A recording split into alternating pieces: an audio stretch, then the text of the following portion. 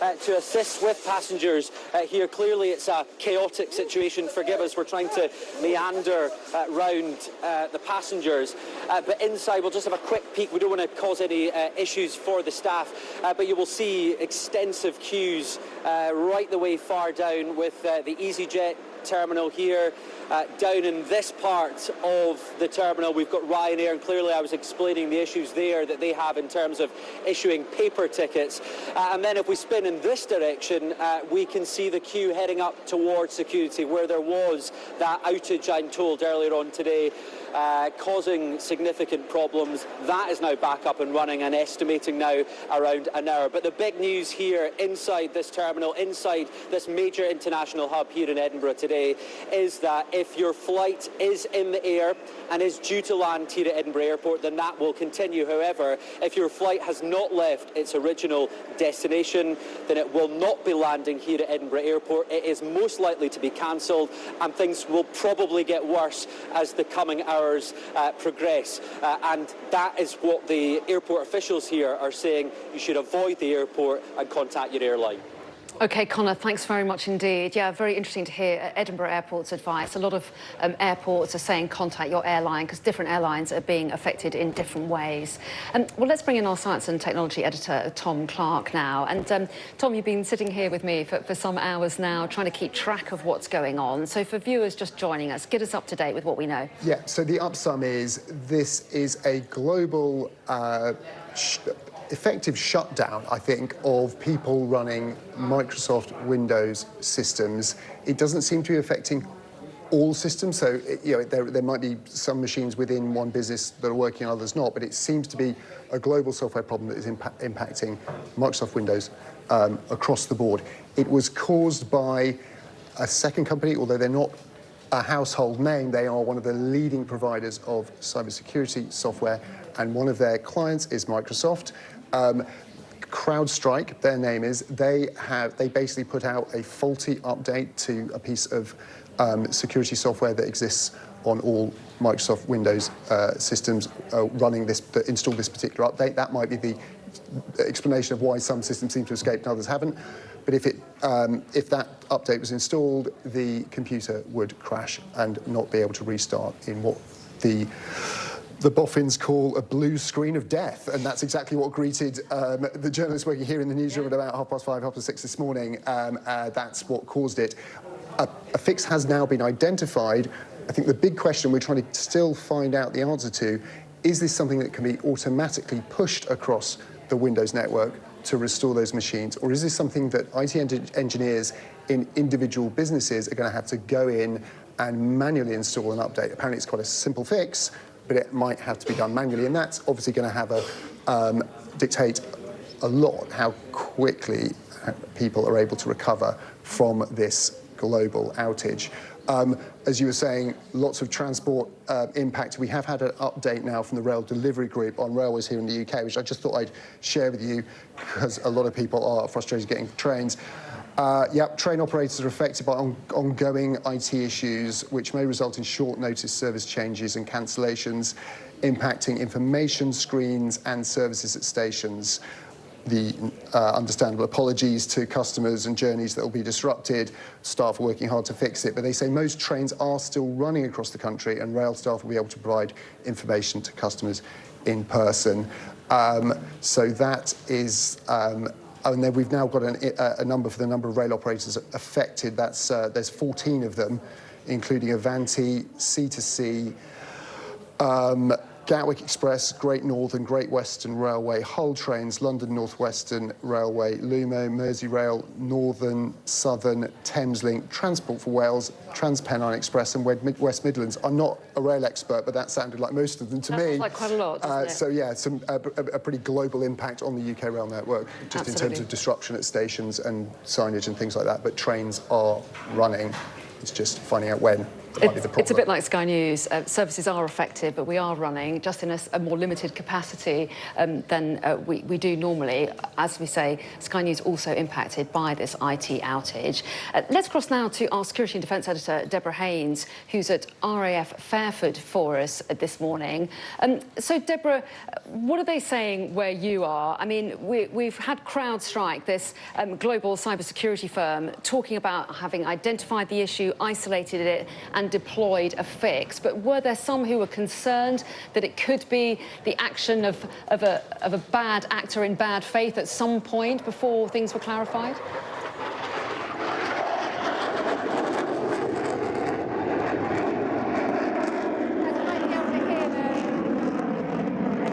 flights here haven't been affected. It's a big international air tattoo with air forces from around the world are actually flying here. One person I spoke to said it's unlikely that these aircraft would be affected because they don't rely generally on commercial systems like the one that seems to have caused this global outage. I've spoken to sources who say it's understood from everything that's known at the moment that this doesn't look to have been any kind of nefarious cyber attack.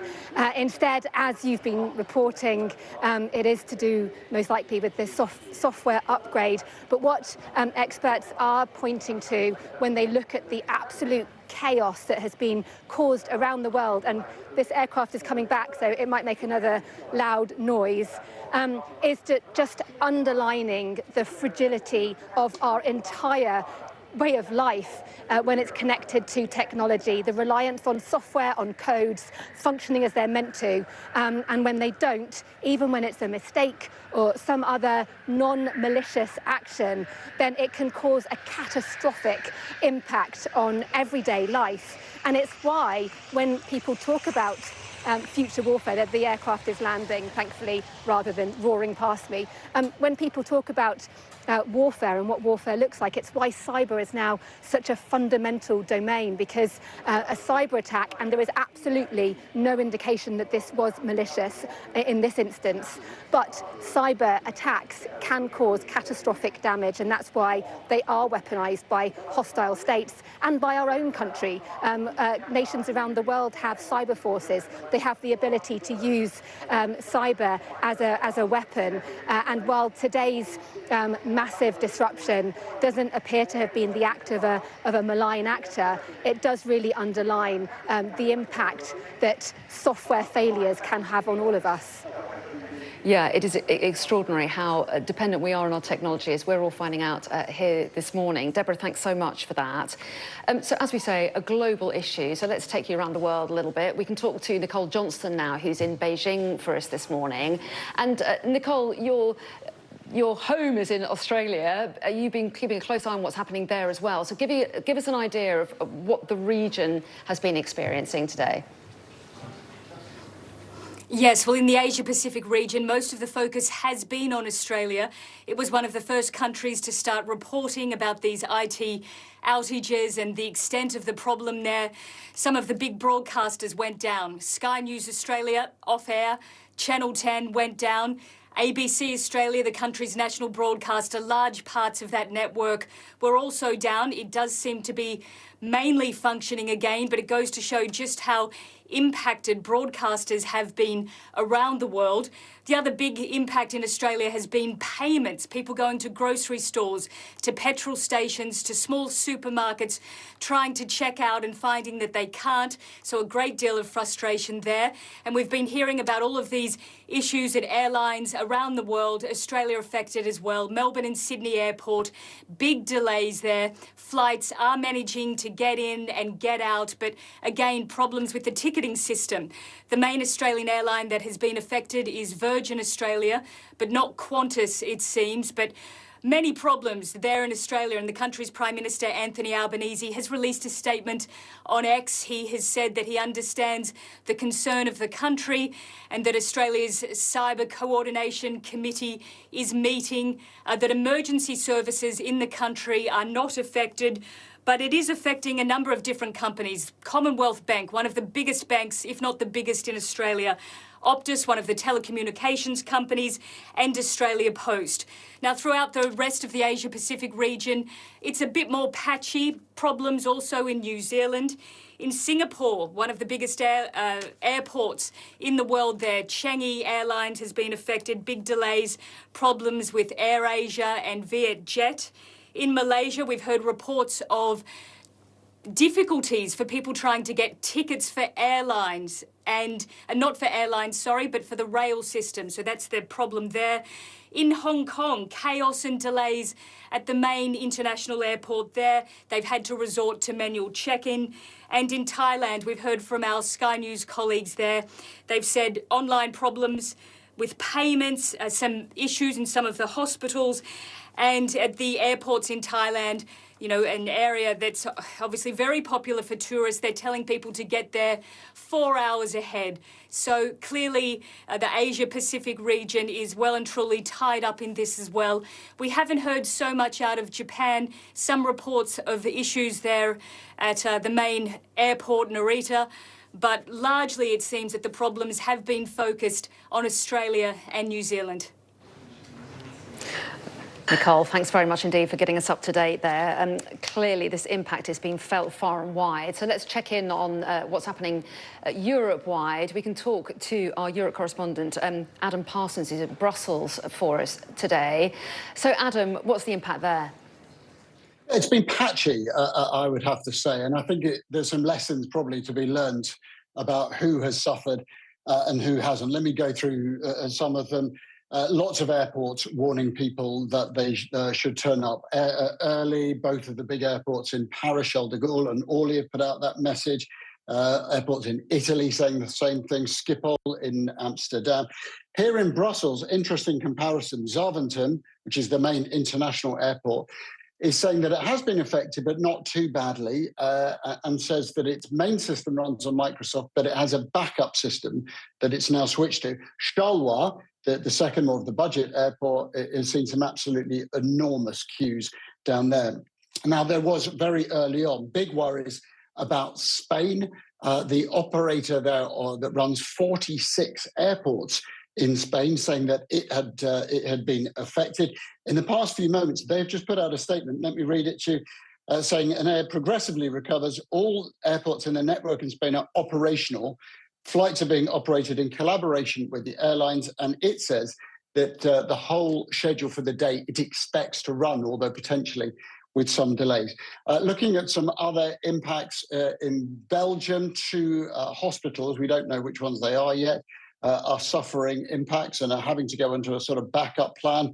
The transport company here, SNCB, there's been problems with them. The UWV, which is the social security operator in the Netherlands, its website, its access to people calling on those benefits, this morning was switched off. And of course, across the continent, you're seeing all sorts of issues for companies and other travel suppliers. A couple of exceptions, I have to say.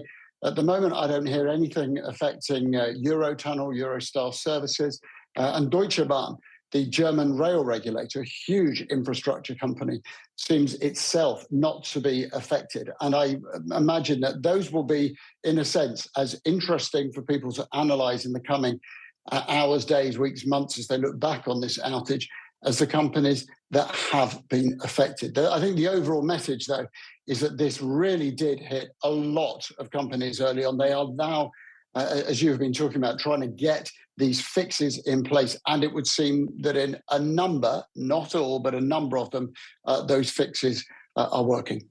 OK, Adam, thanks very much indeed for getting us up to date on the situation there in Europe. We can take you now to the City of London because our business presenter Ian King has been monitoring the situation there. And Ian, obviously so many different companies offering different services affected by this.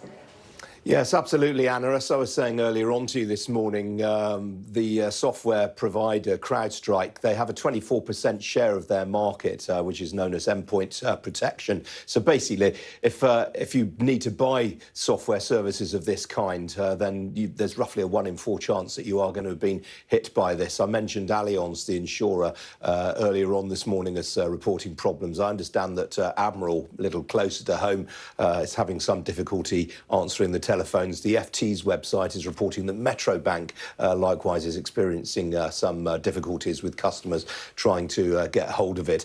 I mentioned CrowdStrike a moment ago, Anna. In the last half an hour, George Kurtz, who is the president and chief executive of CrowdStrike, has surfaced on social media. He's posted this on X. I'll read this out to you because it is quite interesting.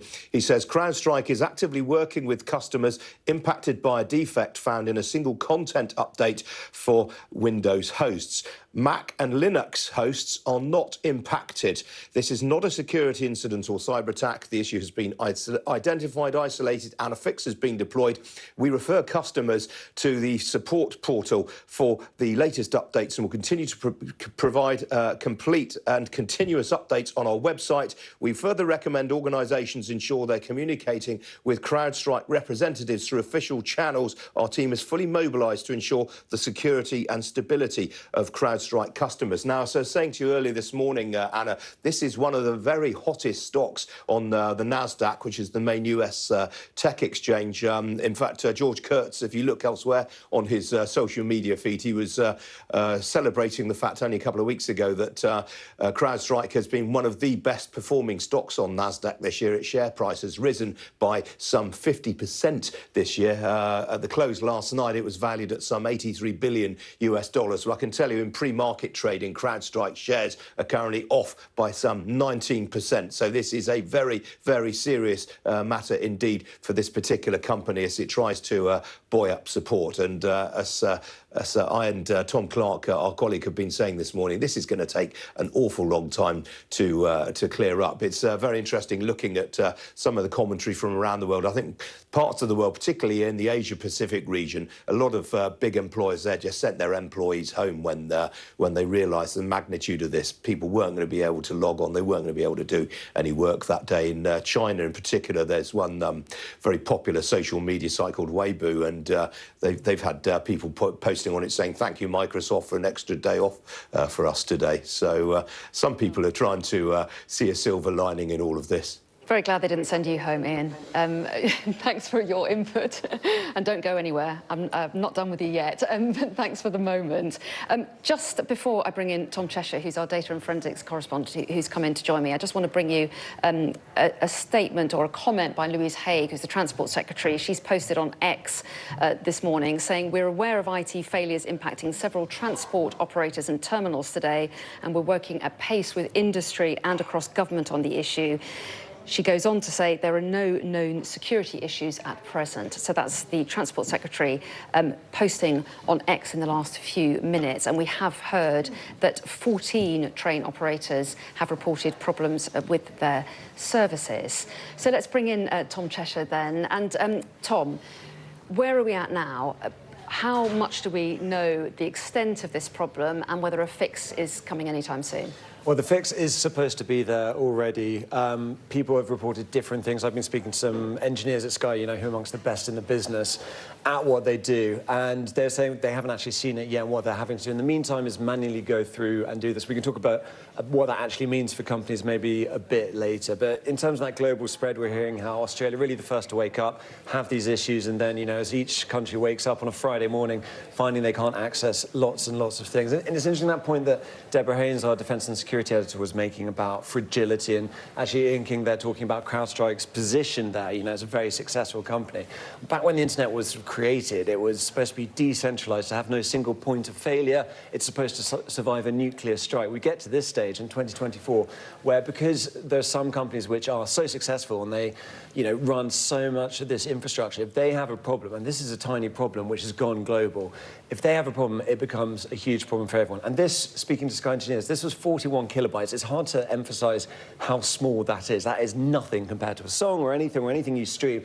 It is tiny, a tiny bit of code pushed out, and that's caused all these problems in terms of computers not being able to restart. So when it comes to us, for instance, and look at what you've been doing here with the old school. Yeah, it's like being in the 1950s, and it's been absolutely magnificent. It's not usually how we operate, and hopefully you haven't noticed much difference watching at home. But, to do that, in the meantime, you're running different systems. For Sky, for instance, that 41 kilobytes takes down every Windows machine. It means you can't broadcast like we usually do, and there have been workarounds. Those machines are still broken. They're going one by one, 2,000 machines across Sky News. They have to go and fix that manually while they wait for this fix to happen. And in the meantime, you think about resilience and how you get on air and you do everything else with machines that aren't Windows-based, that don't have this CrowdStrike problem with them. And I think that's what we've seen from this nature of resilience. So there has been a huge amount of disruption. We've been detailing it all morning. But in terms of what hasn't been affected, the Australian Prime Minister saying no national critical infrastructure has been affected. Fire, police, emergency services, hospitals saying they are fine. Those really mission-critical systems, and like Sky News, they have backups, they have workarounds. It seems to be everything else that isn't there on the top. And when sort of Deborah's talking about cyber attacks and how damaging they can be, we can see what's happening. It kind of reminds me slightly of, listening to the COVID inquiry yesterday, how people need to be prepared for these things. And the thing with cyber, unlike, say, a pandemic, is you do get these instances where it's almost like a dry run. You can see how prepared people are. You can see what they have to do, where that resilience is. This wasn't a big cyber attack, according to CrowdStrike. They're saying this is their issue. It was notable in the statement from the CEO how he didn't say sorry for it, because this is a huge disruption. It's going to have a huge effect on their share price. It's going to be a really, really big thing. But when it comes to, what would a malicious cyber attack, what is something that would maybe take out banks, things like that, real critical national infrastructure, this is a dry run for that, and people finding out how resilient or not various organisations are. Yeah, absolutely. And just to say, there is that statement out, as you've referred to, the fact that they say that they've identified the issue and they've deployed a fix. But as you say, that could take some time to kind of impact people and resolve the issues for them. They do go on to say that the issue wasn't affecting Mac or Linux. I don't even know how to say that. Is that right? Linux, yeah. Or you can say however. Linux software. So that's something, if people are watching and wondering whether or not they're likely to be affected, they're saying it's not affecting that. Yeah. And actually, you see that in the global map too. If you look at places around, like Russia doesn't use a lot of Windows these days, and they don't seem to be as affected by these issues. Again, I think the really crucial thing is this is not a security incident or cyber attack, is what the chief executive said. He did manage to say that, and people are working through it. But again, it seems, from the Sky side of things, that thing's not happening very easily. It's something they have to go and get and install. In the meantime, that really, really manual process of going through one by one and just, basically turning these machines off, taking out that tiny, tiny bit of code, so small, which has caused so much problems globally. You have to go and do that one by one, and then you slowly get back to normal. But when you think of the scale of this, the majority of GP being hit by it, they're going to have lots of computers there. Train companies, as we've heard, this is pharmacies, every sort of industry, every country more or less around the world. They're having to do this because of this, which was pushed out on, there's going to be a big investigation into this. It's going to be catastrophic for CrowdStrike. It's going to have huge impact around the world. How this happens and how we are so vulnerable to something like this is pretty extraordinary as a reminder. The other development that we've just learnt in the last few minutes is that there is to be a COBRA meeting this morning, we're told. This is one of the government emergency meetings where they get lots of senior officials from the relevant bodies in to discuss the issue. And just to remind you that Pat McFadden, the Cabinet Minister, put out a statement a little bit earlier on. It was at 20 to 11, I've got it in front of me now, where he said many people are being affected by today's IT outages, impacting services across the country and globally. Ministers are working with their sectors and respective industries on the issue. He goes on to say, I'm in close contact with teams coordinating our response through the COBRA response system. So this is being taken very seriously at the highest levels of government. Yeah, as it should. As you say, GPs and pharmacies, it does sound like hospitals, air traffic control is working, but these things can cascade. So even when you have NACS, the air traffic control, they have resilient systems. You remember when they had their issues and they had to go back to paper and it slowed everything down, but they kept it safe. And I think that's the main priority, right? Everything has to be safety first. You go for the minimum. You don't try and do everything you can at once. And that will be the jobs of government at the moment, of ministers at the moment, to understand those sectors, understand where those issues are and whether it goes beyond inconvenience, whether actually there is sort of safety at issue. So everyone will be taking things very slow. When we talk about delays and things like that, they'll be out of an abundance of caution, rather than necessarily things going completely offline and not working. Actually, you can't put as many planes on a runway, for instance, or passengers are having trouble getting through. Train drivers maybe not getting their instructions, their maps, so you want to slow the network down rather than risk anything sort of worse happening as a result of that. Yeah, and obviously other concerns, people worrying about being able to get hold of their medicine through prescriptions. It might be a slower system, having to get a paper version. GPs, some suggesting that they might be having problems accessing people's records and stuff. So there's lots that's still potentially to come out, some of the detail behind it. So let's get a view on everything that's been going on this morning. I can speak now to Adam Leon-Smith, who's the chair of the Chartered Institute for IT. A very good morning to you, Adam Leon-Smith. Thanks so much for talking to us. What's your reaction to what's been happening? Well, anecdotally, I can hear people around me struggling to pay with cards and talking about the issue. It's, really good to see the government is starting to take action and starting to look at it as well. And it is really widespread, but we have to realise this could have been a lot worse. Microsoft Windows isn't the main operating system used for mission-critical systems. It's Linux, as you were mentioning before. So actually, this could be much, much worse. I think we have to really look at the system of systems we've created that we rely on every day and think about the complex supply chain infrastructure that's there, providing systems as services as well as products. We really need to worry about this from a resilience point of view. And I think the one thing I'd say to government is we need to start tracking when things like this happen, even the small things, and we need to start understanding the nation's ability to respond to events like this. And as I understand it, the software was all about being installed on computers to protect against attack. Does it mean that when that system is down, that computer systems are more vulnerable? No, not directly. But it does mean that there's a lot of people doing a lot of emergency work on a lot of computers today, which always presents a security risk because normal protocols are sometimes bypassed. And I know the CEO of CrowdStrike has highlighted that. It doesn't mean that we are vulnerable to cyber attacks per se. And one of the interesting things is when you do security updates like this, people tend to do them very quickly. People want to get security updates rolled out as quickly as possible because that helps prevent against what we call zero-day attacks, new ways that bad actors have found to compromise systems. There's a trade-off here between the speed of ensuring that systems are protected against new threats and the due diligence that's done that protects the resilience of the system and stops things like this happening. And as we were saying, CrowdStrike have said that they've identified the issue. They say they've deployed a fix already. How long will that take then for companies to sort themselves out? I mean, how quickly can they be back to normal? That depends. I mean, in some cases, it may be applied very quickly, but because it has to be applied to so many computers around the world, that may take longer than it sounds. But if computers have reacted in a way that means they're getting into blue screens and endless loops and things like that, they may be difficult to restore, and that could take days and weeks. Well, very interesting to get your take on it. Adam Leon-Smith, thanks very much indeed for your time. We do appreciate it. I don't know if you've been affected yourself, have you? Not yet, but I haven't tried to pay for my coffee yet. The important things in life. OK, well, we appreciate your time. Thanks very much indeed. Thank you.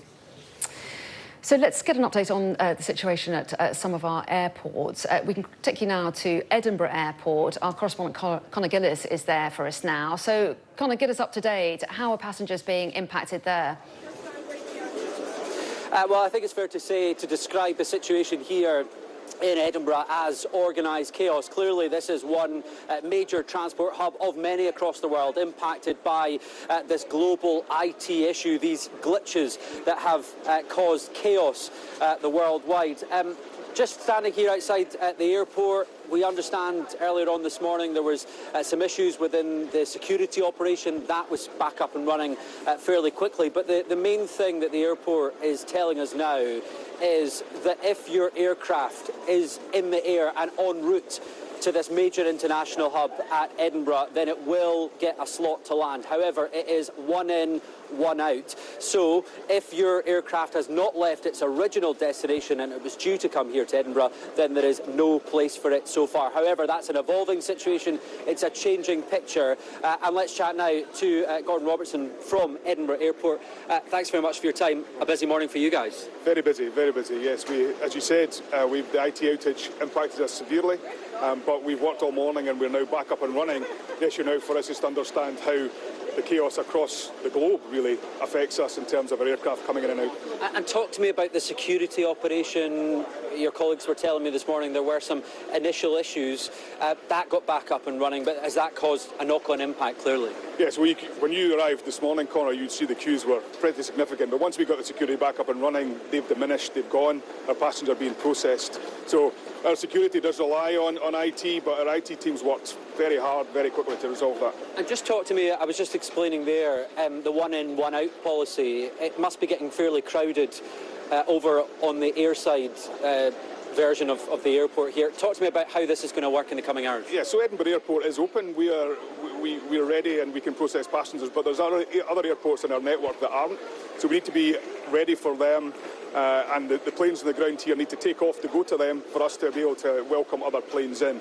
We've got the morning sorted, but in the afternoon we need to understand what the cancellations are, how airlines are going to run their networks, and we can see that evolving picture over the afternoon. So is it fair to say we're now kind of entering phase 2 of this, and although you've managed to process folk here this morning and deal with the kind of chaos, actually now we could be in for a wave of further cancellations which could have a knock-on impact? Yes, our airlines are looking at that. This is a network issue. This is a global issue that affects multiple countries, multiple airports. So we now need to understand what that picture looks like, and then we can update as the afternoon goes on. And how long into the future do you see this impacting? Potentially we're talking days here, and what is your advice to those passengers who maybe have a flight this evening and they're watching these scenes unfold and thinking, well, am I going to go on holiday here? So I think this will take a couple of days to unwind. What passengers that have had cancelled flights should do is speak to the airline. The airlines are the ones that decide which flights fly and which flights are cancelled. So keep talking to the airlines and they'll update them and they'll manage to rebook them. And what has the kind of communication been with the airlines themselves? Because you guys have got the foot soldiers here on the ground communicating to passengers as they're arriving, but ultimately this is a big issue and a big headache for the airlines. I have to say, aviation is a team game and the team's done very well. This has not been an issue of aviation's making, but the communication between handling agents, airlines and airports has been spectacular. Would you say this is one of the worst issues that's affected the airline sector in very many years, or how put it into context for us? So we tend to get issues, airports do get these. I mean, I think this is probably the most significant one since COVID, I would think. All right, thanks very much for your time on Sky News today. So the most significant since COVID, and we all remember those times where aviation, the travel, tourism sector ground to a halt altogether. Let's go inside just to see if we can have a chat with some passengers who are clearly feeling the impact of this chaos here today, albeit organised chaos. It's worth noting just before we go inside that when you last came to us about 20 minutes ago, this was the security queue. It was stretching for hundreds of metres down in that direction. Well, clearly it's a very different story now. They are processing people, they're getting things back up and running. But we step inside the terminal building, it's starting to get a bit more busy. It's starting to feel like people have questions about whether their flights will indeed be taking off. Right down in the far direction is the Ryanair desk, and I can tell you that earlier on today Ryanair was communicating that their electronic ticketing system was down and they were having to issue manual tickets, so you can imagine the chaos that was causing upstairs with the electronic ticketing system and the processing of that. Let's have a chat with some passengers here. Hi there, you're on Sky News at the moment. What's the situation in terms of your flight? You're standing here in the terminal building. Yeah, we were supposed to go to Germany, Cologne, and our flight was 1:15, but we've just been told that it's been cancelled. And what does that mean then for the kind of knock-on impact of your wider journey?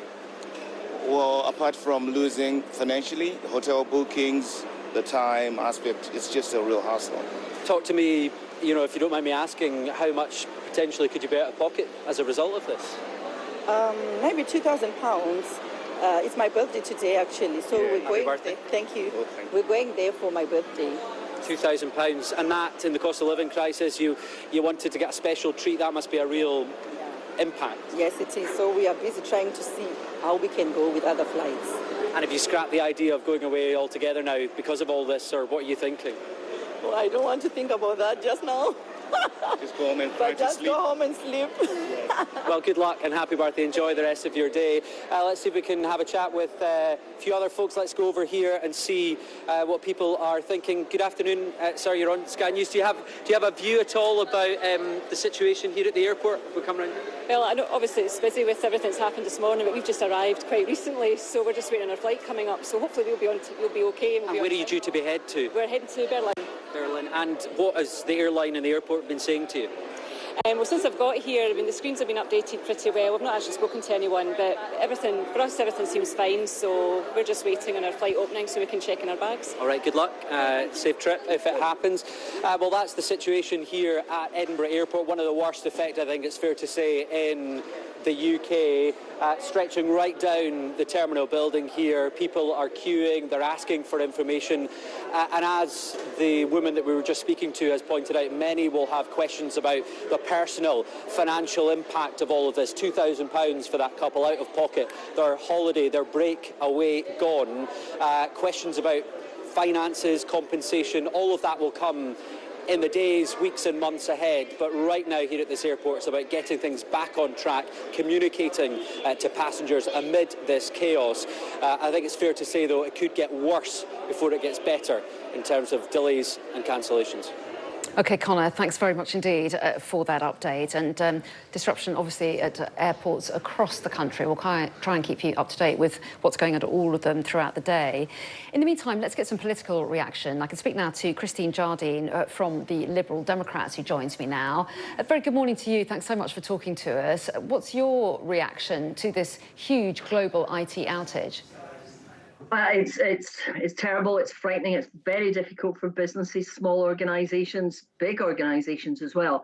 And that's why this morning we called on the government to hold an urgent COBRA meeting to deal with this and to reassure people, because the public will need reassured that although this now seems to be almost certainly a fault within the IT systems because of the upgrade, it does cause major problems for a lot of people, like we've just heard, the family whose holiday has had to be cancelled. They'll be worried about being repaid for the flights, getting compensation, all of that. And we do need to look at how we ensure that we have the protection in our economy for something like this happening and minimising the disruption to the public, but also to small businesses and organisations. Well, yes, and what is your reaction? There were people we just saw just there at Edinburgh Airport concerned that they might be out of pocket, worrying about getting money back because of some of the disruption. Yeah. What would you be calling for today? Well, this is why we called for the COBRA meeting. People need to know how they can get compensation. Now, the compensation will be available from the airlines, but we need to make sure that people get the information on how to do it. You saw Gordon Robertson there from Edinburgh Airport saying that it's the airlines that people need to communicate with to get that compensation. But you've also got the very many small businesses and organisations whose financial situation is going to have been hit, the trading is going to have been hit, and they may not have in a cost of living crisis, when we've had stagnant economy for so long, they may not have the capability to recover from this easily. And that is why we need the government to be looking at what sort of safeguards need to be put in place, what sort of measures that we need to be taking to minimise the dangers. Now, Pat McFadden has made a statement this morning from the Cabinet Office, and I appreciate that. And I think we all welcome that the government is reacting quickly to this, but we do need to do more, and we all need to work together to make sure that we support the government in getting as much possible support and action to minimise the damage and disruption as we possibly can. And in the last hour, the IT security firm CrowdStrike has said that it's identified the issue. They say they've isolated it and they've deployed a fix. But it's early days, obviously, but what do you think this tells us about the potential vulnerability of some of our technology? Well, It tells us that we're immensely vulnerable and that we are too dependent on too few sources, that one company doing an upgrade can potentially disrupt everything in Australia and the United States at opposite ends, if you like, of the global timetable is astonishing. And it just shows you how vulnerable we have become in this global society to one small mistake or one small flaw causing us maximum disruption to our daily lives, but also in our economy and the damage that can be done. And it's why, if you like, cybersecurity experts are so concerned about cyber attacks. But this also shows us that there is a danger internally from the software, from the structures themselves, and that when something like this goes wrong, the impact is massive. Now, this again brings us back to the smaller organisations who will not have the capacity of the major airlines, the airports, government organisations to cope with this, and they will need support and they will need a way of being protected in the future. But I think it does tell us that maybe we need to rethink how we are doing it, how we are dependent on IT, and are we dependent on too few sources? Do we have the availability of support systems that are separate that we really need now? I'm not an IT expert, but I think we need to be thinking about this. I'm sure lots of those questions are being asked around the country. Christine Jardine, we appreciate your time. Speaking there on behalf of the Liberal Democrats, thanks very much indeed. Thank you. Not at all.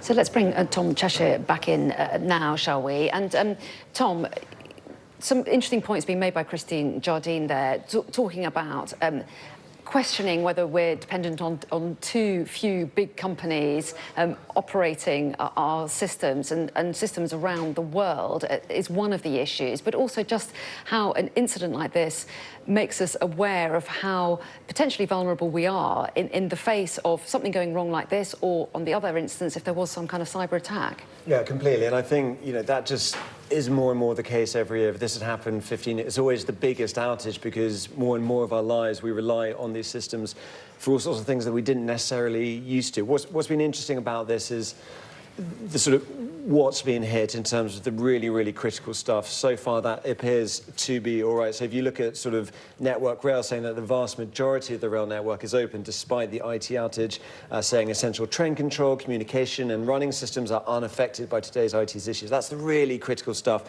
And that is, it looks like it's kept away from these sorts of issues precisely for that reason, because it is so important. But on the other hand, some passenger information and train crew roster systems are seeing some impact. So you think about that, a train crew, well, you need a train crew to run it. So that's not quite as critical as trains running on the tracks, but it can lead to these sort of cascading problems. Same as we're seeing at airports, it seems that, you know, air traffic control is finding there's issues with boarding passes, checking in, for instance, things like that, having to write it out by hand, doing it, you know, old school as we're doing it here, and that creates delays, but actually it seems like things are fairly safe. Now, that's really good news. It's not necessarily the case, and I think your point about a cyber attack, I mean, what we're having here is potentially a sort of dry run for what it looks like, what these resilient systems looks like, how that kicks into effect with government. We understand they're having a COBRA meeting to make sure that everything is okay. But also, if you think back to other cyber incidents, it's always really hard when it starts. We've been told this isn't a cyber attack by CrowdStrike. That's what they're saying.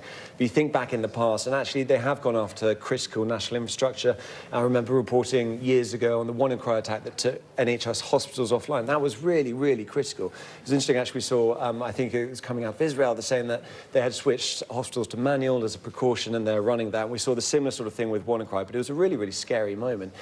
And if you came up against a determined attacker, and this is what every country is looking at, including Western powers the other way around, a determined attacker, the sort of damage you do, if you went after those really critical infrastructure, if you stopped money coming out of bank machines, if you stop the trains running, if you stop airports running, if you stop hospitals running, that could be really bad. That said, this, you know, it's been a tiny, tiny bit of code, 41 kilobytes. You can't emphasize just how, you know, minute and micro that is, and you have the majority of GPs reporting problems with that, and that is a serious real-world issue when it comes to prescriptions, when it comes to people seeing the doctor. So it does look like a lot of the critical national infrastructure has sort of, I don't want to say it too early, but it seems to be passing the test, and it seems the noises from government are sort of reassurance rather than really worrying about this. But there's still these massive effects because, as you say, that reliance on our own reliance on so much technology everywhere, but that reliance on big companies controlling it. When the internet started, it wasn't supposed to be like that. It was supposed to be decentralized nodes. That's why something like Bitcoin now is sort of as put as an alternative. No one can control it. There's no single point of failure. This has been a rather big single point of failure, and I think a lot of people will reassess as a result of that. That's sort of dependent on these big vendors. Yeah, really interesting. And let's find out what Ian King thinks. He's in the city for us and very plugged into how businesses think around the country. Ian, this will be a massive headache at the very least for so many companies of so many different types. Absolutely, Anna. The interconnectivity of the global IT infrastructure means that there is massive knock-on effects for all sorts of businesses. As I've been describing earlier, at the heart of all this is the US software company CrowdStrike. This problem appears to have been caused by an upgrade to a piece of software called Falcon Sensor. And this is a very major player in so-called endpoint security, which was initially a service that was supposed to help with antivirus software. That was originated into that. Over time, it's evolved into a whole wider panoply of IT services, including threat detection, device management, data leak protection, enabling management of networks. It enables network administrators to control access to devices. So it's a very, very big piece of global IT infrastructure. And CrowdStrike has a 24% share of that market globally. So it's absolutely front and centre. As I said earlier on, basically, if you require this kind of service, you've got a 1 in 4 chance of being of buying it from this company, which is why so many businesses have been affected. Obviously, aviation is a key one. Anything involved in activities such as ticketing will be affected by this. As we've been reporting, GP surgeries, appointment booking, repeat prescriptions, all of those kind of activities are being affected by this as well. We've heard, for example, from the likes of Metrobank saying that some customers are struggling to make payments. We've heard from the German insurance giant Allianz. Some of its staff have been struggling to log on. And of course, aviation is the key one. One of the first manifestations that this was a problem was when flights started to be cancelled in the Asia-Pacific region. And very, very quickly, the FAA, which is the main US aviation regulator, told 3 of the country's main carriers, United, Delta and American Airlines, that they had to ground their fleets. In the last half hour, I can tell you, Anna, that American Airlines has resumed flying again. So there are signs there that some businesses around the world are getting to grips with this. But I think untangling this is going to go on for many, many days. For CrowdStrike in particular, it's a very, very serious threat to this business indeed. Valued last night at $83 billion US. The business was founded in 2011 by George Kurtz and a business associate of his. George Kurtz is now the president and CEO of CrowdStrike, and I was half an hour ago, I read out his statement that he's posted on social media. The business was backed by the likes of Google before it came to market. It floated on NASDAQ in 2019 with a valuation of $11 billion. So you can see where the fact that it's valued last night at $83 billion, the meteoric rise that this business has had. It's been one of the best performers on NASDAQ this year. Its share price was up some 50% so far this year until last night. In the pre-market, it's currently off by around 20%. I think this is going to be a very, very big issue indeed for this particular company. But more broadly, as you were hearing from Tom Cheshire there, I think this is going to become a major, major issue in the US presidential election. J.D. Vance, who's Donald Trump's running mate, confirmed as his pick for vice president nominee earlier this week. Well, J.D. Vance is someone who really understands the tech ecosystem, and in particular that startup sector. He has lots of ties in Silicon Valley, but he's very interested in companies that innovate and in companies that disrupt. Where he's also been very critical, crucially, is in the role of big tech and the dominance of these big tech companies. And J.D. Vance has made a number of statements this year in which he's accused the battalions of big tech as basically stifling innovation, stifling competition, not necessarily acting in the best interests of consumers. And I suspect if Donald Trump is elected with J.D. Vance as his vice president, you are going to see a Trump administration coming in very hard on big tech and accusing them of all sorts of anti-competitive behaviour. And so this is going to go far beyond what we're seeing today. This is something that I think is going to have profound implications for the regulation of tech going forward. Quite ironically, a lot of people in the United States think that the EU has been far too aggressive in its regulation of tech, and in particular its attempts to regulate AI. Well, I think you might see the US going down a similar road in future. OK, Ian, thanks very much indeed. And as Ian was saying there, GP services affected. Just very quickly want to bring you an update from the chairwoman of the Royal College of GPs, who says that any form of IT outage is a serious concern. She says that their members are telling us that the outage is causing considerable disruption to GP practice bookings and IT systems. Practices using IMIS IT systems appear to be particularly affected. And her message was, bear with us. Not just GP services, TV broadcasters like ourselves, but also banks, airlines, train companies, all affected in a number of countries around the world by this big global IT outage. We'll have all the very latest developments coming up for you after this short break. Don't go away.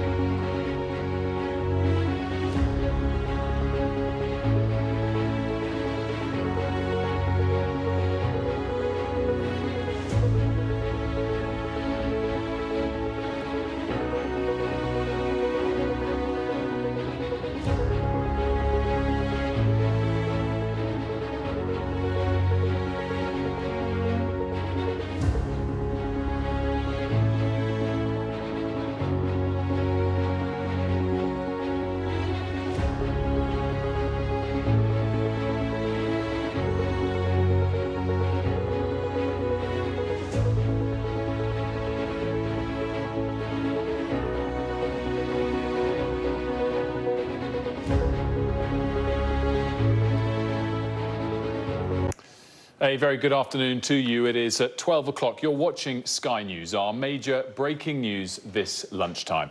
Businesses and institutions around the world have been knocked offline because of a massive IT. Good Friday morning. We're covering major breaking news. It's unfolding as we speak. A massive computer outage creating chaos across the globe this morning. It's July 19th. This is today. Crisis mode, a major technical glitch hitting users worldwide this morning. Flights grounded, hospitals and emergency services impacted, businesses and banks brought to a standstill, and computer users waking up to the blue screen of death. Just ahead, what caused it And how long will it take to get back online? We've got complete coverage as the problems mount across the globe this morning. Center stage, Donald Trump accepts the Republican presidential nomination 5 days after his near-death experience. I stand before you in this arena only by the grace of Almighty God. Just ahead, his emotional description of that attempted assassination, his nod to national unity. We rise together or we fall apart. I am running to be president for all of America, not half of America. And a fiery red meat for the party faithful in a 93-minute speech that set the record for the longest convention speech ever. We're live in Milwaukee. Future uncertain. President Biden in self-isolation with COVID, pondering his next move in the 2024 race as calls grow even louder for him to step aside. Even former President Obama now reportedly raising his concerns. The latest just ahead. Breaking overnight in court, the Russian trial of American journalist Evan Gershkovich enters its final phase. Prosecutors asking for an 18-year prison sentence. The very latest straight ahead. Legend lost. Buddy, I think we have to talk. Tributes pouring in for comedy icon Bob Newhart. I feel so good, I'm going to take the afternoon off. We'll remember his remarkable life and the laughs he brought us for more than 60 years. Those stories plus milestone moments. And Kevin Sullivan, the history maker, now enters this arena. The 14-year-old who just became the youngest player ever in a major professional sports league, joining us for an exclusive live interview. And Paradise on the Plaza. The hit band One Republic is here. Ready to celebrate the release of their new album with a can't-miss summer concert today, Friday, July 19th, 2024. From NBC News, this is Today with Savannah Guthrie, live from the Republican National Convention in Milwaukee, and Hoda Kotb, live from Studio 1A in Rockefeller Plaza. Hi, everybody. Good morning. Welcome to Today on a Friday morning. We're wrapping up the week here in Milwaukee and New York. But Hoda, this breaking news this morning, a tech outage touching nearly every aspect of life and business, not just in this country, but worldwide. Yeah, all over the globe, Savannah. It started overnight when something went wrong with a software update from CrowdStrike. And CrowdStrike is one of the world's largest cybersecurity providers. So that fallout, it's impacting businesses all over the world. It's even forcing some major airlines to ground flights. We've got a live look here at New York's LaGuardia Airport. Some flights have just started taking off moments ago, but a number of planes lined up on the ground. There's a lot of chaos at the nation's airport. A lot of people probably heading to the airport this morning, wondering what is going on. We have complete coverage. We're going to begin with NBC's Tom Costello. Hey, Tom, good morning.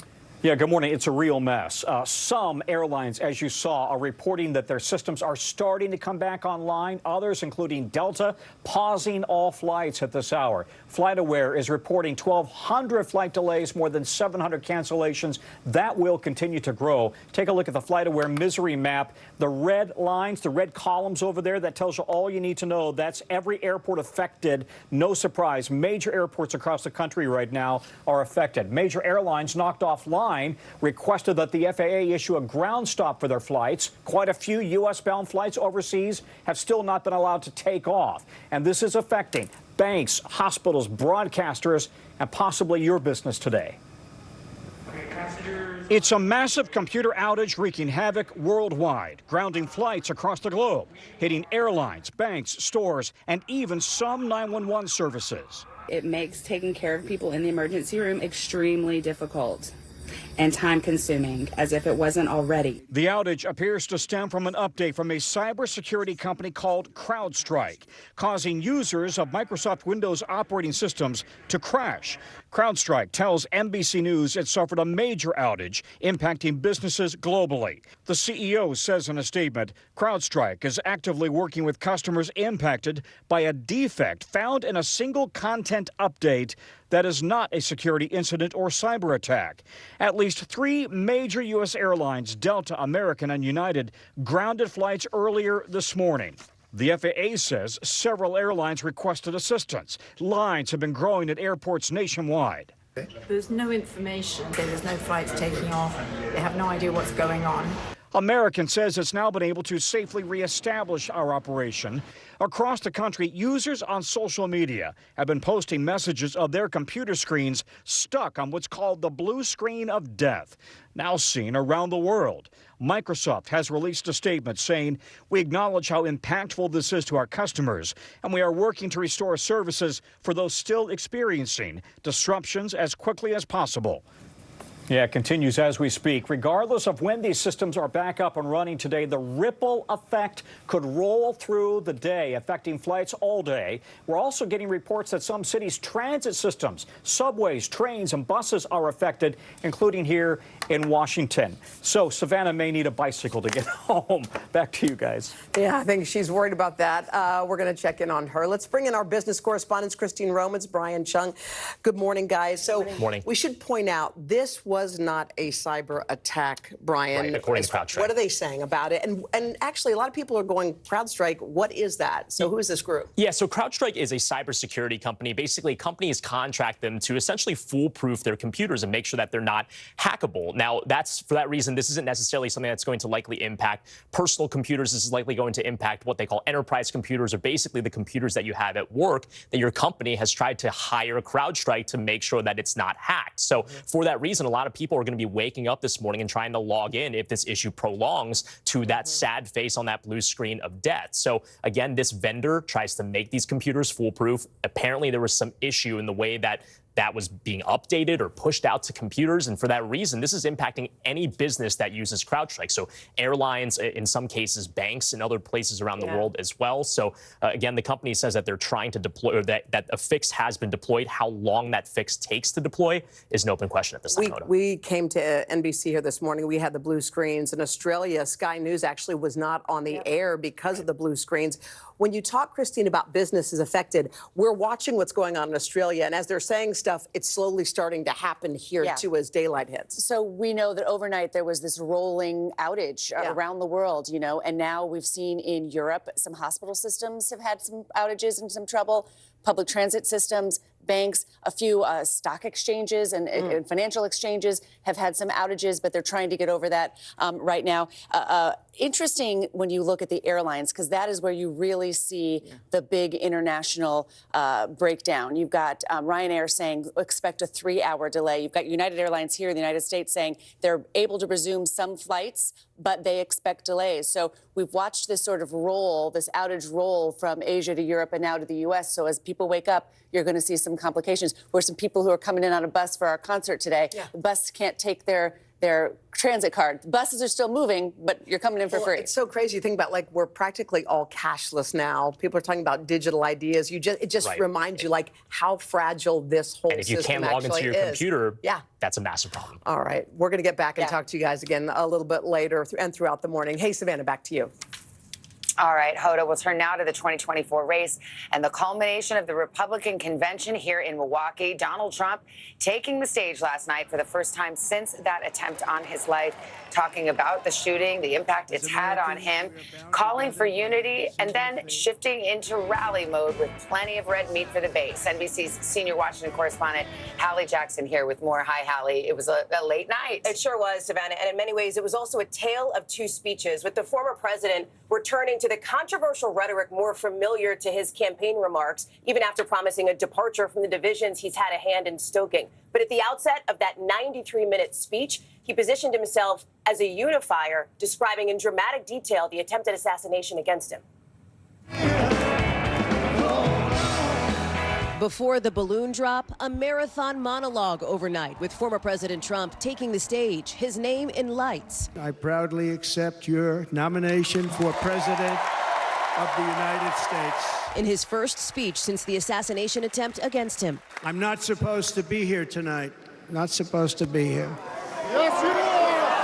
Yes, you are. Mr. Trump, his ears still bandaged, recounting the moment he was shot Saturday in Pennsylvania, surrounded by images from that day, tears streaming down the faces of some in the crowd. When I heard a loud whizzing sound and felt something hit me really, really hard on my right ear. There was blood pouring everywhere, and yet, in a certain way, I felt very safe because I had God on my side.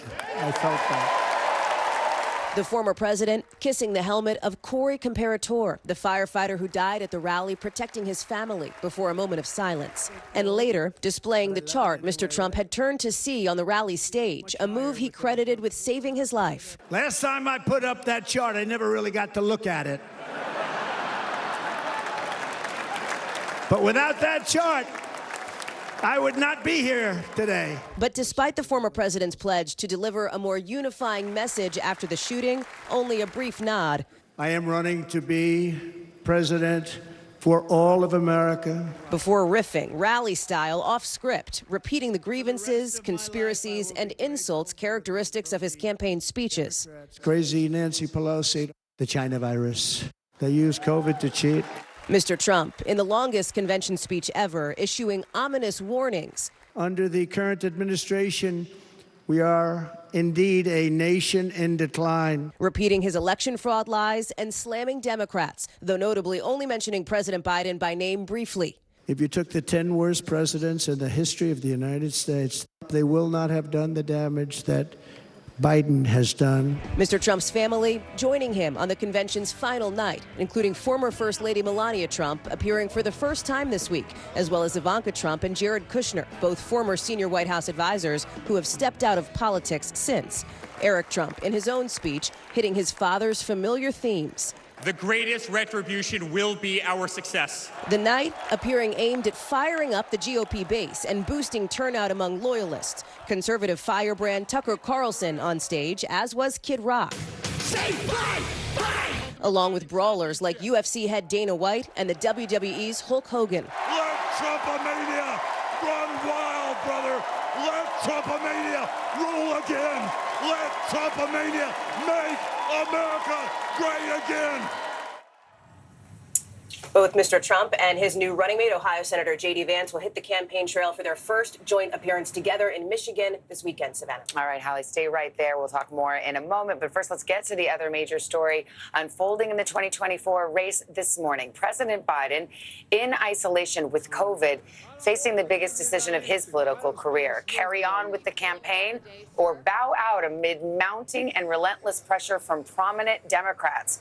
NBC's senior White House correspondent Gabe Gutierrez joins us from Rehoboth Beach, Delaware, where the president is convalescing. Gabe, good morning. Hey there, Savannah. Good morning. The political ground seems to have shifted. There's been a distinct change in the past 24 hours. Publicly, the Biden campaign insists he's staying in the race, but privately, one source telling NBC News, we're close to the end. This morning, in self-isolation as he recovers from COVID, President Biden is also growing more isolated politically. The president facing the loudest calls yet to drop out of the race. We're close to the end, one person close to the president telling NBC News. Another person who spoke to a senior campaign official saying they're finally realizing it's a when, not if. I think the president will do what he's always done, which is put the best interests of the country first. The anxiety among Democrats reaching the top of the party. Two sources familiar with his thinking tell NBC News former President Obama has concerns about President Biden's ability to stay at the top of the ticket, but feels personally protective of him. One source saying Obama sees President Biden's path to winning as getting harder. Overnight, Montana Senator John Tester, locked in a tight re-election campaign, became the 22nd Democratic lawmaker to publicly call for the president to leave the race. Key Democrat Jamie Raskin writing a letter to the president, urging him to reconsider his run, comparing him to a tired major league pitcher, but not explicitly telling him to drop out of the race.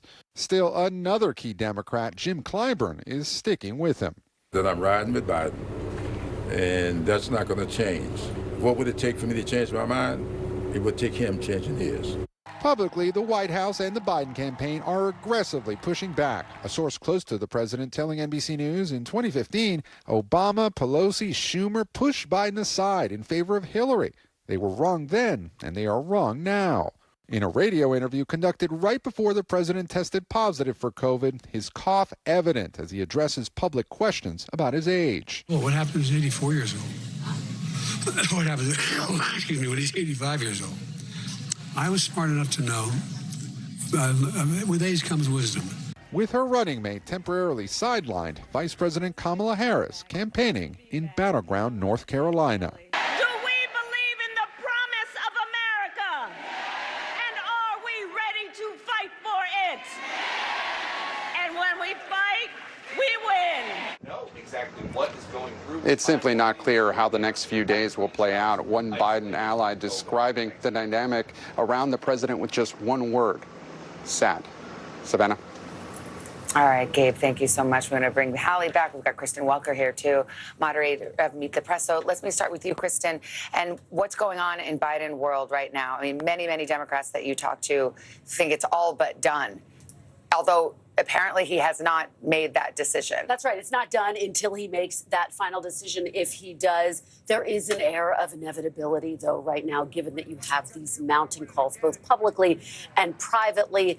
John Tester becoming the second U.S. senator to call on him to step down. I am told that he is increasingly reflective. He's obviously in Rehoboth with his family as he's recovering from COVID, but I'm also told he's increasingly resentful of this pile-on, and it underscores the divisions in the party. Yeah, and his circle of advisors has reportedly gotten narrower and narrower, and it wasn't exactly wide to start with. Well, exactly. And this is part of the concern within the Democratic Party, that he hasn't been given the full picture that shows that he's increasingly trailing former President Trump nationally and in key battleground states as well. So what's happening, though, is that those conversations are becoming more realistic, I'm told. Yeah, let's talk about the RNC. It was such an interesting week because it really, I was so struck by the way convention organizers seem to be pulling off a real softening of Donald Trump, a soft sell. Lots of talk about him as a father and a grandfather. Yes, there were plenty of speeches that fired up the base.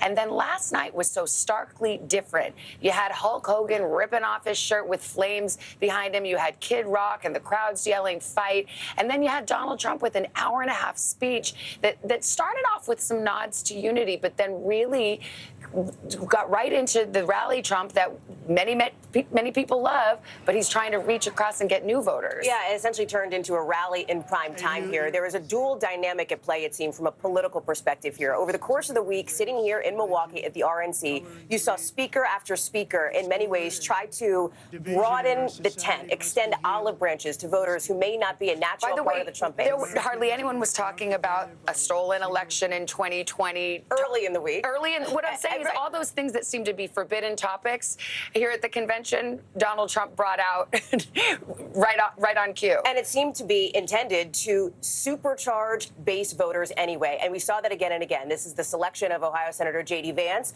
politically in part hoping that he will speak to those Rust Belt voters and really boost them, get them to turn out. The Trump campaign seems to be making a bet that if they can get folks to turn out in Michigan, Wisconsin, Pennsylvania, people who already support Trump, if they can get those loyalists to show up, then maybe they won't need quite as many of those independent, suburban, swing state voters as well. All right, Hallie, Kristen, thank you. Late night, good to have you with us. Hoda, back to you. All right, 7:19. Let's get our first check of the weather as we head into the weekend now. That's right. Here we go. Let's get ready. Okay, it's a little on the hot side out west again. 33 million people under heat advisories, heat watches advisories. Cooler along the coast, but look at this. That heat continues out west, but the eastern half of the country, jet stream dips to the south and going to be much nicer. But triple digits into the weekend for Boise, Hannaford, Phoenix, Palm Springs, Las Vegas. But as you move to the east, we are looking at beautiful weather. Today, temperatures anywhere from 5 to 10 degrees below where average, and that's nice and cool. Low humidity, and going into the weekend, it is perfect pool weather out there.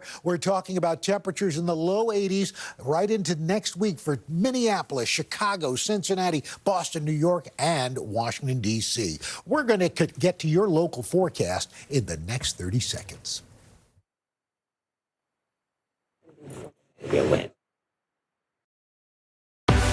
News lives in the now.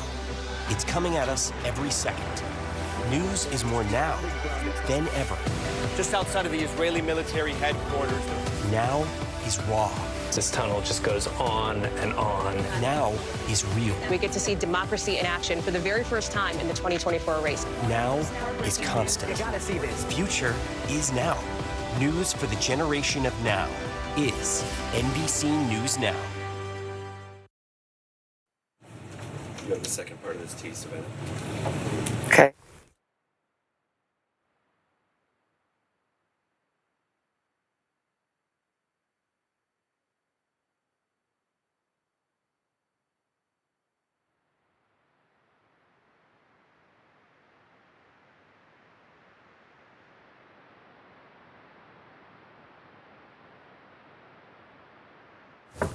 And that's your latest weather. Hoda? All right, Al, thank you. Still to come, a lot more on that massive worldwide tech outage. It's grounding flights, impacting businesses, and giving computer users that dreaded blue screen of death. It's being blamed on a software update from CrowdStrike. And just ahead, the CEO will join us live to explain. Savannah? All right, and then, Hoda, with tributes pouring in this morning, we're going to celebrate the life and career of comedy icon Bob Newhart. What made him so beloved? But first, this is Today on NBC. What is this? News lives in the now. It's coming at us every second from all over the world. We have a full team. News is more now than ever. Just outside of the Israeli military headquarters, they're asking that the hostages, demanding that the hostages be released. Now is raw. This tunnel just goes on and on and on. Now is real. This is it. We get to see democracy in action for the very first time in the 2024 race. Now is constant. Morning News Now, we're breaking news. NBC News special report. You gotta see this. The future is now. News for the generation of now is NBC News Now. We report live from Tel Aviv, from Juarez, Mexico. Tonight, top story reporting from Baltimore at the Key Bridge disaster. When you look over your shoulder and you see the Key Bridge, what goes through your head? That bridge has been here longer than I've been alive. It still doesn't feel real. Hundreds of Israelis have gathered to demonstrate. What do the people in Gaza, do you think, what do they need most? A place where Palestinians and Israelis have found common ground. Every night, it's your news playlist. Top Story with Tom Yamas. Streaming weeknights at 7 on NBC News Now. News lives in the now. It's coming at us every second from all over the world. We have a full team. News is more now than ever. Just outside of the Israeli military headquarters, they're asking that the hostages, demanding that the hostages be released. Now is raw. This tunnel just goes on and on and on. Now is real. This is it. We get to see democracy in action for the very first time in the 2024 race. Now is constant. Morning News Now, we're breaking news. NBC News special report. You gotta see this. The future is now. News for the generation of now is NBC News Now. Coming up, guys, we got a big crowd and the popular hitmakers One Republic. They're ready to put on an incredible summer concert. But first, your local news and weather. News lives in the now. It's coming at us every second. News is more now than ever. Just outside of the Israeli military headquarters. Now is raw. This tunnel just goes on and on. Now is real. We get to see democracy in action for the very first time in the 2024 race. Now is constant. You gotta see this. Future is now. News for the generation of now is NBC News Now. News lives in the now. It's coming at us every second from all over the world. We have a full team. News is more now than ever. Just outside of the Israeli military headquarters, they're asking that the hostages, demanding that the hostages be released. Now is raw. This tunnel just goes on and on and on. Now is real. This is it. We get to see democracy in action for the very first time in the 2024 race. Now is constant. Morning News Now, we're breaking news. NBC News special report. You gotta see this. The future is now. News for the generation of now is NBC News Now. Nearly a dozen hours after the eye roared ashore.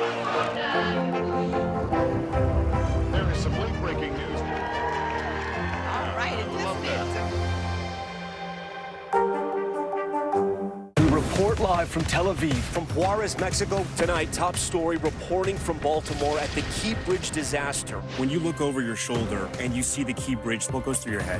That bridge has been here longer than I've been alive. It still doesn't feel real. Hundreds of Israelis have gathered to demonstrate. What do the people in Gaza, do you think, what do they need most? A place where Palestinians and Israelis have found common ground. Every night, it's your news playlist. Top Story with Tom Llamas. Streaming weeknights at 7 on NBC News Now.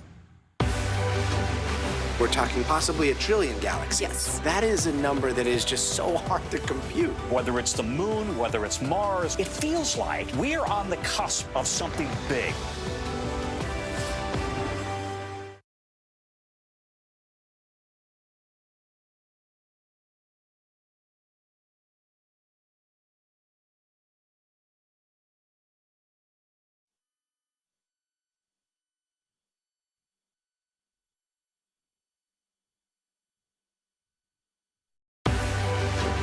News lives in the now.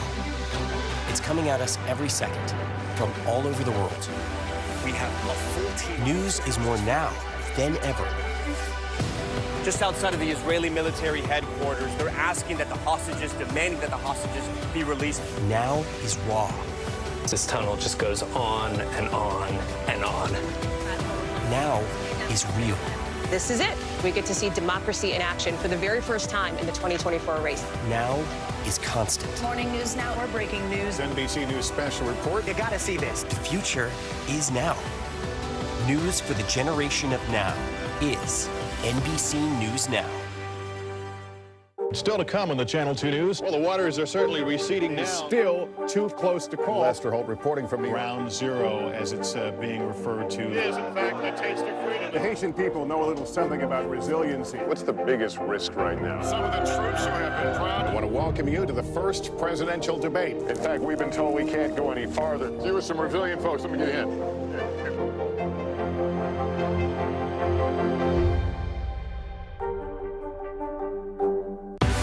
News lives in the now. It's coming at us every second. News is more now than ever. Just outside of the Israeli military headquarters. Now is raw. This tunnel just goes on and on. Now is real. We get to see democracy in action for the very first time in the 2024 race. Now is constant. You gotta see this. Future is now. News for the generation of now is NBC News Now. We report live from Tel Aviv, from Juarez, Mexico. Tonight, top story reporting from Baltimore at the Key Bridge disaster. When you look over your shoulder and you see the Key Bridge, what goes through your head? That bridge has been here longer than I've been alive. It still doesn't feel real. Hundreds of Israelis have gathered to demonstrate. What do the people in Gaza, do you think, what do they need most? A place where Palestinians and Israelis have found common ground. Every night, it's your news playlist. Top Story with Tom Llamas. Streaming weeknights at 7 on NBC News Now. We report live from Tel Aviv, from Juarez, Mexico. Tonight, top story reporting from Baltimore at the Key Bridge disaster. When you look over your shoulder and you see the Key Bridge, what goes through your head? That bridge has been here longer than I've been alive. It still doesn't feel real. Hundreds of Israelis have gathered to demonstrate. What do the people in Gaza, do you think, what do they need most? A place where Palestinians and Israelis have found common ground. Every night, it's your news playlist. Top Story with Tom Llamas. Streaming weeknights at 7 on NBC News Now. News lives in the now. It's coming at us every second. News is more now than ever. Just outside of the Israeli military headquarters. Now is raw. This tunnel just goes on and on. Now is real. We get to see democracy in action for the very first time in the 2024 race. Now is constant. You gotta see this. Future is now. News for the generation of now is NBC News Now. Still to come on the Channel 2 News. Well, the waters are certainly receding now. Still too close to call. Lester Holt reporting from Ground Zero, as it's being referred to. It is, in fact, a taste of freedom. The Haitian people know a little something about resiliency. What's the biggest risk right now? Some of the troops who have been proud. I want to welcome you to the first presidential debate. In fact, we've been told we can't go any farther. Here are some resilient folks. Let me get in.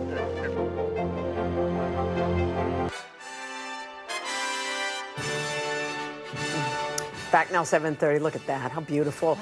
The City of Light, because the Paris Olympics now, y'all, 1 week away. Team USA gearing up. The opening ceremony let's just put it this way, it's going to be epic. It's going to be unprecedented. And of course, we will bring it to you live.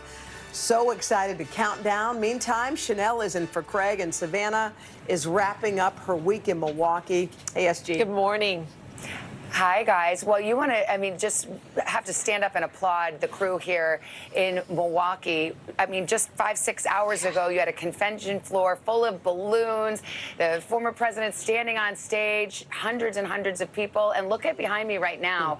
They've been ripping up this floor, taking every single chair, dismantling this whole place. I don't know if you have a shot of it to show, but it's just been incredible. We're going to have more from Milwaukee just ahead. We'd rather look at you. But thanks, Savannah. Okay. Well, trust me, it's amazing. It was a late night. Yeah, it was. really. All right, so we'll get to Savannah in just a moment. But let's start this half hour with the latest on that breaking news overnight, a widespread technology outage impacting flights, banks, and businesses all around the world. And those disruptions are ongoing, so there's a lot you need to know before you head out the door. Maybe you're going to the airport, the bank, anywhere. We've got you updated. An update by cybersecurity firm CrowdStrike led to the outages. We are going to talk with its CEO in just a minute. This, by the way, his first live interview since the problem started. But let us begin with NBC's Tom Costello. Hey, Tom. I'm watching the computer right here, you guys, FlightAware's misery map, and at the moment I've got 1,500 delays in the United States, 920 flight cancellations, 18,000 delays worldwide. Now, there's no way to know how many of those might be related to the Microsoft outage, but make no mistake, we've got a significant problem here that is rolling across the globe here. Airlines, airports have been affected. Many have had to go into ground stops and not fly at all for the last few hours. American says it's starting to get back up and running. Delta, however, says it's still pausing all flights. And this is also in Europe. Heavily affected airports in Europe include Berlin and Amsterdam and Schiphol in Amsterdam, as well as London's airports. And those airlines, all of them that rely on the Microsoft system. This happened when CrowdStrike tried to update a cybersecurity link, if you will, or a software update for Microsoft system. There was a flaw in that system. I'll let you get into details on that with the CEO, but that caused a series of crashes worldwide. It is airlines, it is airports, it is banks, it is transit systems, even some 911 systems across the country. Hoda? All right, Tom, thank you so much. We're now joined by the founder and CEO of CrowdStrike, George Kurtz. George, it's good to see a lot of people woke up. They saw that blue screen of death. We've been hearing all about the messes at the airports. A lot of broadcast channels, Australia, even ours here. We had those blue screens everywhere. People are wondering what happened. So what did happen? Yeah, so first, thank you for giving me the opportunity to chat with you first on air. And I want to start with saying we're deeply sorry for the impact that we've caused to customers, to travelers, to anyone affected by this, including our companies. So we know what the issue is. We're resolving and have resolved the issue now. It's recovering systems that are out there. And essentially, as you've talked about in the statement I put out, is the system was sent an update, and that update had a software bug in it and caused an issue with the Microsoft operating system. And we identified this very quickly and remediated the issue.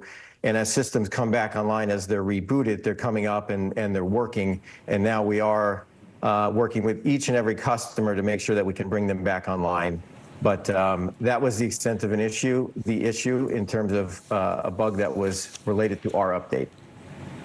Mr. Kurtz, it's Savannah here in Milwaukee. I mean, you're in the cybersecurity business, and I certainly don't even pretend to understand this, but according to your statement, it was a single content update that has managed to shut down air travel, credit card payment systems, banks, broadcast, street lights, 911, emergency, around the globe. Why is there not some kind of redundancy or some sort of backup? How is it that one single software bug can have such a profound and immediate impact? Well, when you look at the complexity of cybersecurity, you're always trying to stay one step ahead of the adversaries. Excuse me. Man, just 1 second, please. Oh yeah, take a drink of water. Yeah, sorry. I'm sure it's been a long night. It's been a long night. We're always trying to stay one step ahead of the adversaries. And in this particular case, our systems are always looking for the latest attacks from these adversaries that are out there. So this content update went out, and as it does, and it's been doing for many, many years, obviously we've got a robust team that's looking at the safety and security and the quality of these updates, and we have to go back and see what happened here. But if there's a negative interaction with the way some of these operating systems work, and in this particular case, it was only the Microsoft operating system that was impacted, you'll see a reaction like this, and this is what we've seen here. Yeah, I think a lot of people woke up and wondered if something nefarious was afoot, if this was some kind of a cyber attack. But you're saying that it was just something within your own system. So now, as we sit here, I was watching the news out of Australia. They were trying to get their television stations back on the air, their hospital software back up and running, the banks going. How long does it take to get everything back up and running? Well, yeah, first and foremost, again, just to reinforce what you said, it wasn't a cyber attack. It was related to this content update. And as you might imagine, we've been on, with our customers all night and working with them. Many of the customers are rebooting the system, and it's coming up, and it'll be operational because of, we fixed it on our end. And some of the systems that aren't recovering, we're working with them. So it could be some time for some systems that just automatically won't recover. But it is our mission, is why we're here, to make sure that every customer is fully recovered, and we're not going to relent until we get every customer back to where they were, and we continue to protect them and keep the bad guys out of their systems. Did you ever think, Mr. Kurtz, that you could experience something like this? I mean, does the breadth of this surprise you? Well, when you look at software, it is a very complex world, and there's a lot of interactions, and always staying ahead of the adversary is certainly a tall task. So these sort of things, obviously, you try to understand and mitigate them. And in some cases, you have a weird interaction, and it didn't seem like it happened on every Windows system. There's different versions and flavors and patch levels, if you will, and we're just trying to sort out where that negative interaction was. And again, that's what we're focused on, getting customers back up and running. CrowdStrike CEO George Kurtz, we appreciate you coming on the air so quickly after this happened and explaining your company's point of view. We really appreciate it. Thank you so much. Thank you very much. Thank you. All right, still ahead, a talented and history-making teen. At just 14 years old, Kevin Sullivan is now the youngest player to debut in Major League Soccer and any professional sports league in the U.S., for that matter.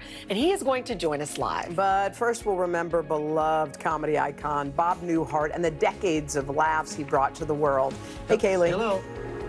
Hey, good morning, guys. He was an unassuming star who influenced a generation of comedians. He saw comedy as a way to bring logic to illogical situations. Coming up, we will honor the life, legacy, and the laughs of Bob Newhart. Stay with us.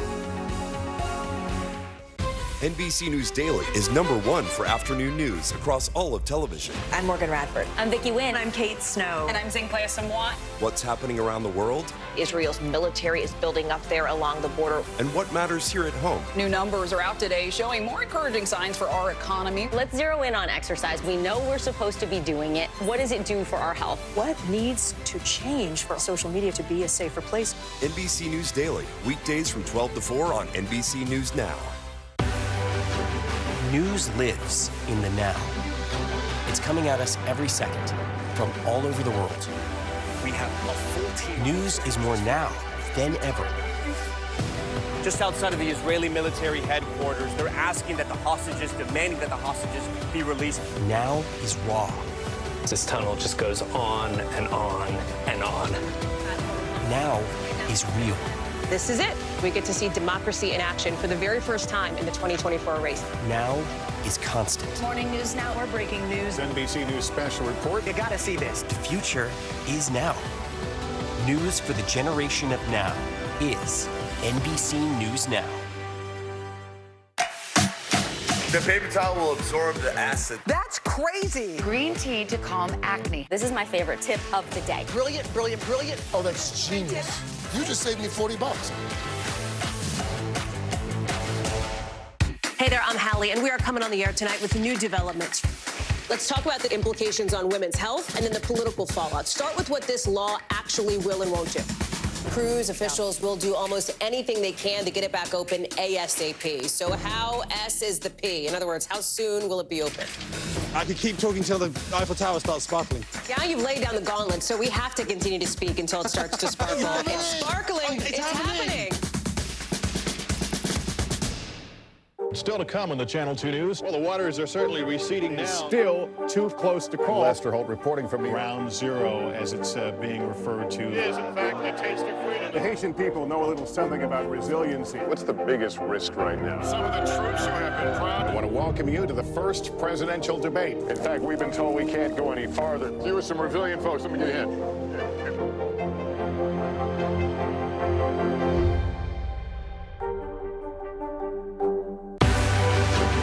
News lives in the now.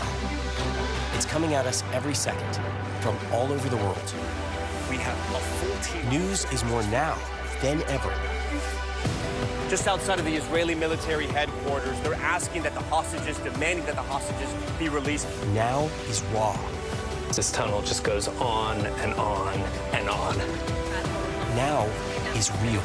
This is it. We get to see democracy in action for the very first time in the 2024 race. Now is constant. Morning News Now, we're breaking news. NBC News special report. You gotta see this. The future is now. News for the generation of now is NBC News Now. We're talking possibly 1 trillion galaxies. Yes. That is a number that is just so hard to compute. Whether it's the moon, whether it's Mars, it feels like we're on the cusp of something big. News lives in the now. It's coming at us every second. News is more now than ever. Just outside of the Israeli military headquarters. Now is raw. This tunnel just goes on and on. Now is real. We get to see democracy in action for the very first time in the 2024 race. Now is constant. You gotta see this. Future is now. News for the generation of now is NBC News Now. And he gave new meaning to a successful second act, working well into his 90s. He was an insecure psychologist. Hello? An understated innkeeper. Hello? Is this anything for a buck? And a kindly Papa Elf. Buddy, I think we have to talk. But mostly, Bob Newhart was always Bob Newhart. Here he is, Bobby Newhart. We first met him in 1960, doing stand-up on The Tonight Show with Jack Parr. But it was his comedy album that same year that catapulted him into the national spotlight. It sold more than 1 million copies. His comedic chops so good, he won a Grammy for Best Album, beating out the likes of Frank Sinatra, Harry Belafonte, and Nat King Cole. His first show, The Bob Newhart Show, part of perhaps the best night of television ever, airing on CBS alongside other unforgettable shows. His second show, self-titled as well, reminding us simple is funny. I'm Larry, this is my brother Daryl, that's my other brother Daryl. And ending with a legendary homage to his first show. You won't believe the dream I just had.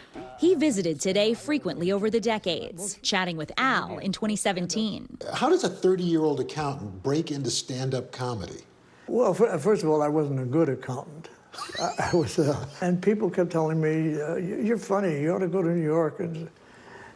And so I said, I'm going to give this a shot. Newhart also made deadpan chic, often using his accounting background and Midwestern sensibilities for laughs.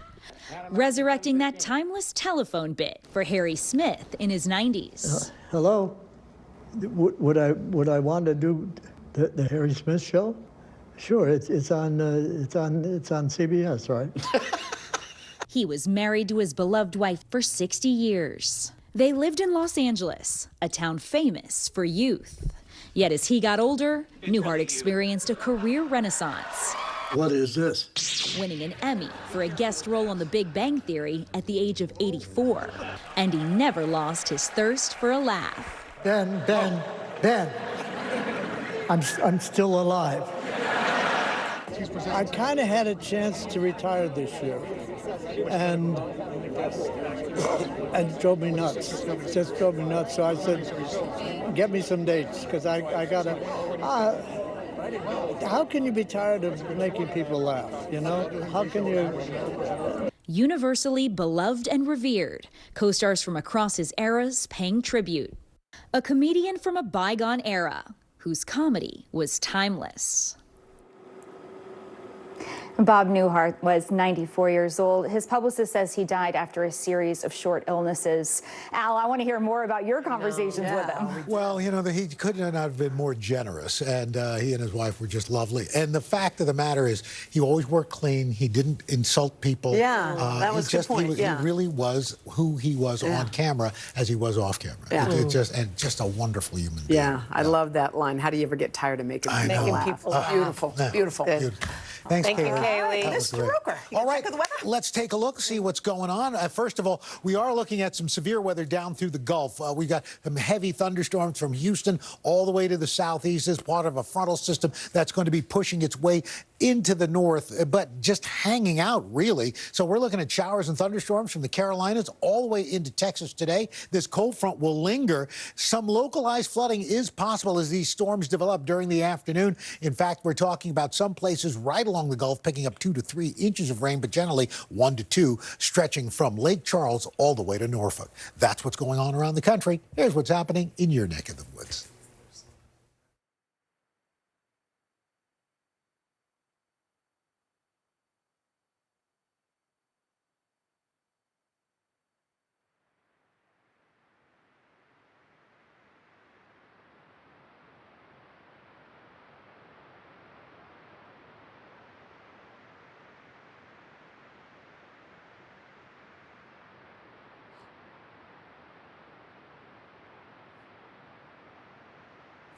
And that's your latest weather. All right, thank you, Al. Just ahead, we're going to take you inside a special moment for our friend Jimmy Fallon, his 2000th Tonight Show. That and more on Pop Start. Plus, Hoda's Morning Boost right after this.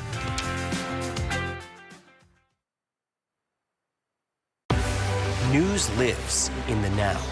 It's coming at us every second. News is more now than ever. Just outside of the Israeli military headquarters. Now is raw.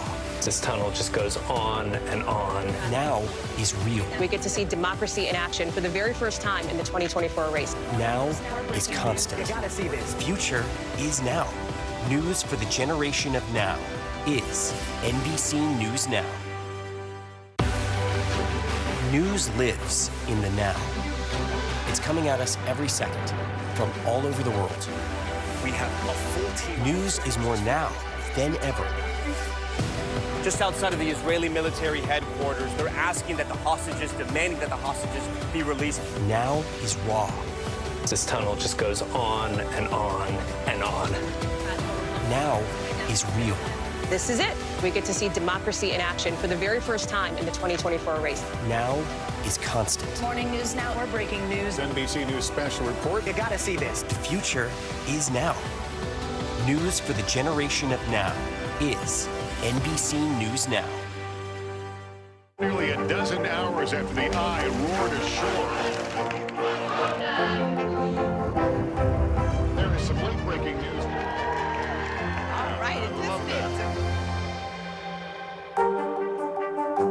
We report live from Tel Aviv, from Juarez, Mexico. Tonight, top story reporting from Baltimore at the Key Bridge disaster. When you look over your shoulder and you see the Key Bridge, what goes through your head? That bridge has been here longer than I've been alive. It still doesn't feel real. Hundreds of Israelis have gathered to demonstrate. What do the people in Gaza, do you think, what do they need most? A place where Palestinians and Israelis have found common ground. Every night, it's your news playlist. Top Story with Tom Llamas. Streaming weeknights at 7 on NBC News Now. Still to come on the Channel 2 News. Well, the waters are certainly receding now. Still too close to call. Lester Holt reporting from the Ground Zero, as it's being referred to. It is, in fact, a taste of freedom. The Haitian people know a little something about resiliency. What's the biggest risk right now? Some of the troops who have been proud. I want to welcome you to the first presidential debate. In fact, we've been told we can't go any farther. You are some resilient folks. Let me get a hand.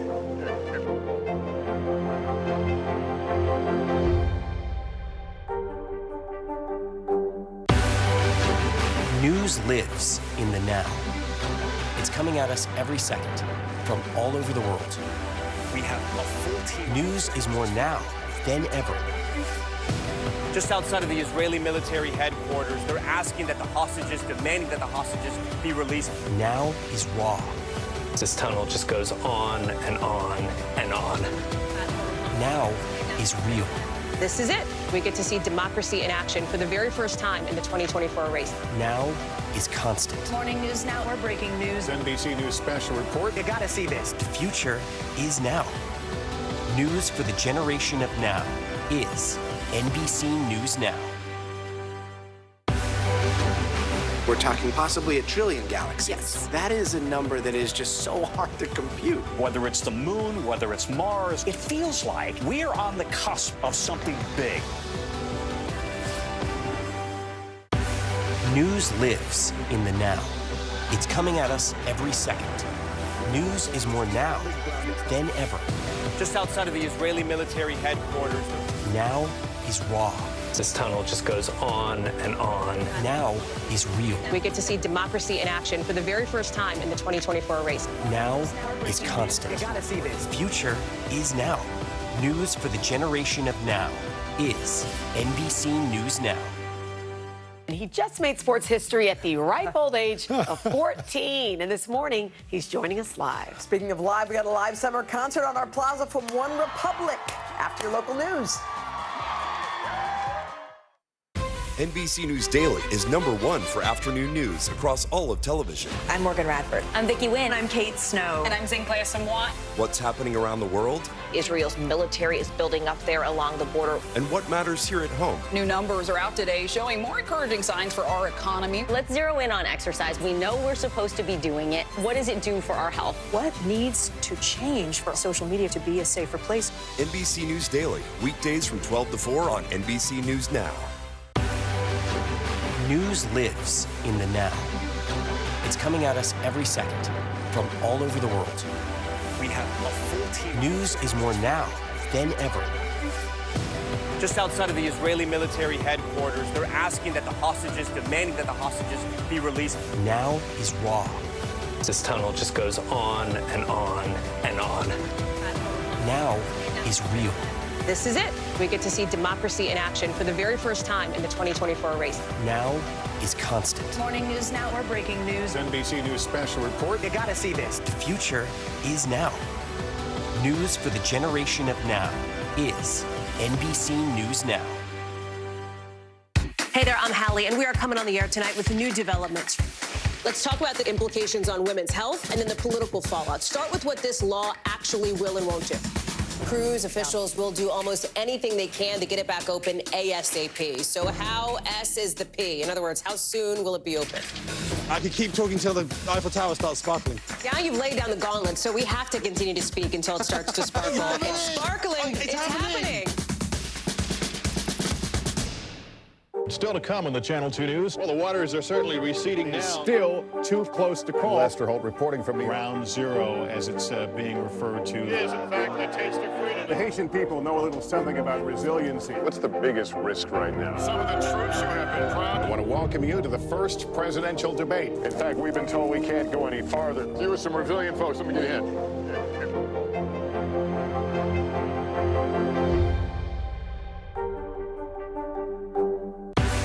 News lives in the now. It's coming at us every second. News is more now than ever. Just outside of the Israeli military headquarters. Now is raw. This tunnel just goes on and on. Now is real. We get to see democracy in action for the very first time in the 2024 race. Now is constant. You gotta see this. Future is now. News for the generation of now is NBC News Now. News lives in the now. It's coming at us every second. News is more now than ever. Just outside of the Israeli military headquarters. Now is raw. This tunnel just goes on and on. Now is real. We get to see democracy in action for the very first time in the 2024 race. Now is constant. You gotta see this. Future is now. News for the generation of now is NBC News Now. News lives in the now. It's coming at us every second from all over the world. We have a full team. News is more now than ever. Just outside of the Israeli military headquarters, they're asking that the hostages, demanding that the hostages be released. Now is raw. This tunnel just goes on and on and on. Now is real. This is it. We get to see democracy in action for the very first time in the 2024 race. Now is constant. Morning News Now, we're breaking news. NBC News special report. You gotta see this. The future is now. News for the generation of now is NBC News Now. News lives in the now. It's coming at us every second. News is more now than ever. Just outside of the Israeli military headquarters. Now is raw. This tunnel just goes on and on. Now is real. We get to see democracy in action for the very first time in the 2024 race. Now is constant. You gotta see this. Good morning, I'm Savannah Sellers. We are continuing to follow breaking news. A massive IT outage has hit businesses around the world. Flights have been grounded in several countries while many major stores and broadcasters went offline as the outage impacts Windows PCs.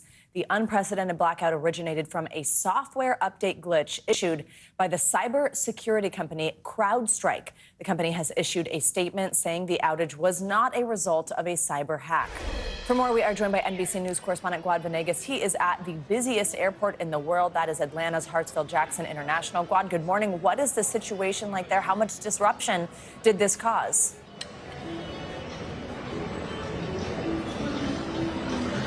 Savannah, I can see you, but I cannot hear you at the moment. So I'm located at the Atlanta airport, where many of these screens have been showing canceled flights this morning. We've been speaking to some of the individuals that arrived today.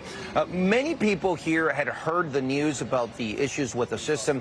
They knew that some flights had been canceled and others delayed, but they didn't know if their flights had been canceled or delayed until they arrived at the airport. We've got a few different airlines in the area where I'm located. American Airlines, nearly half of the screens or half of the flights on their screen show delayed or canceled. Behind me, the United counter has screens that use software to show information.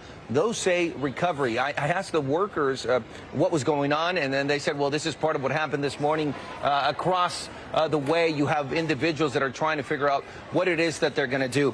Now, we just found out from Delta, we received information just about 2 minutes ago that says that they've resumed some flight departures. Delta has after the vendor technology after they had the issues with the vendor technology. They say they've now resumed some flights here, but we're still waiting to get more information from the airport itself. The airport did acknowledge that they had stopped some of the flights, so there's been a lot of chaos getting that information out to individuals. We did speak to some who.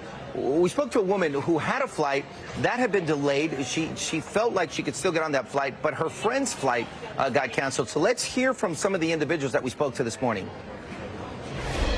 I saw it on my app this morning, and I'm meeting a girlfriend who's leaving from Boston on United. So she's been canceled, so I'm waiting over here to decide if I'm even going. Oh, what does yours say?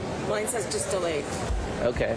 But I'm fine. I should be able to get on. Are you traveling with someone else, or? No, I'm going by myself, but I'm meeting somebody else in Denver. Okay, so right, because I saw you standing here, so what's going through your mind right now? Well, if she's not going, I'm not going. 3 seconds.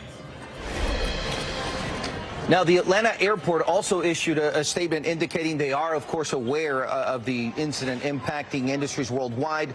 The airport is working with its partners to mitigate these operational challenges. But, of course, it's going to be difficult because, as I mentioned to you, we've already heard from some of the workers here that they have issues with the computers that they use for that check-in process, as we can see behind us. Now, when it comes to the crowds at the airport, it isn't different from what we normally see here. What we have seen is a lot of confused passengers who don't know if their flights are delayed or canceled or what's going to happen as they move forward. Now, the airlines are asking people to keep an eye on their apps and also refresh to see if there's any updates coming in as more information comes in for travelers around the country. Savannah. Guad Venegas, thank you very much, and for rolling with our continued difficulties here with him not being able to hear me. That is going to do it for this hour of Morning News Now.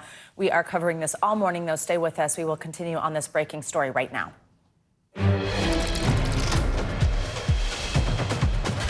Good morning. I'm Savannah Sellers. Joe is off today. Let's start with a little bit of good news. It is Friday. This week will come to an end soon, but we begin with the global IT outages overnight that brought companies across multiple industries to a screeching halt. Experts say the outages are the most significant in recent history, affecting banks, government operating systems, even travel. Several airline companies were grounded for hours after the FAA shut down operations due to the outage. Planes were not allowed to take off until the issue was resolved. This was the site, look at this, at Macy's. This is just down the street from us here at 30 Rock. This is at Herald Square in Manhattan. Many Microsoft users saw a message similar to this when they went to use their laptops or their computers, including here at NBC News. We had this little blue sad face on multiple screens. Multiple broadcast stations were forced to go off air last night because of the widespread outages. It all stems from a major disruption by cybersecurity company CrowdStrike. Just moments ago, though, CEO George Kurtz joined NBC's Today to break down what happened. Take a listen. We're deeply sorry for the impact that we've caused to customers, to travelers, to anyone affected by this, including our companies. So we know what the issue is. We're resolving and have resolved the issue now. It's recovering systems that are out there. And essentially, as you've talked about in the statement I put out, is the system was sent an update, and that update had a software bug in it and caused an issue with the Microsoft operating system. And we identified this very quickly and remediated the issue. And as systems come back online, as they're rebooted, they're coming up and they're working. That does not mean that things are not still a little messy out there. NBC News correspondent Antonia Hilton joins us for more on this breaking news. She is at Newark International Airport. Antonia, good morning. So, look, here at NBC, I'm using this computer. This is not normal. Normally, I've got a computer right here on the desk, which still has that blue sad face. So, obviously, even as things are coming back online, we are still experiencing these difficulties. One of those places is at airports. Walk us through right now what we know about this outage. The CrowdStrike CEO says this was not an attack. I'm sure that was most people's questions when they woke up this morning. How did this happen and how widespread was it? Yeah, Savannah, and you're exactly right. That's the question that customers here at Newark have been asking me all morning. Was there an attack of some kind? Is this malicious? And that is not what we are hearing. So let me describe it in simple terms. Basically, an update was made to a product provided by a famous global cybersecurity firm called CrowdStrike. And that update triggered a failure, a bug in a suite of Microsoft products that are widely used, as you mentioned, by NBC and almost every other news outlet, by the airlines here, by hospitals, not just around the country, but around the world. Some still reporting that they can't access patient information and scheduling. Some departments saying that their 911 and emergency systems are still struggling right now. And I can tell you it's not back to normal yet here at the airport. Hundreds of people have been packed in here. They have been waiting for more information about their flights. What they tell me, Savannah, is that the kiosks aren't working, the boards are not properly updating, and they are waiting for hours for more information. And in some cases, people are giving up at this point and just leaving the airport altogether. We know that there have been about 1,000 delays and more than 1,700 delays and about 1,000 cancellations. And really everyone here, from the staff down to just the customers living through it, they expect that number is going to tick up right now, Savannah. So, Antonia, tell us more about what you're seeing at the airport. Just how much did this impact airline companies globally? What type of havoc has been wreaked here? I mean, what do we know about numbers of cancellations or delays? And are you seeing this get back on track yet or no? Not quite. I'll tell you, it's been a little bit of a rocky road here, and we've been here now for hours this morning. People coming in, extremely frustrated, at times emotional. I spent time with a group of women that were heading out on a bachelorette. The bride was almost in tears, completely devastated. Families with small kids. We've seen people fighting with the staff here because what they say is that the airlines have failed to send them text messages, updates in the app, because the boards aren't updating and they can't get information at the kiosks. They've ended up at the end of very long lines saying that they can't get information. At one point, a Spirit employee had to stand up on the counter and basically scream to everyone here that they needed to calm down, that the staff was doing their best, that this wasn't their fault. So that just gives you a sense of the kind of tension and really the domino effect. Take a listen to some of the conversations we've had with passengers today. How would you say people are doing emotionally as they try to deal with this? The emotions are high. Chaos. Pure chaos. No one knew what was happening. No one was being told anything. Everyone was just really confused. And then all of a sudden we got an alert that globally everything is down. Microsoft has gone down. And still no one's really told us what that means, what that entails, where we're going forward now. And I spoke to one passenger who said that as he got up close to the counter and finally got the chance to speak to some staff, they informed him that what they're seeing is the system actually get back online and then crash all over again on them. And that seems to fit with a lot of what we're hearing here, that technically the systems are supposed to be getting back on. Microsoft announced they've been able to resolve these issues, but those fixes haven't reached real people on the ground just trying to get where they need to go. Savannah. Antonia, this doesn't feel like other outages we've seen in the past, I guess because of how broad the impacts are, how many industries were affected by this and how many regular people, all of us, just trying to do our jobs at work right now. And I think also when you hear that this was because of an update to a cybersecurity firm, you think, okay, those are the people who are keeping all these systems running and keeping them safe from something bad happening to them. And then yet they're saying it was an internal update that was able to wipe out so much technology here. What happens next? And just put in context how significant this is that one company was able to have such an impact globally. You know, Savannah, I appreciate you saying that because that's exactly sort of what you see people processing in real time here in the airport. You know, when they hear from one of the staff members or they've been asking our team, well, what's going on this morning? They then kind of come to the realization, oh, one or two tech companies have this much of an impact. We don't really think about day to day how much our basic functioning depends on all of this working right. These kinds of updates happening without us, frankly, even knowing about them 99.99% of the time. And so people are in shock. And while they're grateful and they understand it's not the fault of the people here on the ground, they're incredibly frustrated. I mean, this is having impact on people's ability to get to work. I spoke to a mom saying she needs to get back to her young kids. I mean, you can just imagine the sort of domino and interpersonal effects all this is having. And so that's why experts are saying just because of how global this is, how long this is lasting, this is going to have impacts. Even if things get back online and back to normal in the next couple hours, just when we're talking airlines, we're going to see a domino effect for days here. Already I'm hearing from people saying that they can't get on flights tomorrow. They're not sure when they're going to be able to get, say, from New York or the New Jersey area to LAX. They're hearing that their airline might not be able to get them out for a couple days. So that is the kind of extent to all of this. And we're not just talking about the United States. I mean, hospitals in Europe and elsewhere saying that they can't communicate with their patients and need people to reach out to emergency services.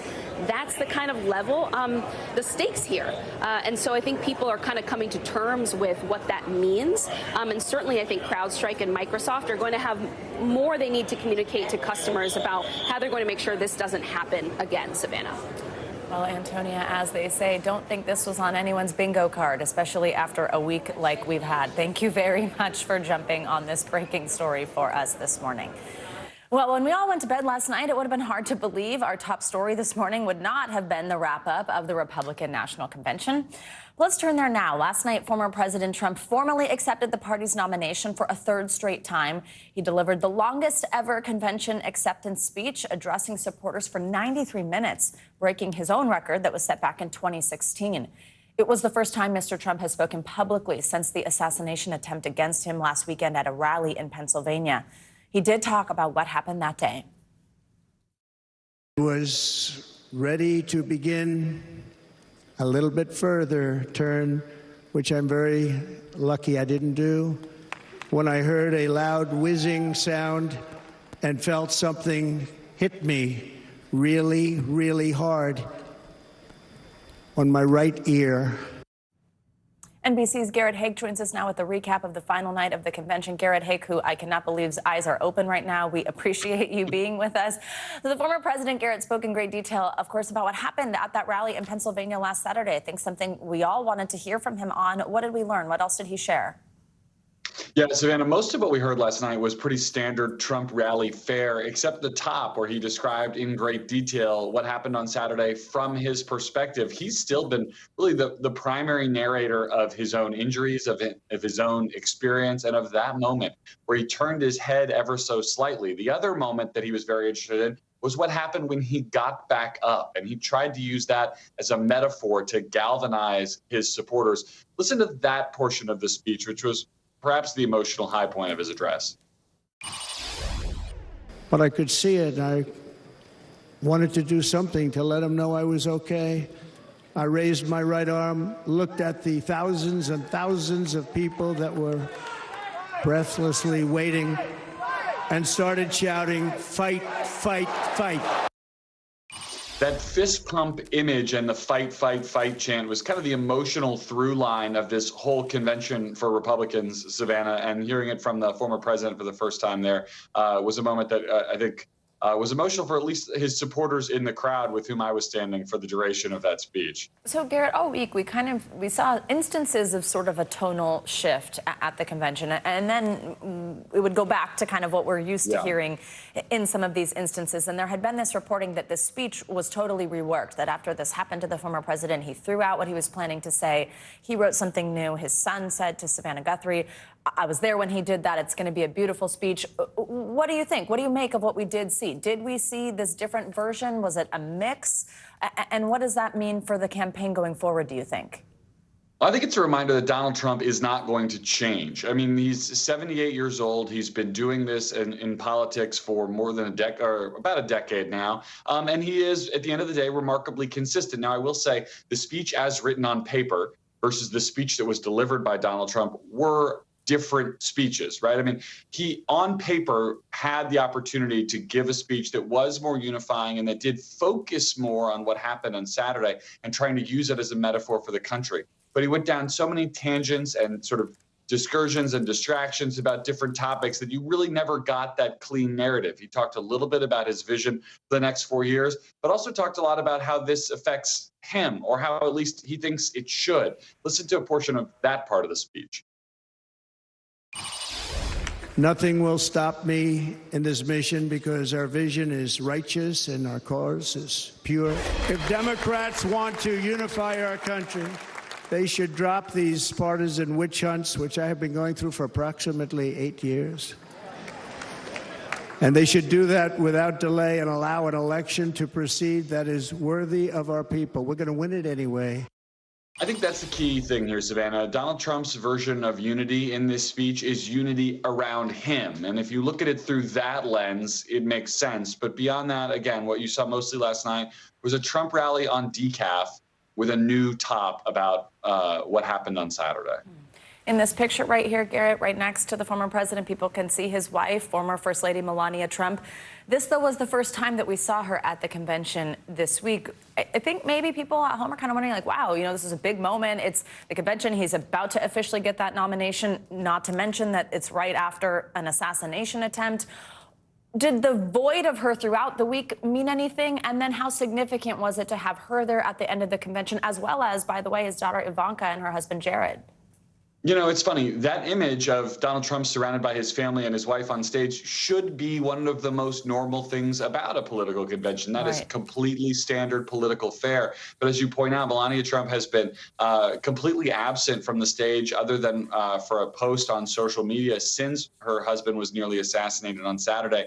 Frankly, she's been almost completely absent from this campaign, Savannah. She doesn't travel with him very often. She almost never appears at his rallies. She doesn't speak at any of his events.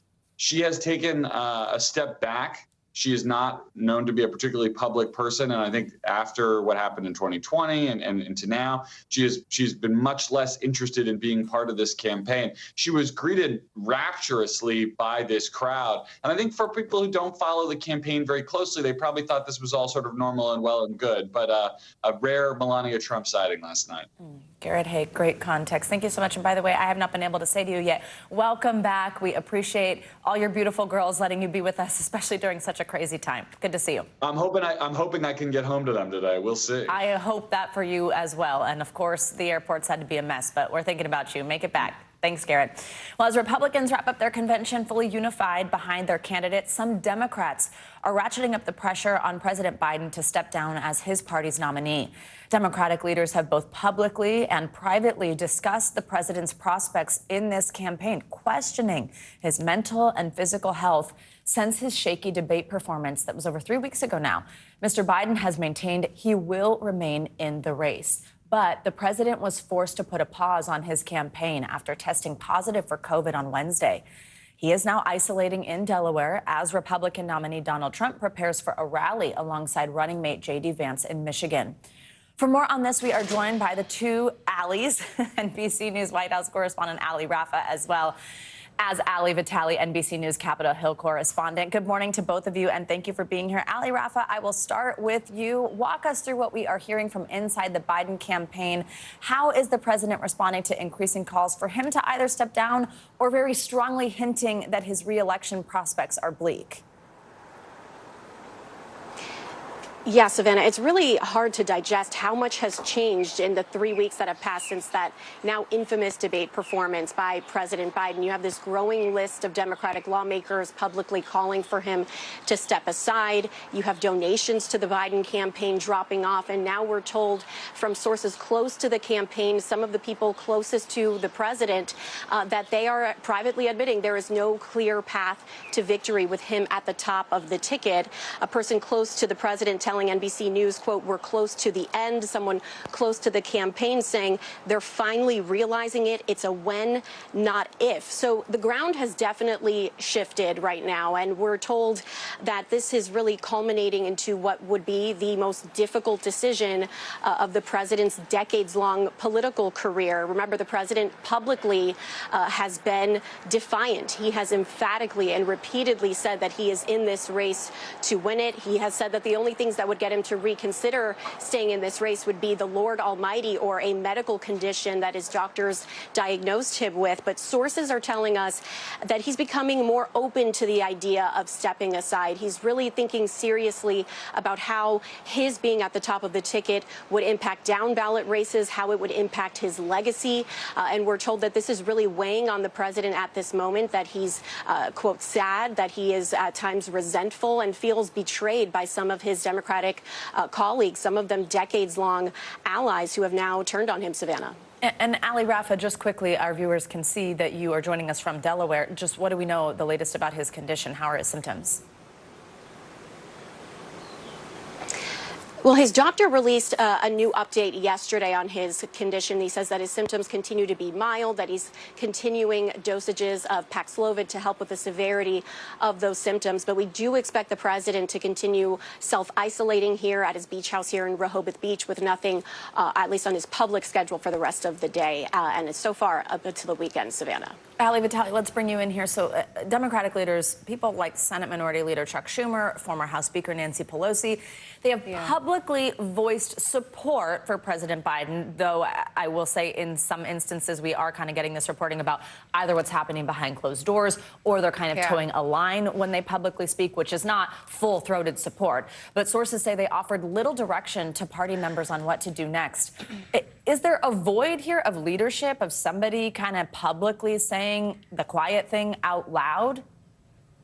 There are some members who I've heard from who say that there is a void, although the way that Hakeem Jeffries, for example, the top House Democrat, has always run this caucus since he's assumed the leadership mantle from former Speaker Nancy Pelosi is to really let members have space to vent their concerns, to talk about their frustrations. And certainly that's the way that he's handled this current crisis that has really just been one rolling thing after the next for the last 3 or 4 weeks now. I have to say, for Schumer, it's similar. Although senators are voicing their concerns in much more quiet fashion, the leaks have been less on that side of the building. You'll notice that up until last night, when only the second Senate Democrat came forward and said they thought that Joe Biden should no longer be the nominee, mostly we haven't heard from the senators. It's the House members who have been more vocal. And of course, we're talking about a small drop in the bucket for the hundreds of House Democrats compared to the 51 Senate Democrats. And so there is that difference. But look, there are some who say that Schumer and Jeffries could be more full-throated in their support,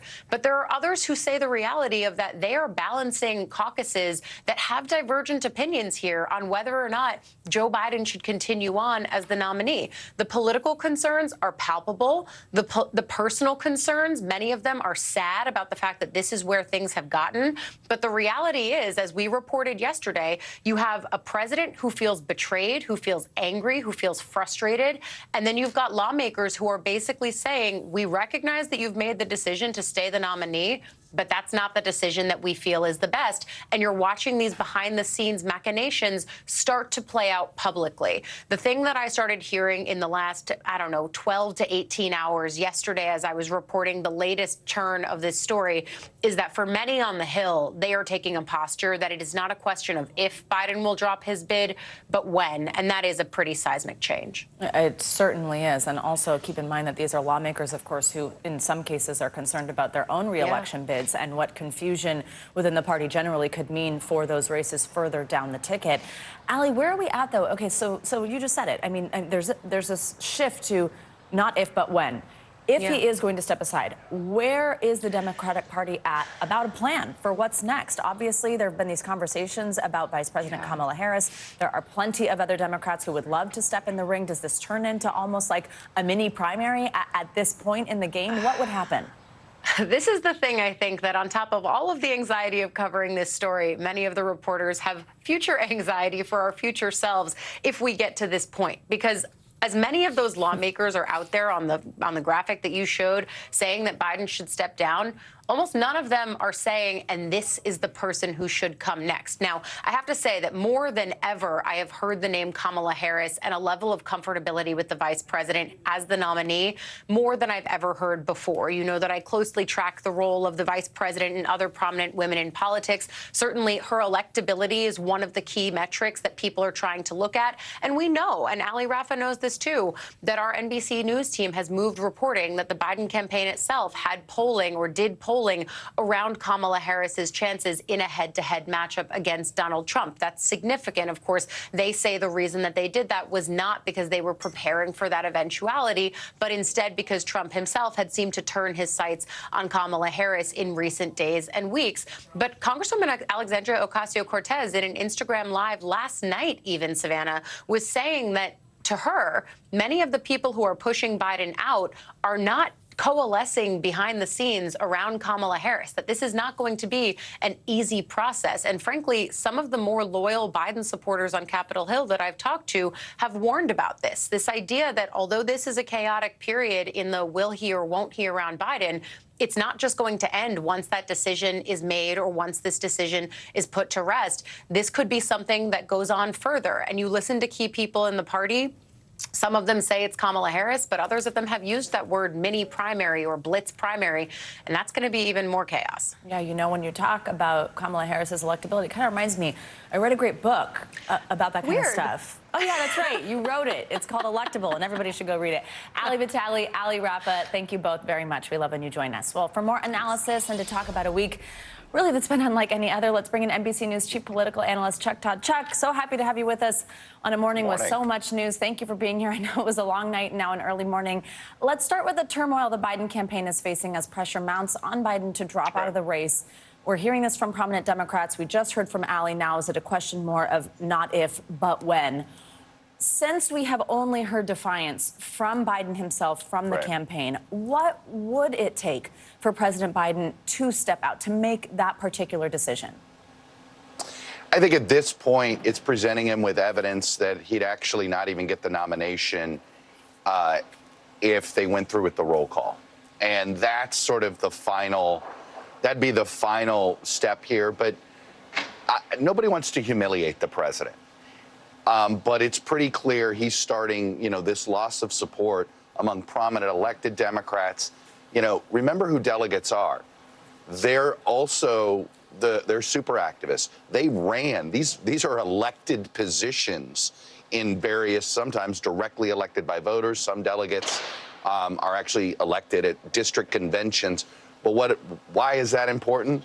Well, you don't just show up at a meeting and run for something if you yourself aren't an active member of the party, if you yourself don't have relationships with local prominent elected Democrats. My point is that would be the final, and that would be frankly, a very humiliating moment for him if here all of these delegates that he technically won in the primaries, who are free to do this. They are not legally bound to vote for him here. I don't think they're gonna get to there. I think when you look at the fundraising problems that the campaign is now fully acknowledging, coupled with the polling that has not gotten better, it's gotten worse. And if anything, the former president's really poorly received acceptance speech, where he looked a bit older than we'd seen him look in a long time, actually, I think, has suddenly sparked even more enthusiasm to change the ticket, because the only time Donald Trump doesn't look a bit old and tired is when he's standing next to Joe Biden. That's a very good point. And I do want to ask you more about the former president's speech last night in just a moment. But for viewers who are hearing you talk about the roll call and saying, like, that might be the moment if he understands that, walk us through again sort of the mechanics of this. How does it happen that the person who, as President Biden likes to point out himself, millions of Americans voted for throughout that primary, how does that person step aside and then somebody else comes in? How is he replaced? What would happen next? Well, look, I mean, they have a mechanism in here, and if he decides to step down, he could, you know, obviously all of his delegates would be released, but they're technically already released. Republicans do legally bound their delegates for the first ballot. That is not the case with the Democrats. Then you would have, it all depends. If let's assume he endorses his vice president, wouldn't mean she'd get all the delegates, but she would immediately be put up for the roll call. If somebody else wanted to get on the convention ballot, literally you got to get petition signatures, Savannah. You would have to get at least 300 delegates to nominate you. You couldn't get more than 50 from any one state. Why is that important? You couldn't get them all from California, say, or all from New York, where they have nearly that amount of delegates. And I will tell you this, I talked with somebody who's very familiar with this process, Elaine Kmark, and she said, this won't be a virtual roll call if Joe Biden's not the nominee. That would look a little too cute. That would not look very transparent. That it would probably mean they would do it at the actual convention, which, of course, starts on August 19th. I mean, and it could be much more interesting than we've seen in quite a while if something like that happens. Chuck, okay, let's switch over to the RNC and to what we saw. First of all, thank you for talking through what sounds like the place being taken down around you right now. Let's talk about what we heard. We'll see if we can get through the segment before it all comes down. Yeah, before the lights are off. Former President Trump, we had heard, so there it is. We had heard so much about how he was going to throw out that speech, redo it. His son had told us that he had watched that process happen. What did we hear? Was this more reflective candidate who had just, been through an assassination attempt of all things? What were your big takeaway from his address? Look, I was mesmerized in the first 20 minutes because he was telling us it was a gripping story. He was telling us what he felt, what he saw, and it was the first time.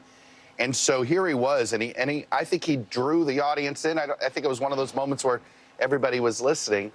But let's be honest, he did seem low energy. Perhaps, he's still feeling the effects. It's understandably he may be on some sort of medication. Right now, we don't know for sure. They've not been very transparent about exactly the specifics of his of whatever health care he's getting for this.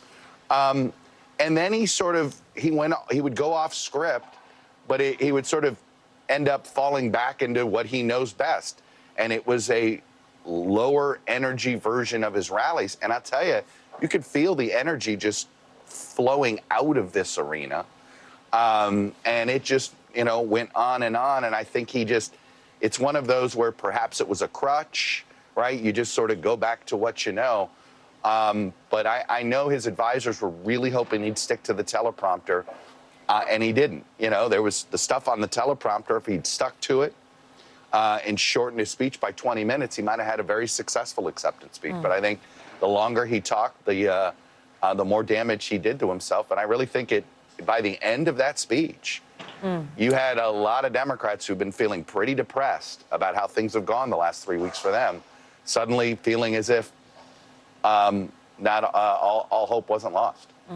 It's a really interesting perspective. Chuck, in a new piece this morning for NBCNews.com, I have no idea when you had time to write a new piece for NBCNews.com in the midst of everything else you're doing. It's titled A Whole New Campaign. Here's the first sentence. 6 weeks ago, it seemed fairly clear the country was uninterested in the Biden-Trump rematch. Right. I don't know if this is just because this is what we do, but that's certainly not the way I think any of us feel here on both sides between what happened last weekend to the former president and what we seem to almost be holding our breath for on the Democratic side. First of all, do you think that the rest of America feels that way? Is everybody sort of reinvigorated to pay attention to understand where their vote's going to go? And where do you think this goes from here? Well, whether it's a reinvigoration or it's a curiosity, either way, I mean, look at how people react to a car wreck, right? You always look. And so for a variety of reasons, there's suddenly a lot of unknowns in this race, right? 6 weeks ago, voters thought they knew everything they needed to know. Oh, it's a Biden-Trump rematch. I know. Maybe I'll tune in at the end. Well, suddenly it's not going to be a Biden-Trump rematch. Suddenly, what the heck just happened to Donald Trump? He had, I think, people tune in to his campaign in a way we hadn't seen before. I think what happened to him on Saturday, the assassination attempt, did serve to unify the Republican Party, which is something he had never been able to do before. Now you're going to get voters willing to at least give whoever the Democratic nominee is a second look. So what do I mean? It's a whole new campaign. Look, I think we were headed for lower turnout. I don't think that's going to be the case anymore, especially if you have a historical first-time African-American woman as the Democratic nominee for president. I think you're going to have a whole new set of voters tune into that. Suddenly, that debate between Trump and Harris will be must-see. The point is that if you start to see that, I think the third-party candidates will start to lose. You'll start to see them erode away. My point is, it's a whole new ballgame. I mean, literally, the chessboard has been upended, and we're starting from scratch. Chuck, I feel lucky to get some of your time on a week like this. Thank you very much for being with us this morning. Nice. As former President Trump recounted his experience of Saturday's assassination attempt at the RNC, new video from behind the podium is showing the dramatic aftermath of the shooting and how Mr. Trump was rushed off stage by the Secret Service and put into a car. This all comes as investigators are continuing to search for the gunman's motive. NBC News Justice and Intelligence correspondent Ken Delanian joins us now. Ken, let's just start right there. What is the latest in the investigation this morning?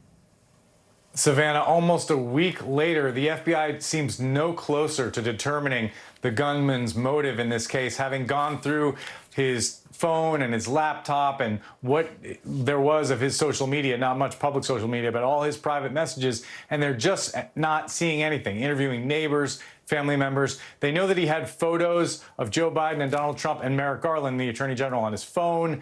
They know that he Googled major depressive disorder. There are new reports this morning that they're investigating whether he pre-positioned the gun and whether there was a bulletproof vest in his car and whether he staked out the site days before the Secret Service even got there. So clearly a lot of pre-planning, but in terms of motive, they're just coming up dry. And one of the theories here, it's just a theory, is that this was simply a disgruntled young man looking to become famous or to make an impact, and really there was no political motive whatsoever. But again, they're still investigating that. This all comes, of course, amid this criticism of the Secret Service's handling of security before, after the incident. And it just seems like it's coming to this fever pitch, right? I mean, we saw the director being heckled even at the RNC, Republican lawmakers calling on her to step down. What is the latest we are hearing from the Secret Service in terms of their response? Yeah, that was remarkable to watch those Republican senators yelling at the Secret Service director as she was walking away without answering their questions. The Secret Service is saying that she has no plans to resign, but a lot of people are expecting that at some point that may happen. There are multiple investigations going on into what clearly was a cascade of Secret Service failures. You mentioned before the shooting, there's been a lot of exploration of what happened with why the building wasn't secure. We recently reported on the criticism of the Secret Service actions after the shooting. You mentioned that video of the Secret Service rushing Donald Trump off the stage. What our sources are telling us is they didn't rush him quickly enough, that it was actually a huge mistake that they allowed Donald Trump to delay, to say he wanted to get his shoes, and then he ordered them to pause while he pumped his fist at the crowd. Had there been a second shooter and they had no idea there wasn't one, that would have put his life in danger, and that's not what they're trained to do. They're trained to whisk the protectee into safety regardless of what he wants, and if he doesn't move, they're supposed to pick him up and carry him. They did not do that, and some sources are telling us it may be because Donald Trump's Secret Service detail is too deferential to him, too willing to follow his instructions. That's not how it's supposed to work. So all of this is going to be investigated by the DHS Inspector General, an independent committee appointed by President Biden and by Congress. That's a really interesting point, because I think parts of those moments of the video where he's looking for his shoes and things like that had a lot of questions that people were wondering, why are they still standing there? So that makes a lot of sense. Ken, thank you. Of course, this also comes, by the way, there was one casualty there today. The funeral will be held for Corey Comparatori, who lost his life that day at the rally. Thank you for joining us, Ken. Let's get you to some weather now. High temps in the west this weekend could be busting thermometers. But then the Midwest and Northeast, we are actually going to finally see some relief from the heat. Let's check on your forecast with meteorologist Violetta Yaz. She joins us with the latest. Good morning. Good morning, Savannah. Yes, I mean, it feels lovely in the east, but conversely, those temperatures are really starting to crank up across the west here, from parts of Washington and Oregon all the way down in through California, where we have 33 million people being impacted by these heat alerts. So for today, getting up to 103 in Boise, Vegas, 112, Palm Springs, 115, putting these temperatures anywhere from 5 to nearly 10 degrees above average. So very hot for today. Meanwhile, for tomorrow, still looking pretty comfortable here across the nation's midsection, across the plains into the 70s, if not the low 80s. Meanwhile, in the east for early next week, we will start to see those temperatures climb a little bit, actually for the Midwest as well. So 83 Sunday in Chicago and staying in the low 80s. Notice in D.C., for example, we're going to be right back into the low 90s by Sunday. So humidity will increase a bit as well, but it's not something that's going to be so prolonged like this last heat wave that we saw. In terms of severe weather, no widespread risks for today, but we do have one area we're going to keep an eye out for here across the plains, down through the Dakotas, Nebraska into Kansas. We're seeing that potential for damaging winds and some localized hail as well. The tornado risk relatively low, but this is going to be that bullseye area from Valentine down through North Platte into Scott City as well later this afternoon and evening. Localized flood risk here across parts of the Carolinas down into the southeast. The radar pretty clear right now, but we will start to see these fire up again later this afternoon along this cold front. This is going to linger in through today, so showers and storms possible from Texas into the Carolinas, and we'll still see some lingering storms even as we head into tomorrow to kick off the weekend. Savannah, back to you. All right, thank you so much. Good to hear some relief. Well, clearly we are off and running on a busy Friday morning. Coming up after the break, we will get you an update on that massive IT outage that's hit airports, businesses, broadcasters all over the world. The very latest on that story and more up next.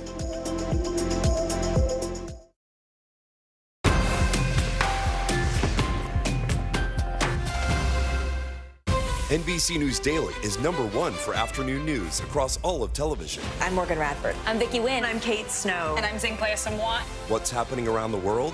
Israel's military is building up there along the border. And what matters here at home? New numbers are out today showing more encouraging signs for our economy. Let's zero in on exercise. We know we're supposed to be doing it. What does it do for our health? What needs to change for social media to be a safer place? NBC News Daily, weekdays from 12 to 4 on NBC News Now.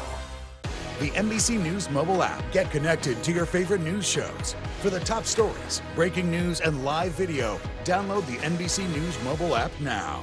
You gotta see this. I'm Gotti Schwartz. We are following some breaking news. Severe storms continue to wreak havoc. The Supreme Court put a pause on a controversial immigration law. Protesters have redoubled their numbers right here at this makeshift barricade. The future of TikTok as we know it is at risk. Is this a ban or not? The craziest ride I have ever hitched. That is totality. Do you see yourselves in space? I could go to space. How you feeling? I feel great. Stay tuned now, weeknights at 8 Eastern, 5 Pacific on NBC News Now.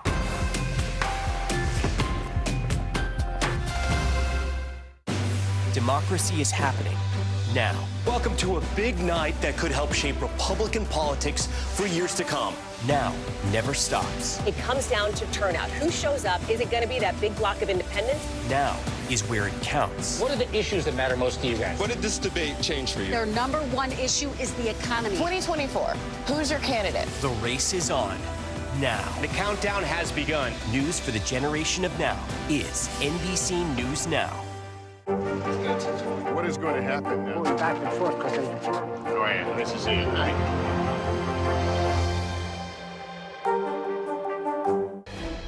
We are staying on top of breaking news this morning. A massive computer outage is creating chaos across the globe, from airlines to banks to businesses. Millions have been impacted by this outage, caused when something went wrong with a software update from a company called CrowdStrike. That's one of the world's largest cybersecurity providers. NBC News International correspondent Megan Fitzgerald joins us from London with how this is being felt across the globe. This is a worldwide story, Megan, which is really kind of incredible if you think about it, that a bug in an update from one company can cause such impacts around the world. But tell us what we are seeing globally. Yeah, you're absolutely right. I mean, the chaos is far and wide. As you mentioned, this is a glitch that's impacting everything from the healthcare industry, businesses, banks, our industry of broadcast journalism, and especially airports. I mean, it's a mess. Most major airlines had to ground aircrafts at departure terminals, but are slowly starting to resume flights. But the ripple effect and the disruption to travelers is expected to continue throughout the day. So we're talking about a widespread problem across the world, from here in London to New Delhi to Istanbul, Australia. Banks and the financial companies, they're also feeling the impact of this around the world. They're having their issues. You've got the London Stock Exchange, for example, reporting that they're having technical issues with data and news platforms. Germany's finance giant Allianz said it was experiencing a major outage where employees are not able to log on to the computers. So it's likely that folks around the world will be dealing with the backlash of this for hours, Savannah. This has come at the start, of course, also, I mean, summer travel weekend, every weekend, especially here in the U.S. I mean, we keep on hearing from the TSA, we broke the record. We screened over 3 million people this weekend. Obviously, that's what people are doing all around the globe during summer. What's happening with airlines and in airports right now? Are they giving any guidance on how this will shape up throughout the day? You know, it's a great question. So what we know is that American Airlines has made a statement earlier this morning saying that they've been able to safely reestablish their operations. That was as of 5 a.m. Eastern time. But here's the thing. There's no word on how long it will take for the fallout to this issue to be rectified. I mean, Dutch airline KLM has made a statement also saying that the global computer outage is making flight handling impossible. So while the industry works to try and get things back on track, again, the effect on passengers stuck in the middle of it all is likely to continue for hours as we just continue to see these lines at the airport grow. Savannah? Megan Fitzgerald, thank you very much. Coming up, caught on camera, terrifying new video showing the moment a crane collapsed. What investigators are now saying about the accident, coming up next.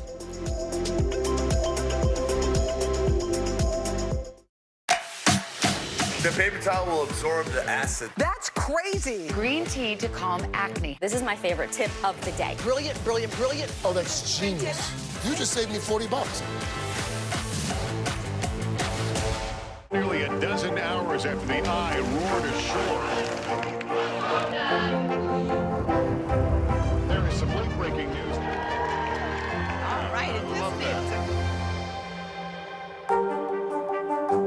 We report live from Tel Aviv, from Juarez, Mexico. Top story reporting from Baltimore. Every weeknight, it's your news playlist.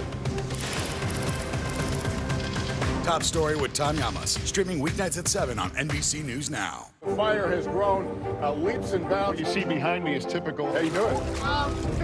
Pretty bad. News lives in the now. It's coming at us every second. News is more now than ever. Just outside of the Israeli military headquarters. Now is raw. This tunnel just goes on and on. Now is real. We get to see democracy in action for the very first time in the 2024 race. Now is constant. You gotta see this. Future is now. News for the generation of now is NBC News Now. The NBC News mobile app. Get connected to your favorite news shows. For the top stories, breaking news, and live video, download the NBC News mobile app now. Closer to the Gaza border. A story of resilience and hope. Please take care of yourself and each other. News lives in the now. Look at this. You can't even see anything anymore. Let's break down what we know. You gotta see this. News for the generation of now is NBC News Now. We are back now with a shocking moment caught on camera. In this newly released video from the Fort Lauderdale police, you can see the horrifying moments when parts of a crane came crashing down onto a bridge in April. Reporter Steve Litz from our NBC affiliate station in Miami has the details. Video from the bridge tender house with an up-close look at a chunk of a crane falling on two vehicles in downtown Fort Lauderdale. A dashboard camera from farther away with another angle. The moments after were intense. Go over there, away from the crane. It's already falling. It could keep falling. Walk over there. Hey. That thing almost fell on me, okay? Police body-worn camera captured first responders interacting with victims. Come on, okay. We need you to get moving. This crane might collapse. My mind is pretty messed up. Okay. But if I could have my phone. The incident happened April 4th at a residential tower under construction right next to the New River. A chunk of the crane and construction materials broke off, falling onto the 3rd Avenue Bridge. Workers told police the segment of the crane fell from the very top of the structure. Something snapped that made that thing fall. Okay. Because that thing was already in place. Okay. So something snapped. So there's nothing that hit it or caused it to fail? No. Worker Jorge De La Torre fell to his death. Gemelin Castillo was badly injured. And this was her right after it happened. She was in the back seat of a ride share, a Tesla, when the chunk of crane fell on the car. She's filed suit against the crane company, the general contractor, and others. Her attorney has seen the video. When these types of things happen, as a community, we have to look and say, what are we doing to make sure it doesn't happen again?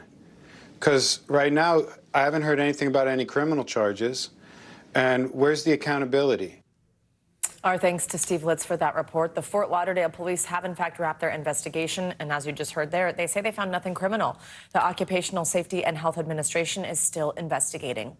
We have a lot more to get to this morning on Morning News Now. We will be right back after a quick break. Are you comfortable with the role the Supreme Court is playing in the 2024 election? Is there not more that Israel can do to help the humanitarian crisis? Should abortion be the #1 issue in 2024? If it's Sunday, it's Meet the Press. News for the generation of now is NBC News Now. You gotta see this. I'm Gotti Schwartz. We are following some breaking news. Severe storms continue to wreak havoc. The Supreme Court put a pause on a controversial immigration law. Protesters have redoubled their numbers right here at this makeshift barricade. The future of TikTok as we know it is at risk. Is this a ban or not? The craziest ride I have ever hitched. That is totality. Do you see yourselves in space? I could go to space. I feel great. Stay tuned now, weeknights at 8 Eastern, 5 Pacific on NBC News Now. What is going to happen now? Going back and forth because Go ahead. This is it.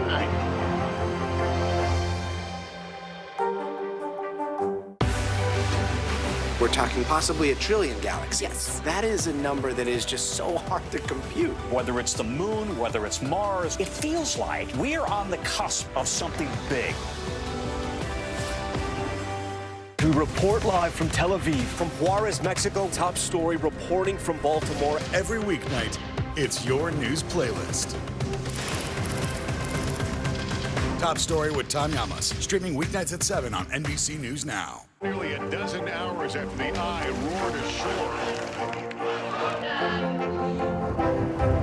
There is some late-breaking news. All right, it just is.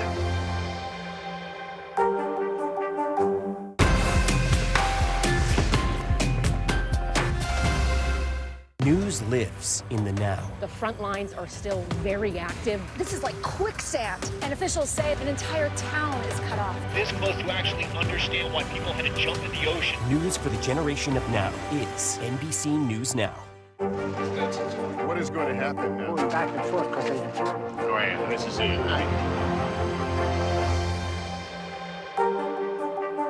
We report live from Tel Aviv. From Juarez, Mexico, top story reporting from Baltimore. Every weeknight, it's your news playlist. Top Story with Tom Llamas, streaming weeknights at 7 on NBC News Now. Good to have you with us. I'm Joe Fryer. And I'm Savannah Sellers. Developing right now on Morning News Now. Growing frustrations over the migrant crisis. Reports of new drone attacks by Houthi militants. The storm is creating dangerous conditions all across the region. Now let's get to some financial headlines. New rules are coming to cap credit card late fees. Talking tuition as a new class of freshmen gets ready to go to college. This is a big decision for families. Do you think this could impact how people vote? 100%. Morning News Now, streaming weekdays at 7. Welcome back. This morning, we are following the major global cyber outage that's causing headaches for millions of people around the world. This all stems from a software update at cybersecurity firm CrowdStrike. Well, that update impacted the Microsoft Windows program. The CEO of CrowdStrike says this was not a cyber attack. Oh, I'm sure that's what we were all wondering this morning. Microsoft confirms that the underlying issue has been resolved. But the effects are still being felt by businesses really in every corner of the world. Hundreds of flights have been grounded. There have been more than 500 delays here in the U.S. alone. Organizations like the London Stock Exchange, even the Paris Olympic Organizing Committee have all commented on this morning. News organizations, you're looking at a picture right here in our newsroom. We have had a tough time working through the difficulties. We've had disruptions and technical issues all morning here at NBC News, though we are still, of course, bringing you this story. We are constantly learning more, and we will keep you updated. And right now, we're going to dig in on the travel impacts of this. We have expert Mark Elwood here. I'm supposed to be on a flight tonight for a shoot, and then I'm supposed to be on a flight to Paris on Sunday night for the Olympics. Yep. Where are we at right now this morning? So where we're at, I mean, we heard earlier from one of your correspondents, the airlines are getting back on track. What I would remember is most of them have issued what's called a waiver, and that means that if you don't have to travel today, they won't charge you to change your flight, and that's the smartest thing to do. If you could nudge it on till tomorrow or Sunday, I would do that. If you do have to travel today, get to the airport much earlier than you think, or earlier than you typically would, because it's going to be slower going. And you've got Twitter or X right at your fingertips. That's the way to really get good customer service at the moment, because the airlines want to show they're helping you. Social media like that, they're allowed to say, we're very glad we could help. Tweet at them.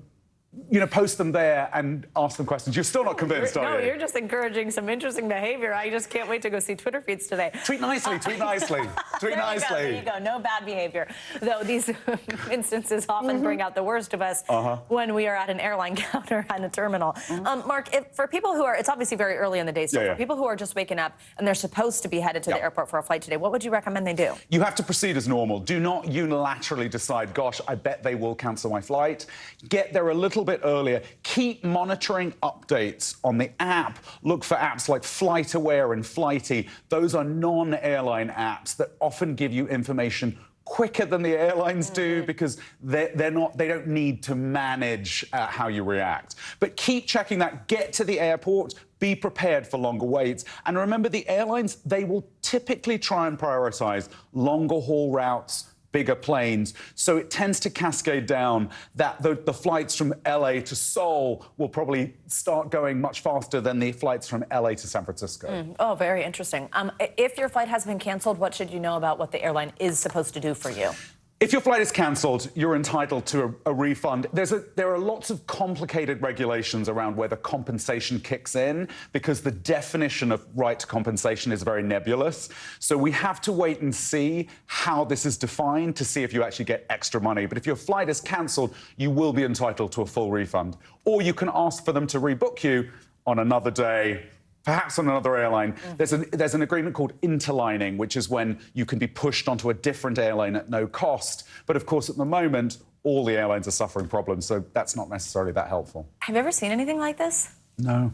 Honestly, no. Isn't it kind of amazing that one company's update could lead to global groundings of flights? I mean, it feels very much like after 9/11, when the skies were empty. It feels like that, where it's unbelievable to imagine that every airport in the world is at a standstill. But again, they are working very fast to get it moving, and airline disruptions show up very quickly because there's not much slack in the system, but they also fix it very quickly. And I think by this afternoon, there will still be some roll-on problems, but they want to get people moving. Mark, by the way, everybody, a true expert, because he was supposed to be here to talk about, like, how do you pick where you're going to go on vacation this summer if you can't decide with your friends. So we appreciate you covering this major breaking story for us this morning, and a big question everybody has if they're heading to the airport today. What should I do? We so appreciate it. Thank you for being here. Always good to see you, Mark Elwood. Coming up, it's Friday. That means it is time.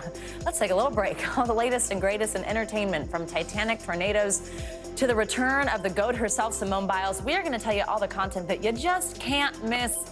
It's Friday. We need it. Coming up next. The NBC News mobile app. Get connected to your favorite news shows. For the top stories, breaking news, and live video, download the NBC News mobile app now. The fire has grown leaps and bounds. You see behind me is typical. How you doing? Pretty bad. Democracy is happening now. Welcome to a big night that could help shape Republican politics for years to come. Now never stops. It comes down to turnout. Who shows up? Is it going to be that big block of independents? Now is where it counts. What are the issues that matter most to you guys? What did this debate change for you? Their number one issue is the economy. 2024. Who's your candidate? The race is on now. The countdown has begun. News for the generation of now is NBC News Now. Kristen Welker hosts Meet the Press every Sunday on NBC. Democracy is happening now. Welcome to a big night that could help shape Republican politics for years to come. Now never stops. It comes down to turnout. Who shows up? Is it going to be that big block of independents? Now is where it counts. What are the issues that matter most to you guys? What did this debate change for you? Their number one issue is the economy. 2024. Who's your candidate? The race is on now. The countdown has begun. News for the generation of now is NBC News Now. Nearly a dozen hours after the eye roared ashore. There is some late-breaking news. All right, More Americans turn to NBC News than any other news organization. The fire has grown leaps and bounds. You see behind me is typical. How you doing? Pretty bad. Kristen Welker hosts Meet the Press every Sunday on NBC.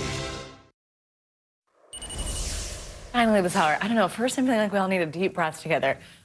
It's Friday, which means it's time for our weekly can't miss list. A look at all the movies, music, and shows that you just got to see this weekend. Thank God. Our friend Darren Karp is here. I don't know why I'm feeling like I'm putting a lot of pressure on you, but you're just gonna you're gonna save us all. You're gonna turn the mood around. I'm here to talk about the Microsoft outage. Oh my God, that's funny. And I would actually really love to ask. Actually, you did just tell me about your experience this morning. You can do it all, girl. You got range. That's right. Okay, Darren.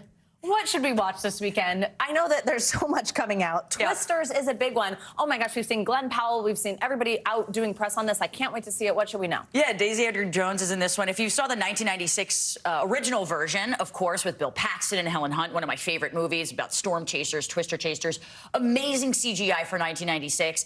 I'm hoping this one proves to actually be great. This is projected to get $55 million this weekend, which will be really good. It cost $155 million to make, so I think they're going to have to keep ramping it up, but the press has been kind of insane for it. Right. It's not being touted as like a remake or really a sequel. It's just kind of like an adapted version of the 1996 movie. So I'm thinking if you like the 1996 Twister movie, you're going to like this, and the CGI is going to be incredible. It takes place in Oklahoma. As if the world isn't falling apart already, this is the movie you want to see this weekend. It's like, I don't know if we can handle natural disaster. Actual realism. Destruction? Yeah, I think that's maybe a no for me, except for such a Glenn Powell stan, so that could take me there. Fair enough. Okay, Simone Biles. Okay, I'm so excited about this, and there's only a couple episodes out now, right? So this is a Netflix show all about Simone Biles, obviously heading into the Olympics. Yes, Simone Biles Rising is out on Netflix. It is a 4-part documentary, but only the first 2 parts are out now, and that's because it's actually following her in the Paris Olympics that's coming up in next weekend. So it's actually kind of live to tape almost as it's happening. So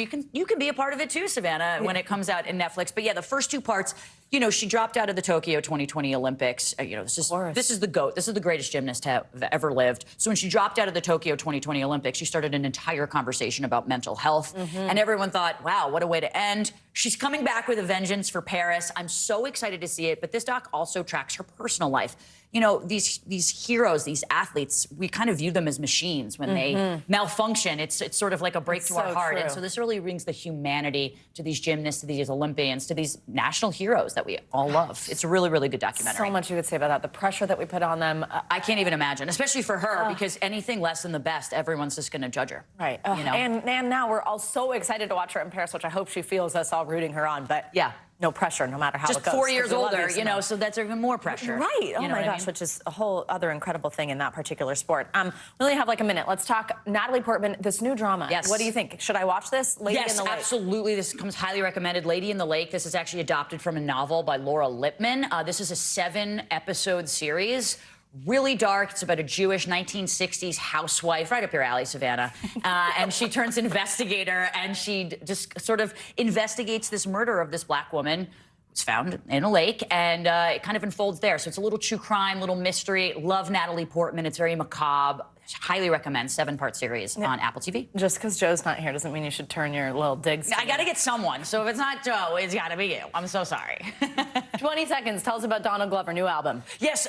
So Childish Gambino, Donald Glover, is coming out with Bando Stone and the New World. This is his last, potentially, album of Childish Gambino. He's sort of been teasing that he's going to get rid of this moniker since 2017, but he seems very serious about it this time because he kind of seems over it. This is the soundtrack to the movie that's also going to come out by the same name, Bando Stone and the New World. Not sure when that's going to come out, but it's a little sci-fi thriller, a little Walking Dead meets A Quiet Place. So a little scary, but he's going on tour in August, and the album I really love. He came out with his single July 2nd. Yeah. Darren Karp, we needed that. Thank you. Yes. Love when you're here. And the outage. That is going to do it for this busy hour of Morning News Now, but it continues. Stay with us right now.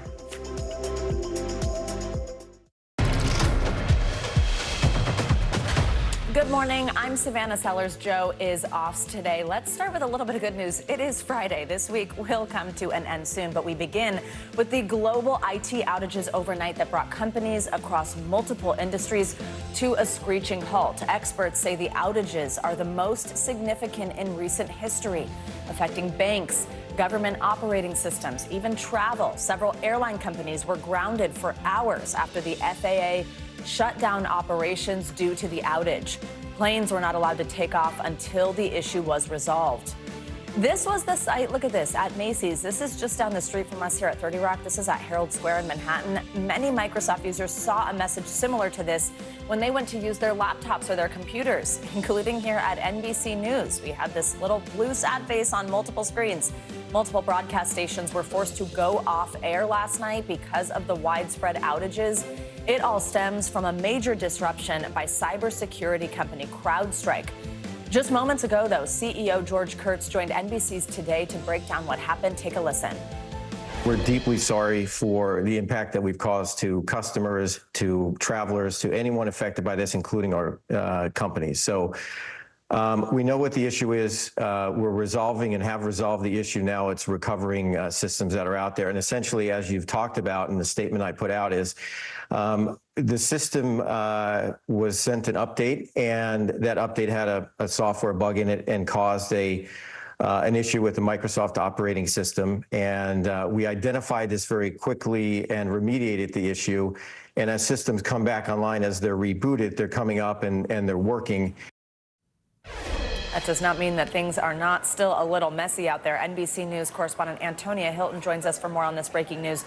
She is at Newark International Airport. Antonia, good morning. So, look, here at NBC, I'm using this computer. This is not normal. Normally, I've got a computer right here in the desk, which still has that blue sad face. So, obviously, even as things are coming back online, we are still experiencing these difficulties. One of those places is at airports. Walk us through right now what we know about this outage. The CrowdStrike CEO says this was not an attack. I'm sure that was most people's questions when they woke up this morning. How did this happen, and how widespread was it? Yeah, Savannah, and you're exactly right. That's the question that customers here at Newark have been asking me all morning. Was there an attack of some kind? Is this malicious? And that is not what we are hearing.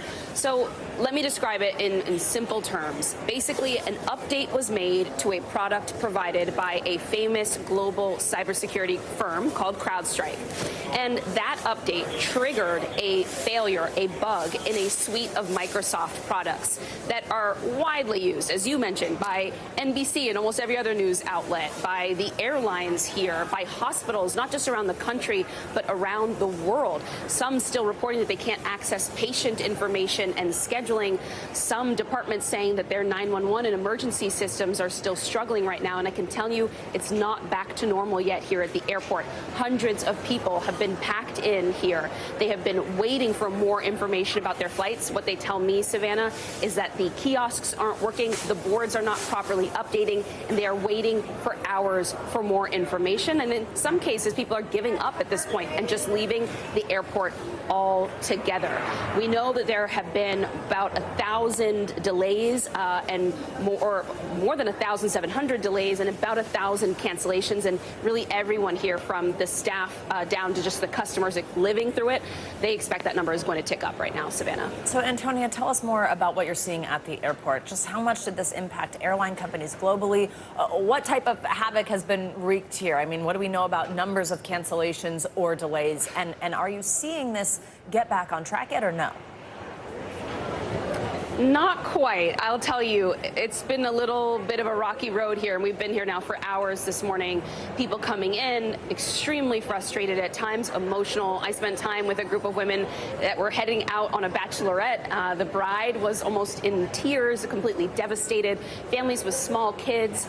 We've seen people fighting with the staff here because what they say is that the airlines have failed to send them text messages, updates in the app, because the boards aren't updating and they can't get information at the kiosks. They've ended up at the end of very long lines saying that they can't get information. At one point, a Spirit employee had to stand up on the counter and basically scream to everyone here that they needed to calm down, that the staff was doing their best, that this wasn't their fault. So that just gives you a sense of the kind of tension and really the domino effect. Take a listen to some of the conversations we've had with passengers today. How would you say people are doing emotionally as they try to deal with this? The emotions are high. Chaos. Pure chaos. No one knew what was happening. No one was being told anything. Everyone was just really confused. And then all of a sudden we got an alert that globally everything is down. Microsoft has gone down. And still no one's really told us what that means, what that entails, where we're going forward now. And I spoke to one passenger who said that as he got up close to the counter and finally got the chance to speak to some staff, they informed him that what they're seeing is the system actually get back online and then crash all over again on them. And that seems to fit with a lot of what we're hearing here, that technically the systems are supposed to be getting back on. Microsoft announced they've been able to resolve these issues, but those fixes haven't reached real people on the ground just trying to get where they need to go. Savannah. Antonia, this doesn't feel like other outages we've seen in the past, I guess because of how broad the impacts are, how many industries were affected by this and how many regular people, all of us, just trying to do our jobs at work right now. And I think also when you hear that this was because of an update to a cybersecurity firm, you think, okay, those are the people who are keeping all these systems running and keeping them safe from something bad happening to them. And then yet they're saying it was an internal update that was able to wipe out so much technology here. What happens next? And just put in context how significant this is that one company was able to have such an impact globally. You know, Savannah, I appreciate you saying that because that's exactly sort of what you see people processing in real time here in the airport. You know, when they hear from one of the staff members or they've been asking our team, well, what's going on this morning? They then kind of come to the realization, oh, one or two tech companies have this much of an impact. We don't really think about day to day how much our basic functioning depends on all of this working right. These kinds of updates happening without us, frankly, even knowing about them 99.99% of the time. And so people are in shock. And while they're grateful and they understand it's not the fault of the people here on the ground, they're incredibly frustrated. I mean, this is having an impact on people's ability to get to work. I spoke to a mom saying she needs to get back to her young kids.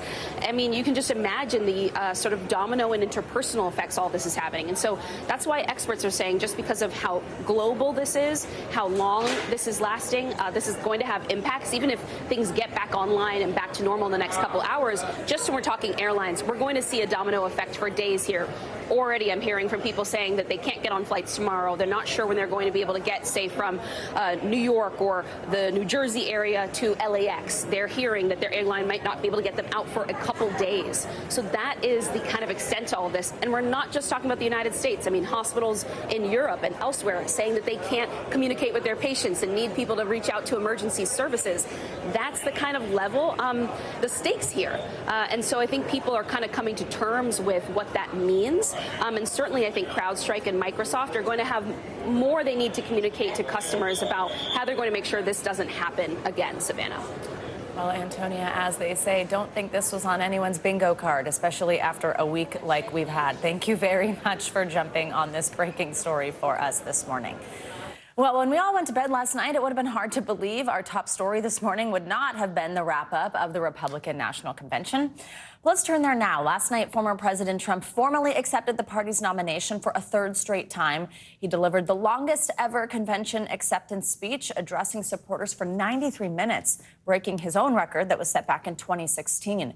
It was the first time Mr. Trump has spoken publicly since the assassination attempt against him last weekend at a rally in Pennsylvania. He did talk about what happened that day.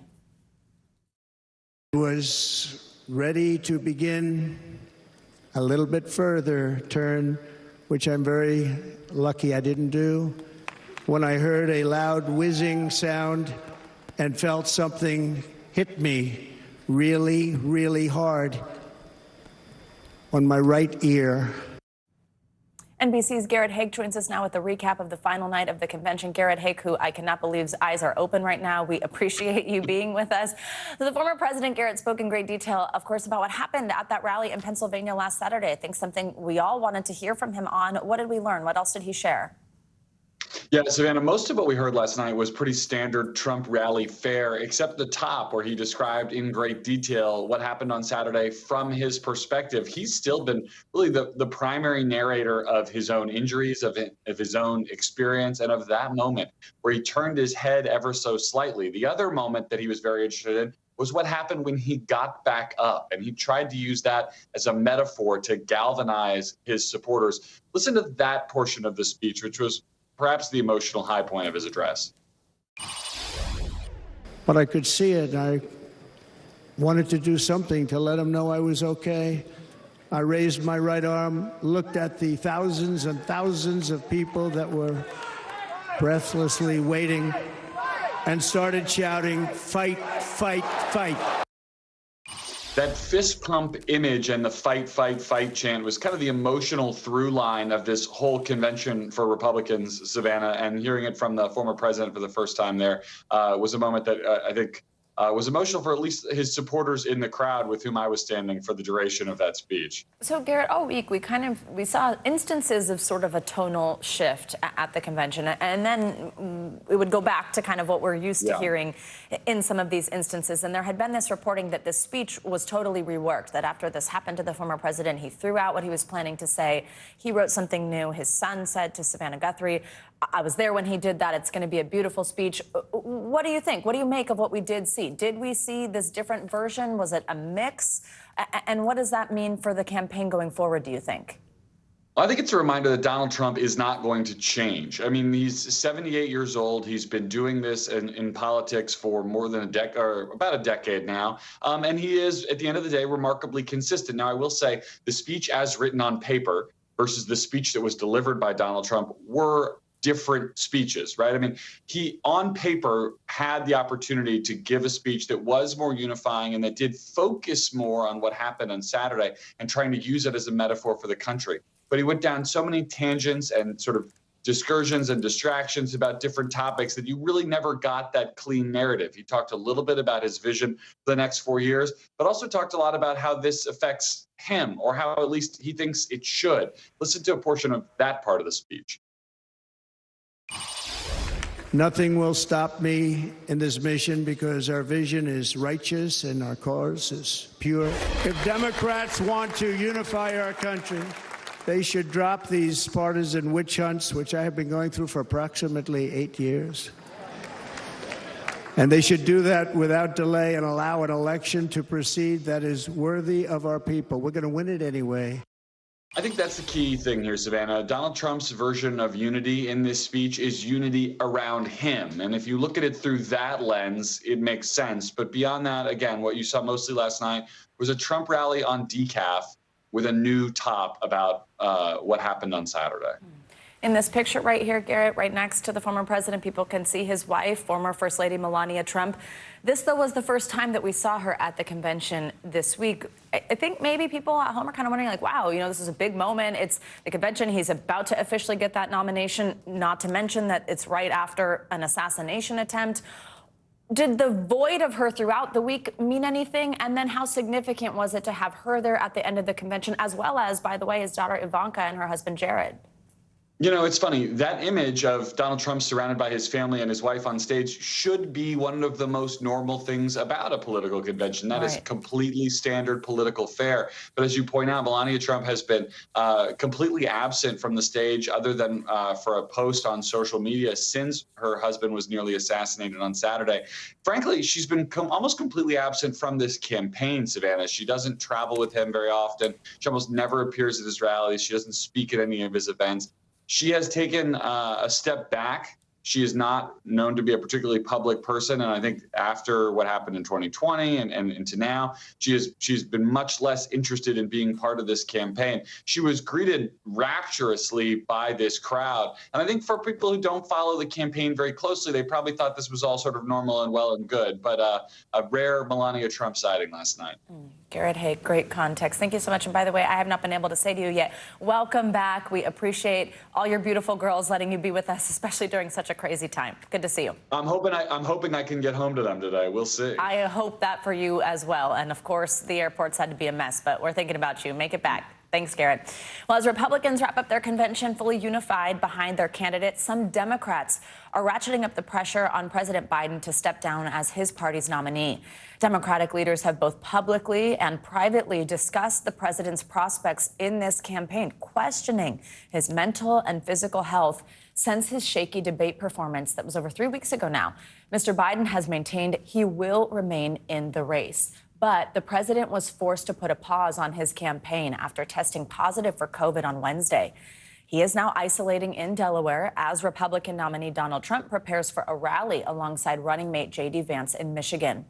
For more on this, we are joined by the two Allies, NBC News White House correspondent Ali Rafa, as well as Ali Vitale, NBC News Capitol Hill correspondent. Good morning to both of you, and thank you for being here. Ali Rafa, I will start with you. Walk us through what we are hearing from inside the Biden campaign. How is the president responding to increasing calls for him to either step down or very strongly hinting that his re-election prospects are bleak? Yeah, Savannah, it's really hard to digest how much has changed in the 3 weeks that have passed since that now infamous debate performance by President Biden. You have this growing list of Democratic lawmakers publicly calling for him to step aside. You have donations to the Biden campaign dropping off. And now we're told from sources close to the campaign, some of the people closest to the president, that they are privately admitting there is no clear path to victory with him at the top of the ticket. A person close to the president telling NBC News, quote, "We're close to the end." Someone close to the campaign saying they're finally realizing it. It's a when, not if. So the ground has definitely shifted right now. And we're told that this is really culminating into what would be the most difficult decision of the president's decades-long political career. Remember, the president publicly has been defiant. He has emphatically and repeatedly said that he is in this race to win it. He has said that the only things that would get him to reconsider staying in this race would be the Lord Almighty or a medical condition that his doctors diagnosed him with. But sources are telling us that he's becoming more open to the idea of stepping aside. He's really thinking seriously about how his being at the top of the ticket would impact down ballot races, how it would impact his legacy. And we're told that this is really weighing on the president at this moment, that he's, quote, sad, that he is at times resentful and feels betrayed by some of his Democratic colleagues, some of them decades-long allies who have now turned on him, Savannah. And Ali Rafa, just quickly, our viewers can see that you are joining us from Delaware. Just what do we know the latest about his condition? How are his symptoms? Well, his doctor released a new update yesterday on his condition. He says that his symptoms continue to be mild, that he's continuing dosages of Paxlovid to help with the severity of those symptoms. But we do expect the president to continue self-isolating here at his beach house here in Rehoboth Beach with nothing, at least on his public schedule, for the rest of the day. And it's so far up until the weekend, Savannah. Ali Vitale, let's bring you in here. So Democratic leaders, people like Senate Minority Leader Chuck Schumer, former House Speaker Nancy Pelosi, they have publicly voiced support for President Biden, though I will say in some instances we are kind of getting this reporting about either what's happening behind closed doors or they're kind of towing a line when they publicly speak, which is not full-throated support. But sources say they offered little direction to party members on what to do next. Is there a void here of leadership, of somebody kind of publicly saying the quiet thing out loud?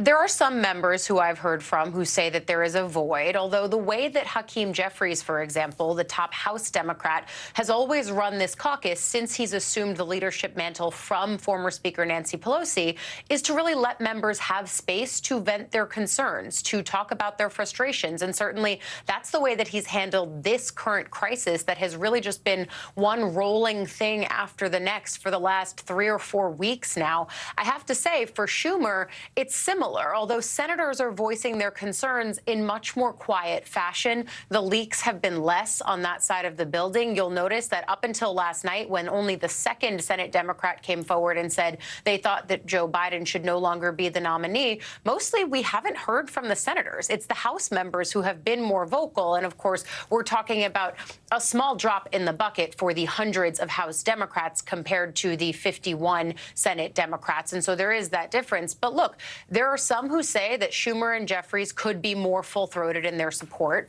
but there are others who say the reality of that they are balancing caucuses that have divergent opinions here on whether or not Joe Biden should continue on as the nominee. The political concerns are palpable. The personal concerns, many of them are sad about the fact that this is where things have gotten. But the reality is, as we reported yesterday, you have a president who feels betrayed, who feels angry, who feels frustrated, and then you've got lawmakers who are basically saying, we recognize that you've made the decision to stay the nominee, but that's not the decision that we feel is the best. And you're watching these behind-the-scenes machinations start to play out publicly. The thing that I started hearing in the last, 12 to 18 hours yesterday as I was reporting the latest turn of this story is that for many on the Hill, they are taking a posture that it is not a question of if Biden will drop his bid, but when. And that is a pretty seismic change. It certainly is. And also keep in mind that these are lawmakers, of course, who in some cases are concerned about their own reelection bids and what confusion within the party generally could mean for those races further down the ticket. Ali, where are we at, though? Okay, so you just said it. I mean, there's this shift to not if, but when. If he is going to step aside, where is the Democratic Party at about a plan for what's next? Obviously, there have been these conversations about Vice President Kamala Harris. There are plenty of other Democrats who would love to step in the ring. Does this turn into almost like a mini primary at this point in the game? What would happen? This is the thing, I think, that on top of all of the anxiety of covering this story, many of the reporters have future anxiety for our future selves if we get to this point. Because as many of those lawmakers are out there on the graphic that you showed saying that Biden should step down, almost none of them are saying, and this is the person who should come next. Now, I have to say that more than ever, I have heard the name Kamala Harris and a level of comfortability with the vice president as the nominee more than I've ever heard before. You know that I closely track the role of the vice president and other prominent women in politics. Certainly, her electability is one of the key metrics that people are trying to look at. And we know, and Ali Rafa knows this too, that our NBC News team has moved reporting that the Biden campaign itself had polling or did polling around Kamala Harris's chances in a head-to-head matchup against Donald Trump. That's significant. Of course, they say the reason that they did that was not because they were preparing for that eventuality, but instead because Trump himself had seemed to turn his sights on Kamala Harris in recent days and weeks. But Congresswoman Alexandria Ocasio-Cortez in an Instagram Live last night, even, Savannah, was saying that to her, many of the people who are pushing Biden out are not coalescing behind the scenes around Kamala Harris, that this is not going to be an easy process. And frankly, some of the more loyal Biden supporters on Capitol Hill that I've talked to have warned about this idea that although this is a chaotic period in the will he or won't he around Biden, it's not just going to end once that decision is made or once this decision is put to rest. This could be something that goes on further. And you listen to key people in the party, some of them say it's Kamala Harris, but others of them have used that word mini primary or blitz primary, and that's going to be even more chaos. Yeah, you know, when you talk about Kamala Harris's electability, it kind of reminds me, I read a great book about that kind of stuff. Oh, yeah, that's right. You wrote it. It's called Electable, and everybody should go read it. Ali Vitale, Ali Rafa, thank you both very much. We love when you join us. Well, for more analysis and to talk about a week really that's been unlike any other, let's bring in NBC News Chief Political Analyst Chuck Todd. Chuck, so happy to have you with us on a morning with so much news. Thank you for being here. I know it was a long night and now an early morning. Let's start with the turmoil the Biden campaign is facing as pressure mounts on Biden to drop out of the race. We're hearing this from prominent Democrats. We just heard from Ali. Now is it a question more of not if, but when? Since we have only heard defiance from Biden himself, from the campaign, what would it take for President Biden to step out, to make that particular decision?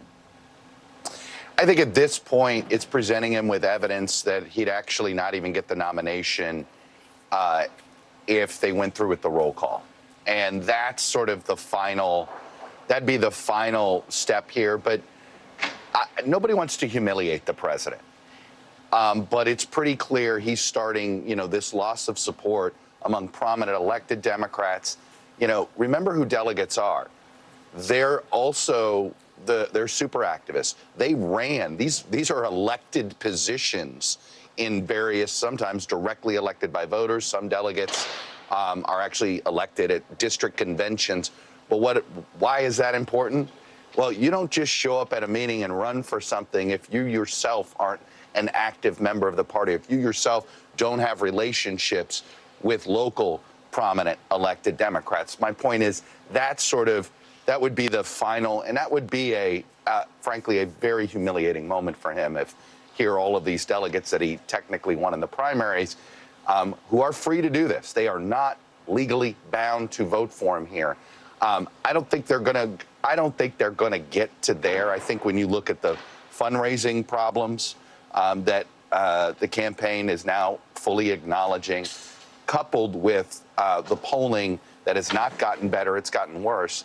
And if anything, the former president's really poorly received acceptance speech, where he looked a bit older than we'd seen him look in a long time, actually, I think has suddenly sparked even more enthusiasm to change the ticket, because the only time Donald Trump doesn't look a bit old and tired is when he's standing next to Joe Biden. That's a very good point. And I do want to ask you more about the former president's speech last night in just a moment. But for viewers who are hearing you talk about the roll call and saying, like, that might be the moment if he understands that, walk us through again sort of the mechanics of this. How does it happen that the person who, as President Biden likes to point out himself, millions of Americans voted for throughout that primary, how does that person step aside and then somebody else comes in? How is he replaced? What would happen next? Well, look, I mean, they have a mechanism in here, and if he decides to step down, he could, obviously all of his delegates would be released, but they're technically already released. Republicans do legally bound their delegates for the first ballot. That is not the case with the Democrats. Then you would have, it all depends. Let's assume he endorses his vice president.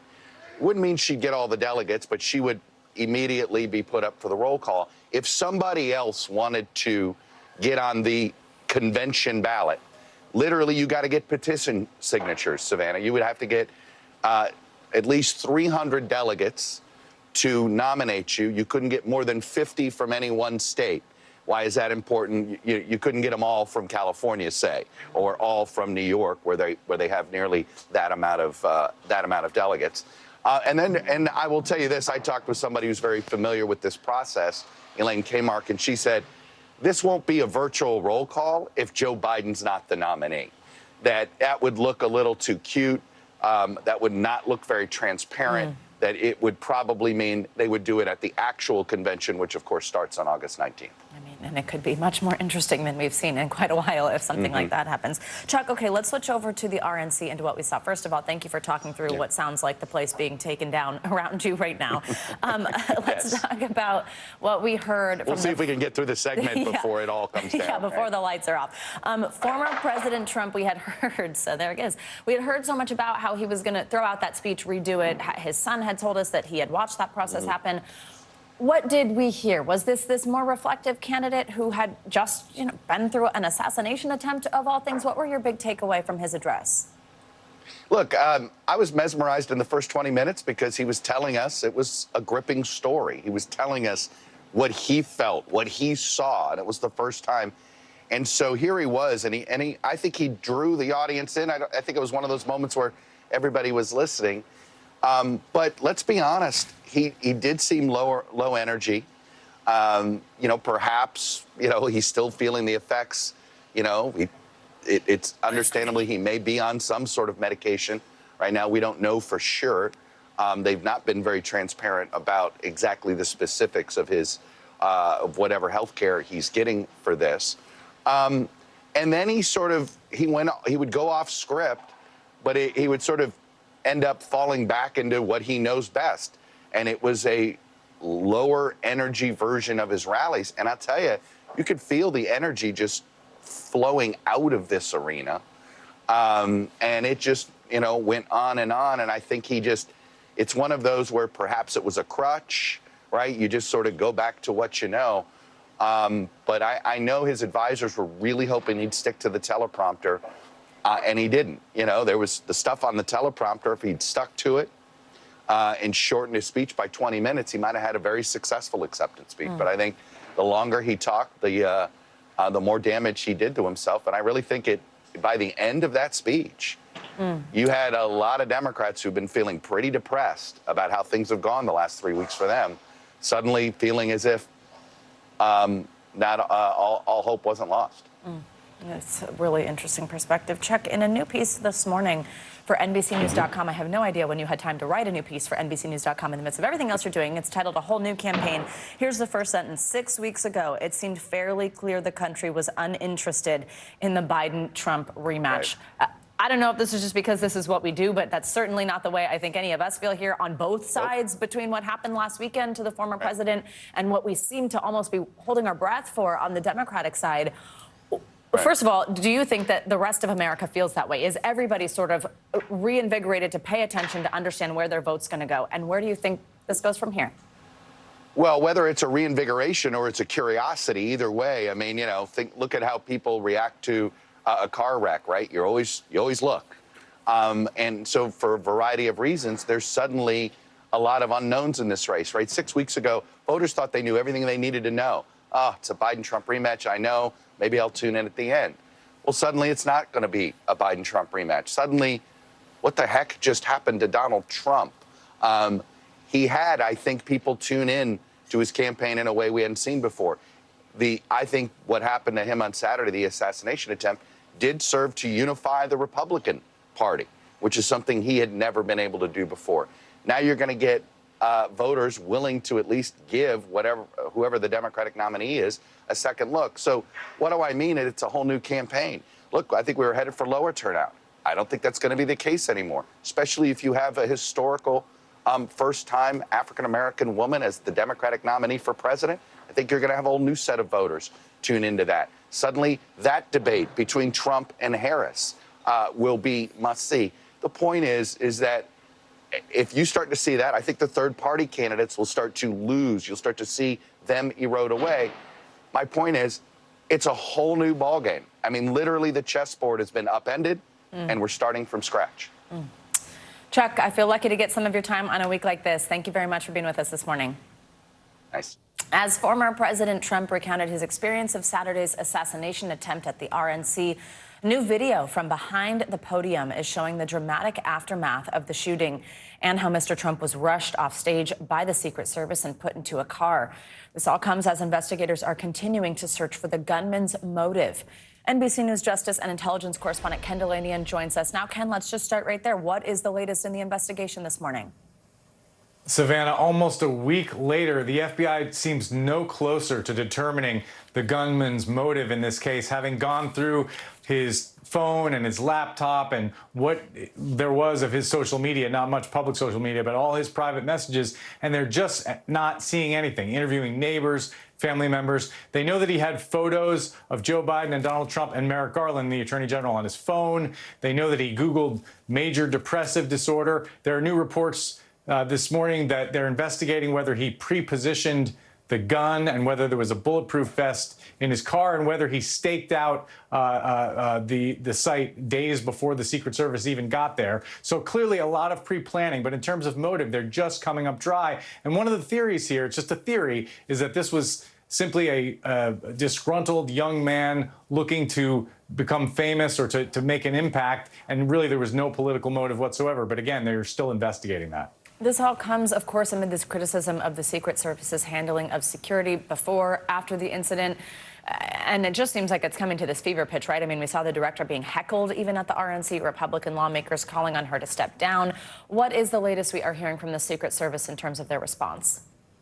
Yeah, that was remarkable to watch those Republican senators yelling at the Secret Service director as she was walking away without answering their questions. The Secret Service is saying that she has no plans to resign, but a lot of people are expecting that at some point that may happen. There are multiple investigations going on into what clearly was a cascade of Secret Service failures. You mentioned before the shooting, there's been a lot of exploration of what happened with why the building wasn't secure. We recently reported on the criticism of the Secret Service actions after the shooting. You mentioned that video of the Secret Service rushing Donald Trump off the stage. What our sources are telling us is they didn't rush him quickly enough, that it was actually a huge mistake that they allowed Donald Trump to delay, to say he wanted to get his shoes, and then he ordered them to pause while he pumped his fist at the crowd. Had there been a second shooter and they had no idea there wasn't one, that would have put his life in danger, and that's not what they're trained to do. They're trained to whisk the protectee into safety, regardless of what he wants, and if he doesn't move, they're supposed to pick him up and carry him.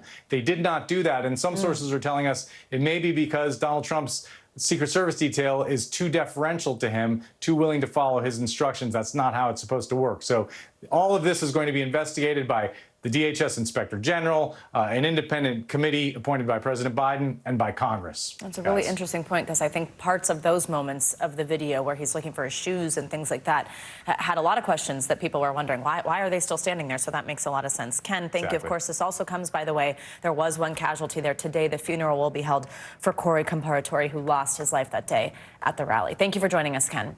Let's get you to some weather now. High temps in the west this weekend could be busting thermometers. But then the Midwest and Northeast, we are actually going to finally see some relief from the heat. Let's check on your forecast with meteorologist Violetta Yaz. She joins us with the latest. Good morning. Good morning, Savannah. Yes, I mean, it feels lovely in the east, but conversely, those temperatures are really starting to crank up across the west here, from parts of Washington and Oregon all the way down in through California, where we have 33 million people being impacted by these heat alerts. So for today, getting up to 103 in Boise, Vegas, 112 Palm Springs, 115, putting these temperatures anywhere from 5 to nearly 10 degrees above average. So very hot for today. Meanwhile, for tomorrow, still looking pretty comfortable here across the nation's midsection, across the plains into the 70s, if not the low 80s. Meanwhile, in the east for early next week, we will start to see those temperatures climb a little bit, actually for the Midwest as well. So 83 Sunday in Chicago and staying in the low 80s. Notice in D.C., for example, we're going to be right back into the low 90s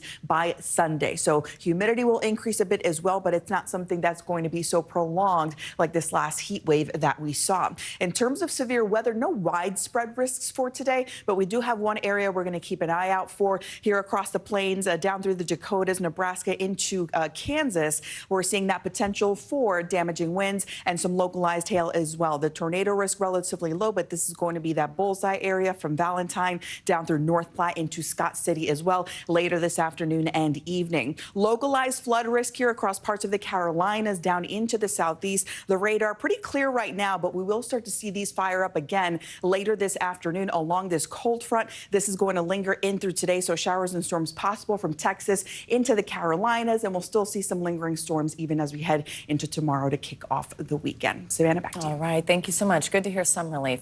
Well, clearly we are off and running on a busy Friday morning. Coming up after the break, we will get you an update on that massive IT outage that's hit airports, businesses, broadcasters all over the world. The very latest on that story and more up next.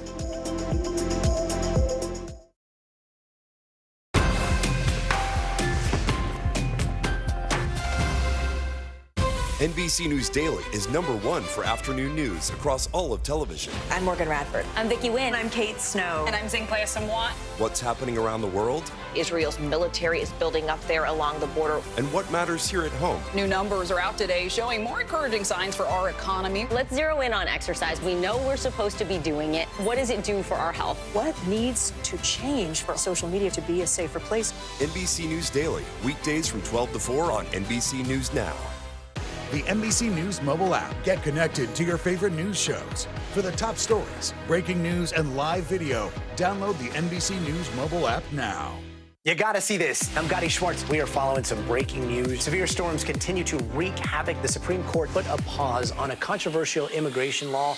Protesters have redoubled their numbers right here at this makeshift barricade. The future of TikTok as we know it is at risk. Is this a ban or not? The craziest ride I have ever hitched. That is totality. Do you see yourselves in space? I could go to space. How you feeling? I feel great. Stay tuned now, weeknights at 8 Eastern, 5 Pacific on NBC News Now.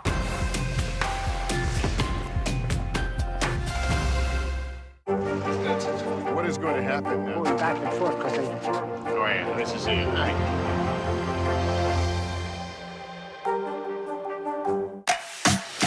The paper towel will absorb the acid. That's crazy. Green tea to calm acne. This is my favorite tip of the day. Brilliant, brilliant, brilliant. Oh, that's genius. You just saved me $40. News for the generation of now is NBC News Now.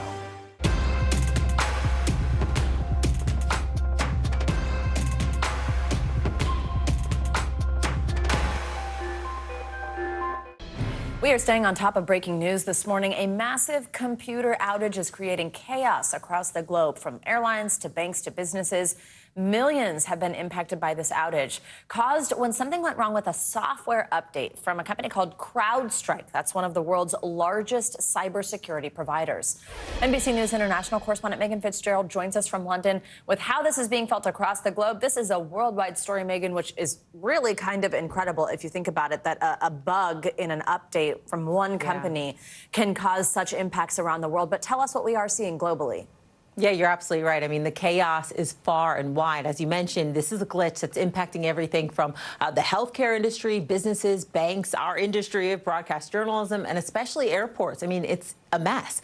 Most major airlines had to ground aircrafts at departure terminals, but are slowly starting to resume flights. But the ripple effect and the disruption to travelers is expected to continue throughout the day. So we're talking about a widespread problem across the world, from here in London to New Delhi, to Istanbul, Australia. Banks and the financial companies, they're also feeling the impact of this around the world. They're having their issues. You've got the London Stock Exchange, for example, reporting that they're having technical issues with data and news platforms. Germany's finance giant Allianz said it was experiencing a major outage where employees are not able to log on to the computers. So it's likely that folks around the world will be dealing with the backlash of this for hours, Savannah. This has come at the start, of course, also, I mean, summer travel weekend, every weekend, especially here in the U.S. I mean, we keep on hearing from the TSA, we broke the record. We screened over 3 million people this weekend. Obviously, that's what people are doing all around the globe during summer. What's happening with airlines and in airports right now? Are they giving any guidance on how this will shape up throughout the day? You know, it's a great question. So what we know is that American Airlines has made a statement earlier this morning saying that they've been able to safely reestablish their operations. That was as of 5 a.m. Eastern time. But here's the thing. There's no word on how long it will take for the fallout to this issue to be rectified. I mean, Dutch airline KLM has made a statement also saying that the global computer outage is making flight handling impossible. So while the industry works to try and get things back on track, again, the effect on passengers stuck in the middle of it all is likely to continue for hours as we just continue to see these lines at the airport grow. Savannah? Megan Fitzgerald, thank you very much. Coming up, caught on camera, terrifying new video showing the moment a crane collapsed. What investigators are now saying about the accident, coming up next.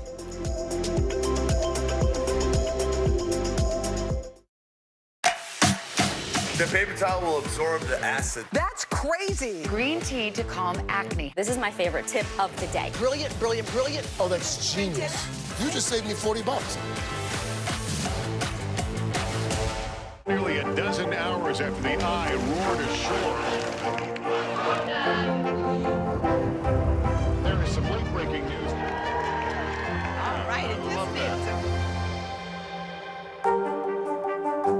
We report live from Tel Aviv, from Juarez, Mexico. Top story reporting from Baltimore. Every weeknight, it's your news playlist. Top story with Tom Yamas, streaming weeknights at 7 on NBC News Now. The fire has grown leaps and bounds. What you see behind me is typical. How you doing? Pretty bad. News lives in the now. It's coming at us every second. News is more now than ever. Just outside of the Israeli military headquarters. Now is raw. This tunnel just goes on and on. Now is real. We get to see democracy in action for the very first time in the 2024 race. Now is constant. You gotta see this. Future is now.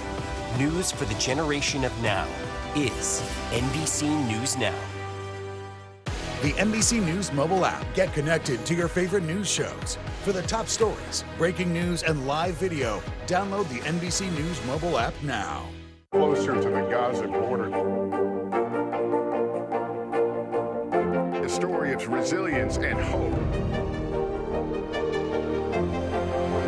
Please take care of yourself and each other. News lives in the now. Look at this. You can't even see anything anymore. Let's break down what we know. You gotta see this. News for the generation of now is NBC News Now. We are back now with a shocking moment caught on camera. In this newly released video from the Fort Lauderdale police, you can see the horrifying moments when parts of a crane came crashing down onto a bridge in April. Reporter Steve Litz from our NBC affiliate station in Miami has the details. Video from the bridge tender house with an up-close look at a chunk of a crane falling on two vehicles in downtown Fort Lauderdale.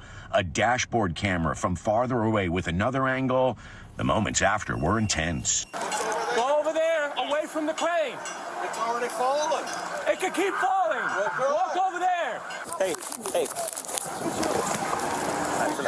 That thing almost fell on me, okay? Police body-worn camera captured first responders interacting with victims. Come on, okay. We need you to get moving. This crane might collapse. My mind is pretty messed up. Okay.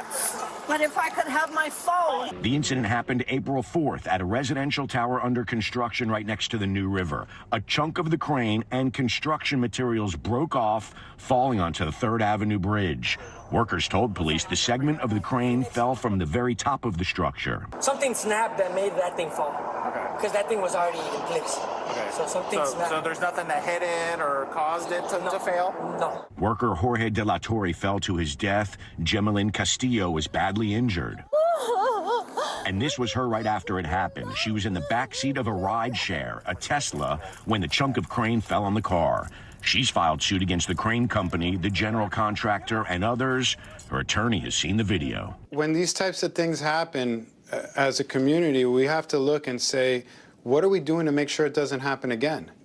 Because right now, I haven't heard anything about any criminal charges. And where's the accountability? Our thanks to Steve Litz for that report. The Fort Lauderdale police have, in fact, wrapped their investigation. And as you just heard there, they say they found nothing criminal. The Occupational Safety and Health Administration is still investigating. We have a lot more to get to this morning on Morning News Now. We will be right back after a quick break.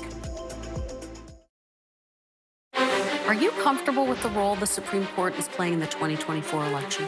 Is there not more that Israel can do to help the humanitarian crisis? Should abortion be the #1 issue in 2024? If it's Sunday, it's Meet the Press. News for the generation of now is NBC News Now. You gotta see this. I'm Gotti Schwartz. We are following some breaking news. Severe storms continue to wreak havoc. The Supreme Court put a pause on a controversial immigration law. Protesters have redoubled their numbers right here at this makeshift barricade. The future of TikTok as we know it is at risk. Is this a ban or not? The craziest ride I have ever hitched. That is totality. Do you see yourselves in space? I could go to space. I feel great. Stay tuned now, weeknights at 8 Eastern, 5 Pacific on NBC News Now. What is going to happen now? Going back and forth because Oh, yeah, this is it, right?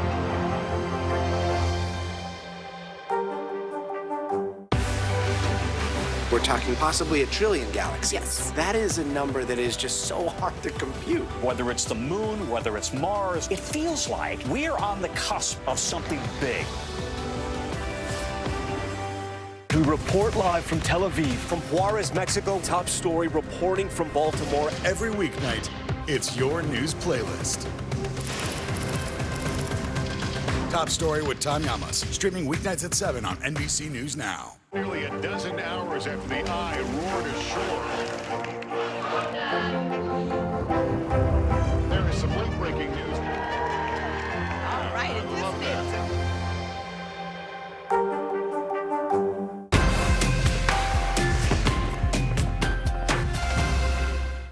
News lives in the now. The front lines are still very active. This is like quicksand, and officials say an entire town is cut off. This close to actually understand why people had to jump in the ocean. News for the generation of now is NBC News Now. What is going to happen now? Going back and forth because Go ahead. This is it. We report live from Tel Aviv, from Juarez, Mexico. Top story reporting from Baltimore. Every weeknight, it's your news playlist. Top Story with Tom Llamas, streaming weeknights at 7 on NBC News Now. Good to have you with us. I'm Joe Fryer. And I'm Savannah Sellers. Developing right now on Morning News Now. Growing frustrations over the migrant crisis. Reports of new drone attacks by Houthi militants. The storm is creating dangerous conditions all across the region. Now let's get to some financial headlines. New rules are coming to cap credit card late fees. Talking tuition as a new class of freshmen gets ready to go to college. This is a big decision for families. Do you think this could impact how people vote? 100%. Morning News Now, streaming weekdays at 7. Welcome back. This morning, we are following the major global cyber outage that's causing headaches for millions of people around the world.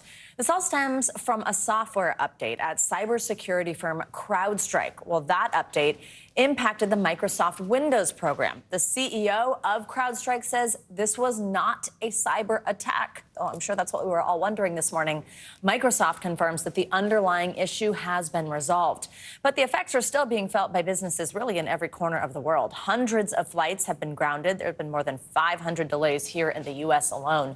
Organizations like the London Stock Exchange, even the Paris Olympic Organizing Committee have all commented on this morning. News organizations, you're looking at a picture right here in our newsroom. We have had a tough time working through the difficulties. We've had disruptions and technical issues all morning here at NBC News, though we are still, of course, bringing you this story. We are constantly learning more, and we will keep you updated. And right now, we're going to dig in on the travel impacts of this. We have expert Mark Elwood here. I'm supposed to be on a flight tonight for a shoot, and then I'm supposed to be on a flight to Paris on Sunday night for the Olympics. Yep. Where are we at right now this morning? So where we're at, I mean, we heard earlier from one of your correspondents, the airlines are getting back on track. What I would remember is most of them have issued what's called a waiver, and that means that if you don't have to travel today, they won't charge you to change your flight, and that's the smartest thing to do. If you could nudge it on till tomorrow or Sunday, I would do that. If you do have to travel today, get to the airport much earlier than you think or earlier than you typically would, because it's going to be slower going. And you've got Twitter or X right at your fingertips. That's the way to really get good customer service at the moment, because the airlines want to show they're helping you. Social media like that, they're allowed to say, we're very glad we could help. Tweet at them.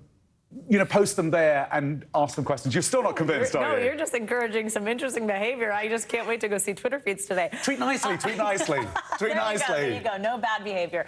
Though these instances often bring out the worst of us when we are at an airline counter and a terminal. Mark, for people who are, it's obviously very early in the day, so for people who are just waking up and they're supposed to be headed to the airport for a flight today, what would you recommend they do? You have to proceed as normal. Do not unilaterally decide, gosh, I bet they will cancel my flight. Get there a little bit earlier. Keep monitoring updates on the app. Look for apps like FlightAware and Flighty. Those are non-airline apps that often give you information quicker than the airlines do, because they don't need to manage how you react. But keep checking that. Get to the airport. Be prepared for longer waits. And remember, the airlines, they will typically try and prioritize longer haul routes, bigger planes, so it tends to cascade down that the flights from LA to Seoul will probably start going much faster than the flights from LA to San Francisco. Oh, very interesting. If your flight has been canceled, what should you know about what the airline is supposed to do for you? If your flight is cancelled, you're entitled to a refund. There are lots of complicated regulations around whether compensation kicks in, because the definition of right to compensation is very nebulous. So we have to wait and see how this is defined to see if you actually get extra money. But if your flight is cancelled, you will be entitled to a full refund. Or you can ask for them to rebook you on another day, perhaps on another airline. There's an agreement called interlining, which is when you can be pushed onto a different airline at no cost. But of course, at the moment, all the airlines are suffering problems, so that's not necessarily that helpful. Have you ever seen anything like this? No. Honestly, no. Isn't it kind of amazing that one company's update could lead to global groundings of flights? I mean, it feels very much like after 9/11 when the skies were empty. It feels like that, where it's unbelievable to imagine that every airport in the world is at a standstill. But again, they are working very fast to get it moving, and airline disruptions show up very quickly because there's not much slack in the system, but they also fix it very quickly. And I think by this afternoon, there will still be some roll-on problems, but they want to get people moving. Mark, by the way, everybody, a true expert, because he was supposed to be here to talk about, like, how do you pick where you're going to go on vacation this summer if you can't decide with your friends? So we appreciate you covering this major breaking story for us this morning, and a big question everybody has if they're heading to the airport today. What should I do? We so appreciate it. Thank you for being here. Always good to see you, Mark Elwood. Coming up, it's Friday. That means it is time. Let's take a little break. All the latest and greatest in entertainment, from Titanic tornadoes to the return of the GOAT herself, Simone Biles. We are going to tell you all the content that you just can't miss. It's Friday. We need it. Coming up next. The NBC News mobile app. Get connected to your favorite news shows. For the top stories, breaking news, and live video, download the NBC News mobile app now. The fire has grown leaps and bounds. You see behind me is typical. How you doing? Pretty bad. Democracy is happening now. Welcome to a big night that could help shape Republican politics for years to come. Now never stops. It comes down to turnout. Who shows up? Is it going to be that big block of independents? Now is where it counts. What are the issues that matter most to you guys? What did this debate change for you? Their number one issue is the economy. 2024. Who's your candidate? The race is on now. The countdown has begun. News for the generation of now is NBC News Now. Kristen Welker hosts Meet the Press every Sunday on NBC. Democracy is happening now. Welcome to a big night that could help shape Republican politics for years to come. Now never stops. It comes down to turnout. Who shows up? Is it going to be that big block of independents? Now is where it counts. What are the issues that matter most to you guys? What did this debate change for you? Their number one issue is the economy. 2024. Who's your candidate? The race is on now. The countdown has begun. News for the generation of now is NBC News Now. Nearly a dozen hours after the eye roared ashore. There is some late-breaking news. All right, More Americans turn to NBC News than any other news organization.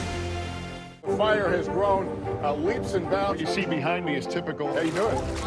Pretty bad. Kristen Welker hosts Meet the Press every Sunday on NBC. Finally this hour. I don't know, first I'm feeling like we all need a deep breath together. It's Friday, which means it's time for our weekly can't miss list. A look at all the movies, music, and shows that you just got to see this weekend. Thank God, our friend Darren Karp is here. I don't know why I'm feeling like I'm putting a lot of pressure on you, but you're just gonna you're gonna save us all. You're gonna turn the mood around. I'm here to talk about the Microsoft outage. Oh my God, that's funny. And I would actually really love to ask. Actually, you did I'm pivoting. Your experience this morning. You can do it all, girl. You got range. That's right. Okay, Darren. What should we watch this weekend? I know that there's so much coming out. Twisters is a big one. Oh my gosh, we've seen Glenn Powell. We've seen everybody out doing press on this. I can't wait to see it. What should we know? Yeah, Daisy Edgar-Jones is in this one. If you saw the 1996 original version, of course, with Bill Paxton and Helen Hunt, one of my favorite movies about storm chasers, twister chasers, amazing CGI for 1996. I'm hoping this one proves to actually be great. This is projected to get $55 million this weekend, which will be really good. It costs $155 million to make, so I think they're going to have to keep ramping it up, but the press has been kind of insane for it. Right. It's not being touted as like a remake or really a sequel. It's just kind of like an adapted version of the 1996 movie. So I'm thinking if you like the 1996 Twister movie, you're going to like this, and the CGI is going to be incredible. It takes place in Oklahoma. As if the world isn't falling apart already, this is the movie you want to see this weekend. It's like, I don't know if we can handle natural disaster Actual realism. destruction? Yeah, I think that's maybe a no for me, except for it's such a Glenn Powell stan, so that could take me there. Fair enough. Okay, Simone Biles. Okay, I'm so excited about this, and there's only a couple episodes out now, right? So this is a Netflix show all about Simone Biles, obviously heading into the Olympics. Yes, Simone Biles Rising is out on Netflix. It is a 4-part 4-part documentary, but only the first 2 parts are out now, and that's because it's actually following her in the Paris Olympics that's coming up in next weekend. So it's actually kind of live to tape almost as it's happening. So you can be a part of it too, Savannah, when it comes out in Netflix. But yeah, the first 2 parts, you know, she dropped out of the Tokyo 2020 Olympics. You know, this is the GOAT. This is the greatest gymnast to have ever lived. So when she dropped out of the Tokyo 2020 Olympics, she started an entire conversation about mental health. And everyone thought, wow, what a way to end. She's coming back with a vengeance for Paris. I'm so excited to see it. But this doc also tracks her personal life. You know, these heroes, these athletes, we kind of view them as machines when they malfunction. It's sort of like a break to our heart. And so this really brings the humanity to these gymnasts, to these Olympians, to these national heroes that we all love. It's a really, really good documentary. So much you could say about that. The pressure that we put on them. I can't even imagine, especially for her, because anything less than the best, everyone's just going to judge her. Right. You know? And now we're all so excited to watch her in Paris, which I hope she feels us all rooting her on. But yeah. No pressure, no matter how just it goes. 4 years older, you know, so that's even more pressure. Right. Oh my gosh, which is a whole other incredible thing in that particular sport. We only have like a minute. Let's talk Natalie Portman, this new drama. Yes. What do you think? Should I watch this? Lady in the Lake. Yes, absolutely. This comes highly recommended. Lady in the Lake. This is actually adopted from a novel by Laura Lippman. This is a 7-episode series. Really dark. It's about a Jewish 1960s housewife, right up your alley, Savannah. And she turns investigator, and she just sort of investigates this murder of this black woman who's found in a lake, and it kind of unfolds there. So it's a little true crime, little mystery. Love Natalie Portman. It's very macabre. Highly recommend. 7-part series on Apple TV. Just because Joe's not here doesn't mean you should turn your little digs. I got to get someone. So if it's not Joe, it's got to be you. I'm so sorry. 20 seconds. Tell us about Donald Glover, new album. Yes. So Childish Gambino, Donald Glover, is coming out with Bando Stone in the New World. This is his last, potentially, album of Childish Gambino. He's sort of been teasing that he's going to get rid of this moniker since 2017, but he seems very serious about it this time because he kind of seems over it. This is the soundtrack to the movie that's also going to come out by the same name, Bando Stone in the New World. Not sure when that's going to come out, but it's a little sci-fi thriller, a little Walking Dead meets A Quiet Place. So a little scary, but he's going on tour in August, and the album I really love. He came out with his single on July 2nd. Yeah. Darren Karp, we needed that. Thank you. Yes. Love when you're here. And Great the to see outage. you. That is going to do it for this busy hour of Morning News Now, but it continues. Stay with us right now.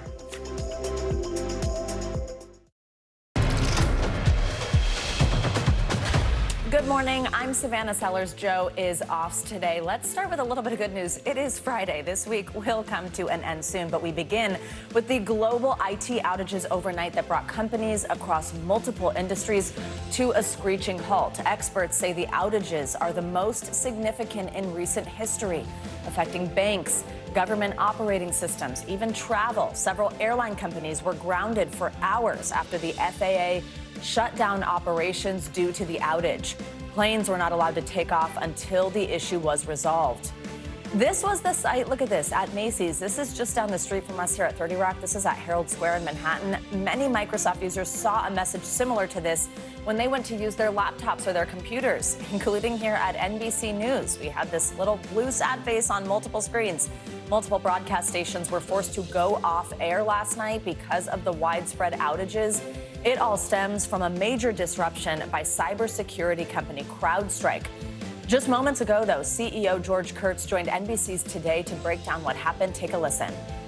We're deeply sorry for the impact that we've caused to customers, to travelers, to anyone affected by this, including our companies. So we know what the issue is. We're resolving and have resolved the issue now. It's recovering systems that are out there. And essentially, as you've talked about in the statement I put out, is the system was sent an update, and that update had a software bug in it and caused an issue with the Microsoft operating system. And we identified this very quickly and remediated the issue.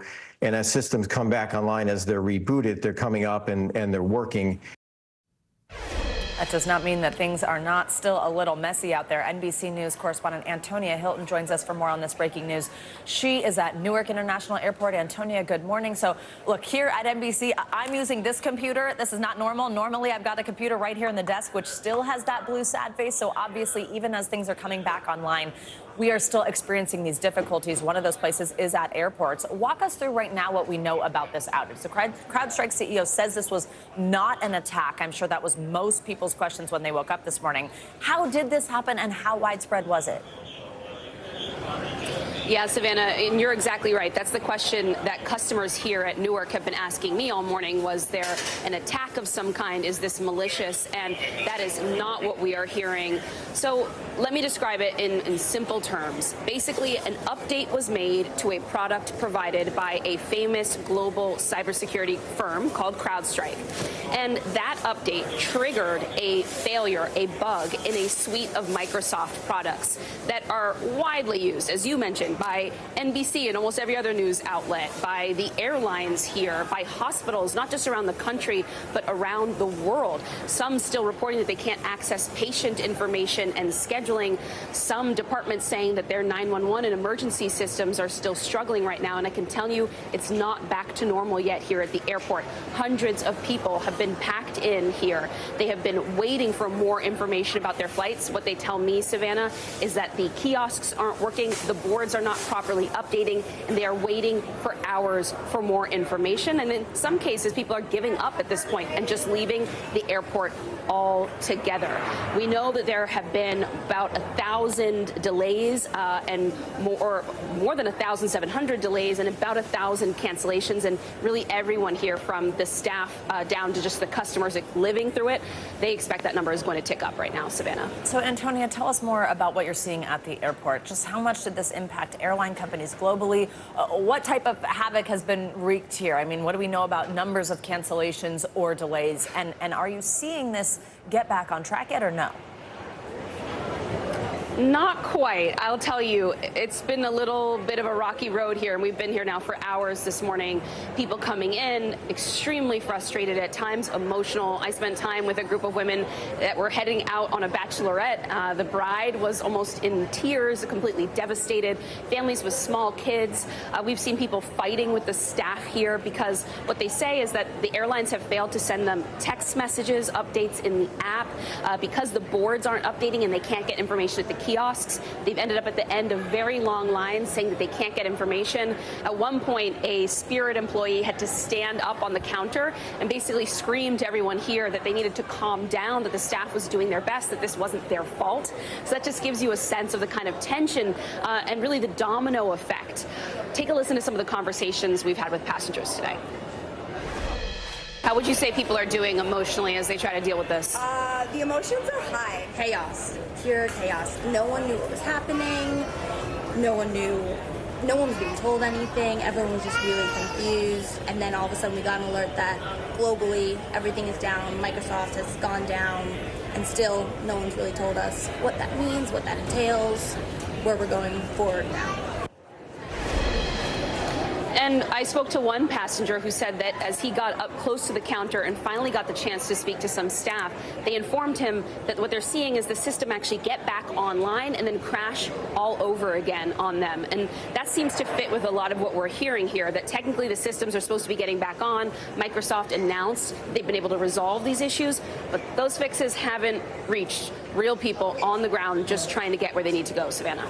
Antonia, this doesn't feel like other outages we've seen in the past, I guess because of how broad the impacts are, how many industries were affected by this and how many regular people, all of us, just trying to do our jobs at work right now. And I think also when you hear that this was because of an update to a cybersecurity firm, you think, okay, those are the people who are keeping all these systems running and keeping them safe from something bad happening to them. And then yet they're saying it was an internal update that was able to wipe out so much technology here. What happens next? And just put in context how significant this is that one company was able to have such an impact globally. You know, Savannah, I appreciate you saying that because that's exactly sort of what you see people processing in real time here in the airport. You know, when they hear from one of the staff members or they've been asking our team, well, what's going on this morning? They then kind of come to the realization, oh, one or two tech companies have this much of an impact. We don't really think about day to day how much our basic functioning depends on all of this working right. These kinds of updates happening without us, frankly, even knowing about them 99.99% of the time. And so people are in shock. And while they're grateful and they understand it's not the fault of the people here on the ground, they're incredibly frustrated. I mean, this is having an impact on people's ability to get to work. I spoke to a mom saying she needs to get back to her young kids. I mean, you can just imagine the sort of domino and interpersonal effects all this is having. And so that's why experts are saying, just because of how global this is, how long this is lasting, this is going to have impacts. Even if things get back online and back to normal in the next couple hours, just when we're talking airlines, we're going to see a domino effect for days here. Already I'm hearing from people saying that they can't get on flights tomorrow. They're not sure when they're going to be able to get, say, from New York or the New Jersey area to LAX. They're hearing that their airline might not be able to get them out for a couple days. So that is the kind of extent to all of this. And we're not just talking about the United States. I mean, hospitals in Europe and elsewhere saying that they can't communicate with their patients and need people to reach out to emergency services. That's the kind of level, the stakes here. And so I think people are kind of coming to terms with what that means. And certainly I think CrowdStrike and Microsoft are going to have more they need to communicate to customers about how they're going to make sure this doesn't happen again, Savannah. Well, Antonia, as they say, don't think this was on anyone's bingo card, especially after a week like we've had. Thank you very much for jumping on this breaking story for us this morning. Well, when we all went to bed last night, it would have been hard to believe our top story this morning would not have been the wrap-up of the Republican National Convention. Let's turn there now. Last night, former President Trump formally accepted the party's nomination for a third straight time. He delivered the longest ever convention acceptance speech, addressing supporters for 93 minutes, breaking his own record that was set back in 2016. It was the first time Mr. Trump has spoken publicly since the assassination attempt against him last weekend at a rally in Pennsylvania. He did talk about what happened that day. I was ready to begin a little bit further turn, which I'm very lucky I didn't do, when I heard a loud whizzing sound and felt something hit me really, really hard on my right ear. NBC's Garrett Haake joins us now with a recap of the final night of the convention. Garrett Haake, who I cannot believe's eyes are open right now. We appreciate you being with us. So the former president, Garrett, spoke in great detail, of course, about what happened at that rally in Pennsylvania last Saturday. I think something we all wanted to hear from him on. What did we learn? What else did he share? Yeah, Savannah, most of what we heard last night was pretty standard Trump rally fare, except the top, where he described in great detail what happened on Saturday from his perspective. He's still been really the primary narrator of his own injuries, of his own experience, and of that moment where he turned his head ever so slightly. The other moment that he was very interested in was what happened when he got back up, and he tried to use that as a metaphor to galvanize his supporters. Listen to that portion of the speech, which was perhaps the emotional high point of his address. But I could see it. I wanted to do something to let him know I was okay. I raised my right arm, looked at the thousands and thousands of people that were breathlessly waiting, and started shouting, "Fight, fight, fight." That fist pump image and the fight, fight, fight chant was kind of the emotional through line of this whole convention for Republicans, Savannah, and hearing it from the former president for the first time there was a moment that I think was emotional for at least his supporters in the crowd with whom I was standing for the duration of that speech. So, Garrett, all week we saw instances of sort of a tonal shift at the convention, and then it would go back to kind of what we're used to hearing in some of these instances. And there had been this reporting that this speech was totally reworked, that after this happened to the former president, he threw out what he was planning to say. He wrote something new. His son said to Savannah Guthrie, "I was there when he did that. It's going to be a beautiful speech." What do you think? What do you make of what we did see? Did we see this different version? Was it a mix? And what does that mean for the campaign going forward, do you think? I think it's a reminder that Donald Trump is not going to change. I mean, he's 78 years old. He's been doing this in politics for more than a decade, or about a decade now. And he is, at the end of the day, remarkably consistent. Now, I will say the speech as written on paper versus the speech that was delivered by Donald Trump were different speeches, right? I mean, he on paper had the opportunity to give a speech that was more unifying and that did focus more on what happened on Saturday and trying to use it as a metaphor for the country. But he went down so many tangents and sort of discursions and distractions about different topics that you really never got that clean narrative. He talked a little bit about his vision for the next 4 years, but also talked a lot about how this affects him, or how at least he thinks it should. Listen to a portion of that part of the speech. Nothing will stop me in this mission because our vision is righteous and our cause is pure. If Democrats want to unify our country, they should drop these partisan witch hunts, which I have been going through for approximately 8 years. And they should do that without delay and allow an election to proceed that is worthy of our people. We're going to win it anyway. I think that's the key thing here, Savannah. Donald Trump's version of unity in this speech is unity around him. And if you look at it through that lens, it makes sense. But beyond that, again, what you saw mostly last night was a Trump rally on decaf with a new top about what happened on Saturday. In this picture right here, Garrett, right next to the former president, people can see his wife, former First Lady Melania Trump. This, though, was the first time that we saw her at the convention this week. I think maybe people at home are kind of wondering, like, wow, you know, this is a big moment. It's the convention. He's about to officially get that nomination, not to mention that it's right after an assassination attempt. Did the void of her throughout the week mean anything? And then how significant was it to have her there at the end of the convention, as well as, by the way, his daughter Ivanka and her husband Jared? You know, it's funny. That image of Donald Trump surrounded by his family and his wife on stage should be one of the most normal things about a political convention. That is completely standard political fare. But as you point out, Melania Trump has been completely absent from the stage other than for a post on social media since her husband was nearly assassinated on Saturday. Frankly, she's been almost completely absent from this campaign, Savannah. She doesn't travel with him very often. She almost never appears at his rallies. She doesn't speak at any of his events.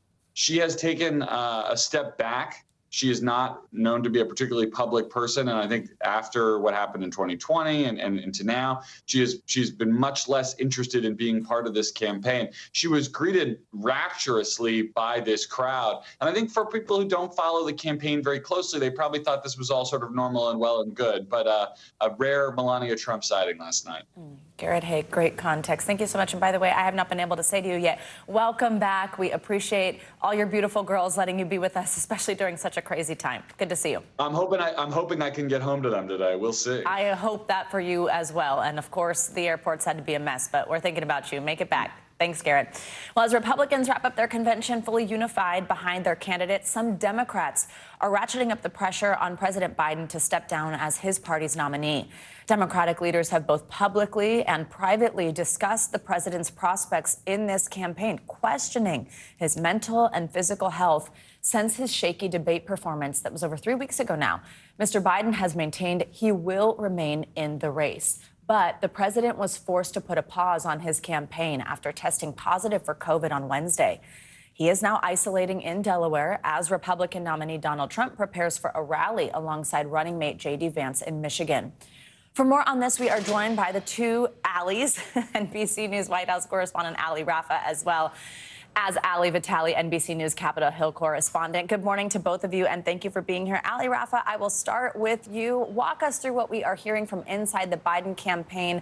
How is the president responding to increasing calls for him to either step down or very strongly hinting that his re-election prospects are bleak? Yeah, Savannah, it's really hard to digest how much has changed in the 3 weeks that have passed since that now infamous debate performance by President Biden. You have this growing list of Democratic lawmakers publicly calling for him to step aside. You have donations to the Biden campaign dropping off. And now we're told from sources close to the campaign, some of the people closest to the president, that they are privately admitting there is no clear path to victory with him at the top of the ticket.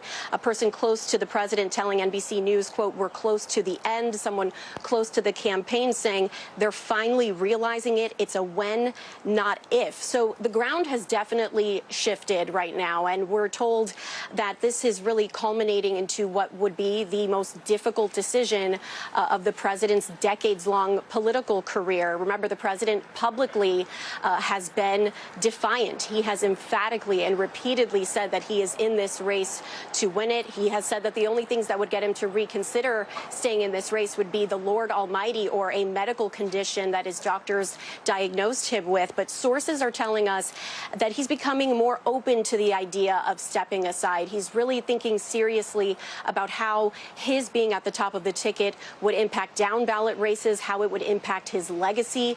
And we're told that this is really weighing on the president at this moment, that he's, quote, sad, that he is at times resentful and feels betrayed by some of his Democratic colleagues, some of them decades-long allies who have now turned on him, Savannah. And Ali Rafa, just quickly, our viewers can see that you are joining us from Delaware. Just what do we know the latest about his condition? How are his symptoms?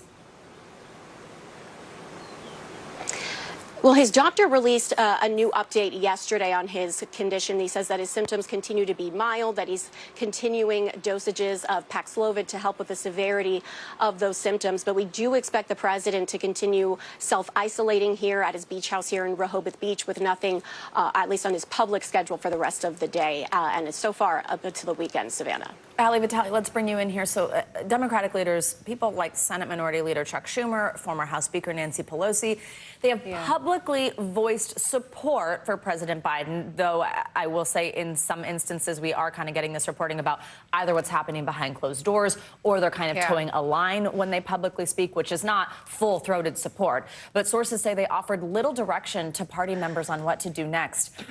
Is there a void here of leadership, of somebody kind of publicly saying the quiet thing out loud? There are some members who I've heard from who say that there is a void, although the way that Hakeem Jeffries, for example, the top House Democrat, has always run this caucus since he's assumed the leadership mantle from former Speaker Nancy Pelosi is to really let members have space to vent their concerns, to talk about their frustrations. And certainly that's the way that he's handled this current crisis that has really just been one rolling thing after the next for the last 3 or 4 weeks now. I have to say, for Schumer, it's similar. Although senators are voicing their concerns in much more quiet fashion, the leaks have been less on that side of the building. You'll notice that up until last night, when only the second Senate Democrat came forward and said they thought that Joe Biden should no longer be the nominee, mostly we haven't heard from the senators. It's the House members who have been more vocal. And of course, we're talking about a small drop in the bucket for the hundreds of House Democrats compared to the 51 Senate Democrats. And so there is that difference. But look, there are some who say that Schumer and Jeffries could be more full-throated in their support, but there are others who say the reality of that they are balancing caucuses that have divergent opinions here on whether or not Joe Biden should continue on as the nominee. The political concerns are palpable. The personal concerns, many of them are sad about the fact that this is where things have gotten. But the reality is, as we reported yesterday, you have a president who feels betrayed, who feels angry, who feels frustrated, and then you've got lawmakers who are basically saying, we recognize that you've made the decision to stay the nominee, but that's not the decision that we feel is the best. And you're watching these behind-the-scenes machinations start to play out publicly. The thing that I started hearing in the last, 12 to 18 hours yesterday as I was reporting the latest turn of this story is that for many on the Hill, they are taking a posture that it is not a question of if Biden will drop his bid, but when. And that is a pretty seismic change. It certainly is. And also keep in mind that these are lawmakers, of course, who in some cases are concerned about their own reelection bids and what confusion within the party generally could mean for those races further down the ticket. Ali, where are we at, though? Okay, so you just said it. I mean, there's this shift to not if, but when. If he is going to step aside, where is the Democratic Party at about a plan for what's next? Obviously, there have been these conversations about Vice President Kamala Harris. There are plenty of other Democrats who would love to step in the ring. Does this turn into almost like a mini primary at this point in the game? What would happen? This is the thing, I think, that on top of all of the anxiety of covering this story, many of the reporters have future anxiety for our future selves if we get to this point. Because as many of those lawmakers are out there on the graphic that you showed saying that Biden should step down, almost none of them are saying, and this is the person who should come next. Now, I have to say that more than ever, I have heard the name Kamala Harris and a level of comfortability with the vice president as the nominee more than I've ever heard before. You know that I closely track the role of the vice president and other prominent women in politics. Certainly, her electability is one of the key metrics that people are trying to look at. And we know, and Ali Rafa knows this too, that our NBC News team has moved reporting that the Biden campaign itself had polling or did polling around Kamala Harris's chances in a head-to-head matchup against Donald Trump. That's significant. Of course, they say the reason that they did that was not because they were preparing for that eventuality, but instead because Trump himself had seemed to turn his sights on Kamala Harris in recent days and weeks. But Congresswoman Alexandria Ocasio-Cortez in an Instagram Live last night, even, Savannah, was saying that to her, many of the people who are pushing Biden out are not coalescing behind the scenes around Kamala Harris, that this is not going to be an easy process. And frankly, some of the more loyal Biden supporters on Capitol Hill that I've talked to have warned about this idea that although this is a chaotic period in the will he or won't he around Biden, it's not just going to end once that decision is made or once this decision is put to rest. This could be something that goes on further. And you listen to key people in the party, some of them say it's Kamala Harris, but others of them have used that word mini primary or blitz primary, and that's going to be even more chaos. Yeah, you know, when you talk about Kamala Harris's electability, it kind of reminds me, I read a great book about that kind of stuff. Oh, yeah, that's right. You wrote it. It's called Electable, and everybody should go read it. Ali Vitale, Ali Rafa, thank you both very much. We love when you join us. Well, for more analysis and to talk about a week really that's been unlike any other, let's bring in NBC News Chief Political Analyst Chuck Todd. Chuck, so happy to have you with us on a morning with so much news. Thank you for being here. I know it was a long night and now an early morning. Let's start with the turmoil the Biden campaign is facing as pressure mounts on Biden to drop out of the race. We're hearing this from prominent Democrats. We just heard from Ali. Now is it a question more of not if, but when? Since we have only heard defiance from Biden himself, from the campaign, what would it take for President Biden to step out, to make that particular decision? I think at this point, it's presenting him with evidence that he'd actually not even get the nomination if they went through with the roll call. And that's sort of the final, that'd be the final step here. But nobody wants to humiliate the president. But it's pretty clear he's starting, this loss of support among prominent elected Democrats. Remember who delegates are. They're also they're super activists. They ran. These are elected positions in various, sometimes directly elected by voters. Some delegates are actually elected at district conventions. But why is that important? Well, you don't just show up at a meeting and run for something if you yourself aren't an active member of the party, if you yourself don't have relationships with local prominent elected Democrats. My point is that would be the final, and that would be frankly, a very humiliating moment for him if here all of these delegates that he technically won in the primaries, who are free to do this. They are not legally bound to vote for him here. I don't think they're gonna get to there. I think when you look at the fundraising problems that the campaign is now fully acknowledging, coupled with the polling that has not gotten better, it's gotten worse. And if anything, the former president's really poorly received acceptance speech, where he looked a bit older than we'd seen him look in a long time, actually, I think has suddenly sparked even more enthusiasm to change the ticket, because the only time Donald Trump doesn't look a bit old and tired is when he's standing next to Joe Biden. That's a very good point. And I do want to ask you more about the former president's speech last night in just a moment. But for viewers who are hearing you talk about the roll call and saying, like, that might be the moment if he understands that, walk us through, again, sort of the mechanics of this. How does it happen that the person who, as President Biden likes to point out himself, millions of Americans voted for throughout that primary, how does that person step aside and then somebody else comes in? How is he replaced? What would happen next?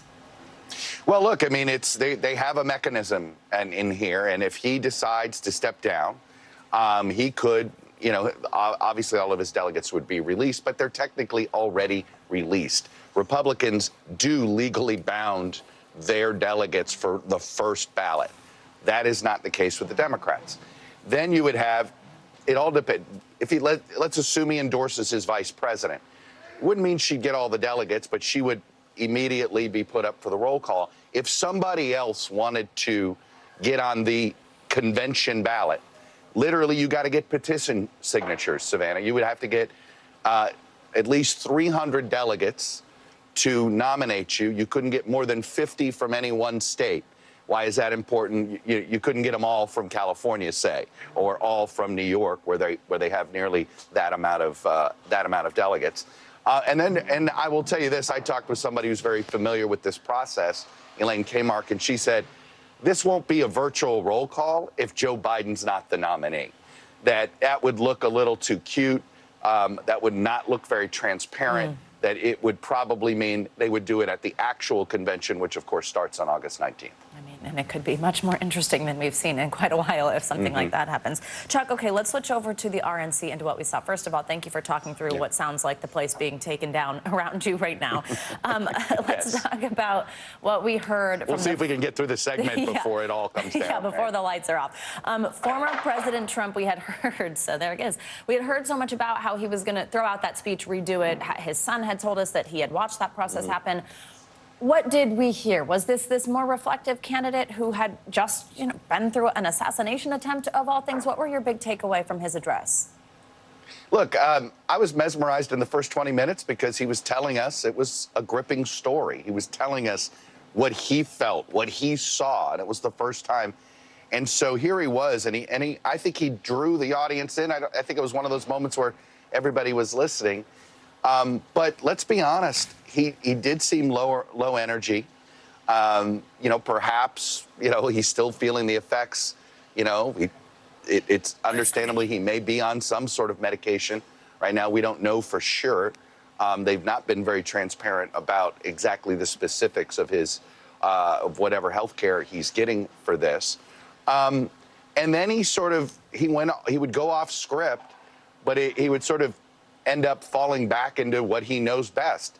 And it was a lower energy version of his rallies. And I'll tell you, you could feel the energy just flowing out of this arena. And it just, went on. And I think it's one of those where perhaps it was a crutch, right? You just sort of go back to what you know. But I know his advisors were really hoping he'd stick to the teleprompter.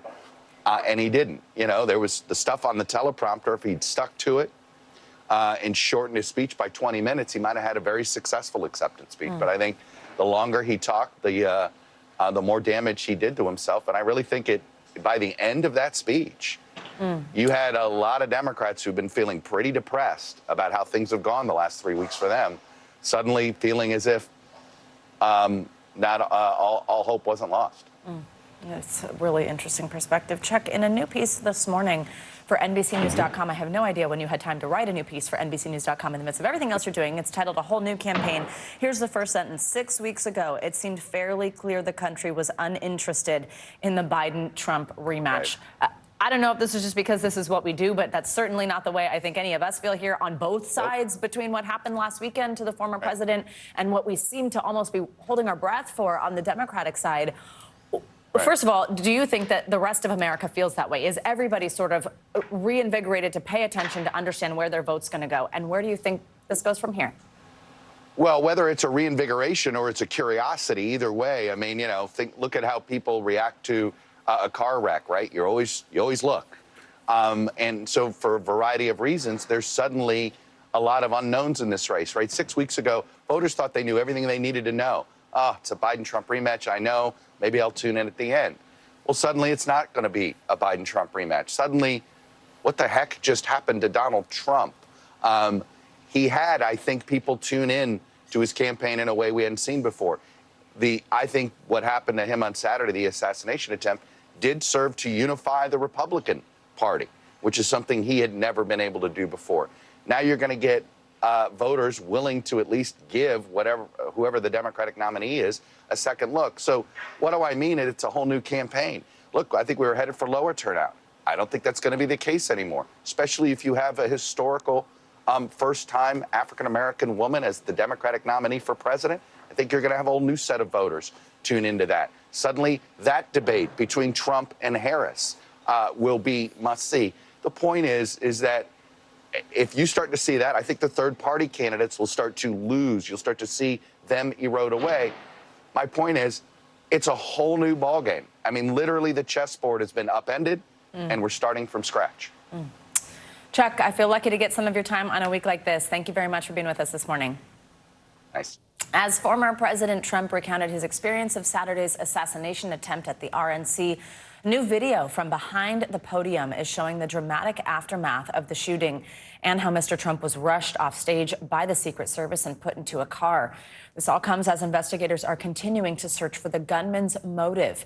NBC News Justice and Intelligence correspondent Ken Delanian joins us now. Ken, let's just start right there. What is the latest in the investigation this morning? Savannah, almost a week later, the FBI seems no closer to determining the gunman's motive in this case, having gone through his phone and his laptop and what there was of his social media, not much public social media, but all his private messages, and they're just not seeing anything. Interviewing neighbors, family members. They know that he had photos of Joe Biden and Donald Trump and Merrick Garland, the Attorney General, on his phone. They know that he Googled major depressive disorder. There are new reports this morning that they're investigating whether he pre-positioned the gun and whether there was a bulletproof vest in his car and whether he staked out the site days before the Secret Service even got there. So clearly a lot of pre-planning, but in terms of motive, they're just coming up dry. And one of the theories here, it's just a theory, is that this was simply a disgruntled young man looking to become famous or to make an impact, and really there was no political motive whatsoever. But again, they're still investigating that. This all comes, of course, amid this criticism of the Secret Service's handling of security before, after the incident. And it just seems like it's coming to this fever pitch, right? I mean, we saw the director being heckled even at the RNC, Republican lawmakers calling on her to step down. What is the latest we are hearing from the Secret Service in terms of their response? Yeah, that was remarkable to watch those Republican senators yelling at the Secret Service director as she was walking away without answering their questions. The Secret Service is saying that she has no plans to resign, but a lot of people are expecting that at some point that may happen. There are multiple investigations going on into what clearly was a cascade of Secret Service failures. You mentioned before the shooting, there's been a lot of exploration of what happened with why the building wasn't secure. We recently reported on the criticism of the Secret Service actions after the shooting. You mentioned that video of the Secret Service rushing Donald Trump off the stage. What our sources are telling us is they didn't rush him quickly enough, that it was actually a huge mistake that they allowed Donald Trump to delay, to say he wanted to get his shoes, and then he ordered them to pause while he pumped his fist at the crowd. Had there been a second shooter and they had no idea there wasn't one, that would have put his life in danger, and that's not what they're trained to do. They're trained to whisk the protectee into safety regardless of what he wants, and if he doesn't move, they're supposed to pick him up and carry him.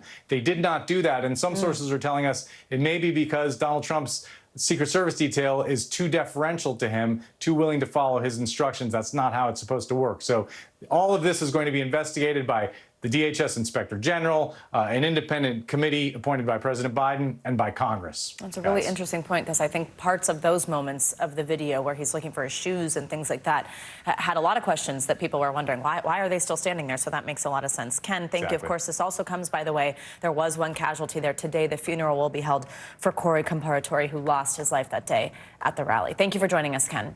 Let's get you to some weather now. High temps in the west this weekend could be busting thermometers. But then the Midwest and Northeast, we are actually going to finally see some relief from the heat. Let's check on your forecast with meteorologist Violetta Yaz. She joins us with the latest. Good morning. Good morning, Savannah. Yes, I mean, it feels lovely in the east, but conversely, those temperatures are really starting to crank up across the west here, from parts of Washington and Oregon all the way down in through California, where we have 33 million people being impacted by these heat alerts. So for today, getting up to 103 in Boise, Vegas, 112 Palm Springs, 115, putting these temperatures anywhere from 5 to nearly 10 degrees above average. So very hot for today. Meanwhile, for tomorrow, still looking pretty comfortable here across the nation's midsection, across the plains into the 70s, if not the low 80s. Meanwhile, in the east for early next week, we will start to see those temperatures climb a little bit, actually for the Midwest as well. So 83 Sunday in Chicago and staying in the low 80s. Notice in D.C., for example, we're going to be right back into the low low 90s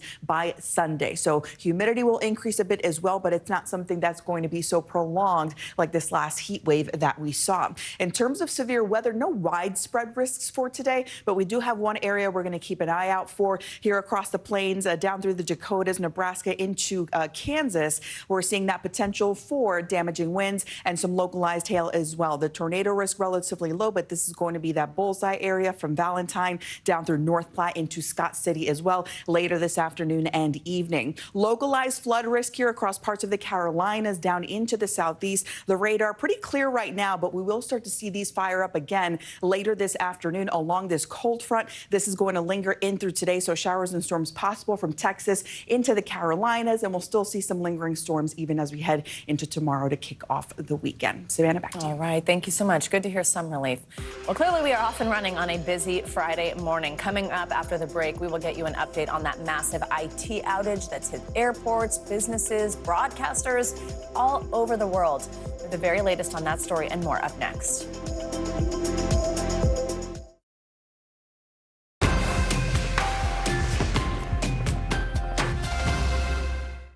NBC News Daily is #1 for afternoon news across all of television. I'm Morgan Radford. I'm Vicki Wynn. I'm Kate Snow. And I'm Zinklea Samwat. What's happening around the world? Israel's military is building up there along the border. And what matters here at home? New numbers are out today showing more encouraging signs for our economy. Let's zero in on exercise. We know we're supposed to be doing it. What does it do for our health? What needs to change for social media to be a safer place? NBC News Daily, weekdays from 12 to 4 on NBC News Now. The NBC News mobile app. Get connected to your favorite news shows. For the top stories, breaking news, and live video, download the NBC News mobile app now.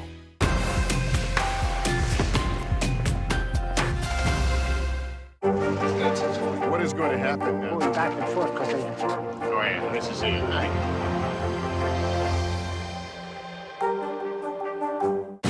Democracy is happening now. Welcome to a big night that could help shape Republican politics for years to come. Now never stops. It comes down to turnout. Who shows up? Is it going to be that big block of independents? Now is where it counts. What are the issues that matter most to you guys? What did this debate change for you? Their #1 issue is the economy. 2024, who's your candidate? The race is on now. The countdown has begun. News for the generation of now is NBC News Now. The paper towel will absorb the acid. That's crazy. Green tea to calm acne. This is my favorite tip of the day. Brilliant, brilliant, brilliant. Oh, that's genius. You just saved me $40. News for the generation of now is NBC News Now.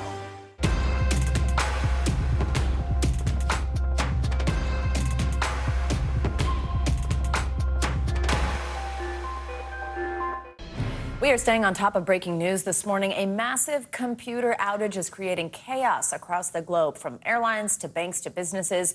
Millions have been impacted by this outage, caused when something went wrong with a software update from a company called CrowdStrike. That's one of the world's largest cybersecurity providers. NBC News International correspondent Megan Fitzgerald joins us from London with how this is being felt across the globe. This is a worldwide story, Megan, which is really kind of incredible if you think about it, that a bug in an update from one company can cause such impacts around the world. But tell us what we are seeing globally. Yeah, you're absolutely right. I mean, the chaos is far and wide. As you mentioned, this is a glitch that's impacting everything from the healthcare industry, businesses, banks, our industry of broadcast journalism, and especially airports. I mean, it's a mess. Most major airlines had to ground aircrafts at departure terminals, but are slowly starting to resume flights. But the ripple effect and the disruption to travelers is expected to continue throughout the day. So we're talking about a widespread problem across the world, from here in London to New Delhi, to Istanbul, Australia. Banks and the financial companies, they're also feeling the impact of this around the world. They're having their issues. You've got the London Stock Exchange, for example, reporting that they're having technical issues with data and news platforms. Germany's finance giant Allianz said it was experiencing a major outage where employees are not able to log on to the computers. So it's likely that folks around the world will be dealing with the backlash of this for hours, Savannah. This has come at the start, of course, also, I mean, summer travel weekend, every weekend, especially here in the U.S. I mean, we keep on hearing from the TSA, we broke the record. We screened over 3 million people this weekend. Obviously, that's what people are doing all around the globe during summer. What's happening with airlines and in airports right now? Are they giving any guidance on how this will shape up throughout the day? You know, it's a great question. So what we know is that American Airlines has made a statement earlier this morning saying that they've been able to safely reestablish their operations. That was as of 5 a.m. Eastern time. But here's the thing. There's no word on how long it will take for the fallout to this issue to be rectified. I mean, Dutch airline KLM has made a statement also saying that the global computer outage is making flight handling impossible. So while the industry works to try and get things back on track, again, the effect on passengers stuck in the middle of it all is likely to continue for hours as we just continue to see these lines at the airport grow. Savannah Fitzgerald, thank you very much. Coming up, caught on camera, terrifying new video showing the moment a crane collapsed. What investigators are now saying about the accident, coming up next.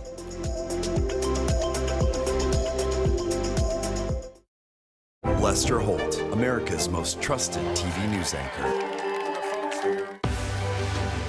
We're talking possibly a trillion galaxies. Yes. That is a number that is just so hard to compute. Whether it's the moon, whether it's Mars, it feels like we're on the cusp of something big.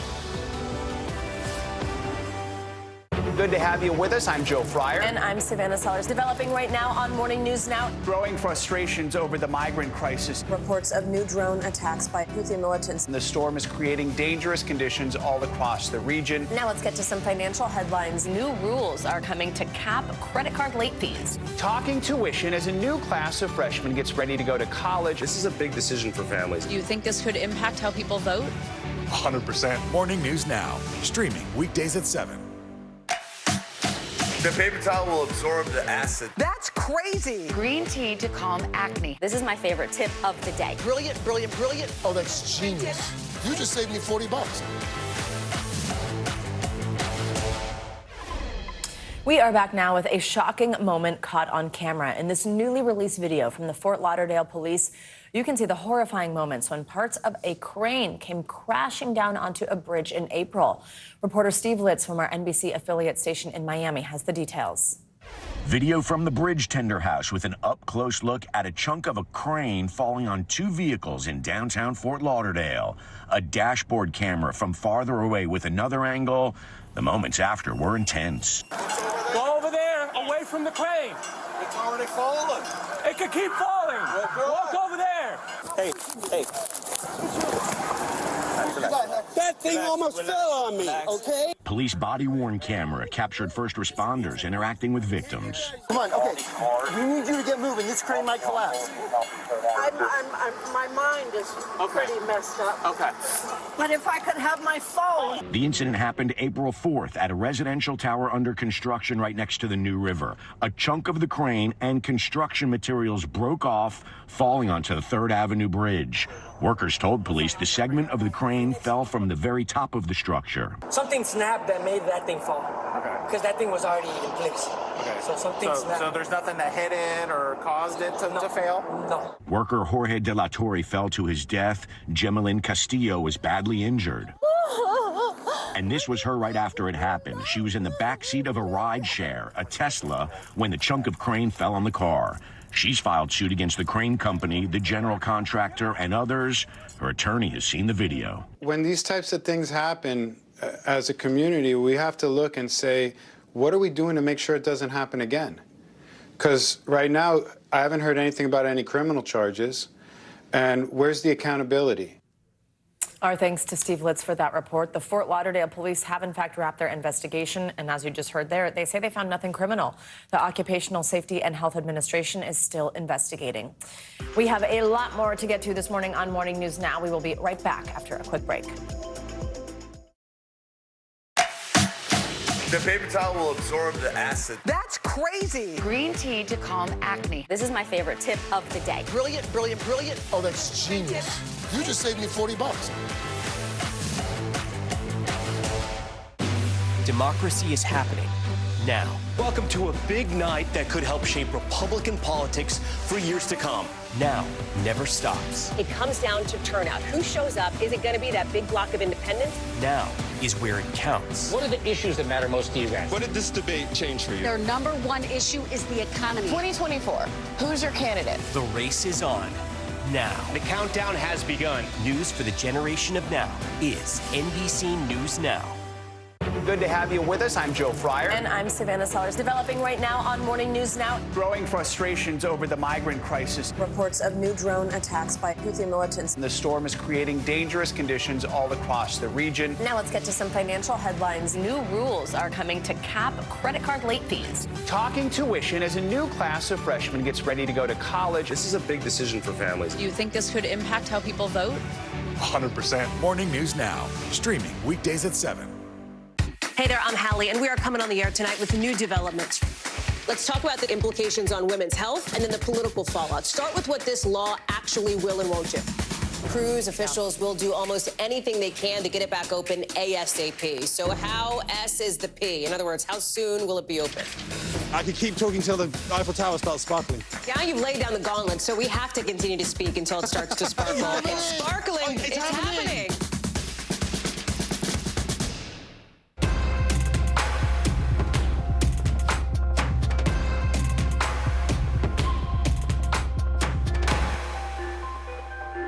You gotta see this. I'm Gotti Schwartz. We are following some breaking news. Severe storms continue to wreak havoc. The Supreme Court put a pause on a controversial immigration law. Protesters have redoubled their numbers right here at this makeshift barricade. The future of TikTok as we know it is at risk. Is this a ban or not? The craziest ride I have ever hitched. That is totality. Do you see yourselves in space? I could go to space. How you feeling? I feel great. Stay tuned now, weeknights at 8 Eastern, 5 Pacific on NBC News Now. News lives in the now. The front lines are still very active. This is like quicksand, and officials say an entire town is cut off. This close to actually understand why people had to jump in the ocean. News for the generation of now is NBC News Now. We report live from Tel Aviv, from Juarez, Mexico. Top story reporting from Baltimore. Every weeknight, it's your news playlist. Top Story with Tom Llamas, streaming weeknights at 7 on NBC News Now. Kristen Welker hosts Meet the Press every Sunday on NBC. Welcome back. This morning, we are following the major global cyber outage that's causing headaches for millions of people around the world. This all stems from a software update at cybersecurity firm CrowdStrike. Well, that update impacted the Microsoft Windows program. The CEO of CrowdStrike says this was not a cyber attack. Oh, I'm sure that's what we were all wondering this morning. Microsoft confirms that the underlying issue has been resolved.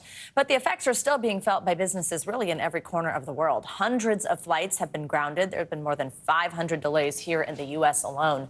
Organizations like the London Stock Exchange, even the Paris Olympic Organizing Committee have all commented on this morning. News organizations, you're looking at a picture right here in our newsroom. We have had a tough time working through the difficulties. We've had disruptions and technical issues all morning here at NBC News, though we are still, of course, bringing you this story. We are constantly learning more, and we will keep you updated. And right now, we're going to dig in on the travel impacts of this. We have expert Mark Elwood here. I'm supposed to be on a flight tonight for a shoot, and then I'm supposed to be on a flight to Paris on Sunday night for the Olympics. Yep. Where are we at right now this morning? So where we're at, I mean, we heard earlier from one of your correspondents, the airlines are getting back on track. What I would remember is most of them have issued what's called a waiver, and that means that if you don't have to travel today, they won't charge you to change your flight, and that's the smartest thing to do. If you could nudge it on till tomorrow or Sunday, I would do that. If you do have to travel today, get to the airport much earlier than you think or earlier than you typically would because it's going to be slower going. And you've got Twitter or X right at your fingertips. That's the way to really get good customer service at the moment because the airlines want to show they're helping you. Social media like that, they're allowed to say, we're very glad we could help. Tweet at them. post them there and ask them questions. You're still not convinced, are you? No, you're just encouraging some interesting behavior. I just can't wait to go see Twitter feeds today. Tweet nicely, tweet nicely, tweet nicely. There you go, no bad behavior. Though these instances often bring out the worst of us when we are at an airline counter and a terminal. Mark, for people who are, it's obviously very early in the day, so for people who are just waking up and they're supposed to be headed to the airport for a flight today, what would you recommend they do? You have to proceed as normal. Do not unilaterally decide, gosh, I bet they will cancel my flight. Get there a little bit earlier. Keep monitoring updates on the app. Look for apps like FlightAware and Flighty. Those are non-airline apps that often give you information quicker than the airlines do because they don't need to manage how you react. But keep checking that. Get to the airport. Be prepared for longer waits. And remember, the airlines, they will typically try and prioritize longer haul routes, bigger planes, so it tends to cascade down that the flights from LA to Seoul will probably start going much faster than the flights from LA to San Francisco. Oh, very interesting. If your flight has been canceled, what should you know about what the airline is supposed to do for you? If your flight is cancelled, you're entitled to a refund. There are lots of complicated regulations around whether compensation kicks in because the definition of right to compensation is very nebulous. So we have to wait and see how this is defined to see if you actually get extra money. But if your flight is cancelled, you will be entitled to a full refund. Or you can ask for them to rebook you on another day, perhaps on another airline. There's an agreement called interlining, which is when you can be pushed onto a different airline at no cost. But of course, at the moment, all the airlines are suffering problems, so that's not necessarily that helpful. Have you ever seen anything like this? No. Honestly, no. Isn't it kind of amazing that one company's update could lead to global groundings of flights? I mean, it feels very much like after 9/11 when the skies were empty. It feels like that, where it's unbelievable to imagine that every airport in the world is at a standstill. But again, they are working very fast to get it moving. And airline disruptions show up very quickly because there's not much slack in the system. But they also fix it very quickly. And I think by this afternoon, there will still be some roll-on problems. But they want to get people moving. Mark, by the way, everybody, a true expert, because he was supposed to be here to talk about, like, how do you pick where you're going to go on vacation this summer if you can't decide with your friends? So we appreciate you covering this major breaking story for us this morning, and a big question everybody has if they're heading to the airport today. What should I do? We so appreciate it. Thank you for being here. Always good to see you, Mark Elwood. Coming up, it's Friday. That means it is time. Let's take a little break. All the latest and greatest in entertainment, from Titanic tornadoes to the return of the GOAT herself, Simone Biles. We are going to tell you all the content that you just can't miss. It's Friday. We need it. Coming up next.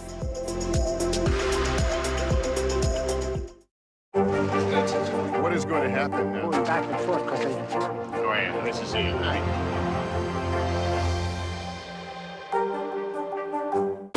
News for the generation of now is NBC News Now. The fire has grown leaps and bounds. What you see behind me is typical. How you doing? Pretty bad.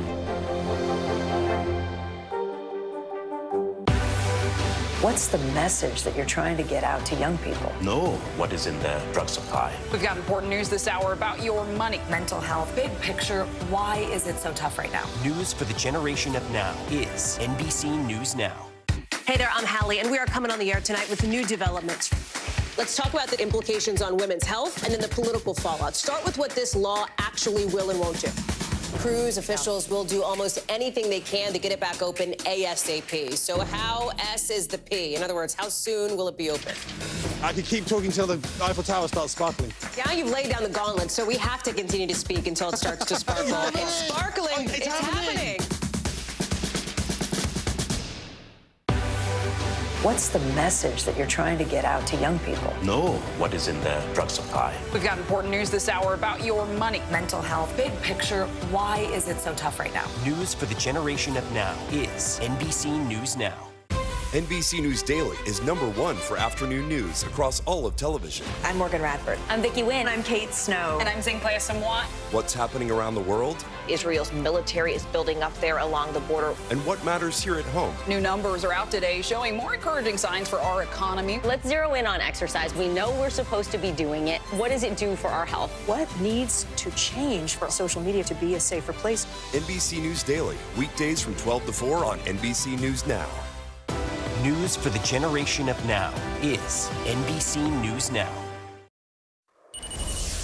Finally this hour. I don't know, first I'm feeling like we all need a deep breath together. It's Friday, which means it's time for our weekly can't miss list, a look at all the movies, music, and shows that you just got to see this weekend. Thank God, our friend Darren Karp is here. I don't know why I'm feeling like I'm putting a lot of pressure on you, but you're just gonna you're gonna save us all. You're gonna turn the mood around. I'm here to talk about the Microsoft outage. Oh my God, that's funny. And I would actually really love to. Actually, you did. I'm pivoting. Your experience this morning. You can do it all, girl. You got range. That's right. Okay, Darren.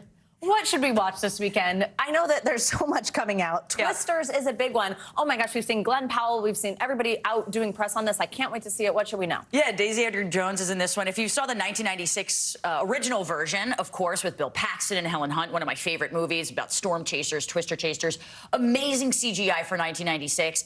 I'm hoping this one proves to actually be great. This is projected to get $55 million this weekend, which will be really good. It cost $155 million to make, so I think they're going to have to keep ramping it up, but the press has been kind of insane for it. Right. It's not being touted as like a remake or really a sequel. It's just kind of like an adapted version of the 1996 movie. So I'm thinking if you like the 1996 Twister movie, you're going to like this, and the CGI is going to be incredible. It takes place in Oklahoma. As if the world isn't falling apart already, this is the movie you want to see this weekend. It's like, I don't know if we can handle natural disaster Actual realism. destruction? Yeah, I think that's maybe a no for me, except for it's such a Glenn Powell stan, so that could take me there. Fair enough. Okay, Simone Biles. Okay, I'm so excited about this, and there's only a couple episodes out now, right? So this is a Netflix show all about Simone Biles, obviously heading into the Olympics. Yes, Simone Biles Rising is out on Netflix. It is a 4-part documentary, but only the first 2 parts are out now, and that's because it's actually following her in the Paris Olympics that's coming up in next weekend. So it's actually kind of live to tape almost as it's happening. So you can be a part of it too, Savannah, when it comes out in Netflix. But yeah, the first 2 parts, you know, she dropped out of the Tokyo 2020 Olympics. You know, this is the GOAT. This is the greatest gymnast to have ever lived. So when she dropped out of the Tokyo 2020 Olympics, she started an entire conversation about mental health. And everyone thought, wow, what a way to end. She's coming back with a vengeance for Paris. I'm so excited to see it. But this doc also tracks her personal life. You know, these heroes, these athletes, we kind of view them as machines when they malfunction. It's sort of like a break to our heart. And so this really brings the humanity to these gymnasts, to these Olympians, to these national heroes that we all love. It's a really, really good documentary. So much you could say about that. The pressure that we put on them. I can't even imagine, especially for her, because anything less than the best, everyone's just going to judge her. Right. You know? And now we're all so excited to watch her in Paris, which I hope she feels us all rooting her on. But yeah, no pressure, no matter how it goes. Just 4 years older, you know, so that's even more pressure. Right. Oh my gosh, which is a whole other incredible thing in that particular sport. We only have like a minute. Let's talk Natalie Portman, this new drama. Yes. What do you think? Should I watch this? Lady in the Lake. Absolutely. This comes highly recommended. Lady in the Lake. This is actually adopted from a novel by Laura Lippman. This is a 7-episode series. Really dark. It's about a Jewish 1960s housewife, right up your alley, Savannah. And she turns investigator, and she just sort of investigates this murder of this black woman who's found in a lake, and it kind of unfolds there. So it's a little true crime, little mystery. Love Natalie Portman. It's very macabre. Highly recommend. 7-part series on Apple TV. Just because Joe's not here doesn't mean you should turn your little digs. I got to get someone. So if it's not Joe, it's got to be you. I'm so sorry. 20 seconds. Tell us about Donald Glover, new album. Yes. So Childish Gambino, Donald Glover, is coming out with Bando Stone in the New World. This is his last, potentially, album of Childish Gambino. He's sort of been teasing that he's going to get rid of this moniker since 2017, but he seems very serious about it this time because he kind of seems over it. This is the soundtrack to the movie that's also going to come out by the same name, Bando Stone in the New World. Not sure when that's going to come out, but it's a little sci-fi thriller, a little Walking Dead meets A Quiet Place. So a little scary, but he's going on tour in August, and the album I really love. He came out with his single on July 2nd.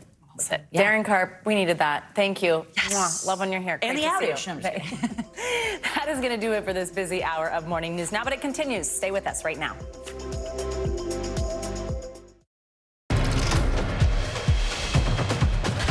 Good morning. I'm Savannah Sellers. Joe is off today. Let's start with a little bit of good news. It is Friday. This week will come to an end soon, but we begin with the global IT outages overnight that brought companies across multiple industries to a screeching halt. Experts say the outages are the most significant in recent history, affecting banks, government operating systems, even travel. Several airline companies were grounded for hours after the FAA shut down operations due to the outage. Planes were not allowed to take off until the issue was resolved. This was the site, look at this, at Macy's. This is just down the street from us here at 30 Rock. This is at Herald Square in Manhattan. Many Microsoft users saw a message similar to this when they went to use their laptops or their computers, including here at NBC News. We had this little blue sad face on multiple screens. Multiple broadcast stations were forced to go off air last night because of the widespread outages. It all stems from a major disruption by cybersecurity company CrowdStrike. Just moments ago, though, CEO George Kurtz joined NBC's Today to break down what happened. Take a listen. We're deeply sorry for the impact that we've caused to customers, to travelers, to anyone affected by this, including our companies. So we know what the issue is. We're resolving and have resolved the issue now. It's recovering systems that are out there. And essentially, as you've talked about in the statement I put out, is the system was sent an update, and that update had a software bug in it and caused an issue with the Microsoft operating system. And we identified this very quickly and remediated the issue. And as systems come back online, as they're rebooted, they're coming up and they're working. That does not mean that things are not still a little messy out there. NBC News correspondent Antonia Hilton joins us for more on this breaking news. She is at Newark International Airport. Antonia, good morning. So, look, here at NBC, I'm using this computer. This is not normal. Normally, I've got a computer right here in the desk, which still has that blue sad face. So, obviously, even as things are coming back online, we are still experiencing these difficulties. One of those places is at airports. Walk us through right now what we know about this outage. The CrowdStrike CEO says this was not an attack. I'm sure that was most people's questions when they woke up this morning. How did this happen and how widespread was it? Yeah, Savannah, and you're exactly right. That's the question that customers here at Newark have been asking me all morning. Was there an attack of some kind? Is this malicious? And that is not what we are hearing. So let me describe it in simple terms. Basically, an update was made to a product provided by a famous global cybersecurity firm called CrowdStrike. And that update triggered a failure, a bug in a suite of Microsoft products that are widely used, as you mentioned, by NBC and almost every other news outlet, by the airlines here, by hospitals, not just around the country, but around the world. Some still reporting that they can't access patient information and scheduling. Some departments saying that their 911 and emergency systems are still struggling right now. And I can tell you it's not back to normal yet here at the airport. Hundreds of people have been packed in here. They have been waiting for more information about their flights. What they tell me, Savannah, is that the kiosks aren't working, the boards are not properly updating, and they are waiting for hours for more information. And in some cases, people are giving up at this point and just leaving the airport altogether. We know that there have been about 1,000 delays and more than 1,700 delays and about 1,000 cancellations. And really everyone here, from the staff down to just the customers living through it, they expect that number is going to tick up right now, Savannah. So, Antonia, tell us more about what you're seeing at the airport. Just how much did this impact airline companies globally? What type of havoc has been wreaked here? I mean, what do we know about numbers of cancellations or delays? And are you seeing this get back on track yet or no? Not quite. I'll tell you, it's been a little bit of a rocky road here, and we've been here now for hours this morning. People coming in, extremely frustrated, at times emotional. I spent time with a group of women that were heading out on a bachelorette. The bride was almost in tears, completely devastated. Families with small kids. We've seen people fighting with the staff here because what they say is that the airlines have failed to send them text messages, updates in the app, because the boards aren't updating and they can't get information at the kiosks. They've ended up at the end of very long lines saying that they can't get information. At one point, a Spirit employee had to stand up on the counter and basically scream to everyone here that they needed to calm down, that the staff was doing their best, that this wasn't their fault. So that just gives you a sense of the kind of tension and really the domino effect. Take a listen to some of the conversations we've had with passengers today. How would you say people are doing emotionally as they try to deal with this? The emotions are high. Chaos. Pure chaos. No one knew what was happening. No one was being told anything. Everyone was just really confused. And then all of a sudden we got an alert that globally everything is down. Microsoft has gone down. And still no one's really told us what that means, what that entails, where we're going forward now. And I spoke to one passenger who said that as he got up close to the counter and finally got the chance to speak to some staff, they informed him that what they're seeing is the system actually get back online and then crash all over again on them. And that seems to fit with a lot of what we're hearing here, that technically the systems are supposed to be getting back on. Microsoft announced they've been able to resolve these issues, but those fixes haven't reached real people on the ground just trying to get where they need to go. Savannah. Antonia, this doesn't feel like other outages we've seen in the past, I guess because of how broad the impacts are, how many industries were affected by this and how many regular people, all of us, just trying to do our jobs at work right now. And I think also when you hear that this was because of an update to a cybersecurity firm, you think, okay, those are the people who are keeping all these systems running and keeping them safe from something bad happening to them. And then yet they're saying it was an internal update that was able to wipe out so much technology here. What happens next? And just put in context how significant this is that one company was able to have such an impact globally. You know, Savannah, I appreciate you saying that because that's exactly sort of what you see people processing in real time here in the airport. You know, when they hear from one of the staff members or they've been asking our team, well, what's going on this morning? They then kind of come to the realization, oh, one or two tech companies have this much of an impact. We don't really think about day to day how much our basic functioning depends on all of this working right. These kinds of updates happening without us, frankly, even knowing about them 99.99% of the time. And so people are in shock. And while they're grateful and they understand it's not the fault of the people here on the ground, they're incredibly frustrated. I mean, this is having an impact on people's ability to get to work. I spoke to a mom saying she needs to get back to her young kids. I mean, you can just imagine the sort of domino and interpersonal effects all this is having. And so that's why experts are saying just because of how global this is, how long this is lasting, this is going to have impacts. Even if things get back online and back to normal in the next couple hours, just when we're talking airlines, we're going to see a domino effect for days here. Already I'm hearing from people saying that they can't get on flights tomorrow. They're not sure when they're going to be able to get, say, from New York or the New Jersey area to LAX. They're hearing that their airline might not be able to get them out for a couple days. So that is the kind of extent to all of this. And we're not just talking about the United States. I mean, hospitals in Europe and elsewhere saying that they can't communicate with their patients and need people to reach out to emergency services. That's the kind of level, the stakes here. And so I think people are kind of coming to terms with what that means. And certainly I think CrowdStrike and Microsoft are going to have more they need to communicate to customers about how they're going to make sure this doesn't happen again, Savannah. Well, Antonia, as they say, don't think this was on anyone's bingo card, especially after a week like we've had. Thank you very much for jumping on this breaking story for us this morning. Well, when we all went to bed last night, it would have been hard to believe our top story this morning would not have been the wrap-up of the Republican National Convention. Let's turn there now. Last night, former President Trump formally accepted the party's nomination for a third straight time. He delivered the longest ever convention acceptance speech, addressing supporters for 93 minutes, breaking his own record that was set back in 2016. It was the first time Mr. Trump has spoken publicly since the assassination attempt against him last weekend at a rally in Pennsylvania. He did talk about what happened that day. I was ready to begin a little bit further turn, which I'm very lucky I didn't do, when I heard a loud whizzing sound and felt something hit me really, really hard on my right ear. NBC's Garrett Haake joins us now with the recap of the final night of the convention. Garrett Haake, who I cannot believe's eyes are open right now. We appreciate you being with us. So the former president, Garrett, spoke in great detail, of course, about what happened at that rally in Pennsylvania last Saturday. I think something we all wanted to hear from him on. What did we learn? What else did he share?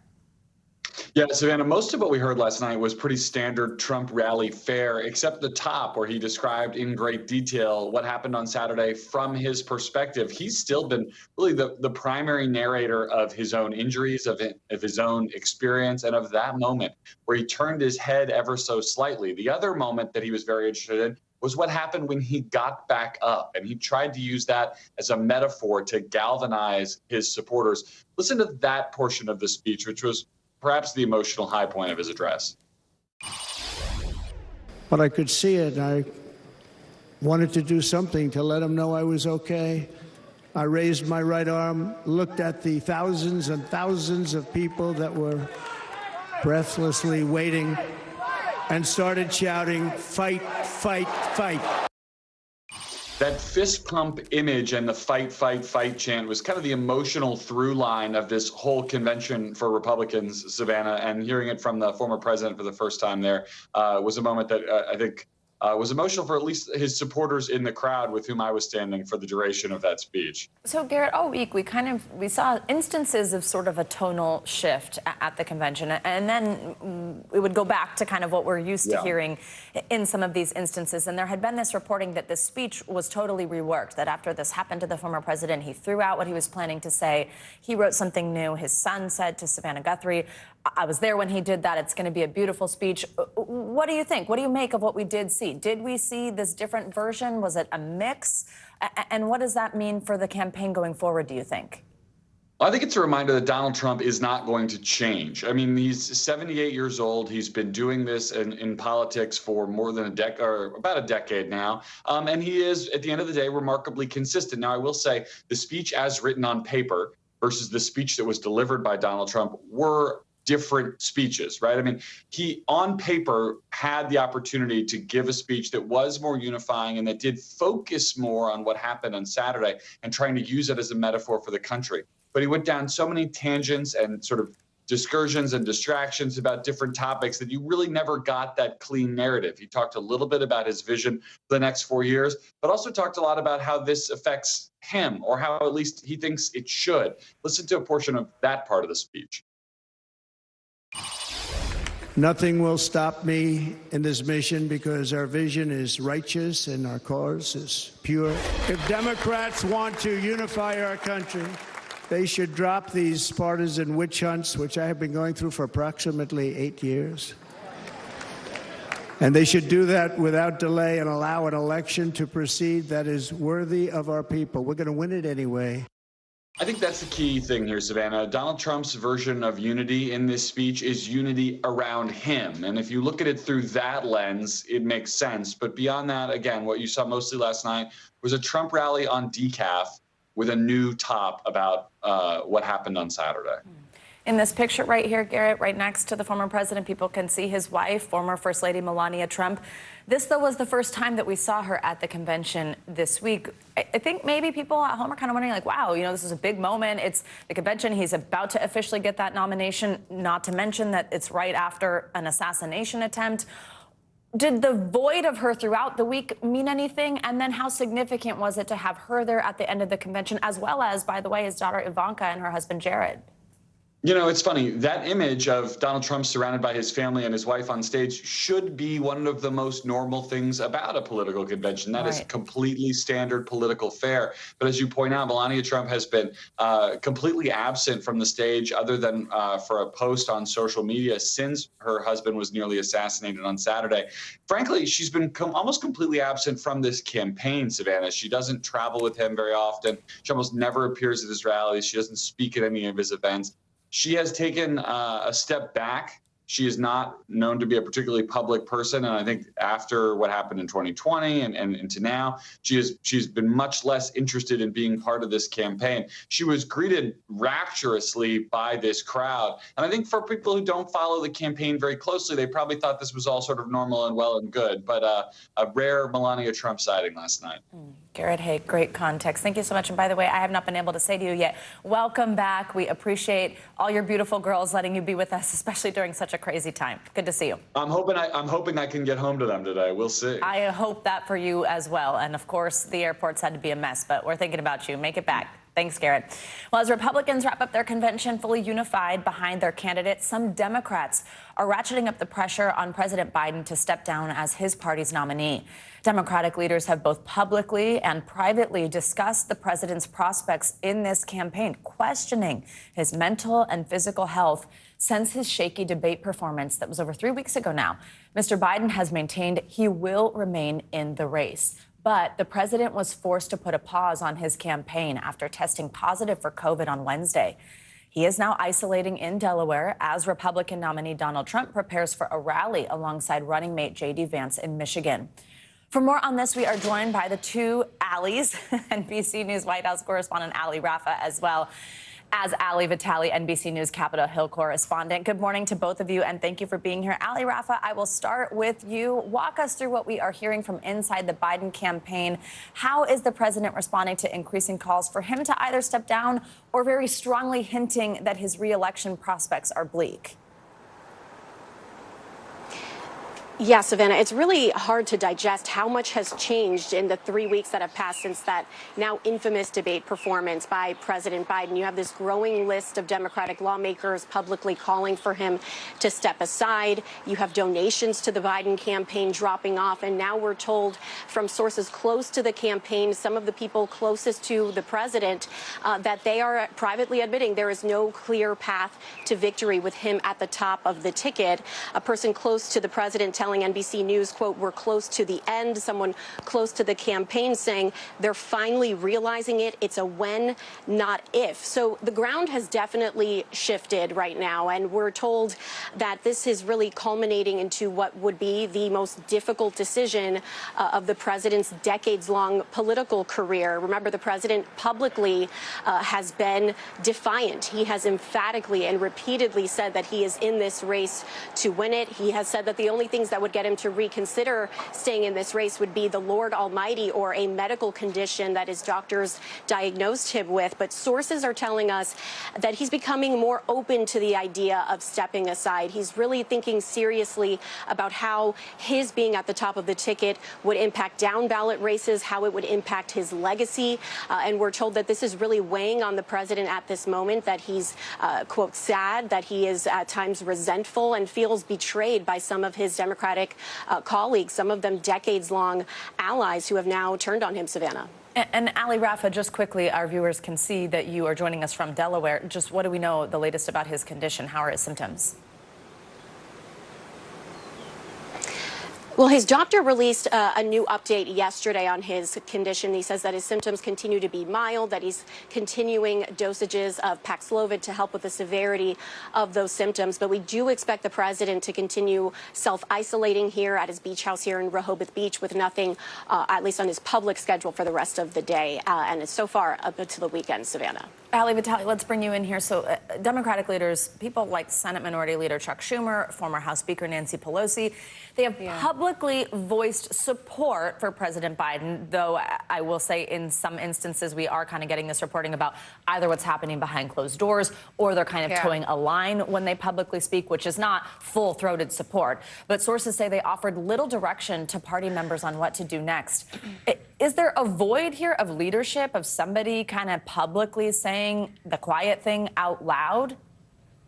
There are some members who I've heard from who say that there is a void, although the way that Hakeem Jeffries, for example, the top House Democrat, has always run this caucus since he's assumed the leadership mantle from former Speaker Nancy Pelosi is to really let members have space to vent their concerns, to talk about their frustrations. And certainly that's the way that he's handled this current crisis that has really just been one rolling thing after the next for the last 3 or 4 weeks now. I have to say, for Schumer, it's similar. Although senators are voicing their concerns in much more quiet fashion, the leaks have been less on that side of the building. You'll notice that up until last night, when only the second Senate Democrat came forward and said they thought that Joe Biden should no longer be the nominee, mostly we haven't heard from the senators. It's the House members who have been more vocal. And of course, we're talking about a small drop in the bucket for the hundreds of House Democrats compared to the 51 Senate Democrats. And so there is that difference. But look, there are some who say that Schumer and Jeffries could be more full-throated in their support,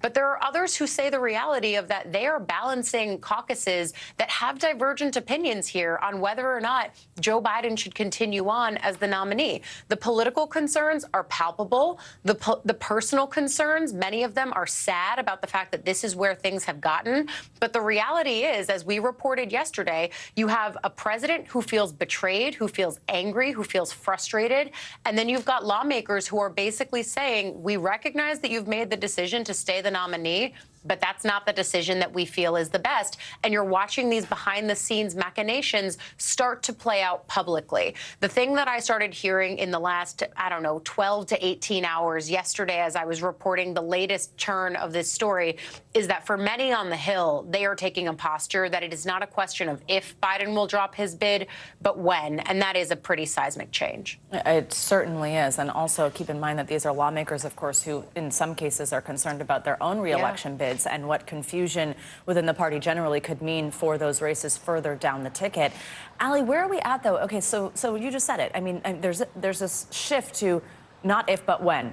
If he is going to step aside, where is the Democratic Party at about a plan for what's next? Obviously, there have been these conversations about Vice President Kamala Harris. There are plenty of other Democrats who would love to step in the ring. Does this turn into almost like a mini primary at this point in the game? What would happen?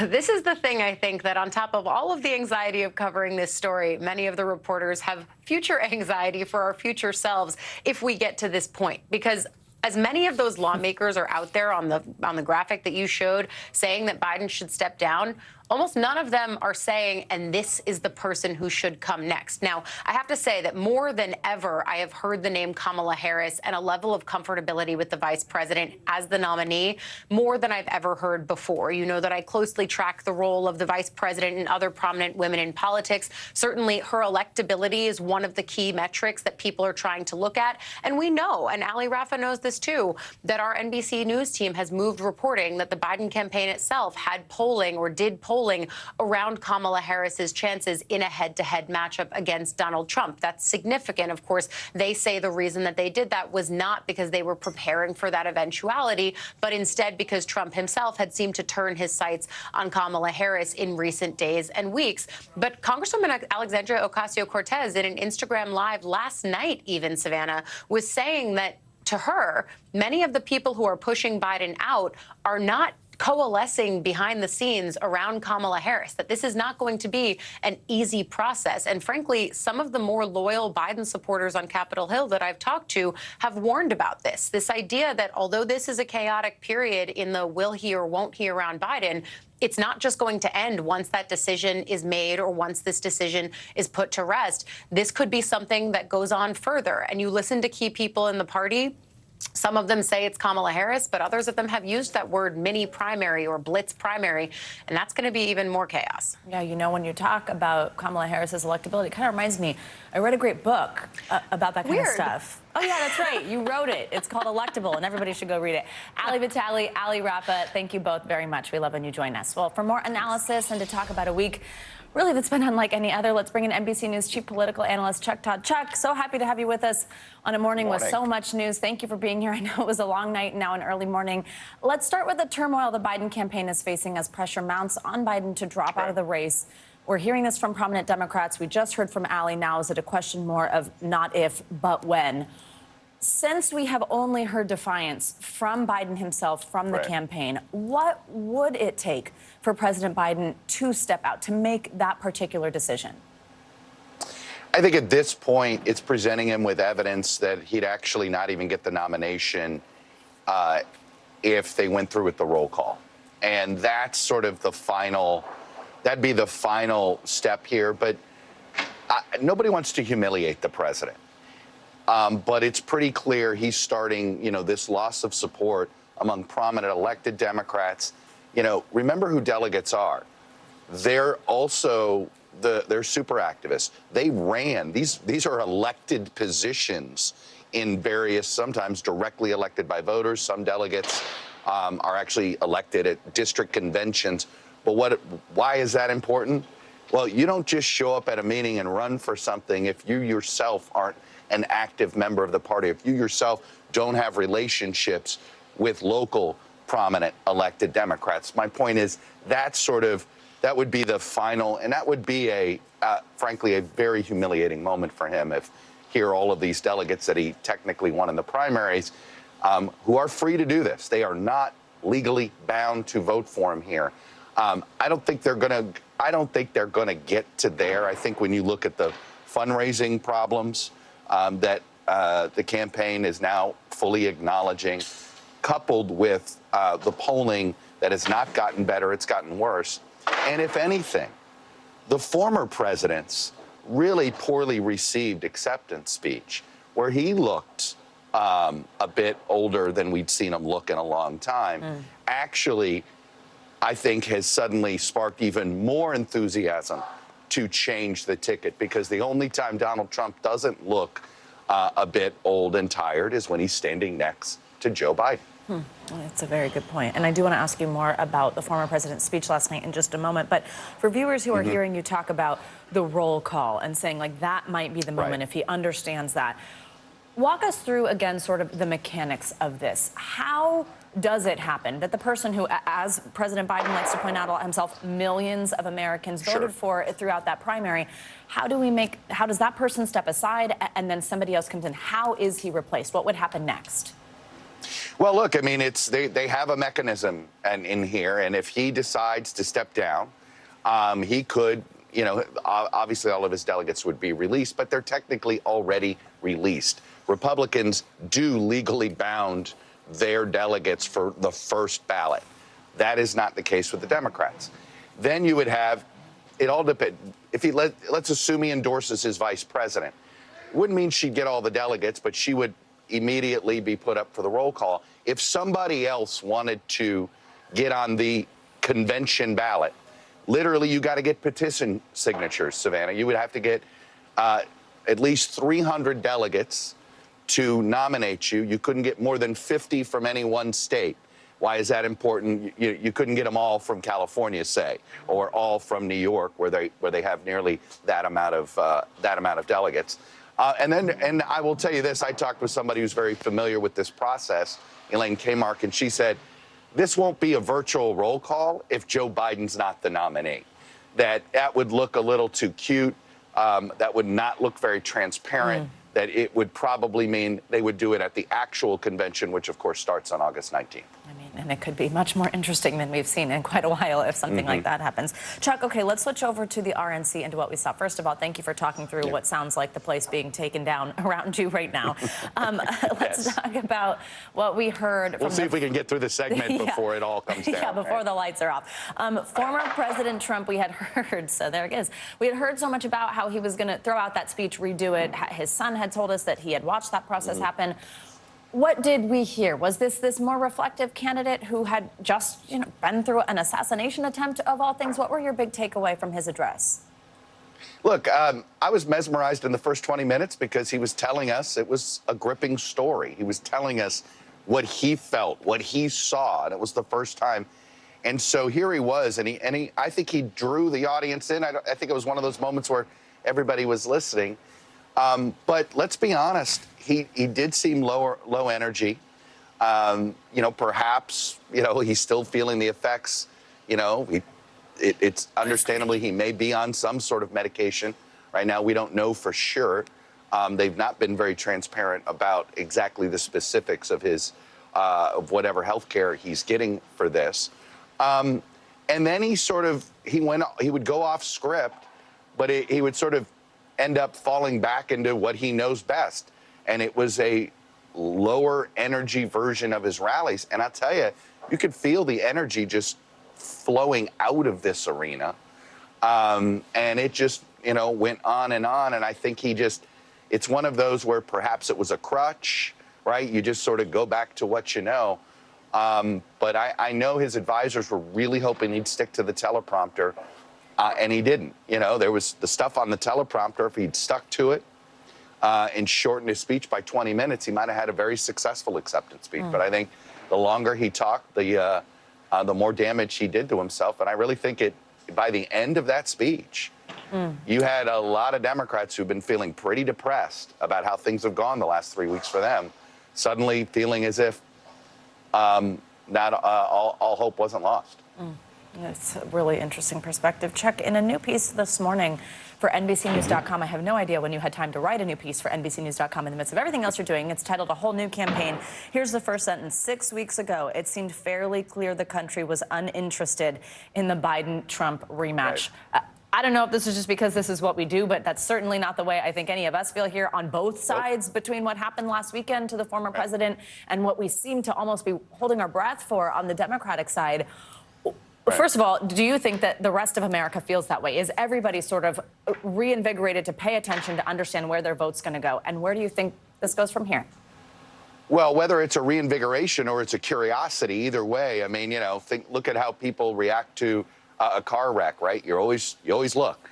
And so for a variety of reasons, there's suddenly a lot of unknowns in this race, right? 6 weeks ago, voters thought they knew everything they needed to know. Oh, it's a Biden-Trump rematch, I know. Maybe I'll tune in at the end.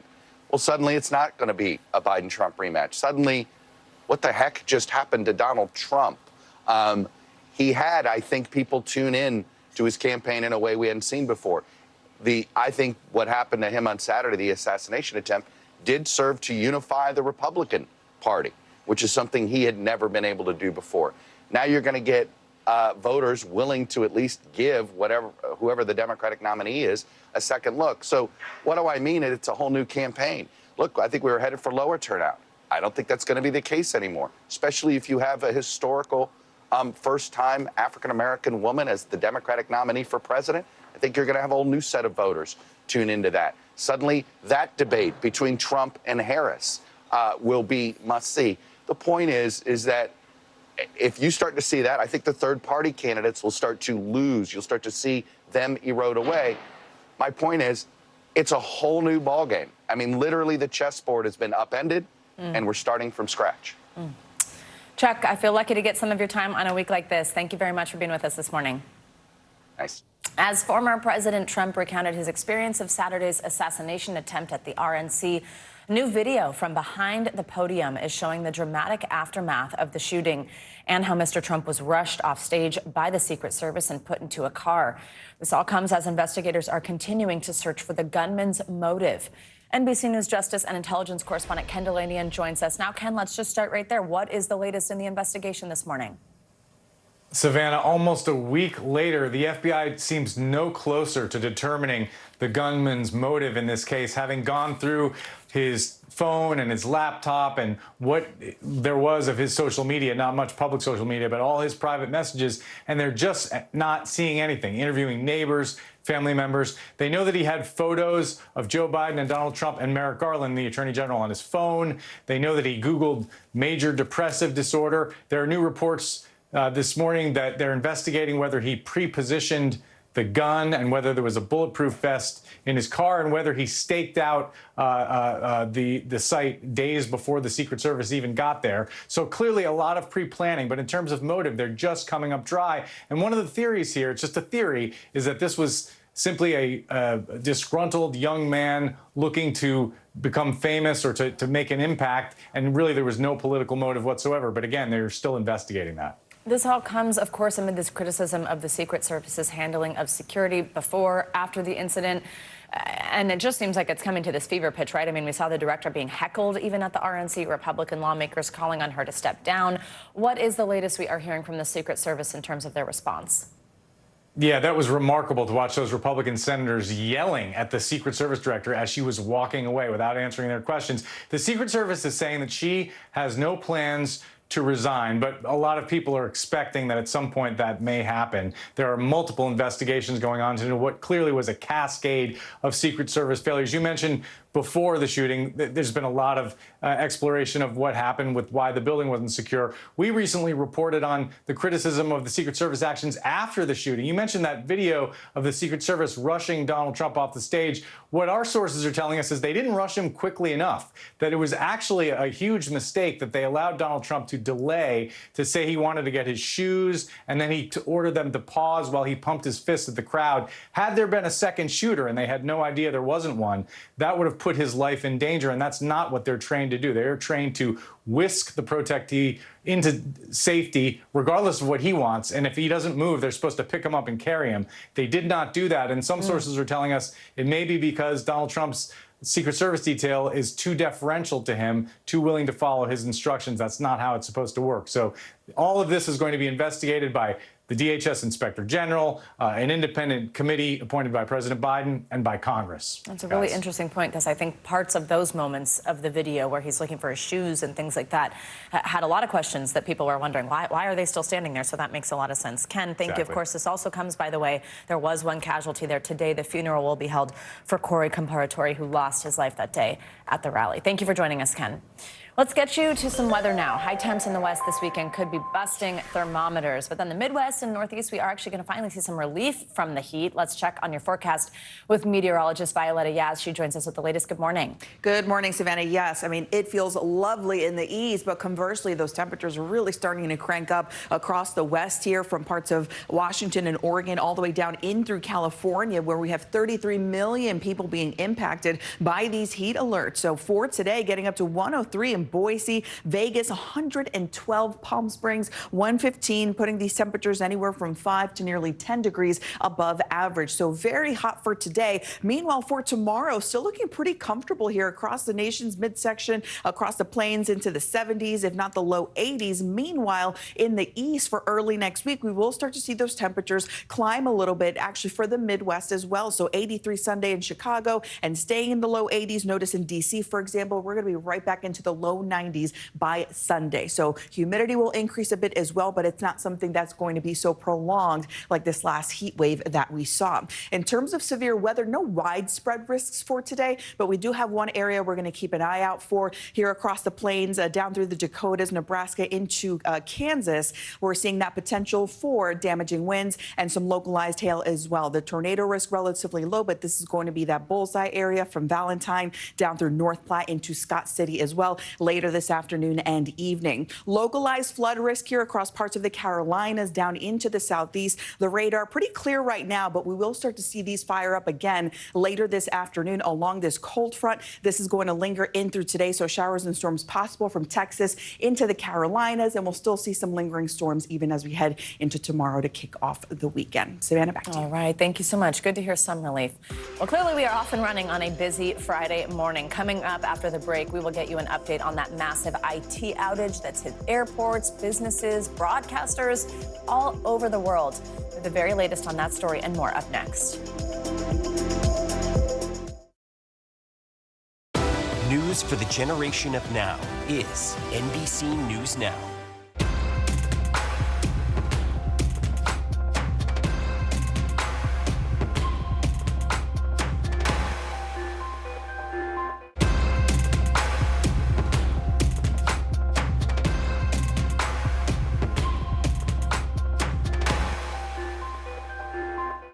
News for the generation of now is NBC News Now.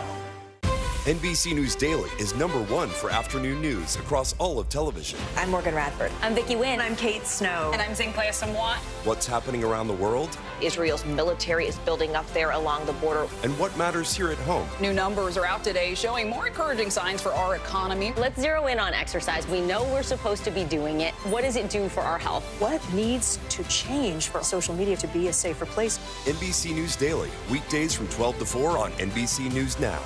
News lives in the now. The front lines are still very active. This is like quicksand, and officials say an entire town is cut off. This close to actually understand why people had to jump in the ocean. News for the generation of now is NBC News Now. More Americans turn to NBC News than any other news organization. Still to come on the Channel 2 News. Well, the waters are certainly receding now. Still too close to call. Lester Holt reporting from the Ground Zero, as it's being referred to. It is, in fact, a taste of freedom. The Haitian people know a little something about resiliency. What's the biggest risk right now? Some of the troops who have been proud. I want to welcome you to the first presidential debate. In fact, we've been told we can't go any farther. Here are some resilient folks. Let me get a hint.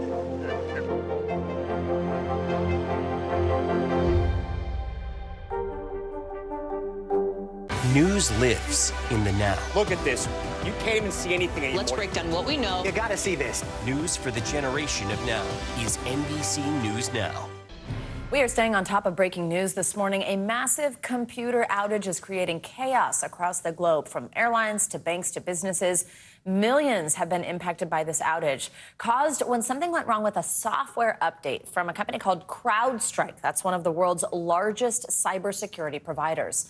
NBC News International correspondent Megan Fitzgerald joins us from London with how this is being felt across the globe. This is a worldwide story, Megan, which is really kind of incredible if you think about it, that a bug in an update from one company can cause such impacts around the world. But tell us what we are seeing globally.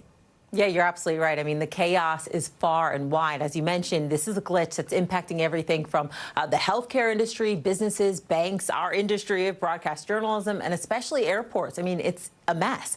Most major airlines had to ground aircrafts at departure terminals, but are slowly starting to resume flights.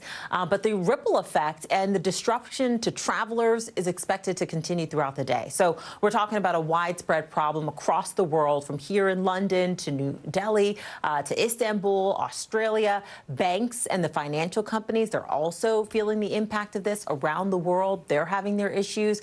You've got the London Stock Exchange, for example, reporting that they're having technical issues with data and news platforms.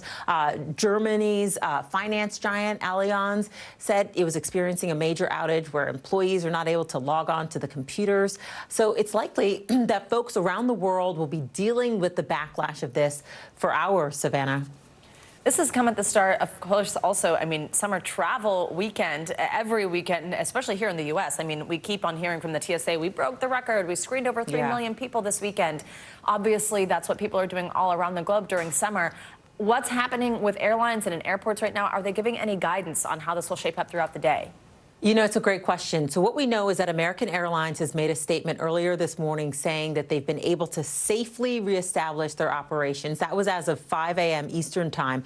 But here's the thing. There's no word on how long it will take for the fallout to this issue to be rectified. I mean, Dutch airline KLM has made a statement also saying that the global computer outage is making flight handling impossible. So while the industry works to try and get things back on track, again, the effect on passengers stuck in the middle of it all is likely to continue for hours as we just continue to see these lines at the airport grow. Savannah? Megan Fitzgerald, thank you very much. Coming up, caught on camera, terrifying new video showing the moment a crane collapsed. What investigators are now saying about the accident, coming up next.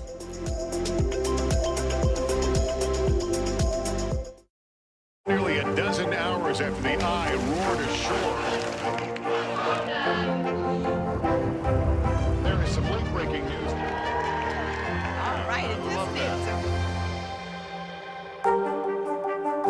News lives in the now. The front lines are still very active. This is like quicksand, and officials say an entire town is cut off. This close to actually understand why people had to jump in the ocean. News for the generation of now is NBC News Now. The paper towel will absorb the acid. That's crazy. Green tea to calm acne. Tap magnifier. We can zoom in. Oh, look at that. The steam from the ice takes out all of the wrinkles. The way to get it out is to use the shell that is left over. It works every single time. This is my favorite tip of the day. Brilliant, brilliant, brilliant. Personal finance is personal. You don't want to do what somebody else is doing. Oh, that's genius. You just saved me $40. That's a good idea. News lives in the now. Look at this. You can't even see anything anymore. Let's break down what we know. You gotta see this. News for the generation of now is NBC News Now. Kristen Welker hosts Meet the Press every Sunday on NBC. The paper towel will absorb the acid. That's crazy. Green tea to calm acne. This is my favorite tip of the day. Brilliant, brilliant, brilliant. Oh, that's genius. You just saved me $40. News lives in the now. The front lines are still very active. This is like quicksand, and officials say an entire town is cut off. This close to actually understand why people had to jump in the ocean. News for the generation of now is NBC News Now. Nearly a dozen hours after the eye roared ashore. There is some late breaking news. All right,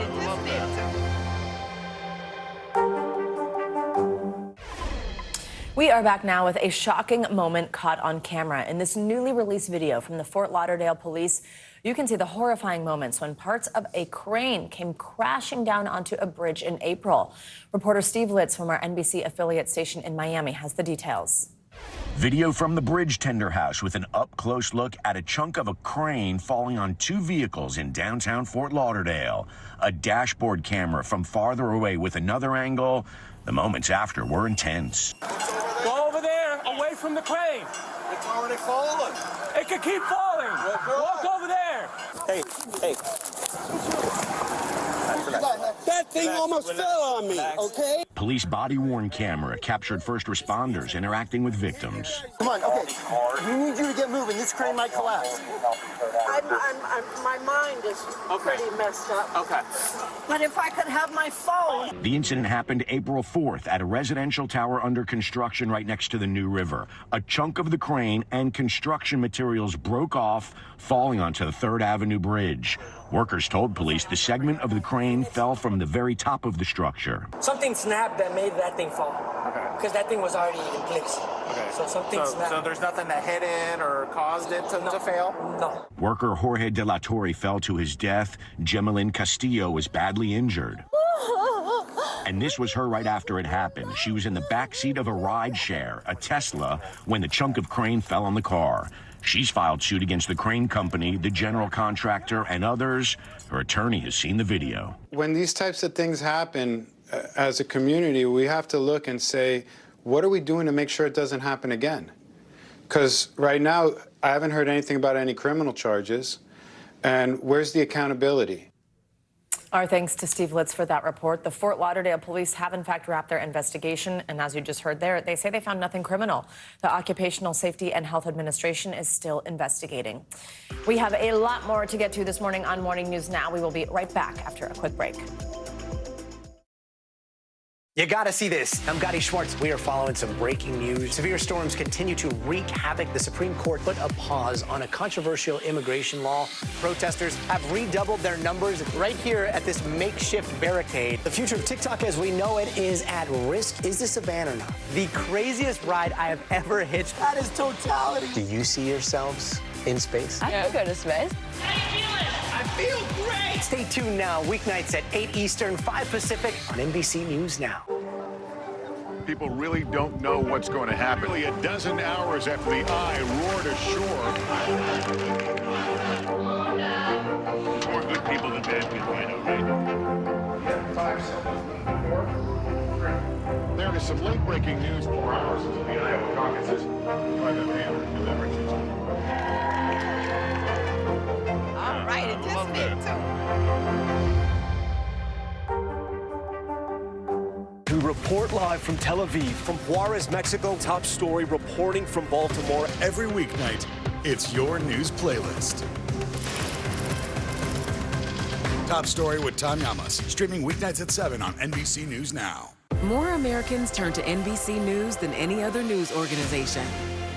News lives in the now. The front lines are still very active. This is like quicksand, and officials say an entire town is cut off. This close to actually understand why people had to jump in the ocean. News for the generation of now is NBC News Now. The paper towel will absorb the acid. That's crazy. Green tea to calm acne. Top magnifier. We can zoom in. Oh, look at that. The steam from the ice takes out all of the wrinkles. The way to get it out is to use the shell that is left over. It works every single time. This is my favorite tip of the day. Brilliant, brilliant, brilliant. Personal finance is personal. You don't want to do what somebody else is doing. Oh, that's genius. You just saved me $40. That's a good idea.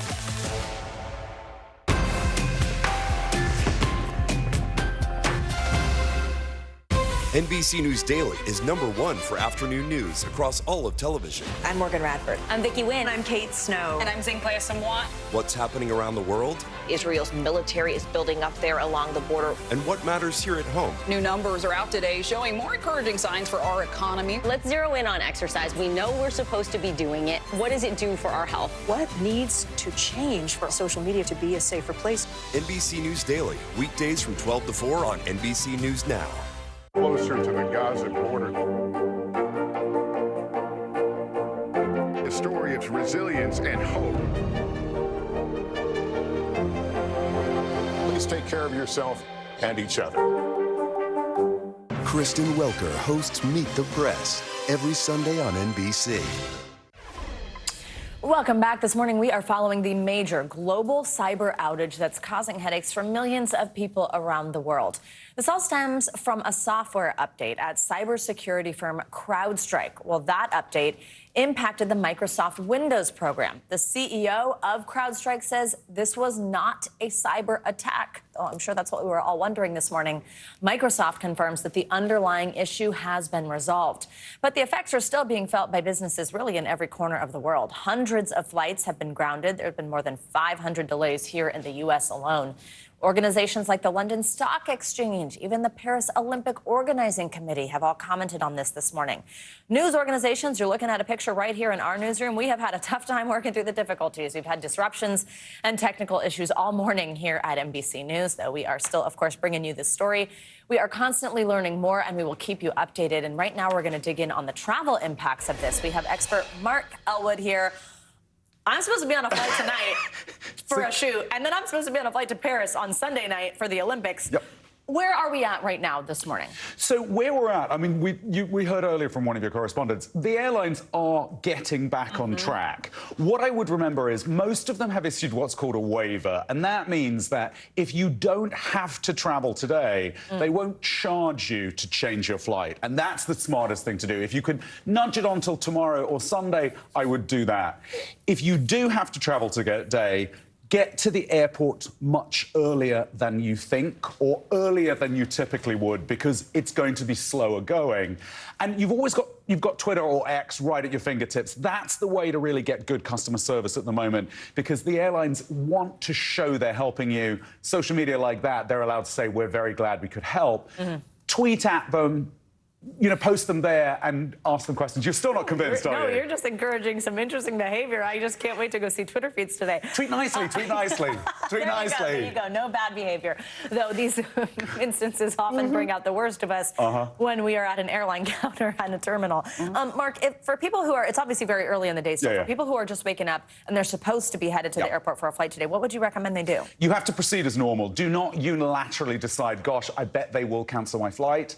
Get there a little bit earlier. Keep monitoring updates on the app. Look for apps like FlightAware and Flighty. Those are non-airline apps that often give you information quicker than the airlines do, because they don't need to manage how you react. But keep checking that. Get to the airport. Be prepared for longer waits. And remember, the airlines, they will typically try and prioritize longer haul routes, bigger planes, so it tends to cascade down that the flights from LA to Seoul will probably start going much faster than the flights from LA to San Francisco. Oh, very interesting.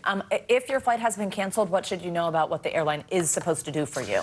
If your flight is cancelled, you're entitled to a refund. There are lots of complicated regulations around whether compensation kicks in, because the definition of right to compensation is very nebulous. So we have to wait and see how this is defined to see if you actually get extra money. But if your flight is cancelled, you will be entitled to a full refund. Or you can ask for them to rebook you on another day, perhaps on another airline. There's an agreement called interlining, which is when you can be pushed onto a different airline at no cost. But of course, at the moment, all the airlines are suffering problems, so that's not necessarily that helpful. Have you ever seen anything like this? No.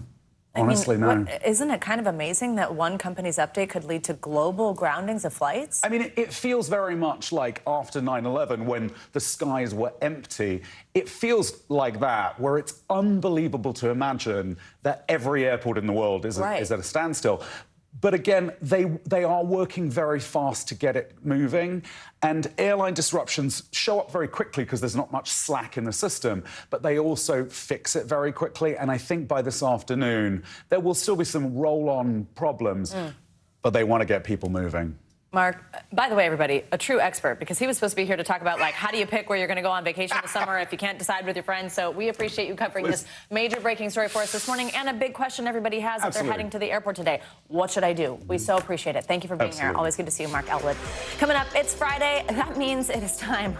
Let's take a little break. All the latest and greatest in entertainment, from Titanic tornadoes To the return of the GOAT herself, Simone Biles, we are going to tell you all the content that you just can't miss. It's Friday. We need it. Coming up next.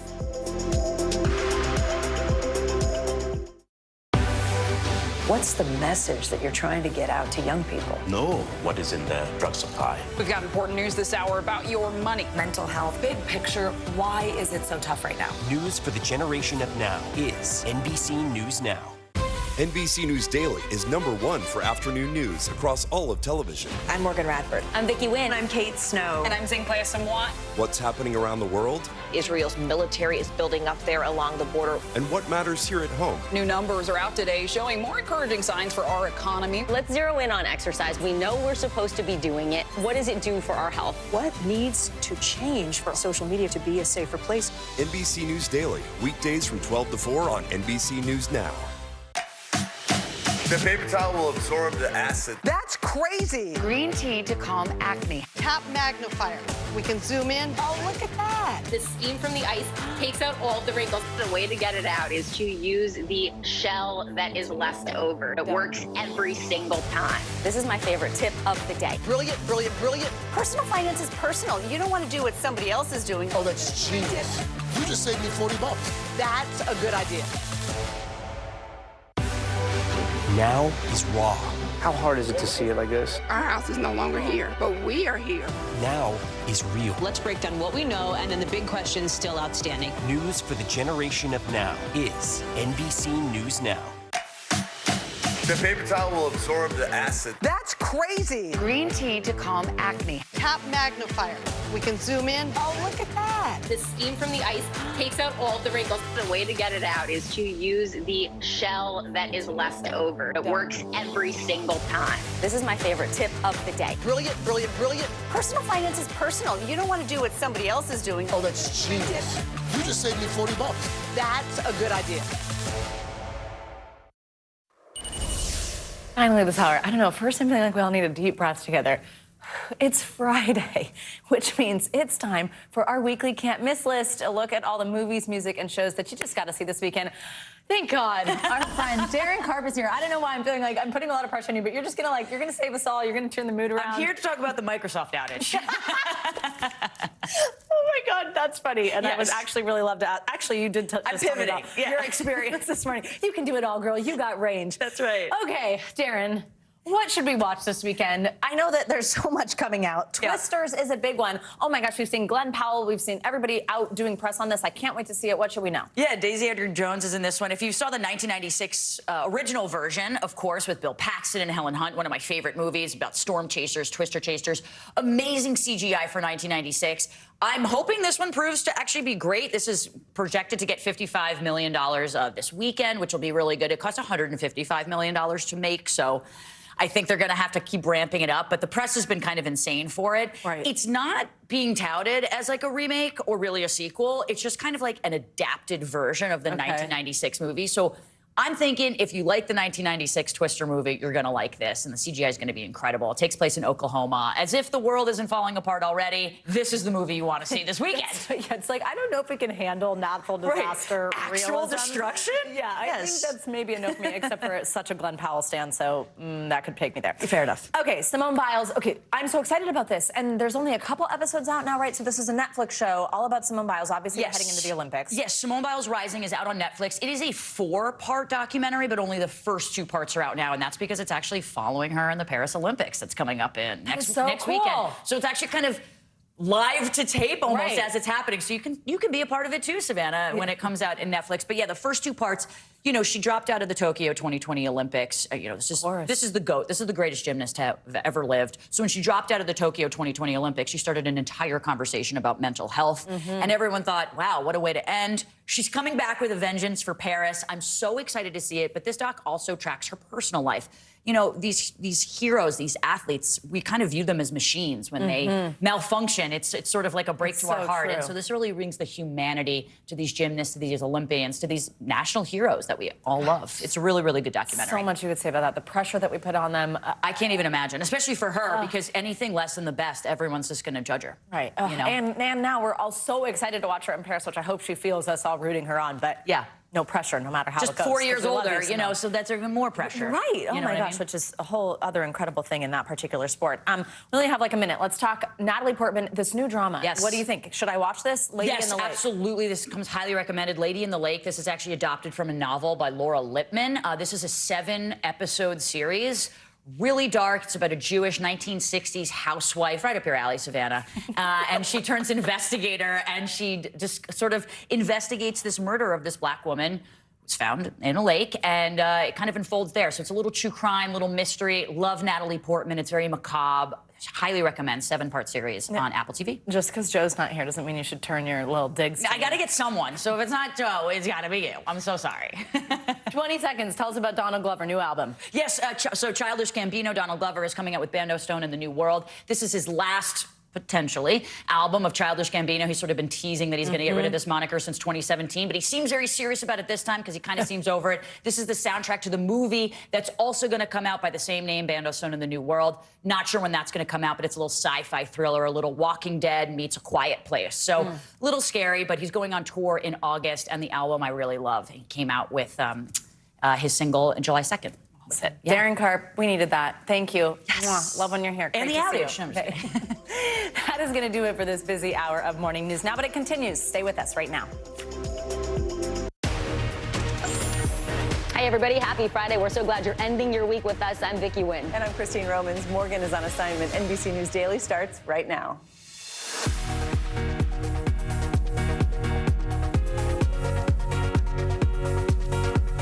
Today is Friday, July 19th. Global outage. Major airports, hospitals, and businesses across the country slowly getting back up and running after being hit with a massive IT failure. How it happened and the chaotic aftermath. Growing pressure. Sources tell NBC News that members of President Biden's family have mulled over the potential exit strategy. Plus, reports that Biden feels angry and betrayed by top Democrats trying to force him out. Money moves. It's payday for more than 11,000 college football players who appear in a new, highly anticipated video game. How much money they could potentially make and what this all means for student athletes and fans. Side effects. Diabetes can actually damage your eyes over time and cause vision loss or blindness. We'll speak with the husband of late actor Mary Tyler Moore about her complications and his new campaign to raise awareness. Welcome to NBC News Daily. It's great to have you. Great to have you, Christine. Thank you. We're going to start with a massive outage crippling computers around the world. Everything from police stations, TV networks, and businesses all affected. Hospitals and medical centers as well, facing major interruptions. Many facilities even canceling elective surgeries and other procedures. One doctor at Brigham Hospital in Boston telling NBC News, it is chaos. All of this happening after cybersecurity firm CrowdStrike sent out a software update causing a glitch in Microsoft Windows systems. The company saying it was not a cyber attack and that they are bringing computers back online. So this outage is bringing air travel to a halt. American, Delta, United Airlines all issuing ground stops. You're looking at video from Atlanta's Hartsfield-Jackson Airport where hundreds of people are stuck waiting. Flights coming out of New York, Chicago, and Charlotte are some of the cities affected the most here. Across the U.S., there are more than 1,500 delays, 400 outright cancellations. We have team coverage of this global outage. NBC News correspondents Rahima Ellis and Guad Venegas are standing by with the impact on hospitals and air travel. But first, let's go to NBC News business and data correspondent Brian Chung. Brian, bring us up to speed here. There are a lot of critical systems that are offline, essentially. This is a global IT glitch. Yeah, and what we're hearing right now, because this was developing overnight and where we are right now as of noon on the East Coast, is really that they're on the mend. So CrowdStrike, which is the company that was essentially behind the issues that we saw globally, said that the issue has been identified and a fix has been deployed. The problem is, how long is it going to take for that fix to take effect across the banks and hospitals and airlines that are all being affected here?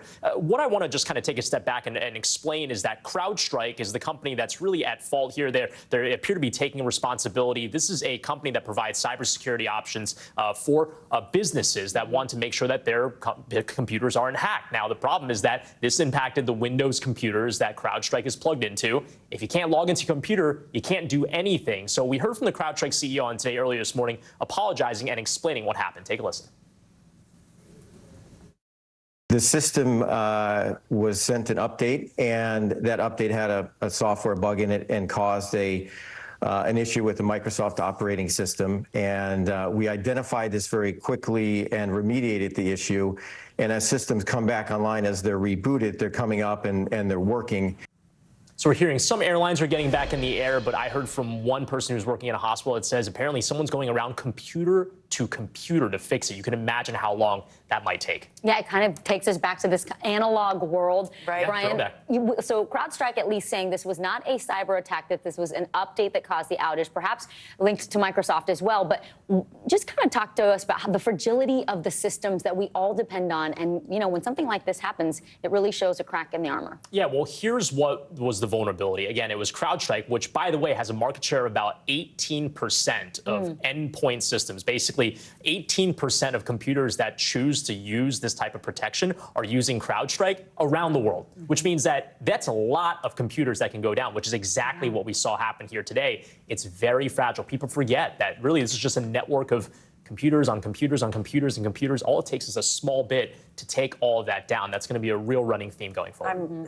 I see dominoes is what I see. Exactly. You know, when 18% are hooked in like that, you see dominoes, everything else. Brian Chung, business and data correspondent. Thanks, Brian. We want to bring in NBC News correspondent Guad Venegas now. He joins us with more on the travel impact of this outage. So, Guad, you're there at the airport in Atlanta, and you've been talking about issues with communication this morning. What is happening on the ground, and where do things stand with flight delays? Vicky, issues with communication and also issues with the systems used by the airlines. I've been looking at a screen all day to my right. This is at the United counter. It says recovery. Brian was talking about having to restart systems. I asked the workers if they knew what needed to be done. They said no. They said this is an example of what we're dealing with. Now, over to my left, the Spirit counter has had people waiting in line, some of them telling me it's been 3 to 4 hours that they had to wait. Most of them say they arrived at the airport this morning. They were trying to check in, but the system wasn't working. The app or the website did not allow them to check in. Down at the far end, American Airlines had about half of their flights either canceled or delayed. Now, the latest update from FlightAware says that more than 600 flights have been delayed here, and more than 400 have been canceled just here at Atlanta International. Let's hear from one of the travelers that I spoke to earlier today. Make it on the flight? Yes, we'll go back home and go to work. I done took me a short vacation, so I don't know. We'll figure it out, because I know we can't drive and still get there, because like I said, we're going into Miami. Now, we've seen other passengers who arrived, they saw the chaos trying to check in, and they decided to just stand there because the line was just too long, or it seemed impossible for them to be able to check in. Now, again, what we've been told is that each airline is being affected in a different way with this issue. Guad, how will this outage disrupt travel over the weekend? What should people know or do before they head to the airport? So according to authorities here at the airport, people should keep in mind that the issues that might happen at a different airport can affect other airports, right? Because planes will go from one airport to another. So maybe there's a plane that was supposed to fly in that didn't fly in, and that's causing issues at an airport that might have everything functioning normally. So that's something for people to keep in mind. So it just depends on each airline individually. People have to pay attention to what the airline they're traveling on is communicating. We know that American has sent out some information on how they're operating. Delta at one point said that they had some flights resume operations, but each airline is dealing with this in its own way. Airports are doing what they can to support them. So travelers just have to check with the airline to see what the status of their flight is. All right, NBC News senior correspondent Guad Venegas, thank you so much. All right, let's bring in NBC News correspondent Rahema Ellis. What have we heard from hospitals? You're covering this part of the story. Hospitals who are having trouble with communications and having trouble doing day-to-day business here today. Yeah, what this reminds us, pardon me, what this reminds us of is we are a digital society on a global sense. So hospitals are experiencing this too. One hospital we want to talk about in Massachusetts, Massachusetts General Brigham Hospital, reports that their outage, this is affecting their ability to do operations, for example. They are not able to schedule any clinical systems, and so they're telling patients that if you don't have something that has to be done today, don't come to the hospital. They're making phone calls rather than sending out emails to people, because guess what? The systems for sending emails is down. They're also being affected at the Dana-Farber Clinic. They're telling patients, if you have a scheduled appointment, Don't come in for your scheduled appointment today. Stay home. Up in Chicago, good news. They say that they are operating just fine. Here in New York, some good news. They say they have most of their hospitals operating just fine. However, Memorial Sloan Kettering, which is a big hospital here in New York, it says that they are pausing the start of any procedure that requires anesthesia. And they're calling patients that have been affected. Again, they're also making the phone calls rather than sending out any emails. So bottom line, maybe call ahead before you go if you had a doctor's appointment today. Rahima, what about the reports that this glitch has also affected 911 systems and emergency services? What does that mean for people who are in dire straits and need help? That is a good question. A lot of people wonder about that because you may not have a problem at this moment, but what if the next moment you do? Well, in some places, for example, they're telling folks to try to get on another phone carrier. I'm thinking that's kind of hard to do, isn't it? How do you do that? Another thing they're saying is trying to contact your emergency service through another web device. Up in Alaska, where they've had some problems, they're saying contact the Alaska State Police Department. How you do that? On your phone or on the web. They're suggesting you do that. But again, that could be a complicated process right now if a lot of these systems are down. So while they're offering some alternatives, it's still challenging. Yeah, emergency services in New York not affected because the IT manager said they've sort of ring-fenced a 911 and the like in New York City, so that's not a problem. That's fortunate, especially because so many of us have gotten rid of our landlines. Right. Yeah. So, like you said, it's a daisy chain with all the digital connections. NBC News correspondent Rahima Ellis. Thank you, Rahima. All right, it's time for our CNBC Money Minute. The Department of Education announcing it will pause student loan payment for millions of Americans. The U.S. Secretary of Education says the pause will affect borrowers enrolled in the Biden administration's SAVE repayment plan. Yeah, at CNBC Tech Check anchor Deirdre Bosa joins us now. So, Deirdre, this comes right after a federal appeals court yesterday blocked the SAVE plan. So what does this ruling mean for borrowers overall?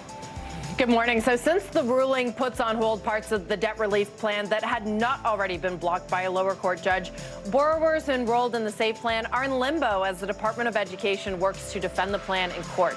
During that time, the pause on the payments are interest-free, which should give borrowers some breathing room. The cell is recalling over 3 million steam cleaners over a burn hazard that caused over 150 burn injuries. The Consumer Product Safety Commission said the cleaner can spit out hot water or steam, which can cause burns on the user. The recall affects steamers sold in retail stores nationwide and online from 2008 to 2024. And finally, Netflix is ending its cheapest ad-free plan. The streaming giant told shareholders it was phasing out the plan in the U.S. and France. While Netflix stopped offering the plan for new subscribers last year, customers who remained on the plan will be notified today to choose another one. The move could drive more customers to its cheaper ad-supported plan that costs $6.99 a month. Back to you guys. CNBC Tech Check anchor Deirdre Bosa, thank you so much. We're just not getting a break on those subscription services. No, we're not. All right, coming up, new harrowing video shows the moment when a large crane crashed into a Fort Lauderdale bridge. What we are learning about the fatal incident. Stay with us. You're watching NBC News Daily.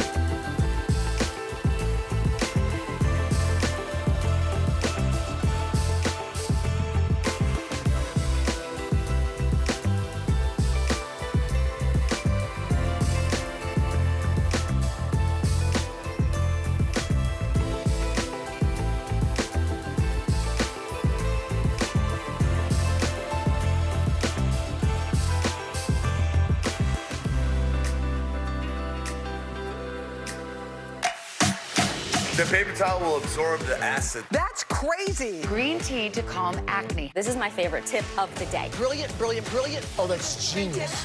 You just saved me $40.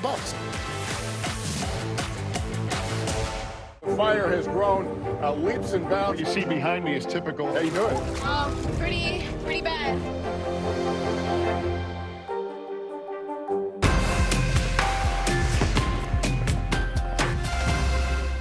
Police are releasing new video of scary moments when a large crane crashed onto a bridge. This happened last April in Fort Lauderdale, killing a construction worker and hurting several others. Steve Litz with NBC Miami has more on the collapse and the lawsuit filed against the crane company. Video from the bridge tender house with an up-close look at a chunk of a crane falling on two vehicles in downtown Fort Lauderdale. A dashboard camera from farther away with another angle. The moments after were intense. Go over there, away from the crane. It's already falling. It could keep falling. Walk over there. Hey. That thing almost fell on me, okay? Police body-worn camera captured first responders interacting with victims. Come on, okay. We need you to get moving. This crane might collapse.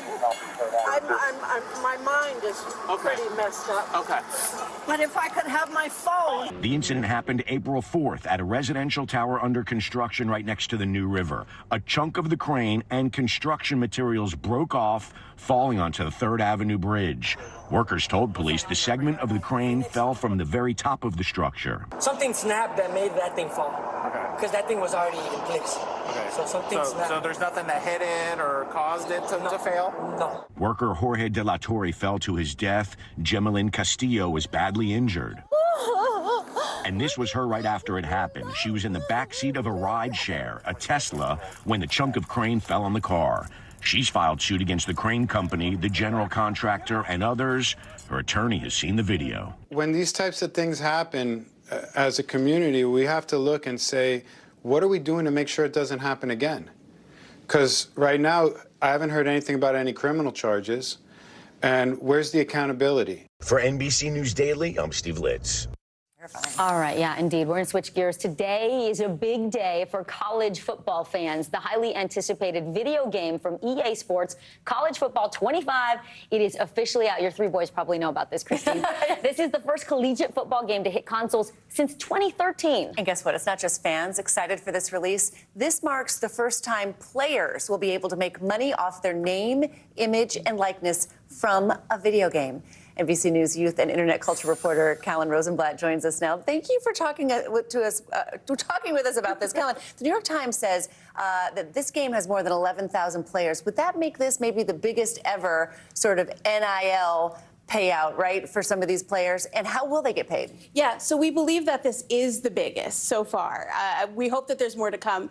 Now, I spoke with an EA spokesperson via email yesterday. So the baseline payment that these collegiate athletes are making is $600. They're also getting a deluxe copy of the game, which is great. Cool. But that's just the minimum payment. We don't know what some bigger players like Travis Hunter, who plays for Colorado and is on the cover of the game, we don't know how much he could be making. It could be a completely different amount. So we know at least the baseline is $600, but it's very different than 11 years ago when they were making absolutely nothing and their image was being used. Yeah, Callan, this is a long time coming, right? EA Sports was forced to pause this series back in 2013. So walk us through what happened back then, and also, like, the game is out. What do people think of it? Yeah, so in 2013, a bunch of former football players sued EA over their likeness being used. Now, their names were not in the game, but their numbers were there, their image was there, and it was pretty obvious who they were replicating. And there was no consent. It was just, EA had created these characters to look like these players. So they sued EA, and after that, EA stopped making collegiate football games. Now, people are thrilled to have this game back. I spoke with one Twitch streamer who was playing this game and said he was playing as University of Nevada, Las Vegas. While he was playing, live players from the actual team were coming into his chat and telling him, throw it this way, throw it that way, make this pass, and we're coaching him through the actual game. So not only are players thrilled with this game, the athletes are thrilled too. Just quickly, it's really a whole new landscape for the players. Absolutely, absolutely. It's great for them to be making some financial compensation, and just, I think it's cool to see yourself in a video game. game. And can you imagine you're playing the game and then the actual player comes into the chat? Your Like, heroes that's are coming to the fantastic. chat. That's so cool. So fun. NBC News youth and internet culture reporter Kellen Rosenbach, great to have you back. Thank you. Thank you so much. All right, with growing calls to drop out of the race, the Biden campaign insists there is, quote, no plan for an alternative nominee. We're going to take a look at rising pressure facing the president later this hour. You're watching NBC News Daily.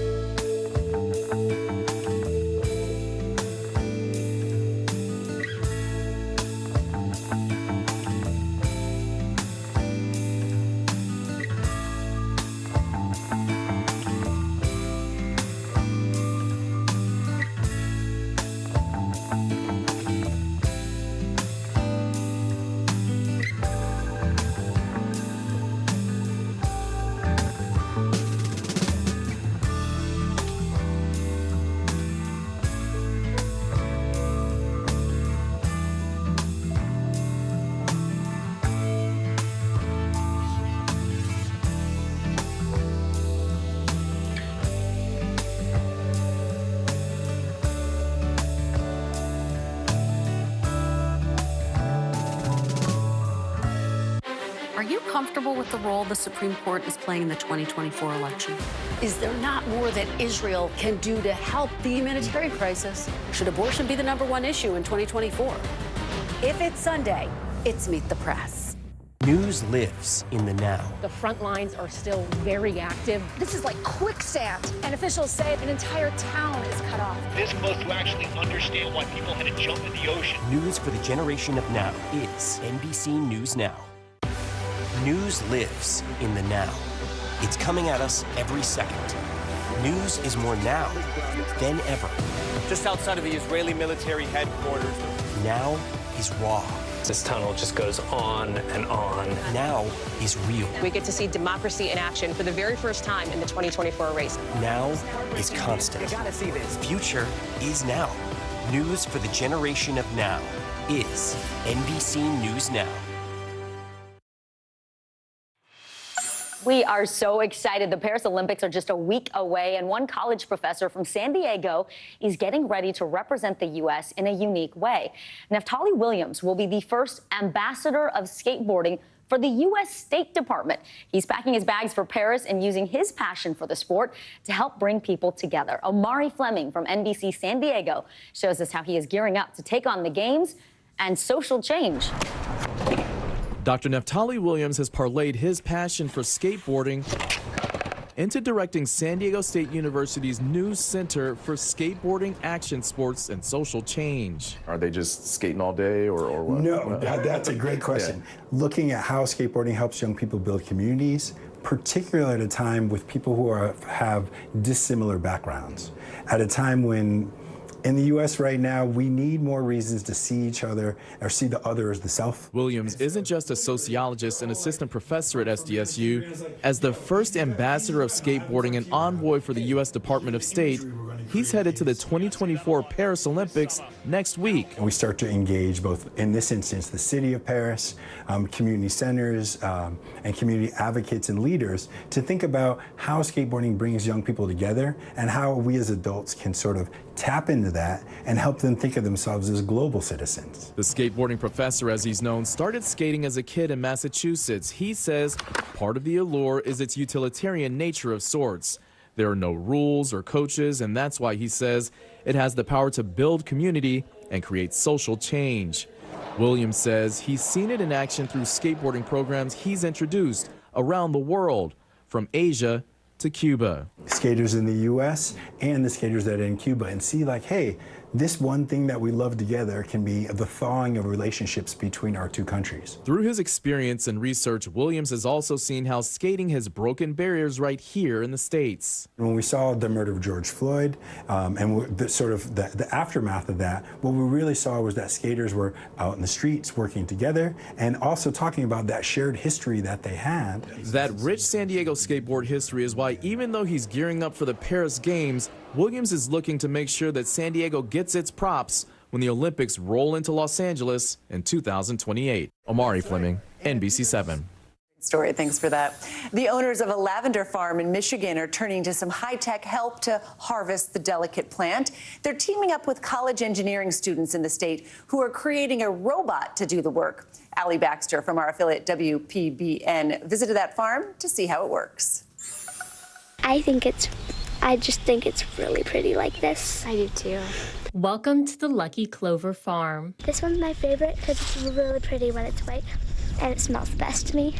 It's the sweetest smelling farm in Otsego County. Josh Mouch and his family like to combine their passion for farming and robotics, which led to him discovering a grant for robotic agriculture research. We want to collect the data. That's the first step that we need to do. So Dr. Jong Yun Bae and her engineering students traveled the 5 hours to the farm to simulate these fields in a virtual space. Then they'll build a robot that's capable of harvesting the lavender. We want to mimic the human harvesting, as delicate as possible. So that will be the hardest part that we're not really experts on, harvesting part. This is how we harvest it, and this is what the robot is going to kind of go and mimic the human motion when harvesting. So why is this research important? The goal is to sit on a chair right there and just watch all the robots do the work for me. But the actual goal is to automate the harvesting of not just lavender. Any research that's done here will also apply to any other, I call them delicate plants, but strawberries, blueberries, raspberries, peppers, anything that requires a little bit more finesse and can't just have a large $500,000 tractor. As Josh explains it, there are farms out there with delicate plants like lavender that use heavy equipment, but you're not getting the full use of the fragile plant with a harsh harvest. It's also hard for small farms to afford labor or that expensive equipment.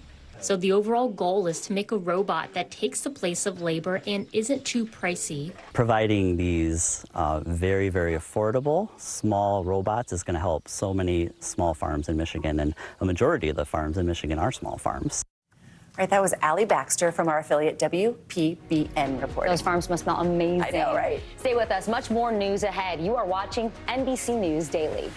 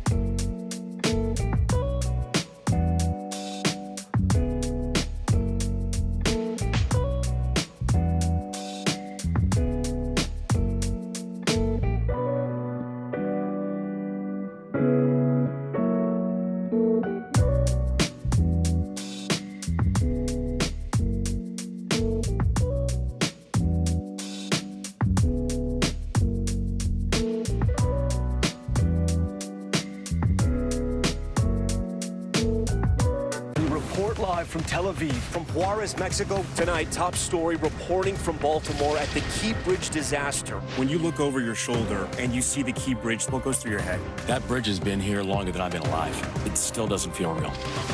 Hundreds of Israelis have gathered to demonstrate. What do the people in Gaza, do you think, what do they need most? A place where Palestinians and Israelis have found common ground. Every night, it's your news playlist. Top Story with Tom Llamas. Streaming weeknights at 7 on NBC News Now.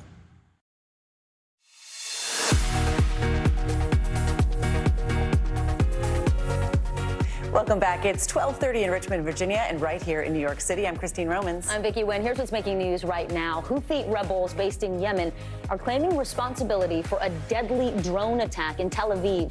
The explosion took place early this morning near the U.S. Embassy. One man was killed, 4 other people were hurt. A Georgia man was arrested for allegedly posting threats online against FBI Director Christopher Wray.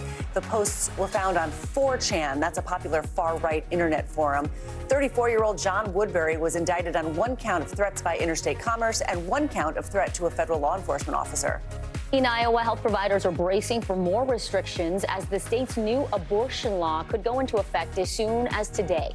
The Iowa Supreme Court ruled in favor of the law last month after it was on hold for nearly a year. It bans the procedure when a fetal heartbeat is detected, and that is typically around 6 weeks. All right, just hours ago, a Russian court convicted Wall Street Journal reporter Evan Gershkovich of espionage, sentenced him to 16 years in prison. The trial was held behind closed doors. Russia has never published any clear evidence supporting its claims against Gershkovich. Yeah, the Wall Street Journal and the U.S. government have denounced the case as a sham. Gershkovich is the first American journalist to be arrested on espionage charges in Russia since the Cold War. NBC News international correspondent Josh Letterman joins us now. So, Josh, what happens now to Gershkovich, and are there any potential signs of a prisoner swap? Well, the bad news for Evan Gershkovich is he will now be heading to the detention center where he has been detained for the last 15 months as he awaits transfer to a maximum security prison camp. But the good news is there are some signs of interest, at least, from both the U.S. and Russia in trying to strike some type of a prisoner deal to bring him home. We heard earlier in the week from the top Russian diplomat saying that there are ongoing contacts between U.S. and Russian spy services about a potential deal. And today we heard from President Biden saying that he is pushing every single day to bring Evan home. We heard from Secretary Blinken saying that work is happening right now. And so we don't have a great sense of what those negotiations involve behind the scenes or how far along they are. But we do know that Russia had said no deal could actually be reached until there was a verdict. And so now we could potentially see that kick into a higher gear. But of course, the question is, will the U.S. find something that it can offer Russia that it wants badly enough in return to agree to release not only Evan Gershkovich, but also former U.S. Marine Paul Whelan, who the U.S. says is wrongfully detained as well and also wants to be brought home as part of a prisoner swap. And the Wall Street Journal making it clear he was arrested for doing his job, simply doing his job there in Russia. NBC News international correspondent Josh Letterman, thank you. Well, Milwaukee is clearing out after a politics-packed week at the Republican National Convention. Last night, former President Donald Trump delivered the keynote speech to a passionate crowd of supporters. It lasted more than 90 minutes. That's the longest ever for a convention acceptance address. Trump had reportedly rewritten the speech himself following his assassination attempt. He started by giving a detailed account of that day, and then he pivoted to some of the stump speech attack lines his campaign and others had urged him to avoid. If you took the 10 worst presidents in the history of the United States, think of it, the 10 worst, added them up, they will not have done the damage that Biden has done. NBC News correspondent Vaughn Hilliard is in Milwaukee for us. Vaughn, the former president took several detours, shall we say, from his planned remarks, riffing and ad-libbing, as he often does at rallies. But what was his main message, particularly on immigration and our borders? Right, you could really say there are 2 parts to this speech, or the beginning and the end, and then the middle part. And the beginning and the end focused on his story and getting shot in the face and going down there on that stage at that campaign rally. He also paid tribute to Corey Comparator, the man who lost his life in the attempted assassination on Saturday. And it was marked by there were tears in the crowd and definitely a more somber, subdued Donald Trump. The other part of the speech was exactly what you were talking about. the MAGA agenda, where Donald Trump really would not say he was moderating his positions or his rhetoric around the positions, particularly when you look at immigration as just an example. Take a listen. It's a massive invasion at our southern border that has spread misery, crime, poverty, disease, and destruction. We have to stop the invasion into our country that's killing hundreds of thousands of people a year. The Republican platform promises to launch the largest deportation operation in the history of our country. I will not let these killers and criminals into our country. And so in many ways, the rest of his speech, when not talking about the tragedy over this last weekend, was very much reminiscent of his lines that his go-to lines that he delivers so often on his campaign trails over the last year and a half. You know, Vaughn, Trump is now the first major party presidential nominee who has a felony conviction. How did he characterize the court cases that are still ongoing against him, and what other tried and true messaging did Trump return to last night? Right. Folks heard him talk about unity and unifying America. And for Donald Trump, part of that unity in his mind is having the criminal charges against him dropped. He was quite explicit. I'll just read you part of the speech in which he said the Democrat Party should immediately stop weaponizing the justice system and labeling their political opponents as enemy of democracy. We should not criminalize dissent or demonize political disagreement. He hailed Judge Cannon's decision to drop that classified documents indictment in Florida. But of course, he still has multiple other cases here and trials pending. And clearly, Donald Trump still wants those to go away and use the convention space to make and urge the American public to stand in his defense on that front. All right, NBC News correspondent Vaughn Hilliard. Vaughn, thank you so much. Great work there this week. All right, the Biden campaign is remaining defiant today, at least publicly, as the president faces questions about the future of his re-election bid. Yeah, a growing number of Democrats is now calling for him to drop out of the race. But in a new memo obtained by NBC News, the campaign's Battleground States director says there is no plan for an alternative nominee. Well, we've got NBC News White House correspondent Ali Rafa following it all from Rehoboth Beach, Delaware for us. So, Ali, we're now also hearing that Biden's family is starting to discuss a potential exit plan. So we've got a few different things. Maybe two things can be true at once. Maybe there is an exit plan, but there's no nominee in place. Tell us what you're learning. Yeah, guys, we're continuing to see this split screen between what the Biden team is portraying publicly and what we know is being discussed privately. We heard from campaign chair Jen O'Malley-Dillon earlier today, who again tried to quiet these growing calls from Democratic lawmakers calling for the president to step aside. Take a listen to her comments. I'm not here to say that this hasn't been a tough several weeks for the campaign. There's no doubt that it has been. And we've definitely seen some slippage in support, but it has been a small movement. Yes, of course, we have a lot of work to do to make sure that we are reassuring the American people that, yes, he's old, but he can do the job and he can win. And we're learning today from sources familiar with the Biden family's private conversations that they are deciding what it would look like if the president were to step aside in this race. We're told that some of the things they're considering is how a decision this monumental would potentially impact the president's health, how they could preserve his legacy, preserve the stability of the country, and how they could set up the Democratic Party in the best position possible to defeat former President Trump in November, guys. All right, NBC News White House correspondent Ali Rafa, thank you so much. Well, with immigration in sharp focus this election cycle, more cities and counties are rethinking their policies. Local law enforcement agencies are increasingly working with ICE to take migrants with criminal records into custody. NBC News Homeland Security correspondent Julia Ainsley got an exclusive look at how those arrests are made.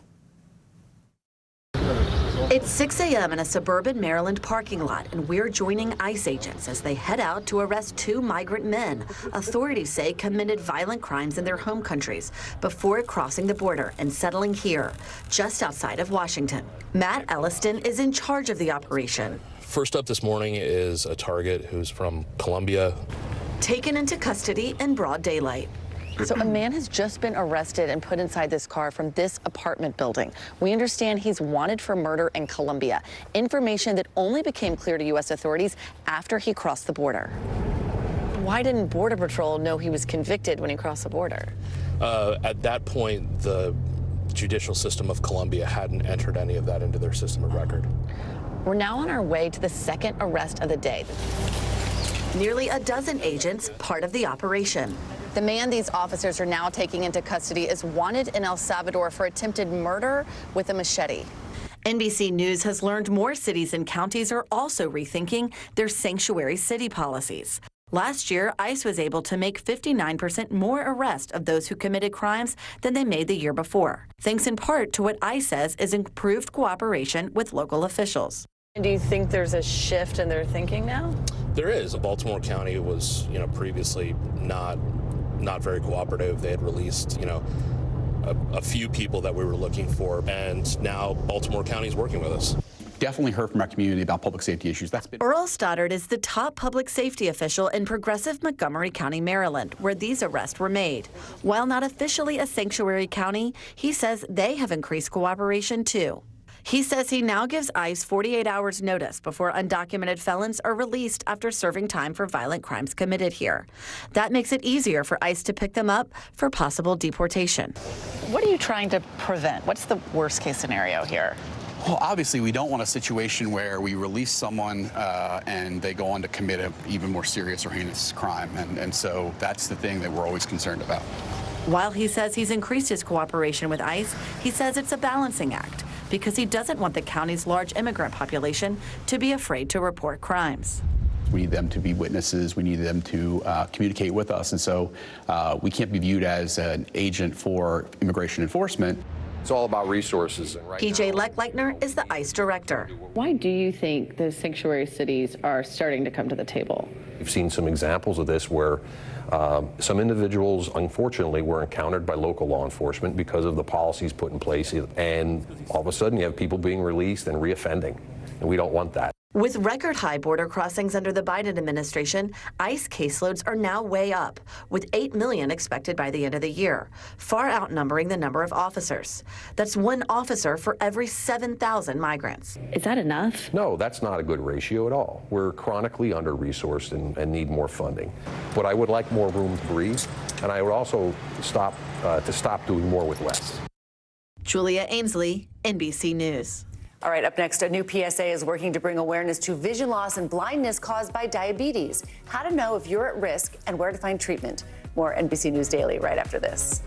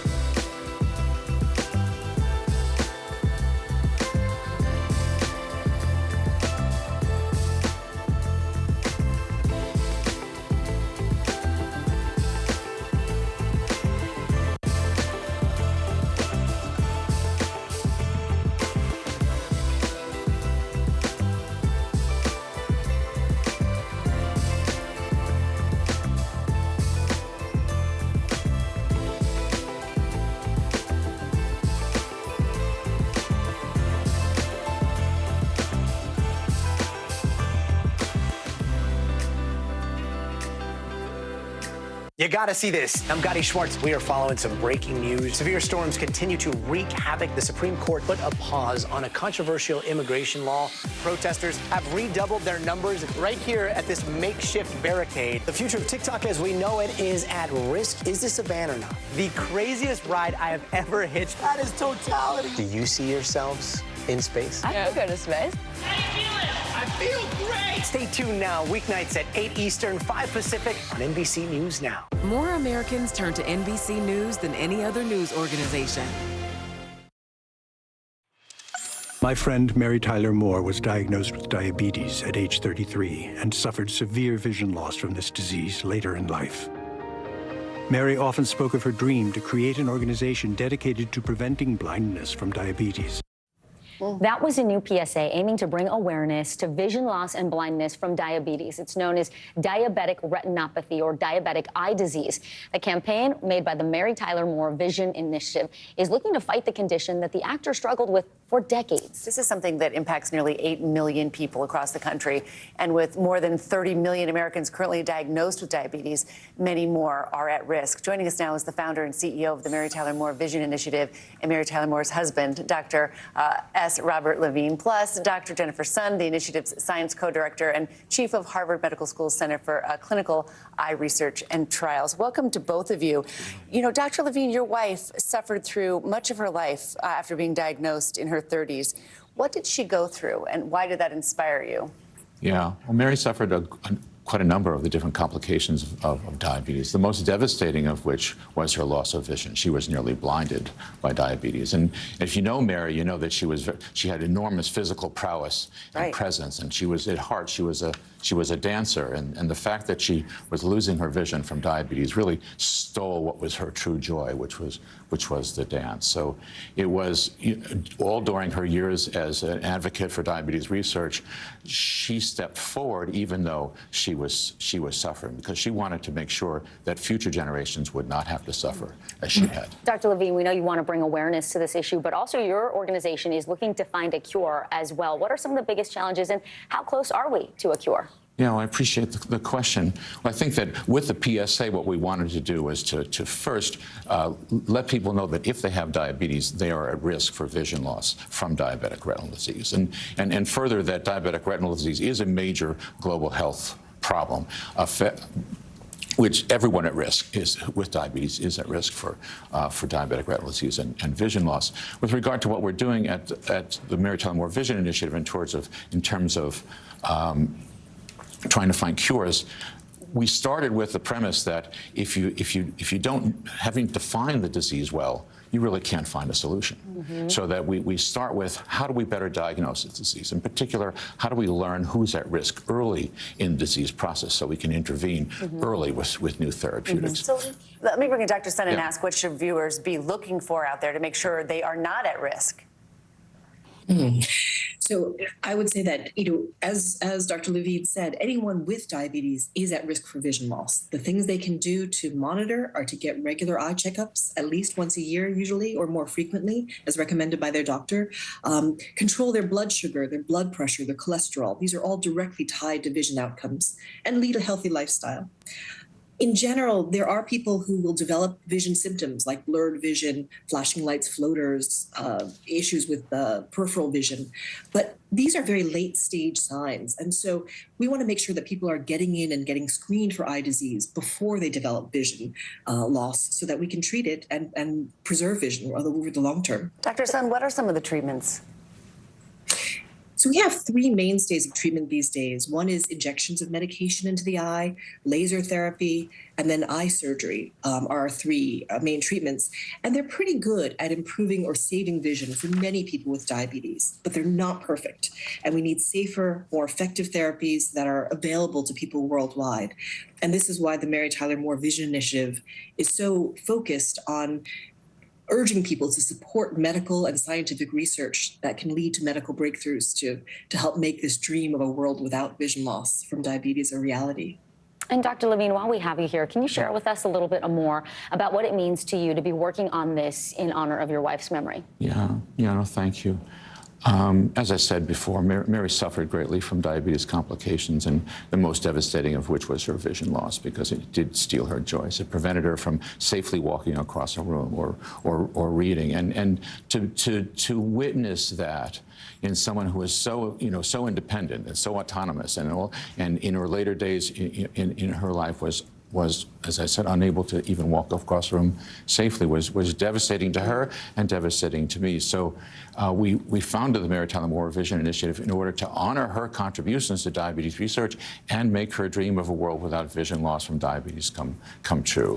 Well, we are so happy to have you, Dr. S. Robert Levine, and also Dr. Jennifer Sun from China with us today to talk about this important initiative. Thank you both so very much. Thank you. You're watching NBC News Daily.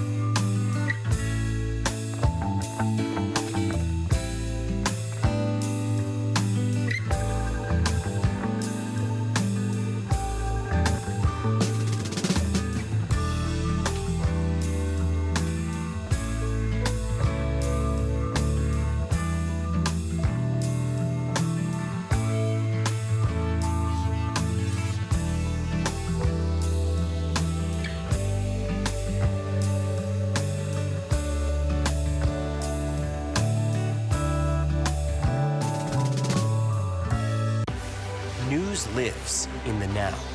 It's coming at us every second. News is more now than ever. Just outside of the Israeli military headquarters. Now is raw. This tunnel just goes on and on. Now is real. We get to see democracy in action for the very first time in the 2024 race. Now is constant. You gotta see this. Future is now.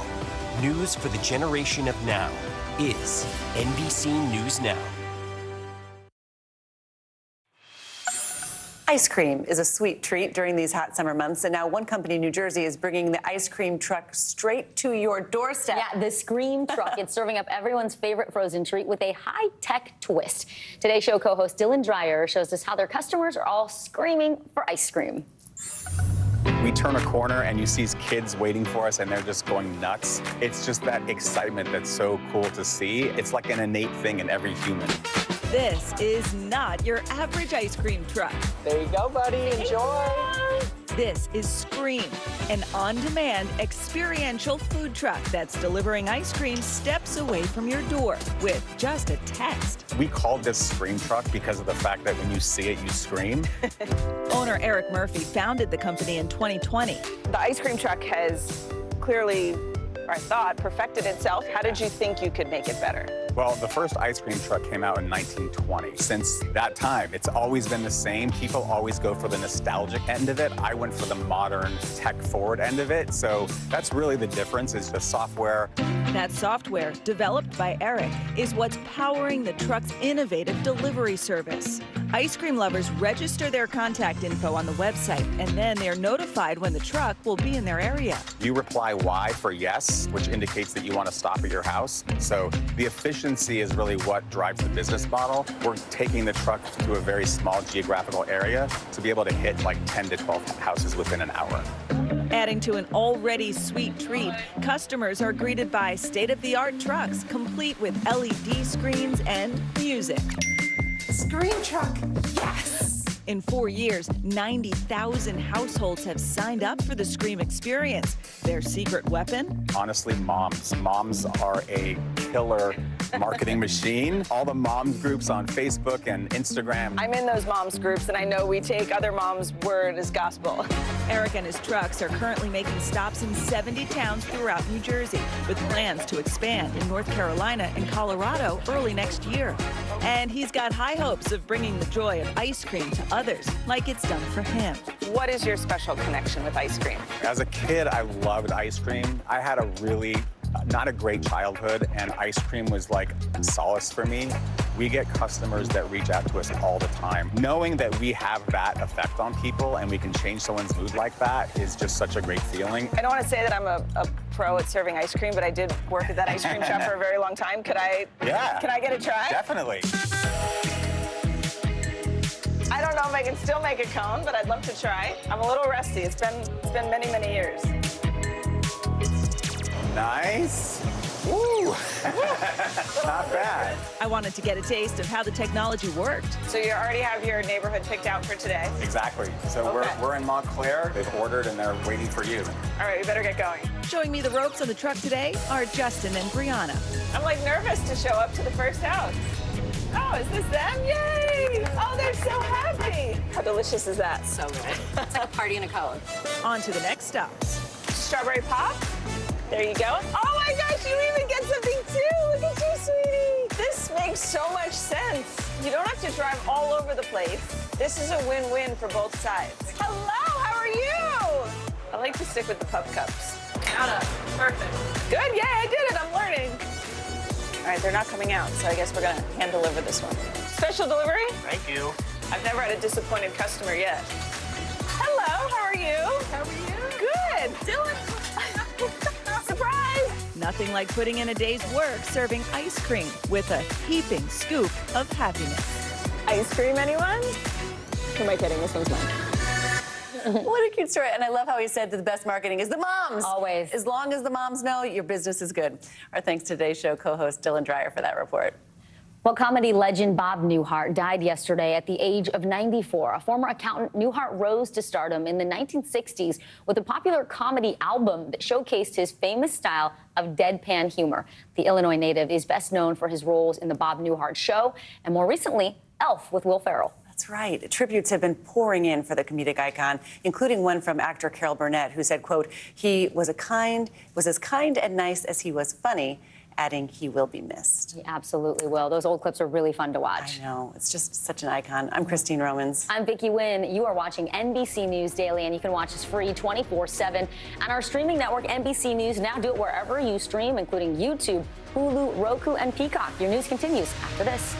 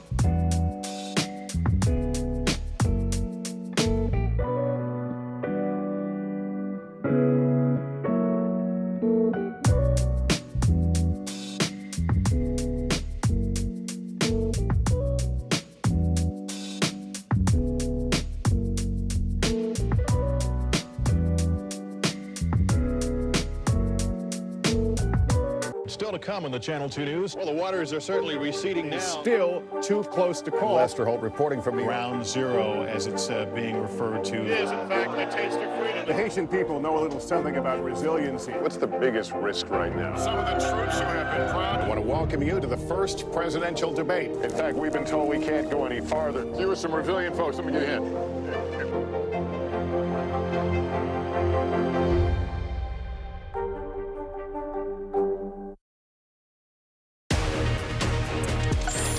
Hi, everyone. I'm Christine Romans. Morgan and Vicky are on assignment. NBC News Daily starts right now.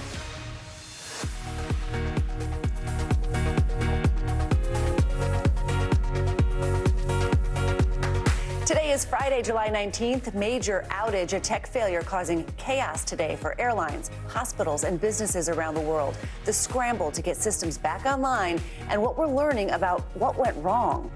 Decision 2024, former President Trump formally accepting the GOP nomination as President Biden faces more pressure to drop out of the race. We're tracking the political fallout and the responses from both campaigns. Growing concerns, federal health officials looking into reports of several people getting sick after eating mushroom edibles. The latest on the investigation and what you need to know about the popular products. New research, a study is highlighting the long-term effects of discrimination on Black adolescents, how it could be jeopardizing their mental health and well-being.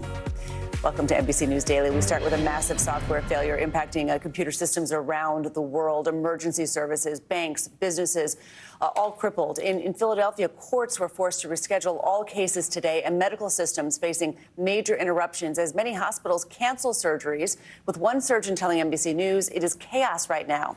This all comes after a software update from the cybersecurity firm CrowdStrike. That update caused a bug in Microsoft Windows and knocked systems offline, with each computer being fixed one by one. Air travel in many cities coming to a standstill. More than 1,500 flights have been delayed. Over 400 canceled in the U.S. New York, Houston, Charlotte, and D.C. They're seeing the biggest headaches. We have team coverage of this global outage. NBC News senior correspondent Tom Costello has the latest on travel. NBC News correspondent Rahima Ellis standing by with how hospitals are responding. But first, let's go to NBC News business and data correspondent Brian Chung. Brian, this outage is just rolling around the world, quite literally. Yeah, and what we're seeing is that CrowdStrike, which is the company where essentially this problem originated, says that they have a patch and they fixed the issue. But every company that has a PC that uses that software, which CrowdStrike, they offer cybersecurity solutions to businesses like NBC, where we had issues even this morning getting some of our computers fired up. Well, it's going to be a big question over how quickly companies can work with CrowdStrike to essentially restart their computers. Really, at this stage, as of a few hours, maybe half a day into this ordeal, really the solution right now is just to turn it off and try to turn it back on again. But that's going to be a much harder and perhaps slower process than some are anticipating. We heard from CEO of CrowdStrike, George Kurtz, earlier today, who said they're trying to work on a solution. Take a listen. It could be some time for some systems that just automatically won't recover. But it is, it is our mission, is why we're here, to make sure that every customer is fully recovered, and we're not going to relent until we get every customer back to where they were, and we continue to protect them and keep the bad guys out of their systems.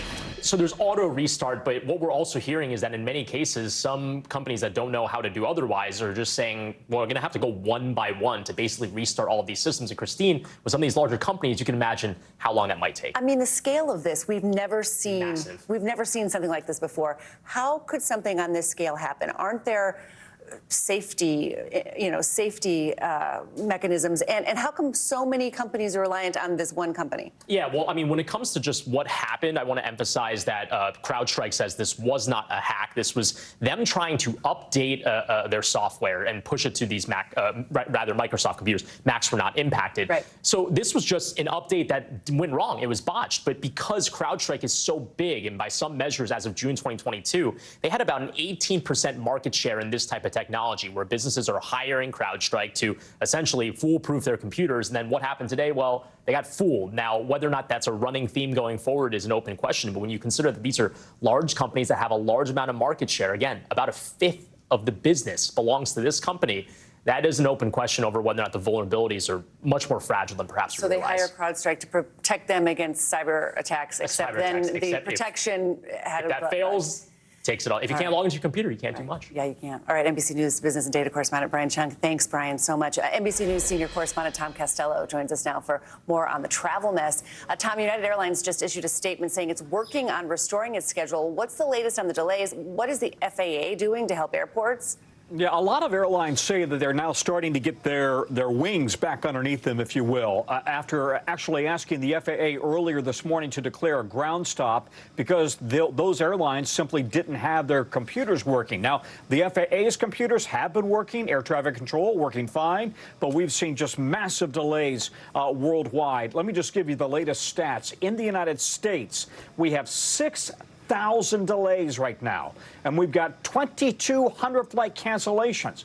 The biggest impacted, well, that's an important number there. If you look at all the red, I should say, all the red on the screen, those are airports that are seeing big delays. But the numbers here are, as I mentioned, astonishing. We talked to one passenger at Newark Airport who talked about how long she's been waiting in line. Finally, we were sent a text message that our flight was canceled. This is really a terrible scenario. The fact that it's domestic and worldwide, it's absolutely awful. Yeah, that's what's really hard to get your arms around here. This is not just in the United States. It's worldwide. Flights worldwide have been affected by this.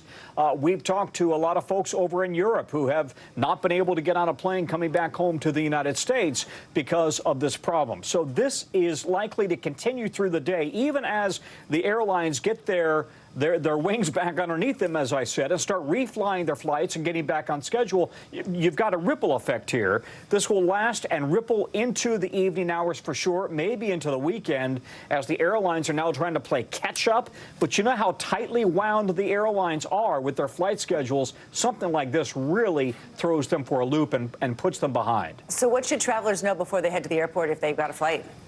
Well, first of all, check to see if your flight's leaving on time. Second of all, the airlines are, for the most part, waiving ticket change fees. If you've got a flight today going from city Y to Z and you see that it's delayed, maybe delayed indefinitely, you can waive your ticket and waive the change fee. You could rebook it for tomorrow, for example. So you should definitely be on your app, on the airline's app, trying to figure out what the status of that particular flight might be. All right, NBC News senior correspondent Tom Costello. Tom, thank you so much. You bet.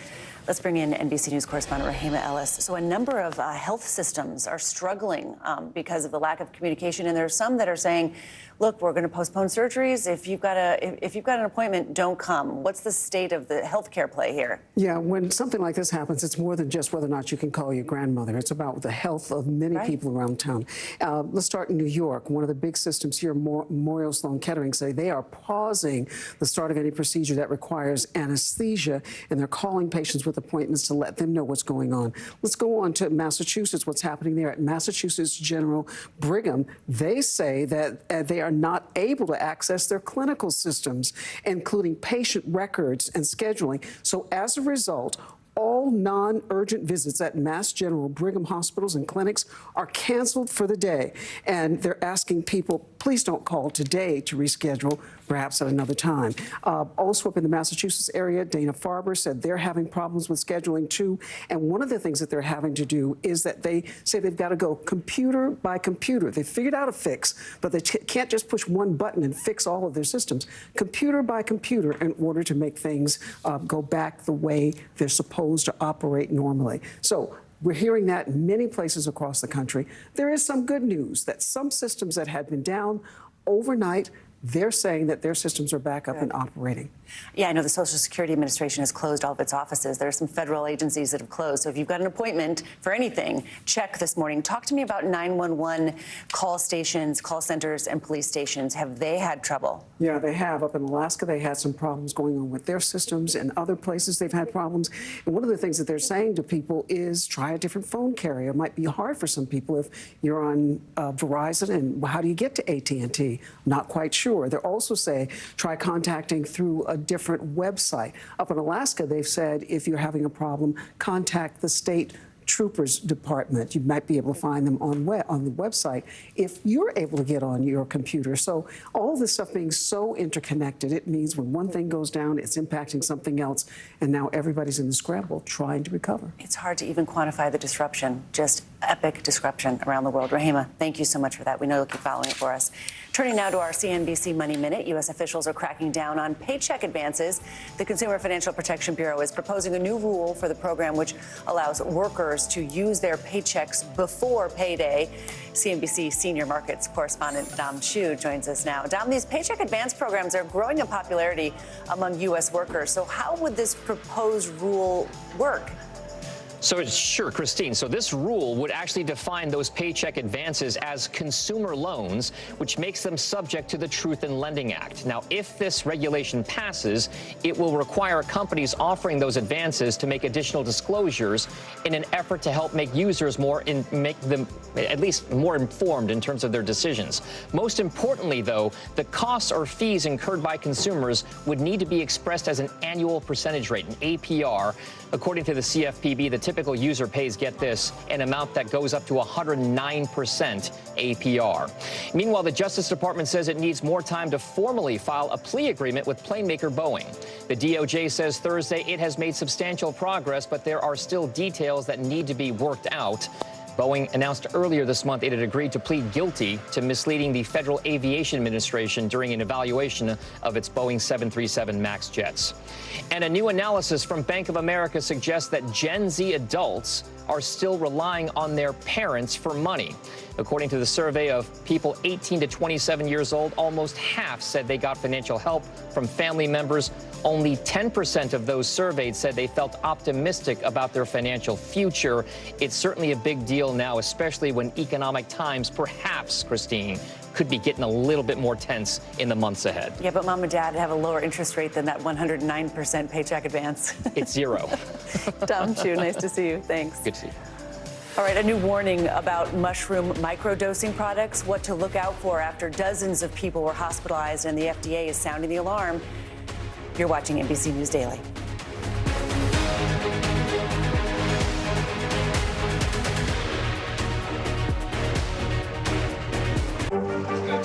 What is going to happen now? Going back and forth because Go ahead. This is it.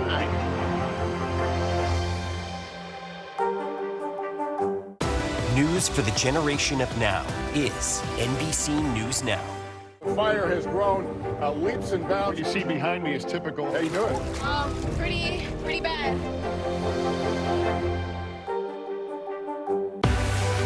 What's the message that you're trying to get out to young people? Know what is in the drug supply. We've got important news this hour about your money. Mental health, big picture, why is it so tough right now? News for the generation of now is NBC News Now. Hey there, I'm Hallie, and we are coming on the air tonight with new developments. Let's talk about the implications on women's health and then the political fallout. Start with what this law actually will and won't do. Cruise officials will do almost anything they can to get it back open ASAP. So how S is the P? In other words, how soon will it be open? I could keep talking till the Eiffel Tower starts sparkling.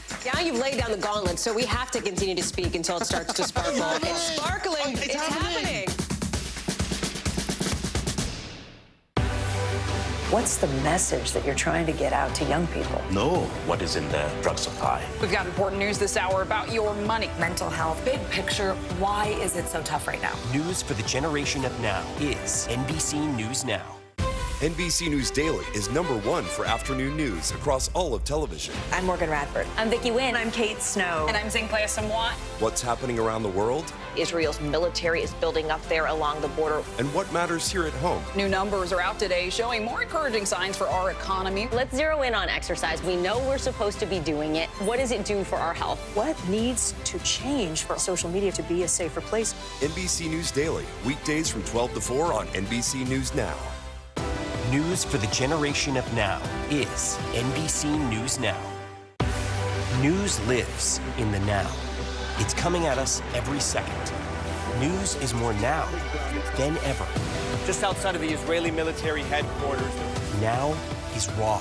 This tunnel just goes on and on. Now is real. We get to see democracy in action for the very first time in the 2024 race. Now is constant. You gotta see this. Future is now. News for the generation of now is NBC News Now. John Deere, one of the nation's most iconic brands, is leaning away from its policies promoting diversity and inclusion. I talked to an expert about how this move may create staffing issues in the future. 2 years ago, John Deere, the iconic American farm equipment maker, called diversity, equity, and inclusion, DEI, one of its highest priorities. Now, the Moline, Illinois company announcing it will end all, quote, social or cultural awareness events and audit all training materials to, quote, ensure the absence of socially motivated messages. Deere, quote, reaffirming that the existence of diversity quotas and pronoun identification have never been and are not company policy. Just a few weeks ago, Tennessee-based Tractor Supply Company announced it was canceling pride events and gutting diversity hiring goals. In Tractor Supply's case, they're in a red state with a very aggressive right-wing legislature. Deere, their modal client base, is probably not supportive of DEI. And so those are real pressures that they have to attend to. It comes a year after the Supreme Court ruling to end affirmative action in college admissions. Emboldened conservative activists now campaigning online against corporate DEI programs, pride events, and climate change efforts, waging war on what they call corporate woke, hoping to match the success of their boycott of Bud Light. I got some Bud Lights for us. Whose social media collaboration with a transgender influencer sparked conservative outrage online and hurt sales. Once the most popular beer in the U.S., it has slipped to number 3. Corporate social justice initiatives peaked in the months after the death of George Floyd, but have declined in recent months. 5-10 years out, if you're not thinking about workplace diversity, you're not going to be able to staff up. Companies now trying to balance culture war pressure with their business interests. Other industries are also making a shift. The biggest group of human resources professionals, SHRM, is dropping the word equity out of its DEI initiatives. It will now be known as D&I. The FDA is issuing a new warning about mushroom microdosing products sold by the company Diamond Shrooms. More than a dozen of its chocolate bars, gummies, and cones were recalled last month, but the FDA says they are still being sold in stores, including vape shops. As of Monday, there have been 69 reported illnesses and at least one death linked to these edibles. NBC News medical fellow Dr. Ashke Sayal joins us now. And Doctor, what's in these products that are making people sick, and what are some of the reactions they're having? Hey, Christine. Yeah, I think a lot of us have heard of people who have tried this by now. It's kind of taken over in the last year or so, experts are telling me. And so we wanted to find out really what's in these products, Christine. So I actually visited a mushroom dispenser here in Los Angeles. And what we found really was a whole array of chocolate bars, of gummies, of lollipops, things with either two things. One, they were labeled with a mushroom species called Amanita muscaria, which we'll get to in a second. But otherwise, a lot of them were vaguely labeled, Christine. They had things like Magic Blend, and it's really not clear, what's inside this Magic Blend and what exactly it does to your brain and to your body. But Christine, it's important for people to know these things can come with risk. You're seeing the FDA, the CDC, and poison control centers really warning about some of the risks here, including seizures. You could have, decreased sense of consciousness. You could have nausea. You could have vomiting. So definitely things you want to be aware of. You can see a full list of risks here. Also problems with your blood pressure there. You can see hyper or hypotension and abnormal heart rates. A lot of people reporting really, really fast heart rates. Definitely something you want to be aware of if you have a heart condition, Christine. But a lot of these products, really, it's not clear what's in them, and the FDA is really sort of putting out a warning here with the Diamond Shrooms products. What should people know if they see these products in their home or for sale? Yeah, I think the biggest thing here, really, in talking to experts, is transparency, is knowing exactly what's in the product. And there's a way to sort of find out, Christine. And a lot of these things, a lot of these products, what you can see on them is either QR codes that take you to these lab certificates available, where you can actually see the products that are in, or the chemicals that are in these products. And a lot of these dispensaries will actually have this information, so just ask for it. I talked to a law professor about this, and I asked him, what's the solution here? Is there something that we need to do to just get these off the shelves?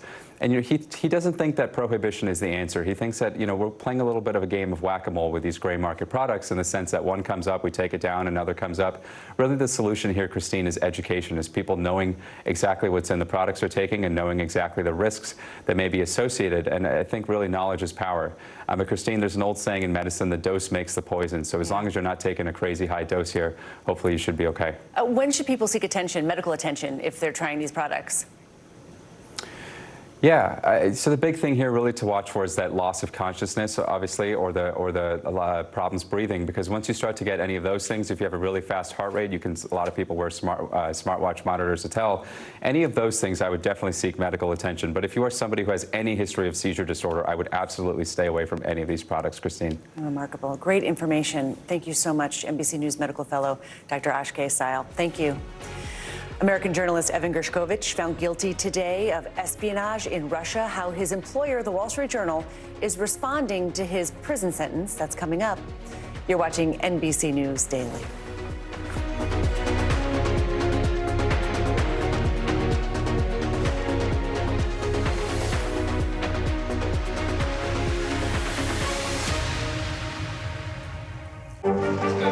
What is going to happen now? Going back and forth because they...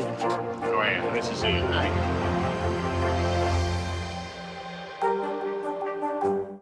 News for the generation of now is NBC News Now. The fire has grown leaps and bounds. What you see behind me is typical. How you doing? Pretty bad. What's the message that you're trying to get out to young people? Know what is in the drug supply. We've got important news this hour about your money. Mental health, big picture, why is it so tough right now? News for the generation of now is NBC News Now. Hey there, I'm Hallie, and we are coming on the air tonight with new developments. Let's talk about the implications on women's health and then the political fallout. Start with what this law actually will and won't do. Cruise officials will do almost anything they can to get it back open ASAP. So how S is the P? In other words, how soon will it be open? I could keep talking till the Eiffel Tower starts sparkling. Now you've laid down the gauntlet, so we have to continue to speak until it starts to sparkle. It's sparkling. It's happening. What's the message that you're trying to get out to young people? Know what is in the drug supply. We've got important news this hour about your money. Mental health, big picture, why is it so tough right now? News for the generation of now is NBC News Now. NBC News Daily is #1 for afternoon news across all of television. I'm Morgan Radford. I'm Vicki Wynn. I'm Kate Snow. And I'm Zinklea Samwat. What's happening around the world? Israel's military is building up there along the border. And what matters here at home? New numbers are out today showing more encouraging signs for our economy. Let's zero in on exercise. We know we're supposed to be doing it. What does it do for our health? What needs to change for social media to be a safer place? NBC News Daily, weekdays from 12 to 4 on NBC News Now. News for the generation of now is NBC News Now. News lives in the now. It's coming at us every second. News is more now than ever. Just outside of the Israeli military headquarters. Now is raw. This tunnel just goes on and on. Now is real. We get to see democracy in action for the very first time in the 2024 race. Now is constant. You gotta see this. Future is now. News for the generation of now is NBC News Now. We are so excited. The Paris Olympics are just a week away, and one college professor from San Diego is getting ready to represent the U.S. in a unique way. Naftali Williams will be the first ambassador of skateboarding for the U.S. State Department. He's packing his bags for Paris and using his passion for the sport to help bring people together. Omari Fleming from NBC San Diego shows us how he is gearing up to take on the games and social change.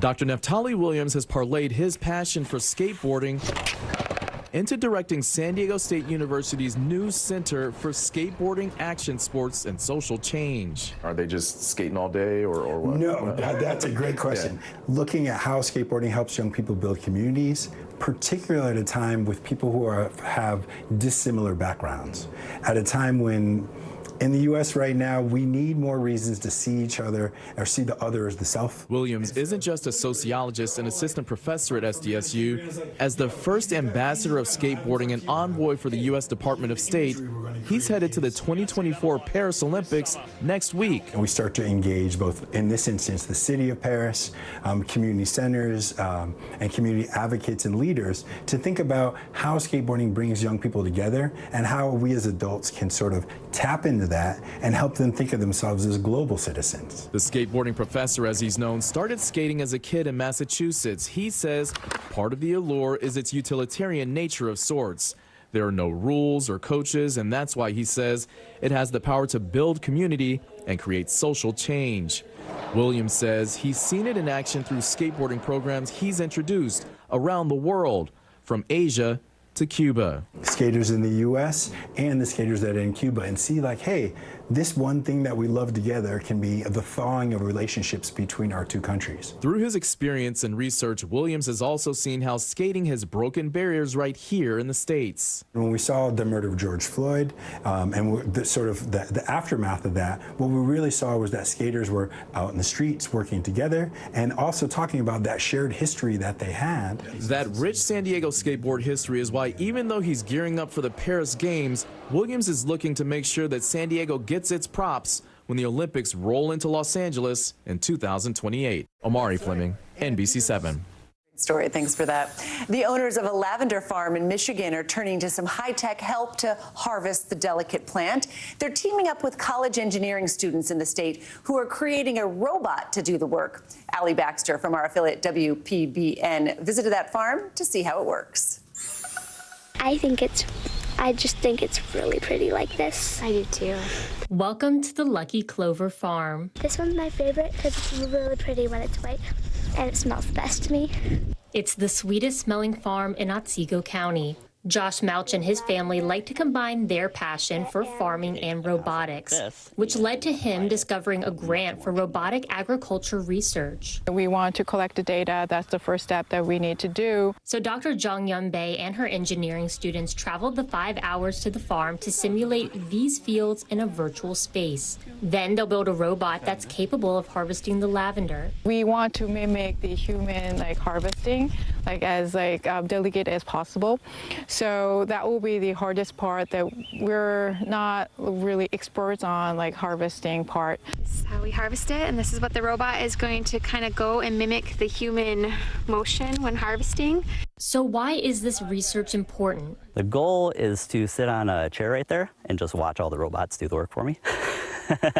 But the actual goal is to automate the harvesting of not just lavender. Any research that's done here will also apply to any other, I call them delicate plants, but strawberries, blueberries, raspberries, peppers, anything that requires a little bit more finesse and can't just have a large $500,000 tractor. As Josh explains it, there are farms out there with delicate plants like lavender that use heavy equipment, but you're not getting the full use of the fragile plant with a harsh harvest. It's also hard for small farms to afford labor or that expensive equipment. So the overall goal is to make a robot that takes the place of labor and isn't too pricey. Providing these very, very affordable small robots is going to help so many small farms in Michigan, and the majority of the farms in Michigan are small farms. Right, that was Allie Baxter from our affiliate WPBN reporting. Those farms must smell amazing. I know, right? Stay with us. Much more news ahead. You are watching NBC News Daily.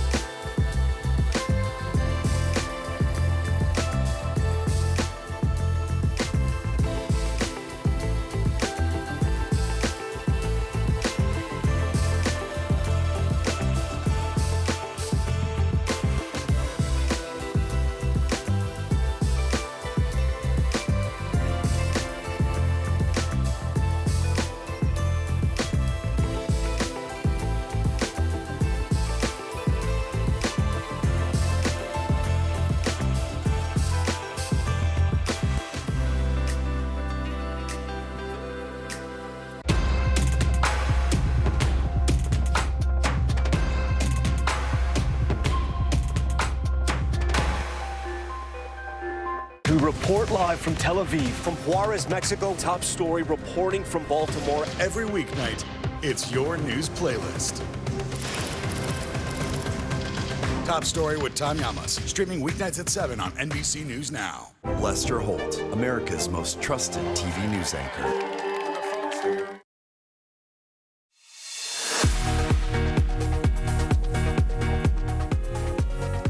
Welcome back. It's 12:30 in Omaha, Nebraska, and 1:30 in Boston. I'm Christine Romans. Here's what's making news right now.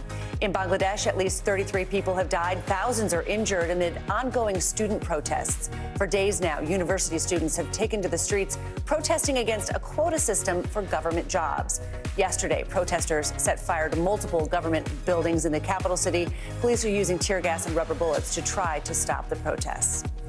Earlier today, a judge set a trial date for Harvey Weinstein as prosecutors look to retry him for sexual assault after his 2020 rape conviction was reversed back in April. Jury selection is now scheduled for November 12th. Weinstein briefly appeared in a New York courtroom today. He has consistently denied any wrongdoing. Conservative commentator Lou Dobbs has died. The former longtime Fox Business host was a vocal supporter of former President Donald Trump. In a statement, the former president called Dobbs a truly incredible journalist, reporter, and talent. Dobbs was 78 years old. Russia has now convicted Wall Street Journal reporter Evan Gershkovich of espionage without showing the world any evidence of him being a spy. Just hours ago, a judge sentenced the American journalist to 16 years in prison. This was a secret trial held behind closed doors. President Biden says he's pushing hard for his release. NBC News international correspondent Josh Letterman joins me now. Josh, this conviction, could it set the stage for a prisoner swap? What happens to Gershkovich now? Well, the first thing that happens to him, Christine, is he goes back to the detention center where he's been since last year as he awaits being transferred to that maximum security prison camp that he's now been sentenced to. But certainly the hope is that now that there is a verdict, there is a better opportunity to strike some type of a prisoner deal, because Russia has always maintained that in these espionage cases, they don't reach any kind of deal to trade prisoners until there's a verdict, that they respect the ability of their justice system to run its course before they go in for any further with those kinds of negotiations. And so the hope is that now the kinds of behind-the-scenes talks that the Russians have acknowledged are taking place between U.S. and Russian spy agencies about a potential prisoner swap can really kick into higher gear and hopefully bring home Evan Gershkovich at some point in the near future, although we should have to say in the past, many of these negotiations have run on for months or even years. What are we hearing from the Kremlin? What are we hearing from U.S. officials about Gershkovich and next steps? The Kremlin being very tight-lipped. They say they will not comment on his case, that it went through the judicial process as normal. But we're hearing a lot from the United States government, including President Biden, who in a statement is praising Evan Gershkovich's amazing resilience. He says that there is no higher priority than to bring back Evan and other wrongfully detained Americans. And we also heard today from Secretary of State Antony Blinken saying that the work to bring him home is underway as we speak, seeming to allude to behind-the-scenes efforts that are underway to try to reach some type of a deal to bring him home. But certainly the U.S. does not want to do anything that would encourage Russia to take additional people essentially as hostage in the future. The State Department saying that American citizens should not be basically bargaining chips used by the Russian government, Christine. All right, NBC News international correspondent Josh Letterman, thank you so much. Now, in Milwaukee last night, Donald Trump formally accepted the Republican nomination for President of the United States. His address at the Republican National Convention lasted 93 minutes, the longest ever for a convention acceptance speech. In it, he pitched an administration that could stop wars, curb inflation, and end illegal immigration. The remarks also included some unscripted riffs, and it felt like some, stump speeches we hear from him on the campaign trail. NBC News correspondent Vaughn Hilliard is there in Milwaukee. Vaughn, the former president started his speech with this detailed account of the day he was shot. Break it down for us. Right, there was really two parts of his speech. There was the beginning and the end and the middle part. And the middle part was more of your traditional Trump rally type rhetoric, the MAGA agenda. But you noted it was his story that was publicly shared by Donald Trump for the first time. He said it's going to be the only time that he tells the story. And this was being told just 5 days after the attempted assassination in which he was shot in the ear. I want to let you hear directly from him at this Milwaukee Convention Arena last night. I heard a loud whizzing sound and felt something hit me really, really hard on my right ear. If I had not moved my head at that very last instant, the assassin's bullet would have perfectly hit its mark. I'm not supposed to be here tonight. Not supposed to be here.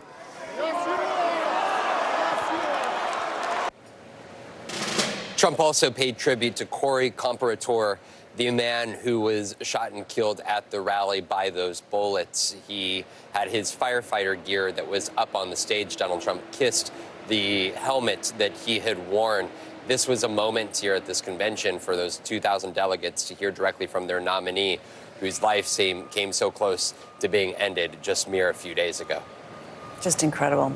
Trump used the other half of his speech to highlight some deep policy differences between him and President Biden. What did he say, namely on the issues of immigration and border security? Right. Again, this was really for Donald Trump. There's idea that there's going to be a unity message of bringing Americans together. There were questions of exactly what that looked like. And based off of the speech last night, it wasn't necessarily on policy that Donald Trump was looking to moderate or find compromise on. Instead, he used his refrains in which he referenced migrants as being criminals and bringing disease to the United States. And he said very explicitly from the stage that the Republican agenda in 2025 would be to have the largest mass deportation program in America in the last 60 years. Those were the words of Donald Trump. And we are now just over 100 days away from the general election. And while this ticket, they're going to be going, J.D. Vance and Donald Trump, to Grand Rapids, Michigan tomorrow for their first joint rally. Of course, it's going to be notable because it's going to be an indoor event there, stemming from the after coming off of the Pennsylvania outdoor venue in which he was shot. It's going to be, of course, a noted moment in another battleground state. Christine, absolutely. All right. NBC News correspondent Vaughn Hilliard, thank you, Vaughn, for your great work this week. People have been gathering in Pennsylvania today for the private funeral of Corey Comparator. He's the former fire chief who you just heard about, who was shot and killed during the assassination attempt against former President Trump. This was the procession about 30 minutes ago. Crowds of mourners have been attending memorials and vigils this week to pay their respects to the 50-year-old father who died shielding his family from gunfire at that rally. NBC News correspondent Shaquille Brewster joins us now. It's just so tragic. Walk us through what you've been seeing and hearing on the ground there. How is he being remembered? Well, Christine, just in the past couple of minutes, we saw the end of that extended processional, dozens and dozens of fire trucks following his family and following his casket that was draped with that American flag. We know that this family had a private funeral in the church that you see behind me, and this really follows days of vigils and memorials for Corey Comparator, who is being remembered as a loving father of two daughters, as a husband, as that firefighter, a veteran, an avid supporter of the former president, and someone who you would find in that church every single Sunday. I want you to listen to a little bit of a conversation I had with a member of the congregation when I asked, what has been the hardest part? As someone who didn't know him extremely well, what has been the hardest part of the fallout of this? There's a lot of questions that obviously are going to need answered from the events that happened. But people that are saying that the trauma and the realness of this tragic event isn't real is probably the hardest part, because it's very real. It's happening to a family in our community, in our church. You saw the realness on full display as families came out here with their chairs, waiting for hours just to get a glimpse of those trucks, of that procession. It's also important to note that there are still two people who were shot last Saturday, 6 days ago, who are still in the hospital. They are now in serious condition. The family of one of those men saying that he's recovering from, quote, life-altering injuries. Just tragic. Shaq, we just got word this morning that the director of the Secret Service is going to testify on Capitol Hill on Monday. Bring us up to speed on the investigations into this shooting. Where do things stand right now? Yeah, I think the key thing here is that there is still no motive. The FBI is no closer to identifying a motive, and that's after more than 200 interviews, after going through, they say, about 14,000 photos and videos, after going through the search history of this suspect that included both searches for Donald Trump, but also searches for Joe Biden. That also included searches for Trump rallies and searches about the date of the Democratic National Convention. The FBI saying they're no closer to finding that motive. But look, this will be the focus of many investigations that are underway. You mentioned the Secret Service director will appear before the House Oversight Committee next week. There are several other investigations that are lined up and that we can expect to see in the days and weeks and perhaps months to come. All right, NBC News correspondent Shaquille Brewster, thank you so much. New today, President Biden says he's looking forward to getting back on the campaign trail next week, despite facing more pressure to step aside and end his reelection campaign. Biden is self-isolating at his home in Delaware as he recovers from COVID. A growing number of Democrats in Washington are now calling for him to drop out of the 2024 race. NBC News White House correspondent Monica Alba following it all for us. And Monica, so it's about 10%, a little more than 10% of House Republicans are now publicly urging Biden to drop out. What else are you hearing from both lawmakers and the Biden campaign right now? Is that enough of a defection to make a difference here?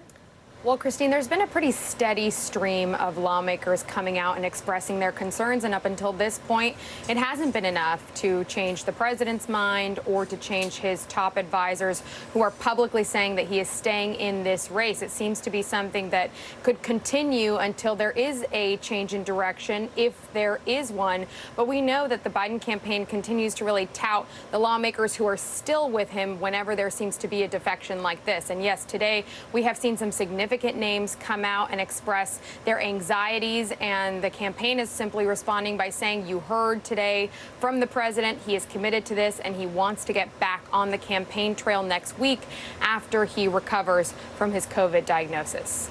Monica, if he were to step aside and withdraw from the race, then what would happen next? What would the nomination process even look like? And in terms of getting even to that conversation and that question, there's still so much that they have to consider. But we do know that at least his family members and others are entertaining the possibility that he could decide to step aside and are talking about what that off-ramp might look like. And they are saying in these conversations they want to make sure that it is dignified and respectful of the more than 5 decades that he served in public office. So they're trying to take all of that into consideration. And then the other major piece of that would be, does he endorse his own vice president, Kamala Harris, as the person who would take over as the nominee? Does he do that explicitly? Does he not? Does he talk about a different process? Again, this is all hypothetical because it is up to the president. And for now, he says that he is staying in the race. But those are exactly the kinds of questions that we are all wondering about in terms of how this process could play out, Christine, and how long that could take, because we're about a month away from the convention on the Democratic side. All right, NBC News White House correspondent Monica Alba, thank you.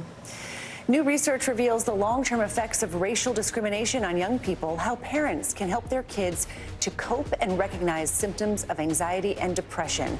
More NBC News Daily right after this.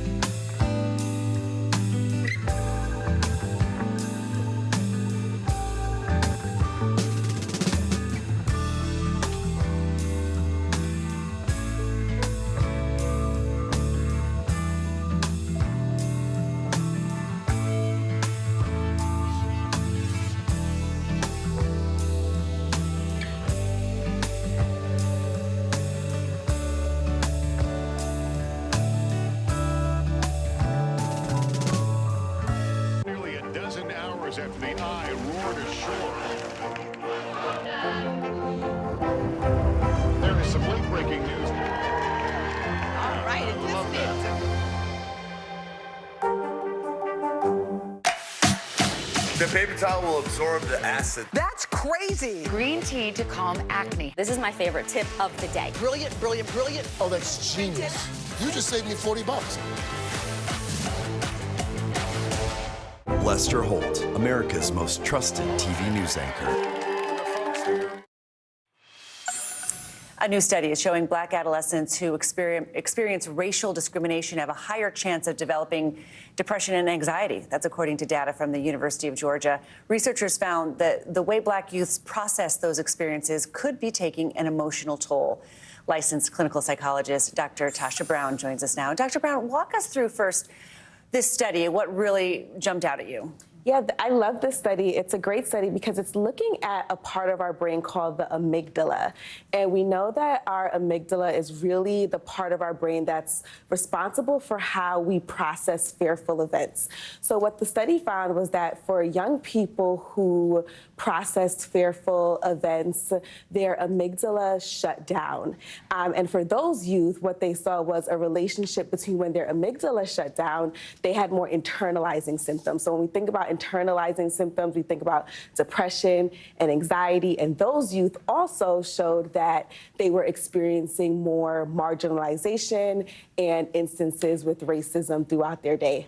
How does this play a part, I guess, in how kids are processing? I mean, we know that trauma actually changes the wiring, if you will, of a brain. That means that racial discrimination is a trauma for children. Yeah, this really shows that when these youth are experiencing these events, they're internalizing it. So instead of talking about it, instead of having behavioral reactions to it, they're thinking about it, they're getting sad, they're getting anxious. And it really shows the importance of talking about racism and giving youth active coping strategies, because if you're internalizing everything, we're not always hearing about how these youth are really feeling and what's going on inside their minds. If they're internalizing everything and not reacting, could these experiences have other physical manifestations? Absolutely. We know that significant experiences with race and racism also lead to health outcomes. So negative health outcomes, increases in hypertension, more sicknesses.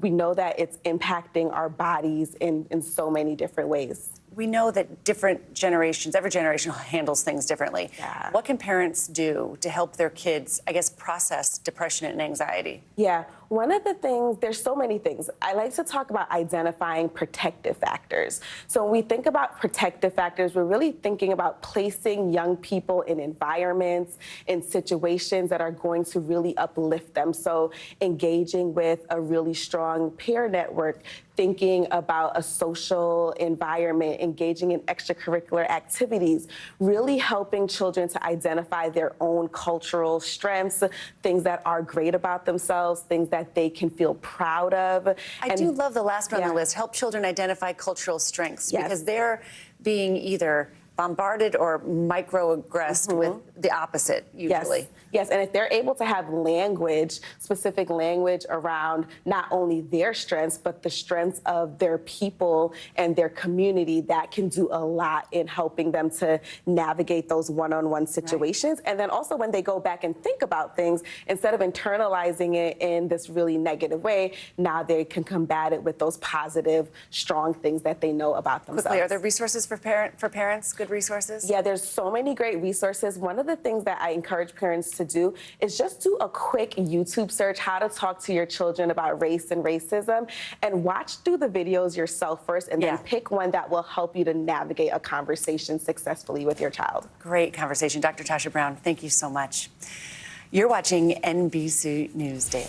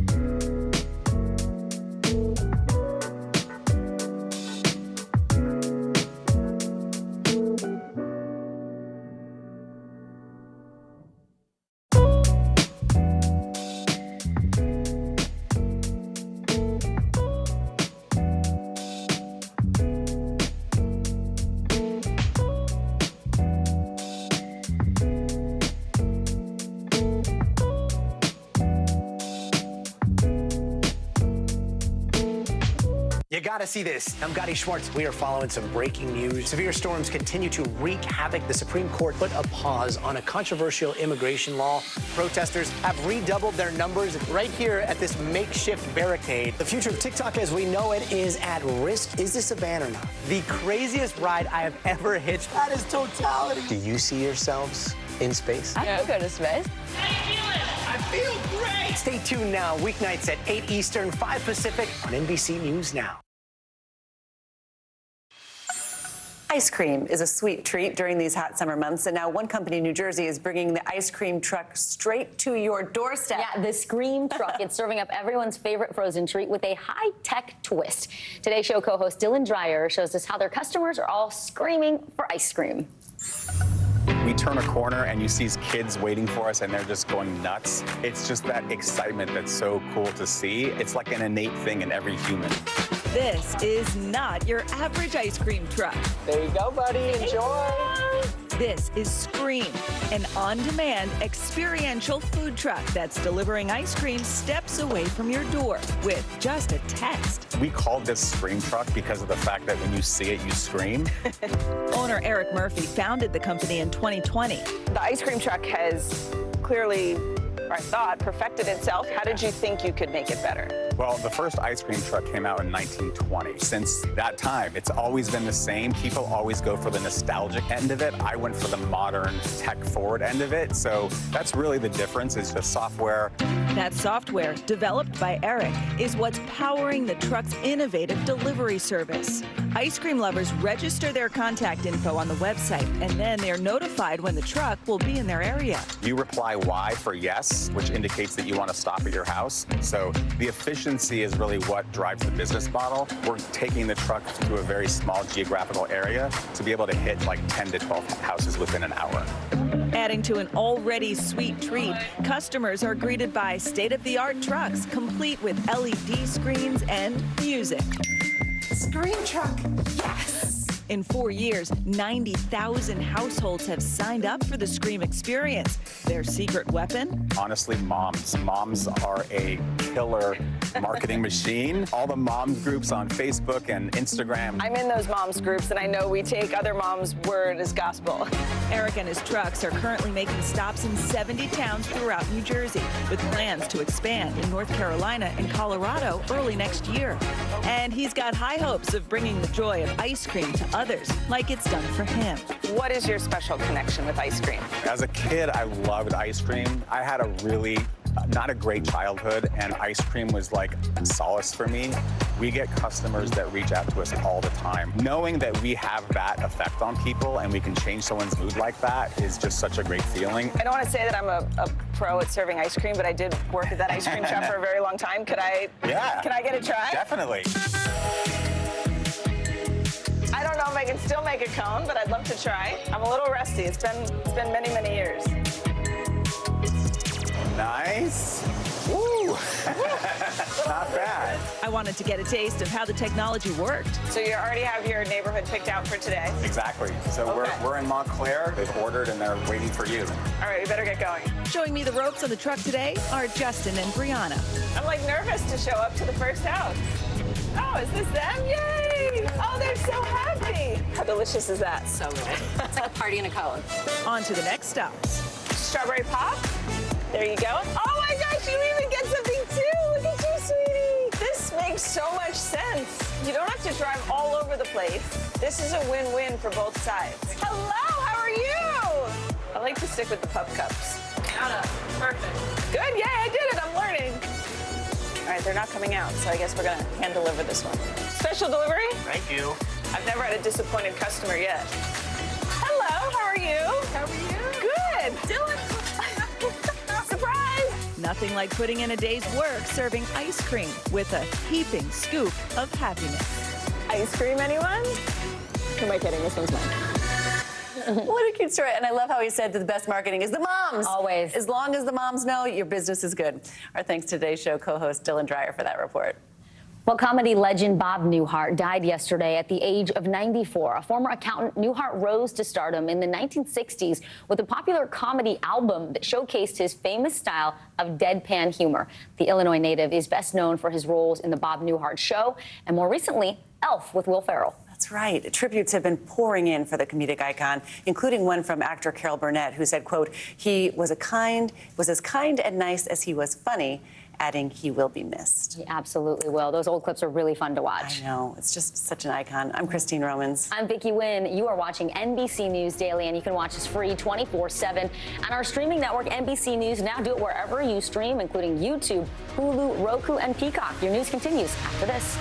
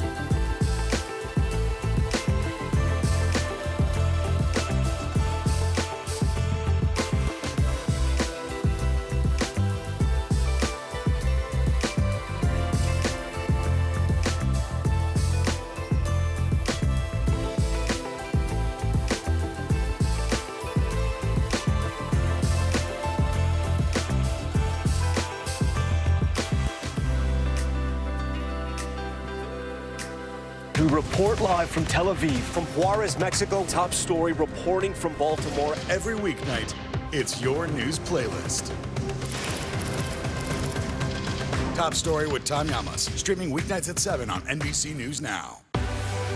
What's the message that you're trying to get out to young people? Know what is in the drug supply. We've got important news this hour about your money. Mental health, big picture, why is it so tough right now? News for the generation of now is NBC News Now. Hi, everyone. I'm Zinklea Samoa. Kate Snow is off today. NBC News Daily starts right now.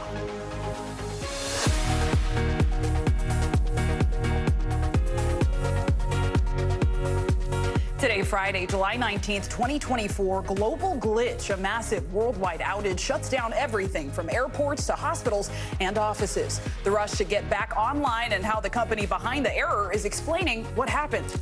Family matters as the Biden campaign remains defiant. NBC News has learned the president's family is talking about a potential exit from the 2024 race. What we know about the consequential discussions. Party of one, former President Donald Trump set to hit the campaign trail after officially accepting the Republican nomination. How voters are reacting to the four-day event and the former president's marathon acceptance speech. And remembering Bob Newhart, the comedy legend known for his deadpan delivery, has died at the age of 94. The tributes pouring in from across the entertainment world. I think it's safe to say it has been a busy week, folks, and we're going to start this hour with the chaos from arguably the largest IT computer outage ever. It has paralyzed systems around the world, and the impact is absolutely massive. Emergency services were hit hard. Several states had 911 disruptions. Hospitals were forced to cancel appointments and delay procedures, and transportation wasn't spared either. Flights grounded, air travelers stranded, and others unable to access their train tickets. Banking systems were knocked offline, too. Many could not use their credit cards or even transfer money. The outage brought many other businesses and corporations to their knees. Some had to cancel their workdays altogether. It's too much, you know, like this can't be happening, especially when everything relies on technology. I've definitely experienced delays and even overnight delays, but usually those are things related to weather. Right now, what's interesting to watch is the airline have no idea what's happening because it is such an issue that they don't have a grasp on yet.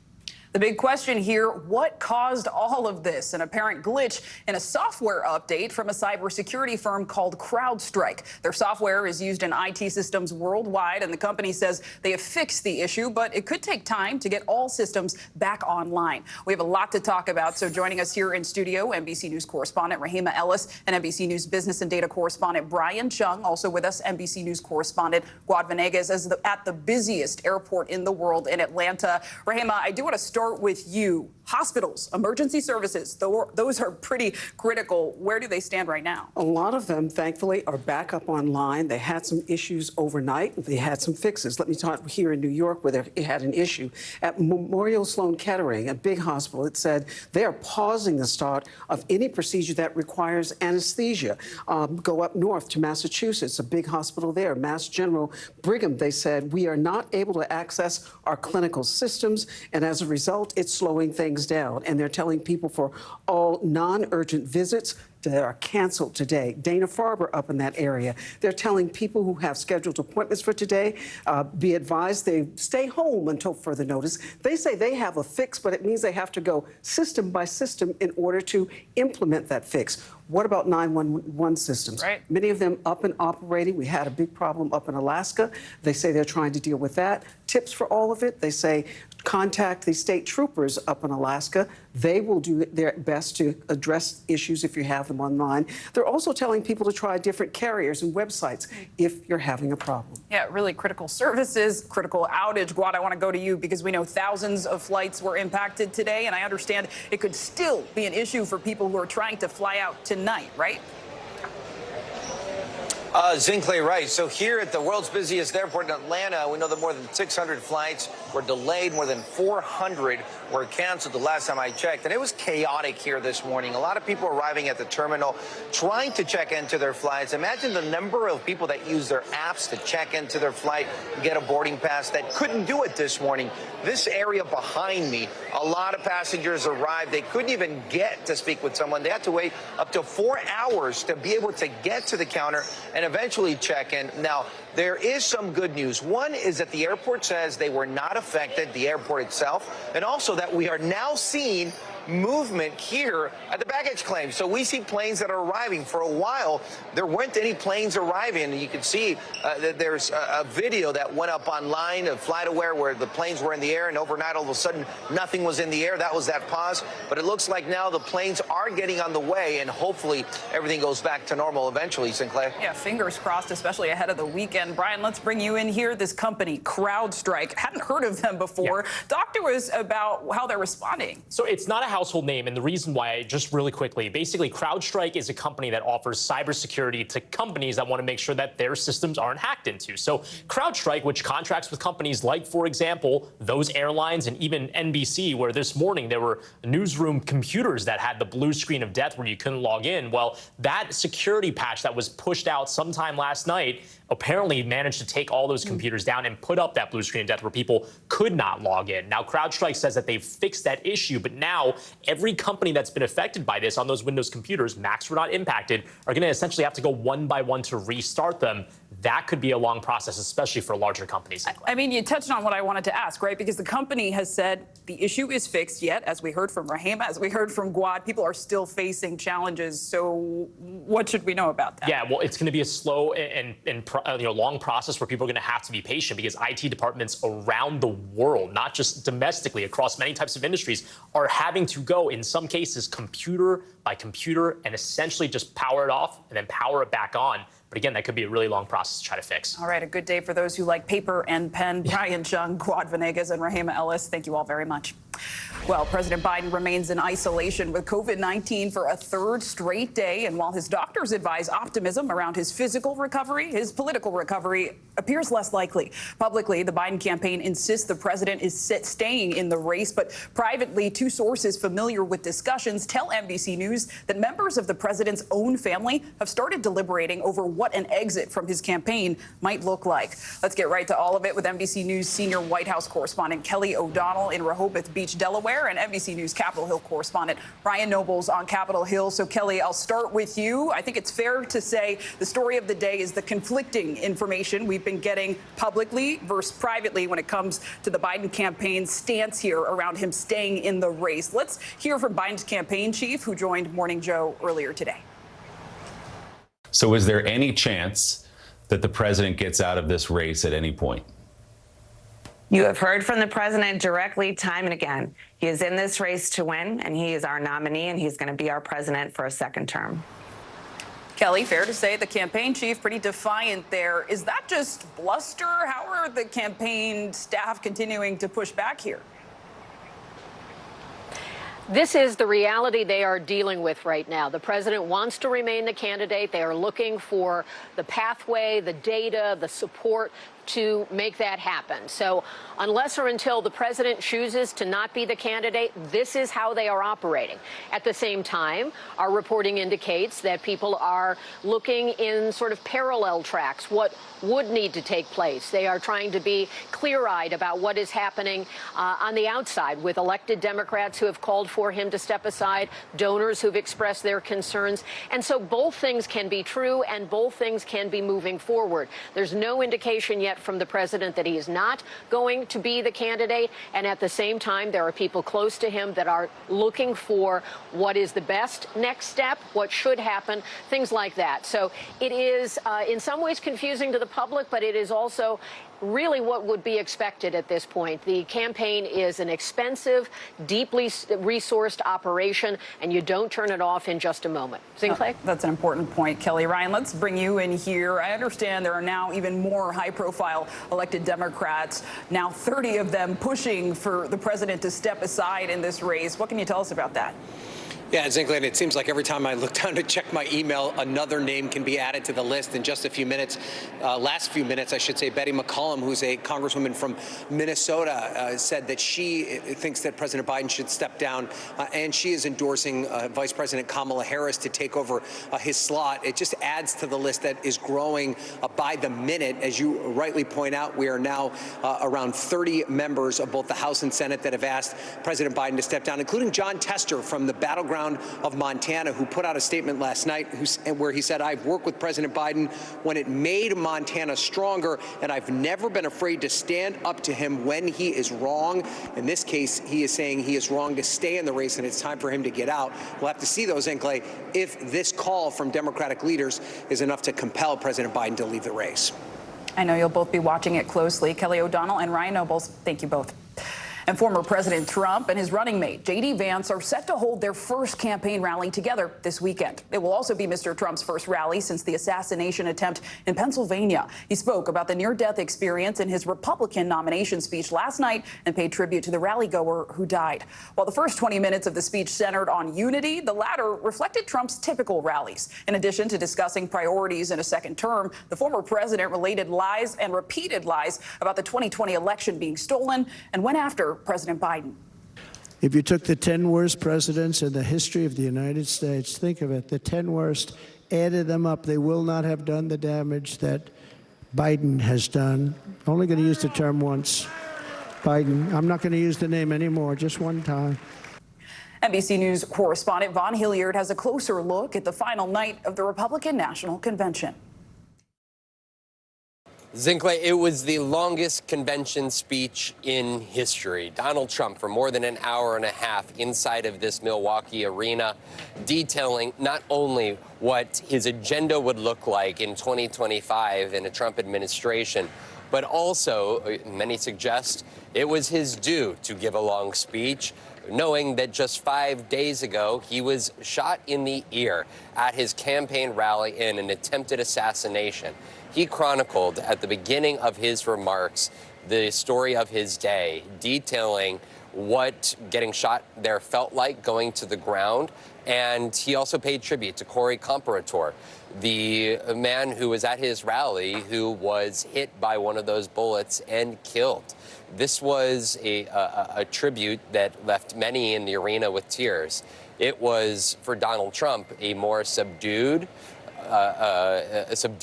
tenor in the approach to his delivery up on stage, and he called for the unifying of America. Of course, part of that message, though, did not necessarily mean a moderating of his own policies. He called for the largest deportation program in the U.S. in 60 years. He referenced the cheating in elections. He praised Viktor Orban, who is the prime minister of Hungary, who is touted promoting the idea of a liberal democracy. And so for Donald Trump, this was a moment here with a national primetime audience there to also make mention of J.D. Vance, his new running mate, but also he only mentioned President Biden one time over the course of those more than 90 minutes. And so for Donald Trump, he has more than 100 days left. He's ahead in polling. He and J.D. Vance are going to Michigan for their first joint rally tomorrow to Grand Rapids, to another battleground state, as the Biden campaign still sorts out exactly who may be atop the ticket when they head to their convention next month in Chicago. Zinclay? Von Hilliard, thank you. Time now for today's CNBC Money Minute. Millions of student loan payments will be put on pause, and Google is working to remove low-quality apps. Contessa Brewer joins us now. Hi, Contessa.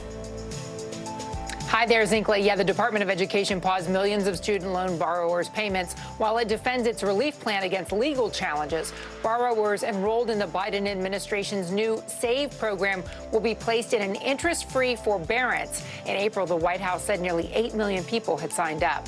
The decade-long wait for EA Sports' highly anticipated college football 25 is over. It came out today, more than 10 years after ending the franchise because of athlete lawsuits. The comeback is a product of the NCAA's policy that now allows players to make money off their name, image, and likeness. EA offered players at least $600 and a copy of the game to use their likeness in the new game, and says more than 11,000 of them said yes. Google's now removing what it calls low-quality Android apps from the Play Store August 31st. It's in accordance with the company's latest spam policy, which no longer permits apps that demonstrate limited functionality and content. That's the news on my end. Zinclay. Contessa, thank you. Apps are a funny thing. I have so many on my phone that I don't even use anymore. It's like you got to do a little reset sometimes. You need to go through and delete them, too. Yeah. It's time. That's what I'll do this weekend. Contessa, thank you so much.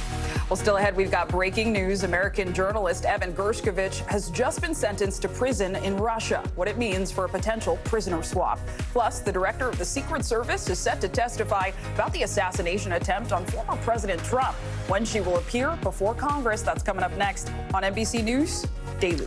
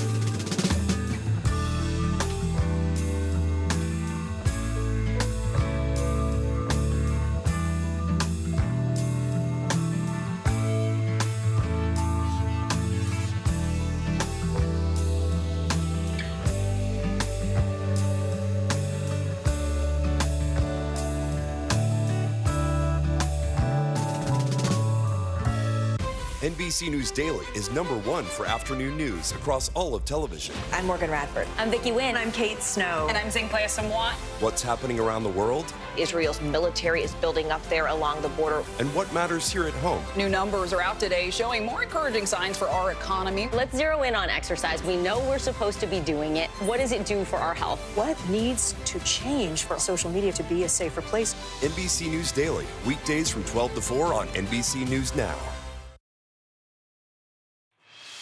We have new details today on the investigation into the attempted assassination of former President Trump. Two sources confirmed to NBC News investigators are working to authenticate an online account that could belong to the gunman. That account referenced the date of the attack, July 13th, before the shooting this past weekend.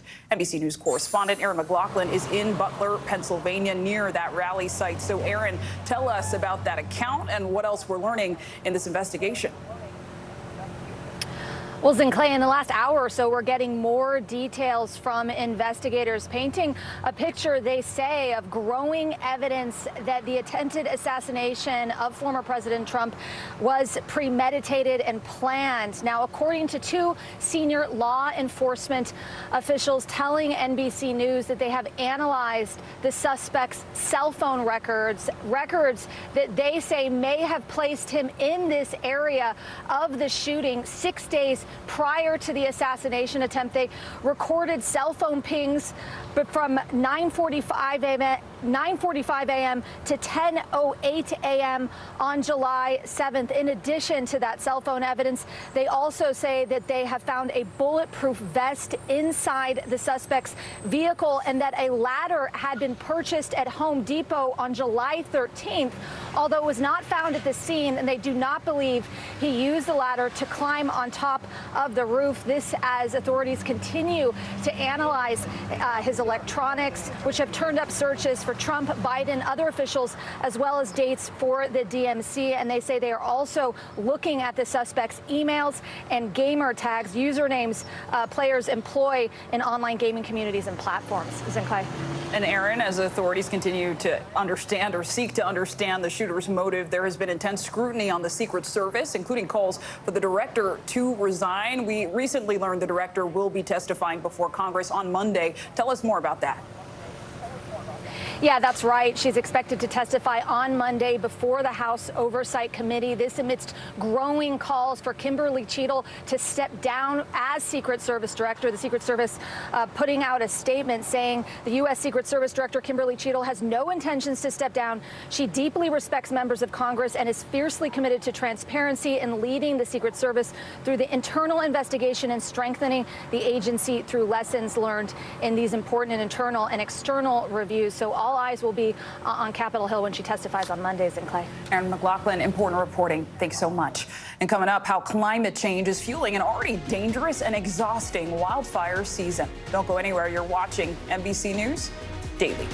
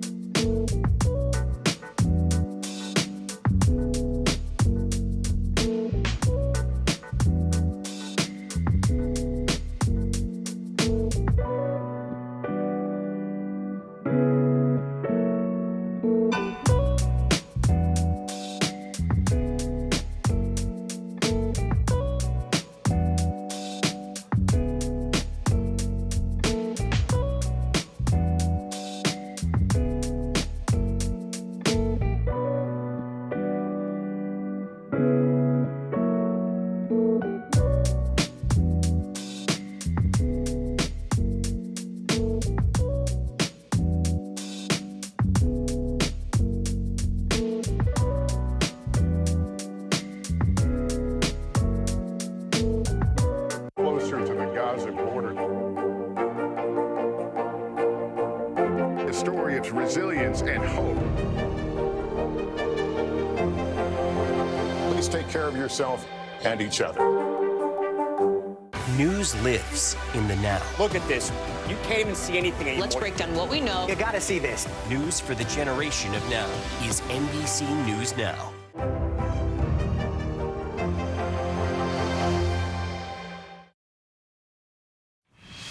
Welcome back. Today, there is increased cooperation between local law enforcement and federal immigration authorities. Experts say it's leading to a steep rise in arrests of undocumented migrants accused of committing crimes in other countries. This all comes as more cities and communities nationwide are rethinking their sanctuary policies, typically favorable to migrants. NBC News Homeland Security correspondent Julia Ainsley joins us now with her exclusive reporting. So, Julia, you actually did a ride-along with U.S. Immigration and Customs Enforcement, also known as ICE. Talk to us about what you saw.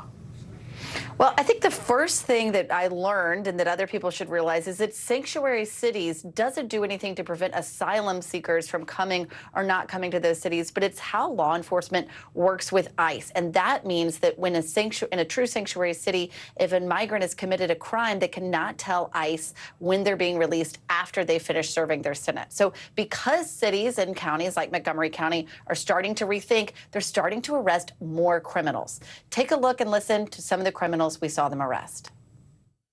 It's 6 a.m. in a suburban Maryland parking lot, and we're joining ICE agents as they head out to arrest two migrant men authorities say committed violent crimes in their home countries before crossing the border and settling here, just outside of Washington. Matt Elliston is in charge of the operation. First up this morning is a target who's from Colombia.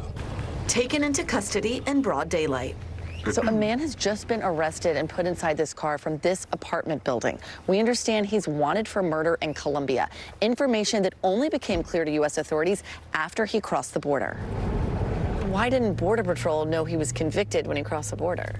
At that point, the judicial system of Colombia hadn't entered any of that into their system of record.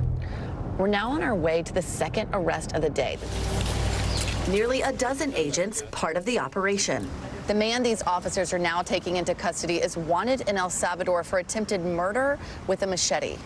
NBC News has learned more cities and counties are also rethinking their sanctuary city policies. Last year, ICE was able to make 59% more arrests of those who committed crimes than they made the year before, thanks in part to what ICE says is improved cooperation with local officials. Do you think there's a shift in their thinking now? There is. Baltimore County was, previously not very cooperative. They had released, a few people that we were looking for, and now Baltimore County is working with us. Definitely heard from our community about public safety issues. Earl Stoddard is the top public safety official in progressive Montgomery County, Maryland, where these arrests were made. While not officially a sanctuary county, he says they have increased cooperation too. He says he now gives ICE 48 hours notice before undocumented felons are released after serving time for violent crimes committed here. That makes it easier for ICE to pick them up for possible deportation. What are you trying to prevent? What's the worst case scenario here? Well, obviously, we don't want a situation where we release someone and they go on to commit an even more serious or heinous crime. And so that's the thing that we're always concerned about. While he says he's increased his cooperation with ICE, he says it's a balancing act because he doesn't want the county's large immigrant population to be afraid to report crimes. We need them to be witnesses. We need them to communicate with us. And so we can't be viewed as an agent for immigration enforcement. It's all about resources. And PJ Leckleichner is the ICE director. Why do you think those sanctuary cities are starting to come to the table? We've seen some examples of this where some individuals, unfortunately, were encountered by local law enforcement because of the policies put in place. And all of a sudden, you have people being released and reoffending. And we don't want that. With record high border crossings under the Biden administration, ICE caseloads are now way up, with 8 million expected by the end of the year, far outnumbering the number of officers. That's one officer for every 7,000 migrants. Is that enough? No, that's not a good ratio at all. We're chronically under-resourced and need more funding. But I would like more room to breathe, and I would also stop doing more with less. And those men who we saw who were arrested in Maryland, they are now in custody awaiting deportation hearings. Julia Ainsley, thanks for that report. Well, coming up, talk about a sweet ride. We'll take you behind the wheel of an ice cream truck that's way different than any you've probably seen in your own neighborhood. You'll want to stick around for that next on NBC News Daily. And of course, you can keep watching us streaming free 24/7 right here on NBC News Now, and watch us wherever you stream live. That's all those places you see on your screen, and NBCnews.com. The news continues after this.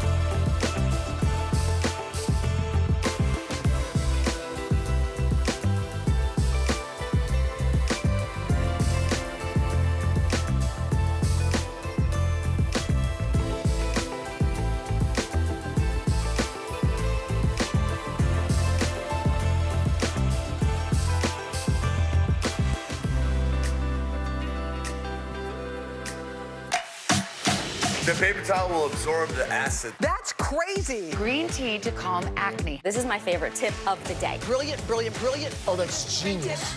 You just saved me $40.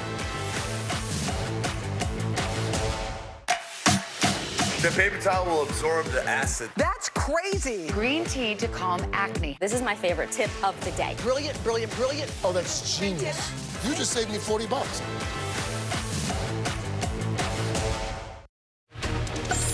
Bottom of the hour now. Here are some of the stories making headlines on NBC News Daily. Dozens of people are dead and hundreds more have been injured after weeks of protests in Bangladesh. Internet and mobile services are currently being blocked. The protests, led by college students, are a response to the country's Supreme Court recently reinstating a quota system that reserves government jobs for various groups, which they say benefit supporters of the prime minister. The students want the jobs to be merit-based. The prime minister has defended the quota system, while other lawmakers have favored changing it. And we're following breaking news. NBC News has learned exclusively that for the second time, the Food and Drug Administration has pushed back a proposal to ban the chemical formaldehyde in hair products. Formaldehyde is frequently found in hair straightening products, often called relaxers. They're often marketed to black women to straighten curly or coarse hair. A wide range of studies have linked the chemical to certain cancers. A timeline for the FDA's proposed ban remains undetermined. And a slide with a bumpy history is reopening today. Detroit's infamous Belle Isle slide towers at 40 feet tall, and it went viral in 2022 after videos captured riders bouncing out of control, sometimes even slamming their heads. The slide was shut down over safety concerns. Crews have since wiped away the wax and softened the landing surface. Officials say the improvements should make for a much slower and safer ride. We're following breaking news out of Russia. American journalist Evan Gershkovich has been found guilty of espionage and sentenced to 16 years in a maximum security prison. The Wall Street Journal reporter had been accused of spying for the CIA. Charges Gershkovich and his employer and U.S. government have all denied. NBC News International correspondent Josh Letterman is following this story closely for us and joins us now. So, Josh, Gershkovich's guilty conviction is not exactly a surprise here, but it's no less disappointing. He had been held in Russia on these charges since March of last year. So what exactly comes next for him?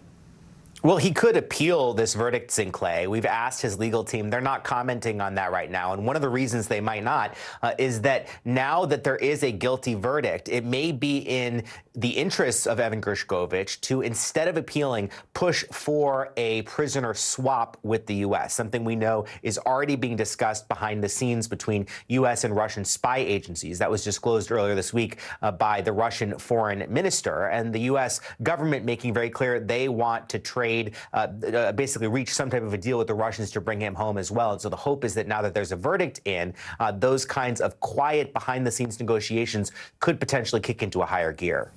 And Josh, of course, this is not happening in a silo. If we go wide for a moment, Gershkovich is the first American journalist arrested on espionage charges in Russia since the Cold War. So what's been the overall reaction to this verdict? Well, the Kremlin not saying anything. They say essentially, look, a court did what they were going to do on their own. But we're hearing a lot of reaction from the Wall Street Journal, the employer of Evan Gershkovich, calling this a sham verdict, basically saying that Russians had not put up any evidence backing up their assertions that he was conducting espionage. And we've heard as well from President Biden in a statement where he is praising Evan Gershkovich for his remarkable strength, saying there's no higher priority than bringing him and other wrongfully detained Americans home. The president saying we will not cease in our efforts to bring him home. And actually, the Secretary of State said today that those efforts are underway as we speak, Sinclair. Yeah, and of course, we know he's not alone, along with Paul Whelan. Josh Letterman, right. Thanks so much. Well, tomorrow, former President Trump is returning to the campaign trail for his first rally since last Saturday's assassination attempt. He'll be in Grand Rapids, Michigan, which sits in a county and state that could be pretty critical in deciding this year's race. Kent County had been reliably Republican over the last few decades, but it went to President Biden back in 2020. It's also where voters across the political spectrum watched the former president's acceptance speech at the RNC very carefully last night. NBC News Washington correspondent Yamiche Alcindor joins me now from Grand Rapids, Michigan. Yamiche, I know you watched the former president's speech with voters last night. How are they reacting to all that they heard and saw? Well, good afternoon from this swing county in a swing state. Voters really weren't saying that their minds were being changed as they were watching former President Trump deliver this long convention speech. For those Trump supporters, they were really excited to hear him talk about sort of unifying the party. They were touched by the fact that he was talking about the assassination attempt that almost took his life. But for people who were not going to vote for President Trump, they were just not moved as I was talking to them. There was a Democrat there who said that she just was not going to vote for Donald Trump and saw that maybe he used a little bit of language that felt different, but that there wasn't enough change for her to really be swayed. Take a listen to more of what they told me. I think when I see this man right now, I agree. He wants us to unite. He's not here trying to say, I'm here to do the job. He wants us all involved. Yeah. It's not about him, and we're missing that. It's about each of us and all what we can all do as together. I'm not an expert on policy, but I have to vote with conviction, and I have to choose somebody that I feel has the best interest of the country at heart and not himself. And I don't get that from him. Now, it's really interesting to watch this with the voters that we sat down with, because the Trump supporters were sort of smiling and nodding during the speech, but the Democrat, she was just sort of really visibly upset when she was listening to Donald Trump. And also there was a Nikki Haley voter who says that he is undecided. He was sort of stoic. So it really tells you that while voters are watching this closely, so far nothing is really impacting this, but they are paying attention in this, of course, critical state of Michigan. Sinclair? Yeah, and it really matters in a race that's likely to be quite close. Yamiche, I know former President Trump will also hold hold a rally in Grand Rapids tomorrow. It's his first since last week's assassination attempt. What can we expect to see and hear there? Well, it's really interesting. We know that it's going to be indoors, and we're hearing that their Secret Service might ask for more resources. We also are hearing that there might be greater security because, of course, this is his first rally since that attempt on his life. I expect, just in talking to sources, that former President Trump is going to be talking a little bit like he did at the RNC, talking about the fact that his life was almost over, and that it was really a miracle that he survived. But also, I think he's going to be serving a little red meat to the base here, given the fact that, of course, this is Michigan. This is a place where he wants to mobilize and energize voters. So you can expect him to talk about the economy, immigration, and other topics that really make Trump voters really excited and energized to go to the polls in November. Zincle? Michelle Sindor, thanks for sharing those voter perspectives. We appreciate it. Let's turn overseas now to a deadly attack in Tel Aviv near a U.S. embassy office. A drone crashed into a building in the city center, killing one person and injuring several others. The Israeli military said the drone likely came in from Yemen, and the Iran-backed Houthis have claimed responsibility for the attack. NBC's Hala Garani reports from Tel Aviv. People in this part of Tel Aviv woke up to the sound of a big explosion at around 3 o'clock in the morning here, and the Israeli military is saying that a drone attack took place in Tel Aviv, a drone that came from the west that exploded in midair and caused quite a lot of damage to the windows, the doorways, some of the balconies and terraces of the buildings around here. In fact, you can see this is a Thai restaurant, and the front window of this restaurant has been completely shattered, and this is something we're seeing in quite a few of the shops in this area. One person, we understand, was killed. 5 others were injured. They were released from hospital, so not severely wounded. But this attack actually took place. This drone exploded, and the shrapnel and the injury and the damage that the shrapnel caused happened about 150 yards from the Embassy of the United States branch office in Tel Aviv here. You can see the U.S. flag floating in the air there. The big question, of course, at this stage is why wasn't this intercepted? Israel has the Iron Dome system. It should have intercepted this drone. It did not. The Israeli military is saying it's going to look into this. But as far as people in this area are concerned, this was a pretty terrifying incident. One man was lying on his sofa in the middle of the night when he heard a big bang on his terrace. This is what he told NBC. All the windows got exploded. I wake up and then I realized that something just fell down inside the balconies you can see here, and the motor of this flying creature that came here from Yemen was just landing here and exploding some gas out, and after a few minutes just came down, and the police came and took it out from here. The Israeli military is saying that this drone was Iranian-made, that it was likely modified to extend its flight range, and that they are going to increase the air defense systems over Israel as a result of this attack. Hala Garani in Tel Aviv, thank you so much. Coming up, remembering a comedy icon. The tributes coming in for the late, great Bob Newhart. You're watching NBC News Daily.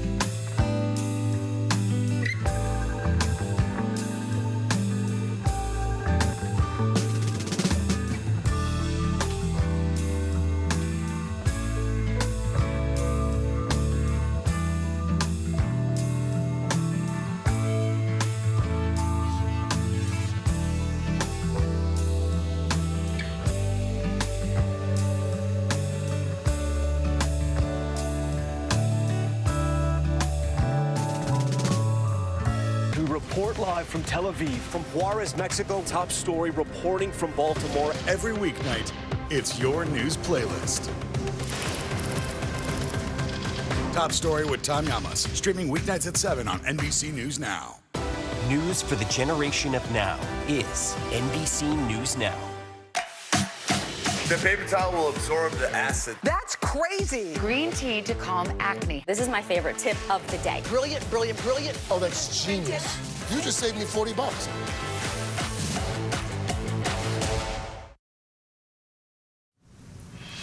This summer's unrelenting heat could be to blame for more than 300 deaths in just one Arizona county. Maricopa County is the fourth largest county in America. 322 deaths from the beginning of the year to July 13th are being investigated as possibly linked to this year's record-breaking heat wave. And today, millions are heading into a weekend of scorching temps yet again.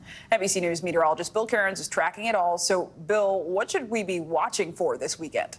Definitely more dangerous heat, especially for anyone that gets caught in it unprepared. This isn't the intense heat that we had, say, a week and a half ago, but it's still plenty hot enough. And it's those typical hot spots, the areas that are, on pace for their hottest summer ever and also the hottest July ever. We're talking areas from Phoenix all through Las Vegas. Redding has been especially warm all summer long, and you're at 97 right now, already over the century mark in Los Angeles. And as we go through this afternoon, we kind of have two separate areas where we have those extensive heat warnings, all the way from Spokane to Lewiston to Boise, and then the areas from Central California, Fresno, Bakersfield, and then through the desert Southwest. The marine layer is going to save you in Los Angeles, so that's nice if you want to go to the beach, you want an area to get cool. That's the best spot. Same for San Francisco, but San Jose is especially warm today. Palm Springs should be up there about 114, and no relief, especially away from the coast this weekend. Vegas Saturday 113, 114 as we go to Sunday. Phoenix 115 and 112, and even look at Boise. You're going to be up there right into Monday easily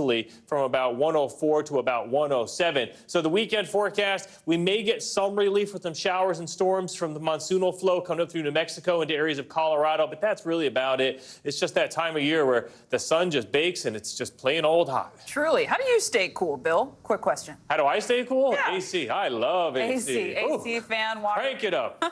Bill, thank you so much. Well, California's wildfire season is off to a dangerous start. Nearly 250,000 acres have already burned, and we're still weeks away from what's typically the most active part of the year. NBC News national climate reporter Chase Kane takes a look at what's behind the surge. For this time of year, California is facing about the same number of wildfires as average, but those fires have burned more than twice as much land. And 2020 set the record for the most land burned in a single year in California, 4.5 million acres. But this year is already proving to be even drier and much hotter. California and the West just had a really wet winter. How are we already having such a bad start to wildfire season? Yeah, it's a good question. We've had, two actually really great winters where we've had atmospheric rivers come in and really help pull California out of drought. But the other side to that is that we now have a lot of extra grass and brush that is dried out and is ready to burn. And then the problem gets compounded by extended heat waves, like the heat dome that brought record-breaking temperatures to the west. If the soil has a lot of moisture in it, the heat that it absorbs from the sun goes into evaporating that moisture. But as soon as that moisture is gone, it goes just into heat. And when that soil gets warm, it adds more heat to the air above it, and so it helps build up this heat dome. Analysis from Maxar shows how much drier the soil has gotten in recent weeks, and that compared to the record wildfire season in 2020, much of California has started this summer between 5 and 7 degrees hotter. Looking ahead to 2040, Maxar's climate desk projects that fire weather conditions will be even more extreme because of human-caused climate change. Much of California will face hotter afternoons, warmer nights, and longer stretches without rain. These fire weather conditions are enabling these fires to burn longer, to burn hotter. They're really becoming really difficult to put out. And so it's stressing our already strained resources. When you have fire weather, you can't do things like prescribed burning, at least not safely. So it really kind of gets you from both sides. And this is a concern across the West because the National Interagency Fire Center says they've already used more crews and more firefighters so far this year than at any year in at least the last 6 years. And if that continues into the fall, that's going to put a strain on the resources and the people needed to fight these wildfires. In Sun Valley, Idaho, I'm National Climate Reporter Chase Kane. Chase Kane, always putting it into perspective for us. Thank you so much. Well, today, fans are remembering legendary comedian Bob Newhart. He made audiences laugh for more than 6 decades with his unique deadpan style. The comedian died just yesterday. He was 94 years old. And NBC News correspondent Kaylee Hartung takes a look back at his life. He was an insecure psychologist. Hello? An understated innkeeper. Hello? Is this anything for a buck? And a kindly Papa Elf. Buddy, I think we have to talk. But mostly, Bob Newhart was always Bob Newhart. Here he is, Bobby Newhart. We first met him in 1960, doing stand-up on The Tonight Show with Jack Parr. But it was his comedy album that same year that catapulted him into the national spotlight. It sold more than 1 million copies. His comedic chops so good, he won a Grammy for Best Album, beating out the likes of Frank Sinatra, Harry Belafonte, and Nat King Cole. His first show, The Bob Newhart Show, part of perhaps the best night of television ever, airing on CBS alongside other unforgettable shows. His second show, self-titled as well, reminding us simple is funny. I'm Larry, this is my brother Daryl, that's my other brother Daryl. And ending with a legendary homage to his first show. You won't believe the dream I just had. He visited Today frequently over the decades, chatting with Al in 2017. How does a 30-year-old accountant break into stand-up comedy? Well, first of all, I wasn't a good accountant. I was, and people kept telling me, you're funny, you ought to go to New York. And so I said, I'm going to give this a shot. Newhart also made deadpan chic, often using his accounting background and Midwestern sensibilities for laughs. Resurrecting that timeless telephone bit for Harry Smith in his 90s. Hello? Would I want to do the Harry Smith show? Sure, it's on CBS, right? He was married to his beloved wife for 60 years. They lived in Los Angeles, a town famous for youth. Yet as he got older, Newhart experienced a career renaissance. What is this? Winning an Emmy for a guest role on The Big Bang Theory at the age of 84. And he never lost his thirst for a laugh. Ben, I'm still alive. I kind of had a chance to retire this year, and it drove me nuts. It just drove me nuts. So I said, get me some dates, because I gotta. How can you be tired of making people laugh? You know, how can you? Universally beloved and revered, co-stars from across his eras paying tribute. A comedian from a bygone era whose comedy was timeless.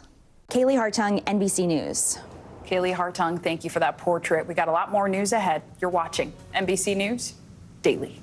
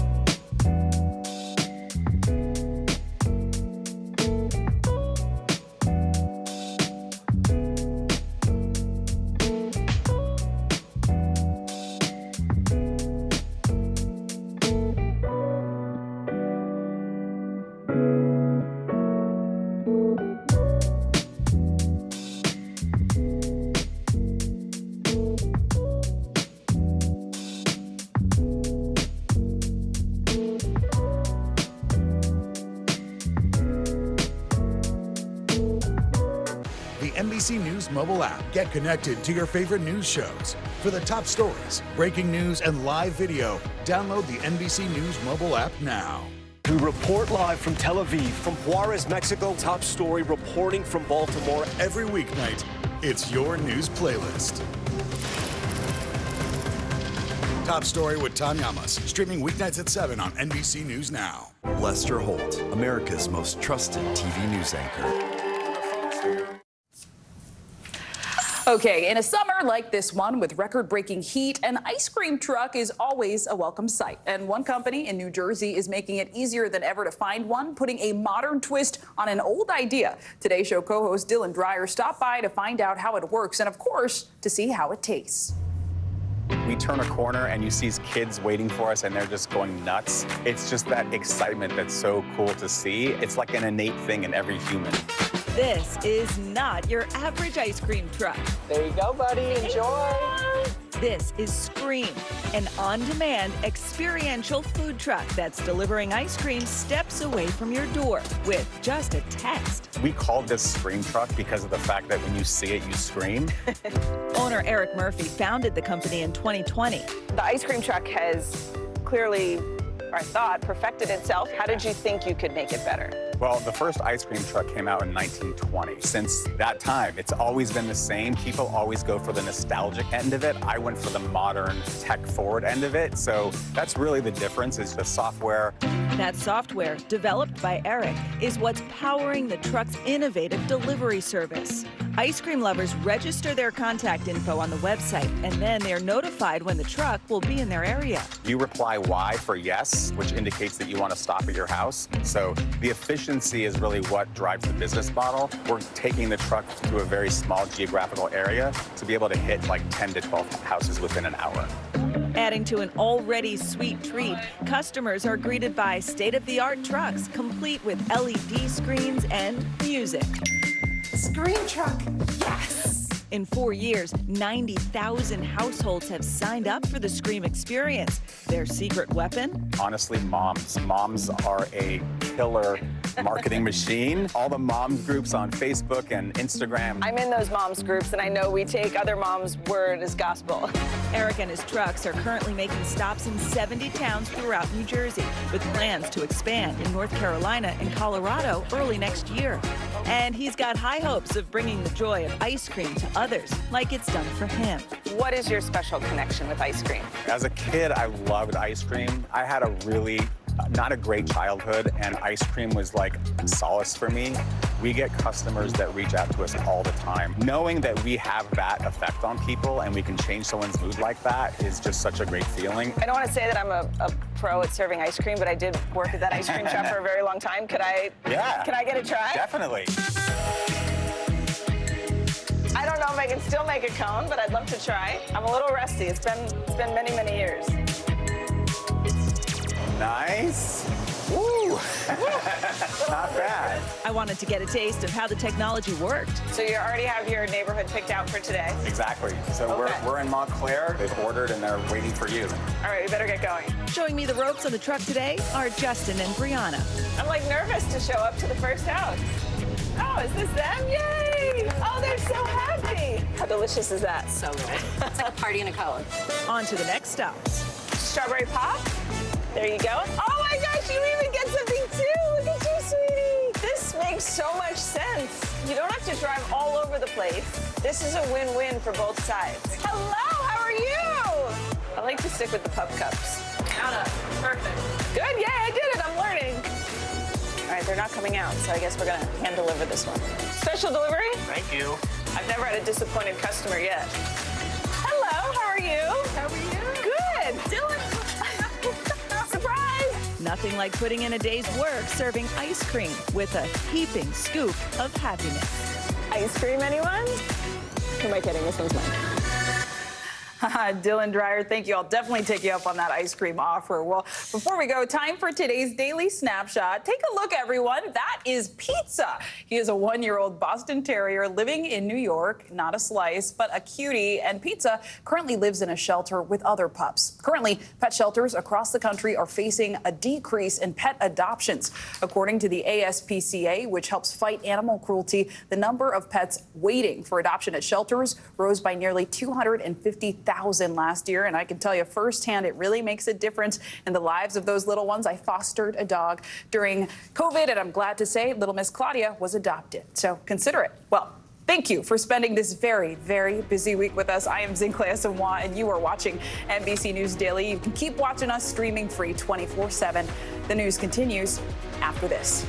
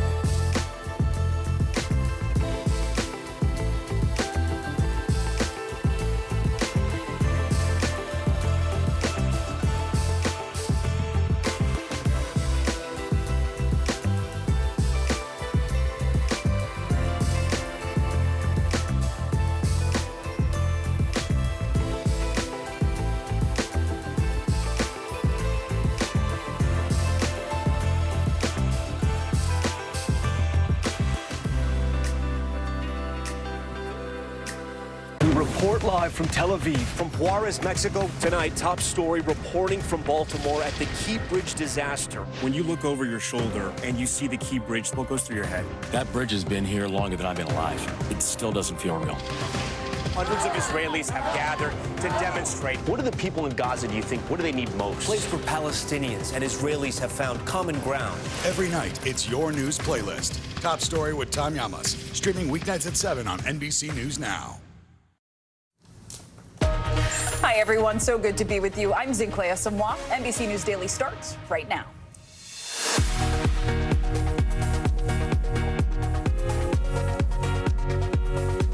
Today, Friday, July 19th, 2024, shut down. A massive technology outage knocks systems out around the world. Flights temporarily grounded. Hospitals and businesses hit hard, too. What caused it and the race to get everyone back up and running? Exit strategy? NBC News has learned the Biden family is starting to discuss what the president's possible departure from the race could look like. The pivotal questions that could be answered in a matter of days.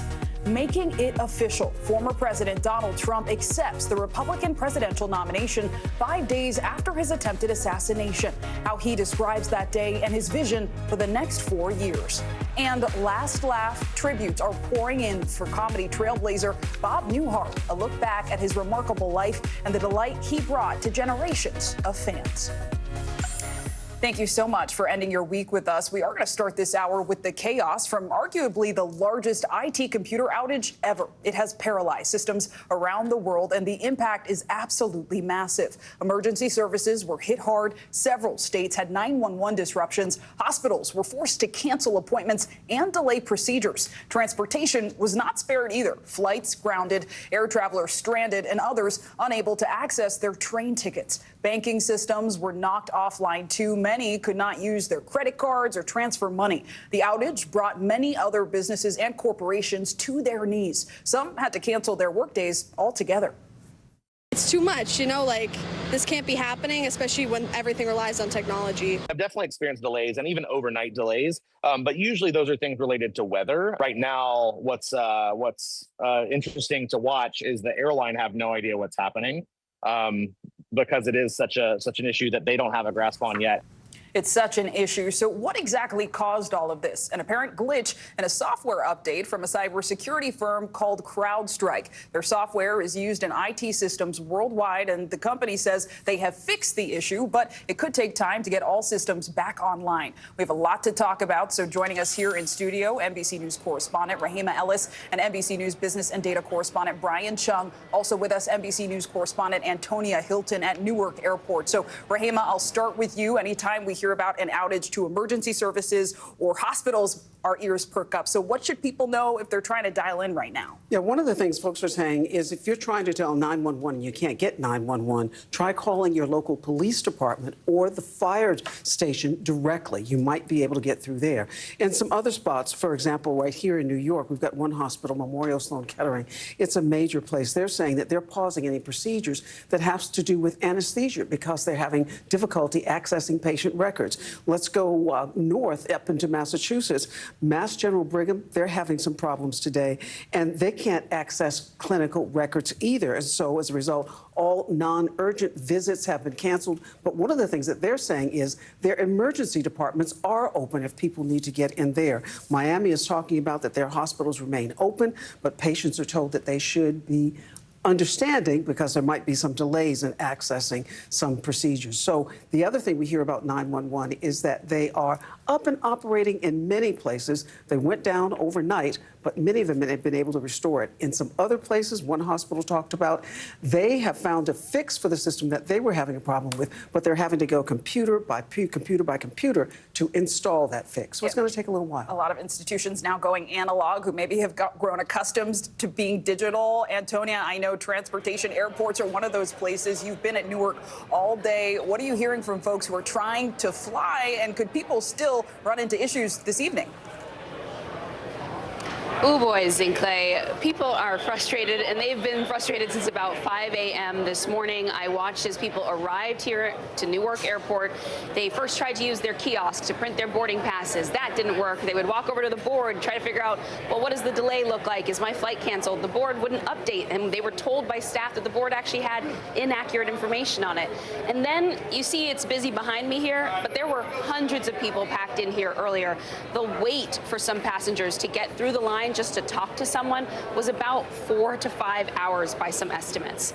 So you can imagine there were tears and a lot of frustration. A lot of people just gave up at this point and they left because not only could they not get information about the flight they hoped to take today, they could not rebook because all of the rebooking systems depended on all of this technology. What we kept hearing was that at times after we heard Microsoft had actually restored these programs, the systems would get back up and running. Things would look normal on the staff members' computers, and then they would crash all over again. We're still hearing frustration now. Just a moment ago, one of the staff members stood up on a counter and yelled out a customer service number. So that gives you a sense of just how frustrating things are. And we're heading into the evening now, Zinkley. So if you're coming to the airport, make sure you reach out, check your email, check your app in advance. And as we look at this web of cancellations, delays, Brian, at the center of it all is that company, right? CrowdStrike. Talk to us about exactly what they do and what their leadership is saying. Yeah, Zinkley, this is not a household name. CrowdStrike is a company that sells cybersecurity software to companies like, for example, these airlines that are being impacted, like the banks that are being impacted, like the hospitals that use them to access records, in addition to even newsrooms like NBC, where we had issues even logging in this morning and got that blue screen of death where you couldn't log in. So CrowdStrike is essential, and they have business with so many different types of industries, not just in the United States, but abroad. What they tried to do is they tried to push an update overnight, hoping that it was just going to be a quiet thing, that nothing would happen. And then ultimately it took down almost the entire global computer system. So a really alarming situation that kind of underscores the fragility of the situation. But the CrowdStrike CEO did speak to the Today Show earlier this morning, trying to explain exactly what happened. Take a listen to what he said. The system was sent an update, and that update had a software bug in it and caused an issue with the Microsoft operating system. And we identified this very quickly and remediated the issue. And as systems come back online, as they're rebooted, they're coming up and they're working. That was the company CEO, George Kurtz. And again, he did say that they resolved the issue. But here's the problem, Zinkley. All the companies that use CrowdStrike are going to have to basically go in manually, as Rahima was just saying, to essentially turn the computers off and then turn them back on again to reset it. That could be a long process. Yeah, briefly, that's my final question. So people should know, even though the company is saying it's resolved, it's essentially sort of case by case now? Well, the company said earlier, CrowdStrike did, that their issue was resolved earlier in the morning. But the problem is the implementation for the companies to then implement that fix, because again, you have to restart these computers. We've been hearing anecdotes of people needing to reset it 15 times to get it working again. So you imagine if you do that for a ticket counter, you do that for one computer, then you got to move on to the next computer. This could be a while, which is the reason why you're seeing Antonia experiencing those delays still at the airport. It could continue. This backlog could really happen for quite a long period of time. So patience is warranted for basically anything in the next few hours and perhaps even beyond day. I think that's the perfect word to end on. Brian Chung, Antonia Hilton, Rahima Ellis, thank you all.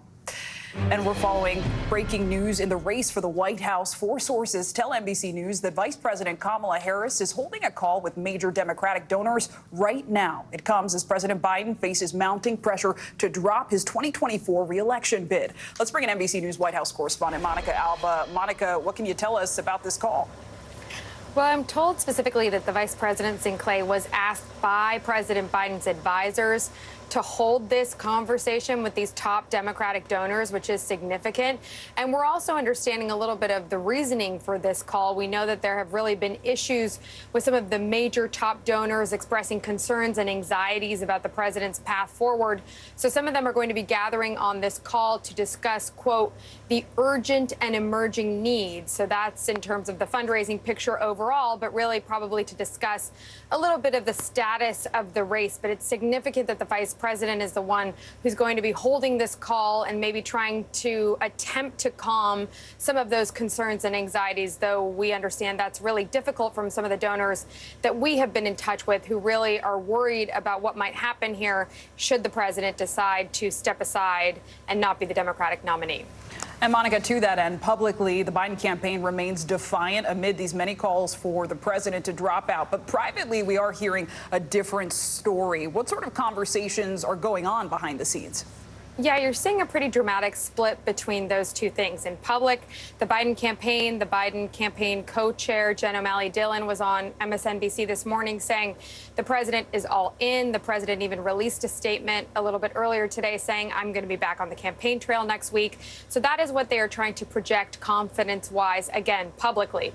But privately, we're reporting on some new conversations that we know the Biden family has been a part of in terms of mapping out what a potential exit from the race could look like. Now, they're saying it's up to the president ultimately to decide. He hasn't made that decision. But should he evaluate the situation and say, OK, I am going to bow out of the race, what would that look like? And we know that these are difficult conversations and that the people who are involved are saying they want to make sure it reflects the more than 50 years of public service that Joe Biden has had in this country. And Monica, in addition to these calls, the president is still recovering from COVID-19 at his home in Delaware. His doctor just gave us an update. What did he say?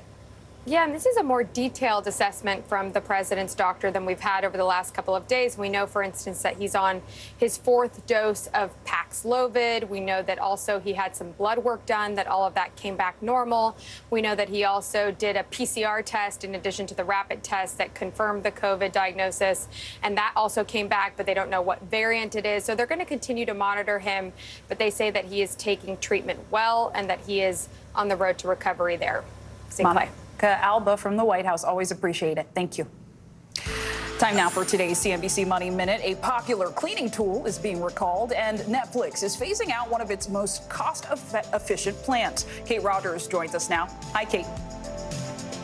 Hey there, Zinkley. That's right. Bissell is recalling here more than 3 million steam cleaners over a burn hazard that caused over 150 injuries. The Consumer Product Safety Commission said the cleaners spit out hot water or steam, which can cause burns on the user. Now, the recall affects steamers sold in retail stores nationwide and online from 2008 to 2024. Meta is in talks to buy a 5% stake in its Ray-Ban smart glasses eyewear partner, rather. According to the Wall Street Journal, that's a roughly $5 billion share of the company, EssilorLuxottica. If the deal goes through, it would allow Meta to build on its success with the smart glasses by building more devices with the eyewear giant. And finally, Netflix is ending its cheapest ad-free plan. The streaming giant told shareholders it was phasing out the plan in the U.S. and France. While Netflix stopped offering the plan for new subscribers last year, customers who remained on the plan will be notified today to choose another plan. The move could drive more customers to its cheaper ad-supported plan that costs $6.99 a month. Zinkley, back over to you. So what you're saying is when I turn on Netflix tonight, that's the message I'm about to get. Yeah, exactly. All right. I accept. Kate Rogers, thank you so much. Coming up, we've got breaking news. NBC News has learned exclusively that the FDA has pushed back a proposal to remove a cancer-causing ingredient from common hair products. Plus, American journalist Evan Gershkovich gets sentenced to 16 years in a maximum security prison in Russia. What comes next in his fight for freedom? That's all ahead on NBC News Daily.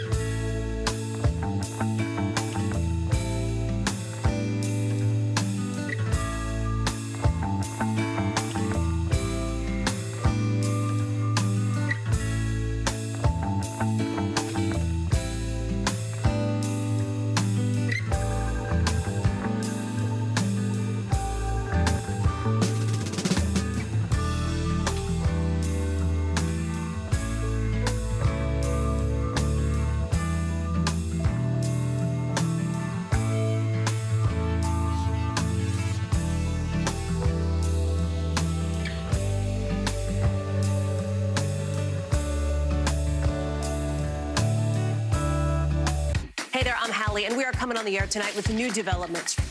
Let's talk about the implications on women's health and then the political fallout. Start with what this law actually will and won't do. Cruise officials will do almost anything they can to get it back open ASAP. So how S is the P? In other words, how soon will it be open? I could keep talking until the Eiffel Tower starts sparkling. Yeah, you've laid down the gauntlet, so we have to continue to speak until it starts to sparkle. It's sparkling. It's happening.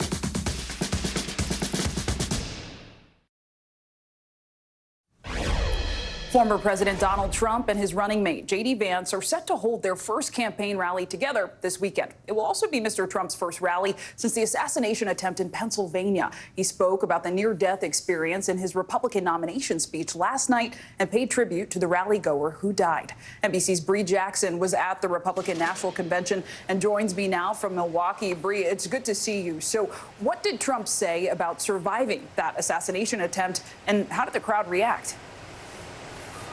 Good afternoon, Zen Clay. So last night we heard former President Trump describe in the greatest detail yet what he remembers about that assassination attempt. Taking a somber tone, he talked about hearing a whizzing sound by his ear and feeling a pain that he described saying that he felt something hit him really, really hard on his right ear. He went on to say that he does not plan to talk about this experience anymore because it's so painful. Trump also expressed his gratitude to the American people for their support during all of this. Now, when it comes to the crowd, you could feel the emotion as former President Trump was speaking about his experience. You could see people crying in the crowd, and you could just feel the sense that people, just hearing him speak about his experience, they felt the emotion that he had last night. And during his speech, he said, in referring to the assassination attempt, that surviving it, that he said, "I'm not supposed to be here tonight." And that's when we heard the crowd chant, "Yes, you are. Yes, you are." And Bree, the nomination speech really reflected the former president's typical campaign rallies, at least towards the end. In addition to discussing priorities in a second term, the former president did repeat lies about the 2020 election being stolen and went after Democrats. Can you just fact check this speech for us a bit? Yeah, Zinclay, there are several things here that we can talk about. So let's start with the former president's claims about crime. Last night, he said our crime rate is going up while stats all over the world are plunging. Now, that's misleading. Just last month, Attorney General Merrick Garland actually said that the latest data shows a significant drop in crime here in the U.S. and talked about an overall dip of more than 15% in the first 3 months of this year compared to 2023. Now, during his speech, former President Trump also boasted about his administration giving the largest tax cuts. That's not true. According to the Nonpartisan Committee for a Responsible Federal Budget, it's actually the 8th largest tax cut. So several misleading claims made by the former president last night. Putting it all in context for us, Bree Jackson, thank you. Well, today, funeral services are underway for the Trump supporter who was killed shielding his wife and daughter from gunfire during the assassination attempt at the Pennsylvania rally on Saturday. As we mentioned, the former president paid tribute to Corey Comparator during his speech last night at the Republican National Convention. He brought out the former firefighter's gear and kissed his helmet.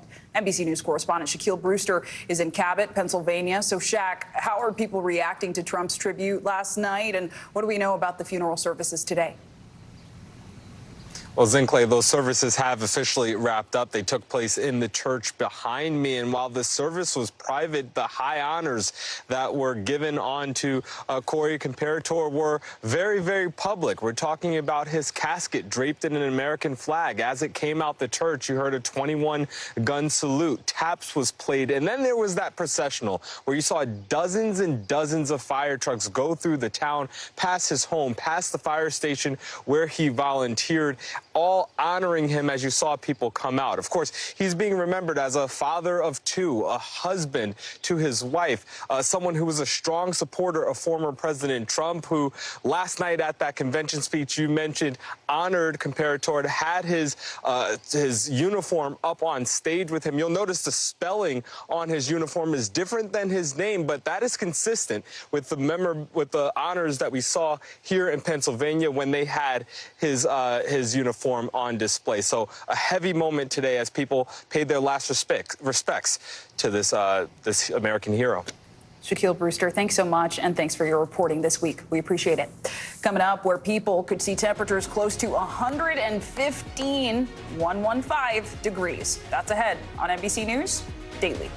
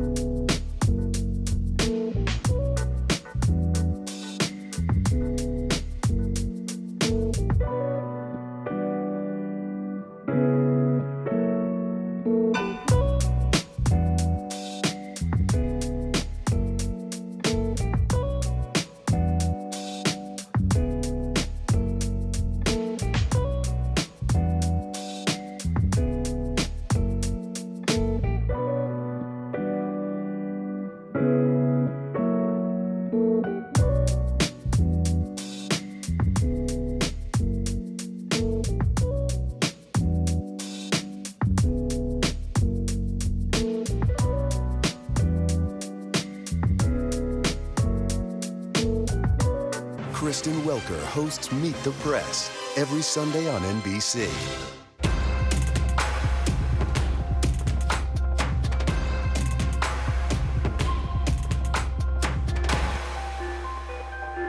We report live from Tel Aviv, from Juarez, Mexico. Top story reporting from Baltimore. Every weeknight, it's your news playlist.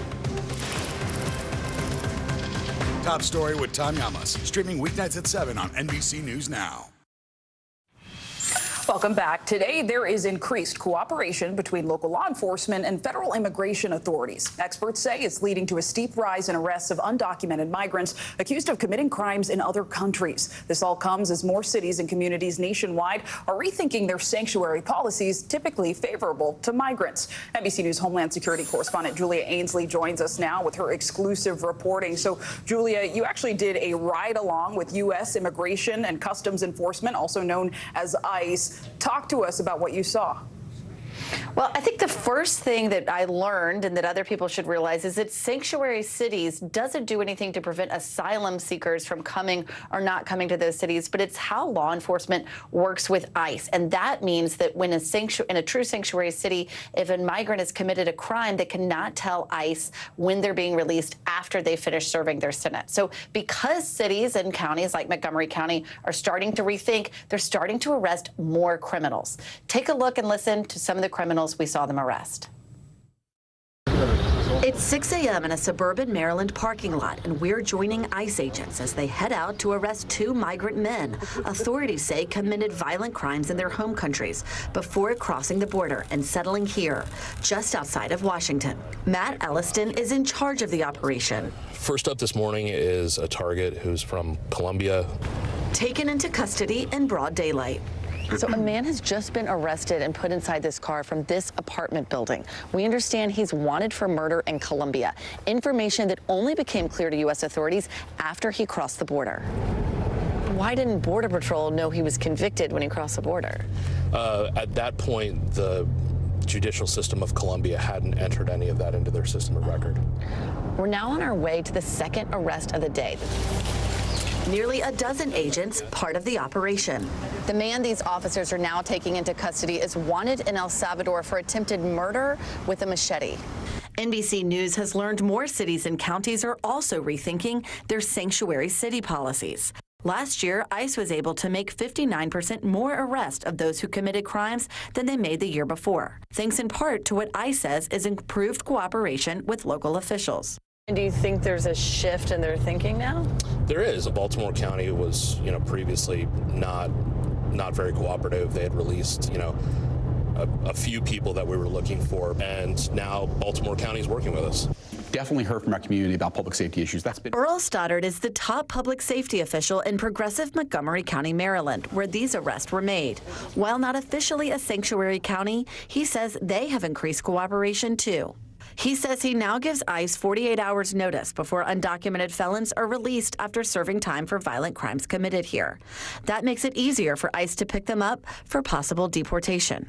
What are you trying to prevent? What's the worst case scenario here? Well, obviously, we don't want a situation where we release someone and they go on to commit an even more serious or heinous crime. And so that's the thing that we're always concerned about. While he says he's increased his cooperation with ICE, he says it's a balancing act because he doesn't want the county's large immigrant population to be afraid to report crimes. We need them to be witnesses. We need them to communicate with us. And so we can't be viewed as an agent for immigration enforcement. It's all about resources. And PJ Leckleitner is the ICE director. Why do you think those sanctuary cities are starting to come to the table? We've seen some examples of this where some individuals, unfortunately, were encountered by local law enforcement because of the policies put in place. And all of a sudden, you have people being released and reoffending. And we don't want that. With record high border crossings under the Biden administration, ICE caseloads are now way up, with 8 million expected by the end of the year, far outnumbering the number of officers.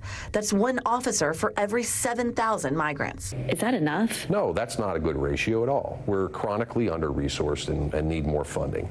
But I would like more room to breathe, and I would also stop doing more with less. And those men who we saw who were arrested in Maryland, they are now in custody awaiting deportation hearings. Julia Ainsley, thanks for that report. Well, coming up, talk about a sweet ride. We'll take you behind the wheel of an ice cream truck that's way different than any you've probably seen in your own neighborhood. You'll want to stick around for that next on NBC News Daily. And of course, you can keep watching us streaming free 24/7 right here on NBC News Now, and watch us wherever you stream live. That's all those places you see on your screen, and NBCnews.com. The news continues after this.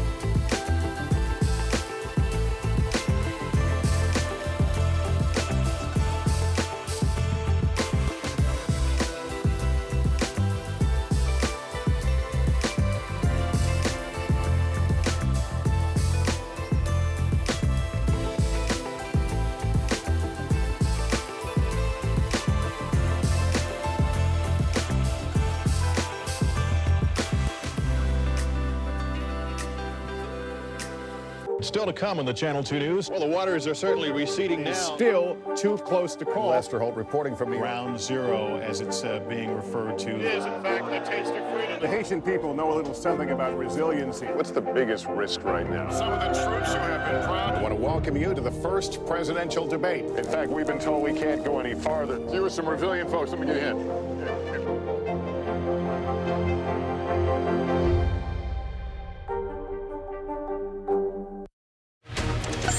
Bottom of the hour now. Here are some of the stories making headlines on NBC News Daily.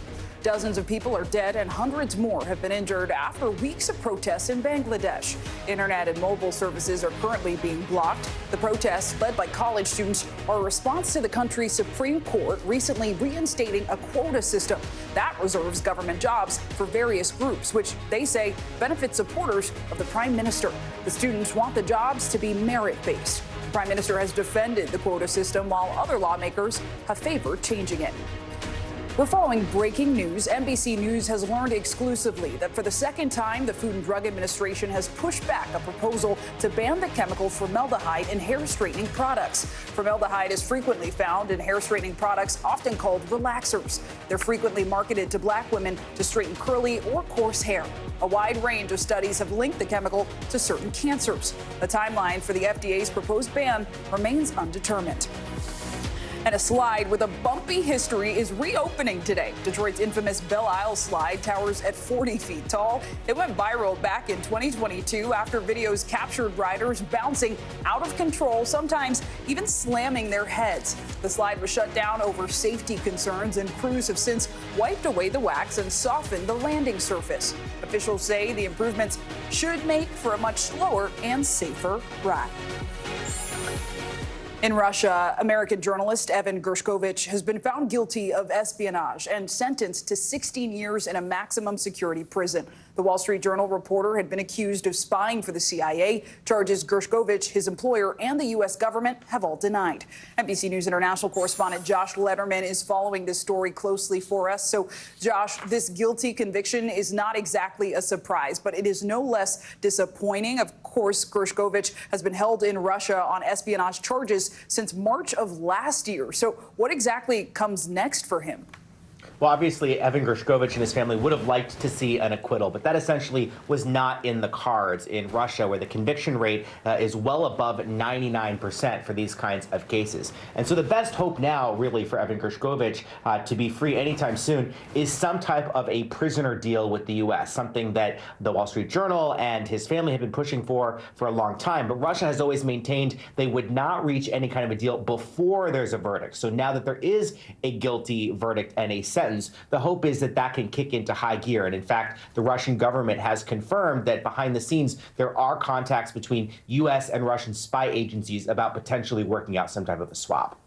Yeah, and I know that's something that the Wall Street Journal, his family, the U.S. government are all pushing for. Josh, notably here, Gershkovich is the first American journalist arrested on espionage charges in Russia since the Cold War. That's pretty historic. So what's been the overall reaction to this? Well, we've heard from the Wall Street Journal just in the last few hours. They're calling this a sham, disgraceful conviction, saying we will not rest until he is released. But we're also hearing from President Biden saying that, in fact, they are working to try to get him released. The president praising Evan Gershkovich's remarkable strength, saying there is no higher priority than bringing not only him home, but other Americans they believe are wrongfully detained around the world, including former U.S. Marine Paul Whelan, also detained on espionage charges in Russia's Clay. Josh Letterman, really important reporting from London for us. Thanks so much. Well, as we talked about earlier, tomorrow, former President Donald Trump will hold his first campaign rally since the attempt on his life just last week. He'll be in Grand Rapids, Michigan, which sits in a county and state that could be critical in deciding this year's race. Kent County had been reliably Republican over the last few decades, but in 2020, President Biden won it by 6 points. And last night, voters across the political spectrum watched the former president's acceptance speech at the RNC very carefully. NBC News correspondent Yamiche Alcindor watched the speech with some of those very voters. She joins us now from Grand Rapids, Michigan. So, Yamiche, you were at a watch party just last night. I wonder what it was like. How were voters reacting as they heard from the former president, as they watched the audience react? Well, good afternoon from this swing county in a swing state, a place to really look when you're trying to decide sort of how this election that has really been wild and evolving is turning out. We did sit down with voters and watch closely that RNC speech by former President Trump. Take a listen to what they told me. By a show of hands, who thought former President Trump did a good job on his speech tonight? Yes. By a show of support, who detected a sort of change in tone from former President Trump? Definitely. Like in the beginning, I thought he started out okay, but then as the speech went on, it just sounded like the old Trump. I was hoping, though, for the good of the country, right, if he does win, that we would see that this message of unity would carry through more consistently through the speech, and it did not. Chris, what resonated most with you? I go back to Saturday where a 20-year-old kid tried to take his life and assassinate him, and that's a miracle that he survived. Yeah. That he's, like he kept saying, I shouldn't be here, I shouldn't be here. He's here. And that's a testimony to what he did in the past and what he plans on doing in the future. I think he's going to unite people. I think he's going to bring people together and do the right thing that's best for the country. So you think in watching this speech, you saw a different President Trump? Absolutely. And it was really interesting to watch former President Trump's speech with this group of voters, because the Trump supporters were really smiling and at times sort of really cheering on former President Trump, saying that he was a unifier, liking things when he was talking about the economy or building the wall at the southern border.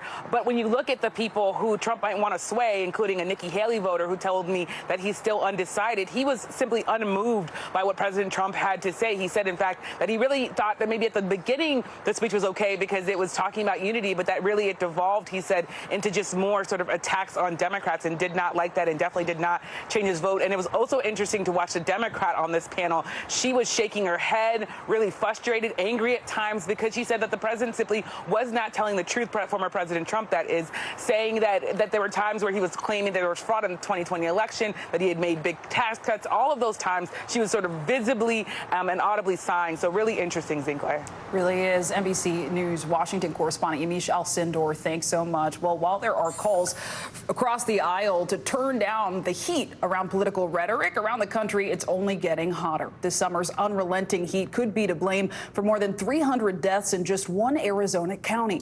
Maricopa is the fourth largest county in America.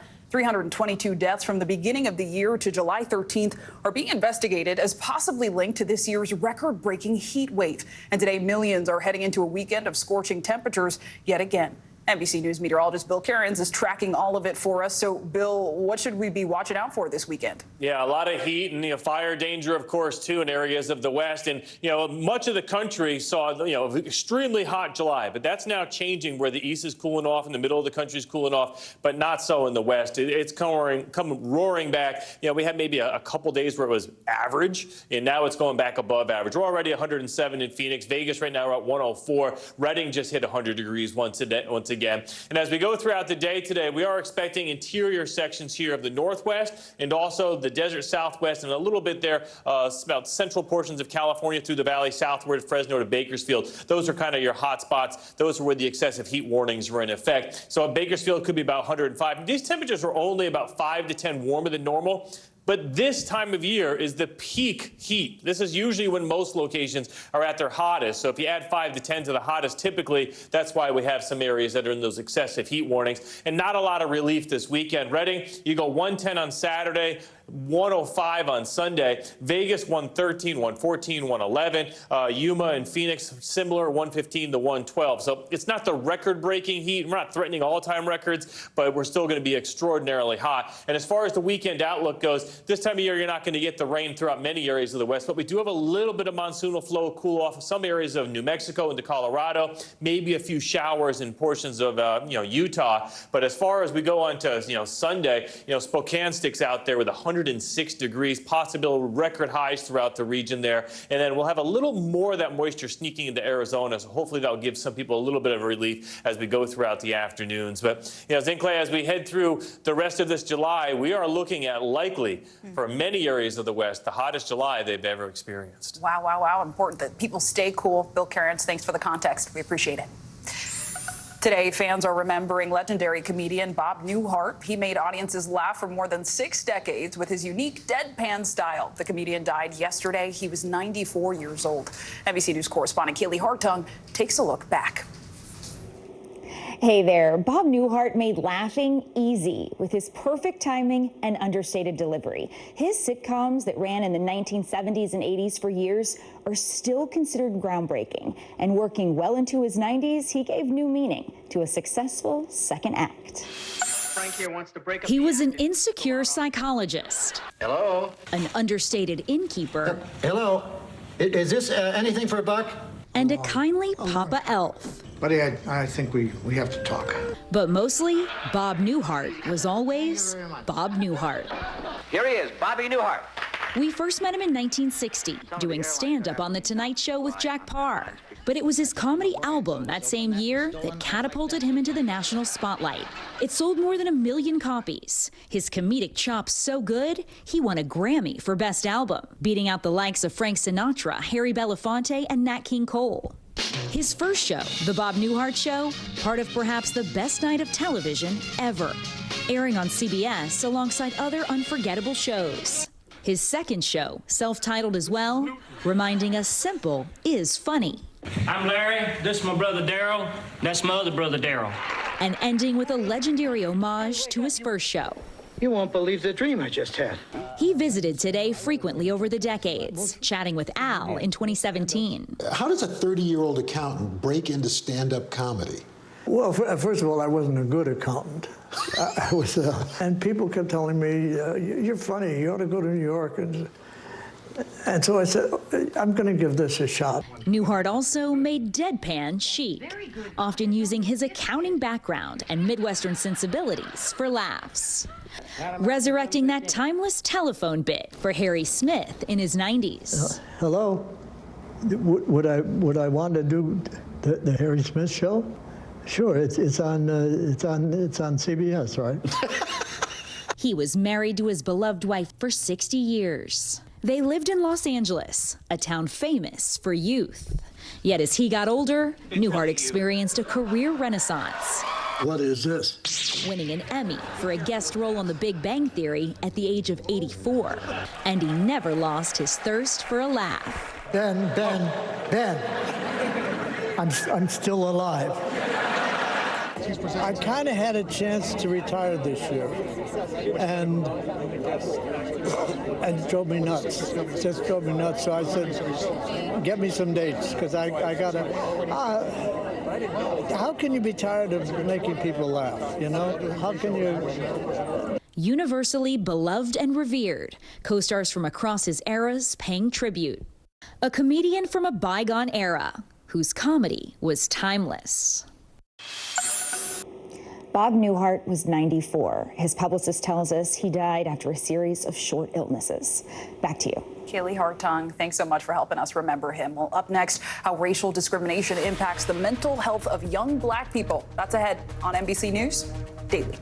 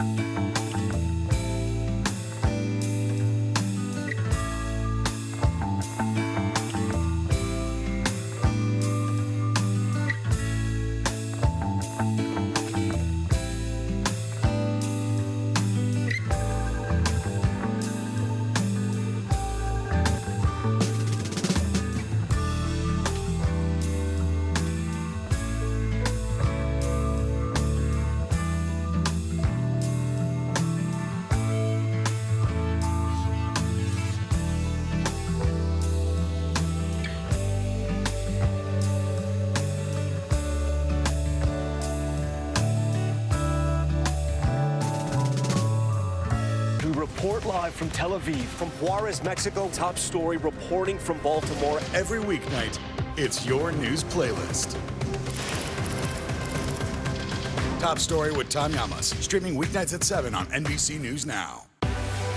What's the message that you're trying to get out to young people? Know what is in the drug supply. We've got important news this hour about your money. Mental health, big picture. Why is it so tough right now? News for the generation of now is NBC News Now. Lester Holt, America's most trusted TV news anchor. In today's mental health check, there's an important new study that looks at how Black young people process and respond to racial discrimination. It finds that racism may put them at a higher risk of depression and anxiety. The study was conducted by researchers at the University of Georgia, and the findings were published in the Journal of the American Medical Association. Joining me now is Dr. Tasha Brown. She is a licensed clinical psychologist. Dr. Brown, thank you so much for being here. Thanks for having me. So notably, researchers looked at the part of the brain that regulates emotion. It's not lost on me that young people's brains are still developing. Walk us through what exactly they found. Yeah, so this study is really interesting because it looked at the part of the brain called the amygdala. And we know that our amygdala is responsible for how we process our emotions, specifically negative emotions like fear and anxiety. And what the study found is that when you look at this group of young people, when some of them were presented with negative stimuli, their amygdala shut down. So instead of going into fight mode, it shut down, and they reported more internalizing symptoms when they were experiencing fearful things. Yeah, I wanted to ask you about that because it was interesting. The study sort of broke it down between internalizing symptoms, externalizing symptoms. What did that look like in young Black people? Yeah, so when we talk about internalizing symptoms, we're talking about things like sadness, anxiety. When we talk about externalizing symptoms, we're really thinking about yelling or temper tantrums or doing something externally. I like to think about it as behavior. You're seeing it versus internalizing. You're really not seeing what's going on. And what are the practical effects of this, of racism? Yeah. If we think about the study and we think about your amygdala shutting down and you experiencing more internalizing symptoms, that really points to more symptoms of depression and anxiety. So sadness, fear, difficulty navigating tough situations, not having the words to say, experiencing these things on a daily basis and then not talking about it. So it all being bottled up inside, and we know that has long-term impacts for everyone's mental health and also health in general. Yeah, especially coming at such a formative time. Yes. I was excited when we chose to do this because for me, my mental health journey actually started in high school after I had a racist encounter and I didn't know what to do. It was the first time it had really happened. I didn't know how to process. How can young Black people navigate this depression and anxiety that they may be feeling, as the study is showing? Yeah, I love this question. One of the things that I like to talk about is thinking about protective factors.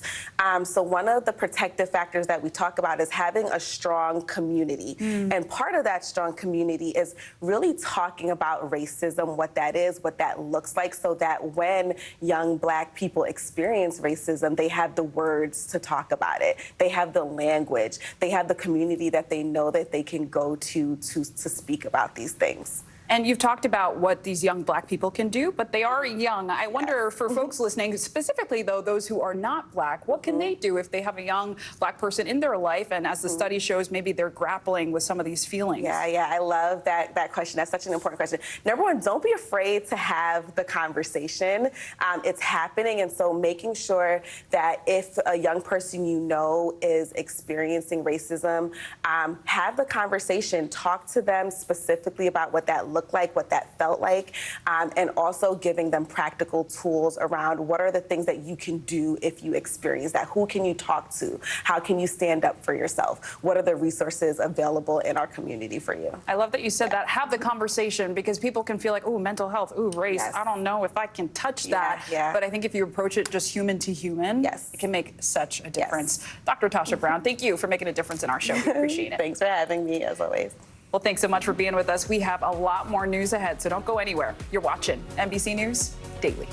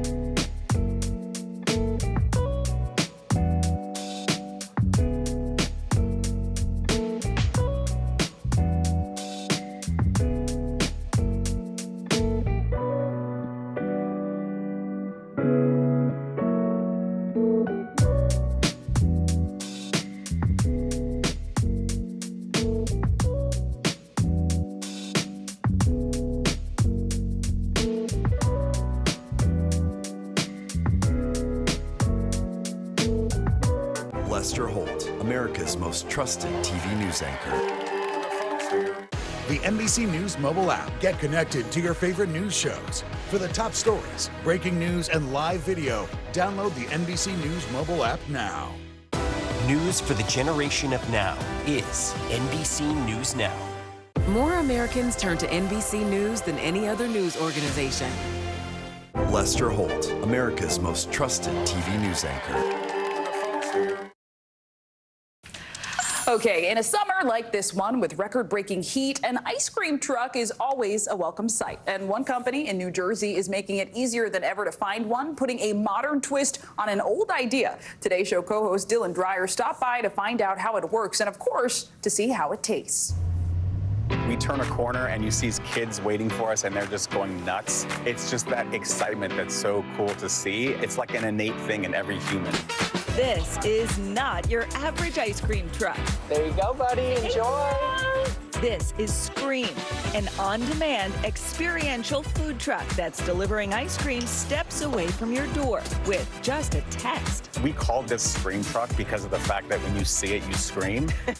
Owner Eric Murphy founded the company in 2020. The ice cream truck has clearly, I thought, perfected itself. How did you think you could make it better? Well, the first ice cream truck came out in 1920. Since that time, it's always been the same. People always go for the nostalgic end of it. I went for the modern, tech-forward end of it. So that's really the difference, is the software. That software, developed by Eric, is what's powering the truck's innovative delivery service. Ice cream lovers register their contact info on the website, and then they're notified when the truck will be in their area. You reply Y for yes, which indicates that you want to stop at your house. So the efficiency is really what drives the business model. We're taking the truck to a very small geographical area to be able to hit like 10 to 12 houses within an hour. Adding to an already sweet treat, customers are greeted by state-of-the-art trucks, complete with LED screens and music. Scream truck, yes! In 4 years, 90,000 households have signed up for the Scream experience. Their secret weapon? Honestly, moms. Moms are a killer marketing machine. All the moms groups on Facebook and Instagram. I'm in those moms groups, and I know we take other moms' word as gospel. Eric and his trucks are currently making stops in 70 towns throughout New Jersey, with plans to expand in North Carolina and Colorado early next year. And he's got high hopes of bringing the joy of ice cream to others, like it's done for him. What is your special connection with ice cream? As a kid, I loved ice cream. I had a really not a great childhood, and ice cream was like solace for me. We get customers that reach out to us all the time. Knowing that we have that effect on people and we can change someone's mood like that is just such a great feeling. I don't want to say that I'm a pro at serving ice cream, but I did work at that ice cream shop for a very long time. Could I get a try? Definitely. I don't know if I can still make a cone, but I'd love to try. I'm a little rusty. It's been many, many years. Nice. Woo! Not bad. I wanted to get a taste of how the technology worked. So you already have your neighborhood picked out for today? Exactly. So we're in Montclair. They've ordered and they're waiting for you. All right, we better get going. Showing me the ropes on the truck today are Justin and Brianna. I'm like nervous to show up to the first house. Oh, is this them? Yay! Oh, they're so happy. How delicious is that? So good. It's like a party in a cone. On to the next stop. Strawberry pop. There you go. Oh my gosh, you even get something too. Look at you, sweetie. This makes so much sense. You don't have to drive all over the place. This is a win-win for both sides. Hello, how are you? I like to stick with the pup cups. Anna, perfect. Good, yay, I did it, I'm learning. All right, they're not coming out, so I guess we're gonna hand deliver this one. Special delivery? Thank you. I've never had a disappointed customer yet. Hello, how are you? How are you? Good. Dylan. Surprise! Nothing like putting in a day's work serving ice cream with a heaping scoop of happiness. Ice cream, anyone? Who am I kidding? This one's mine. Dylan Dreyer, thank you. I'll definitely take you up on that ice cream offer. Well, before we go, time for today's Daily Snapshot. Take a look, everyone. That is Pizza. He is a 1-year-old Boston Terrier living in New York. Not a slice, but a cutie. And Pizza currently lives in a shelter with other pups. Currently, pet shelters across the country are facing a decrease in pet adoptions. According to the ASPCA, which helps fight animal cruelty, the number of pets waiting for adoption at shelters rose by nearly 250,000 last year. And I can tell you firsthand, it really makes a difference in the lives of those little ones. I fostered a dog during COVID, and I'm glad to say little Miss Claudia was adopted. So consider it. Well, thank you for spending this very, very busy week with us. I am Zinklea Samoa, and you are watching NBC News Daily. You can keep watching us streaming free 24/7. The news continues after this.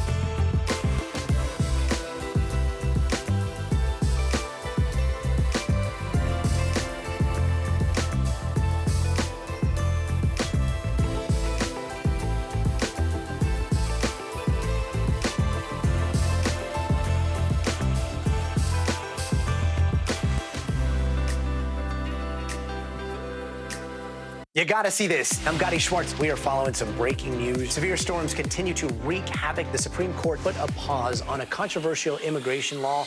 Protesters have redoubled their numbers right here at this makeshift barricade. The future of TikTok as we know it is at risk. Is this a ban or not? The craziest ride I have ever hitched. That is totality. Do you see yourselves in space? I can go to space. I feel great. Stay tuned now, weeknights at 8 Eastern, 5 Pacific on NBC News Now.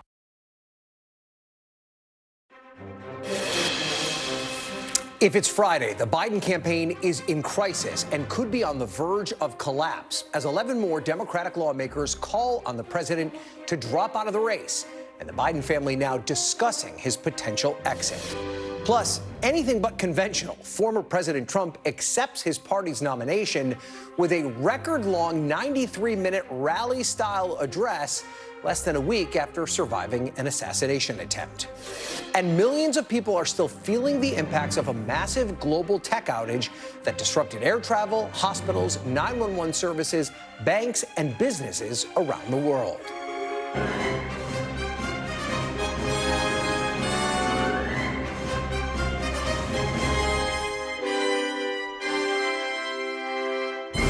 Hi there, happy Friday. Welcome to Meet the Press Now. I'm Ryan Nobles in Washington.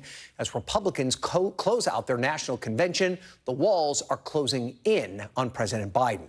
Despite his public defiance about staying in the presidential race, my NBC News colleagues report that members of Biden's own family are now discussing what his withdrawal might look like.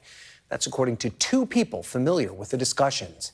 It comes amid a groundswell of new calls for him to step aside. 11 more Democrats joined the list today, including two close allies of former Speaker Pelosi. The list now includes more than 30 members of Congress, including 3 senators, with names that cut across different demographic ideologies and seniorities. Even longtime Biden allies, like Delaware Senator Chris Coons, who co-chairs the Biden campaign, seem to be opening the door for him to bow out. I think our president is weighing what he should weigh, which is who is the best candidate to win in November and to carry forward the Democratic Party's values and priorities in this campaign. I am confident he is hearing what he needs to hear from colleagues, from the public. Now, Coons later tweeted that he stands behind Biden 100%. And sources tell us that right now, the president, who is isolating with COVID, feels personally hurt and betrayed at how so many in his party have left him hung out to dry.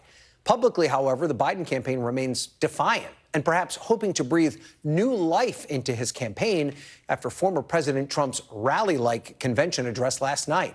In a new statement put out by the campaign in response to that address, President Biden says, quote, "I look forward to getting back on the campaign trail next week to continue exposing the threat of Donald Trump's Project 2025 agenda while making the case for my own record and the vision that I have for America." Meanwhile, top Biden campaign officials acknowledge that their support has slipped, but they remain publicly adamant that Biden is absolutely staying in the race. Joe Biden is more committed than ever to beat Donald Trump. And we believe on this campaign, we are built for the close election that we are in, and we see the path forward. I'm not here to say that this hasn't been a tough several weeks for the campaign. There's no doubt that it has been. And we've definitely seen some slippage in support, but it has been a small movement. And you know this, the reason is because so much of this race is hardened already. But comments like that come amid new reporting that Kamala Harris's allies have begun quietly mapping out what her presidential campaign apparatus would look like and what her path to victory could be in November. Joining me now is our team of reporters. Monica Alba is at the White House, Sahil Kapoor on Capitol Hill, and Julie Sirkin in the battleground state of Pennsylvania. Monica, let's start with you. What's the latest? It seems like every time I talk to someone, they say, what's going to happen? Did last night's speech by former President Trump have any impact on President Biden's thinking? I think it hardened his resolve, at least publicly, Ryan, that he is dedicated to staying in this race, that he is committed to continuing this fight, as he said in that statement that you highlighted in your introduction, where he is talking about the future. He's talking about heading out on the campaign trail next week, saying that he really wants to put the focus back on Donald Trump and his agenda and what was on display during the Republican National Convention this week in Milwaukee. But of course, the backdrop to all of that is this massive conversation that's going on with people that he's close to, with people that he has known and worked with for years, who are really wondering about his own path forward beyond the maybe next couple of days or weeks, and who are evaluating his larger future and legacy. And that has really entered the chat now in terms of the last couple of weeks, where there was a lot of day-by-day discussion, and now it's a little bit more long-term thinking of how is Joe Biden going to be remembered in history because of this very complicated moment. So I think now that the RNC has wrapped, the Democrats and the re-election effort are obviously trying to project this image of confidence and full steam ahead, and that's what you saw from the campaign co-chair, and that is what we are hearing from Biden campaign officials on the record, who are really talking about this again in terms of what the president is doing. But what we know from our reporting is that, yes, this will be up to President Biden to ultimately make this decision about staying in the race. And from what we understand, he hasn't decided yet. So that leaves the option that he could ultimately decide to bow out, even if that's not what he's saying right now, Ryan. Yeah, maybe talk and expand on that a little bit more, because I do think it's significant that the family's even opening up this line of conversation about the potential of him not continuing on in this race. It's important for our viewers to keep in mind that there's only one person that can make that decision.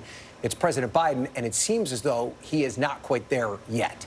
I think that's exactly right. And so this is coming from people who obviously love him so deeply that they're trying to take his years of public service and time in office and say, well, if you were to think about leaving the race and bowing out, what would that look like? And would it be befitting of what you've done for this country, according to the conversations that our sources have told us about, that they're evaluating those kinds of things when they're having the discussions, but that, again, it's all very hypothetical because the president himself hasn't come to a conclusion one way or the other. But we do know that over the last couple of days, some of his own conversations with other people, with allies and people who are calling him, they have become more reality-based, we're told, where he himself is confronting this question of, if I was to make this really consequential, really monumental decision, what would that look like? And the takeaway, Ryan, is that we understand the president wants to be able to do that with his own timeline and with a little bit of space. So that is why that is something that could still be a couple of days or weeks away, potentially. We just don't know.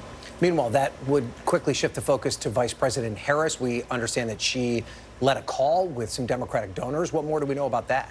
Yeah, she just wrapped up that call, and she offered some remarks that were really similar to what she talked about when she was on the trail in North Carolina yesterday, trying to talk about the RNC and this question of unity, and saying that if you're going to really use that term, you need to go beyond the one word and demonstrate how you would do that. So again, trying to put that back on Republicans.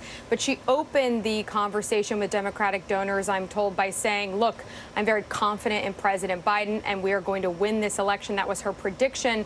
And we should point out, Ryan, if people are thinking, wait, well, why is the vice president talking to Democratic donors and not the president? I'm told by a campaign official that it was the president's advisors who asked her to do this call. But we really should point out to everybody, all the reporting we've been doing for weeks, which is that there's a massive issue when it comes to top donors who have severe concerns and anxieties about the health of President Biden's campaign and his future. And they're saying, wait a second, I may not donate if I don't know if he's going to stay at the top of the ticket or potentially move out and somebody else could come in. So this is probably an attempt to try to calm that in some sense. But again, it was the vice president delivering that message and trying to say that the Biden-Harris ticket was full steam ahead. Okay, we'll have to see how this all plays out. Thank you for that, Monica. Let's move down Pennsylvania Avenue to Sahil Kapoor on Capitol Hill.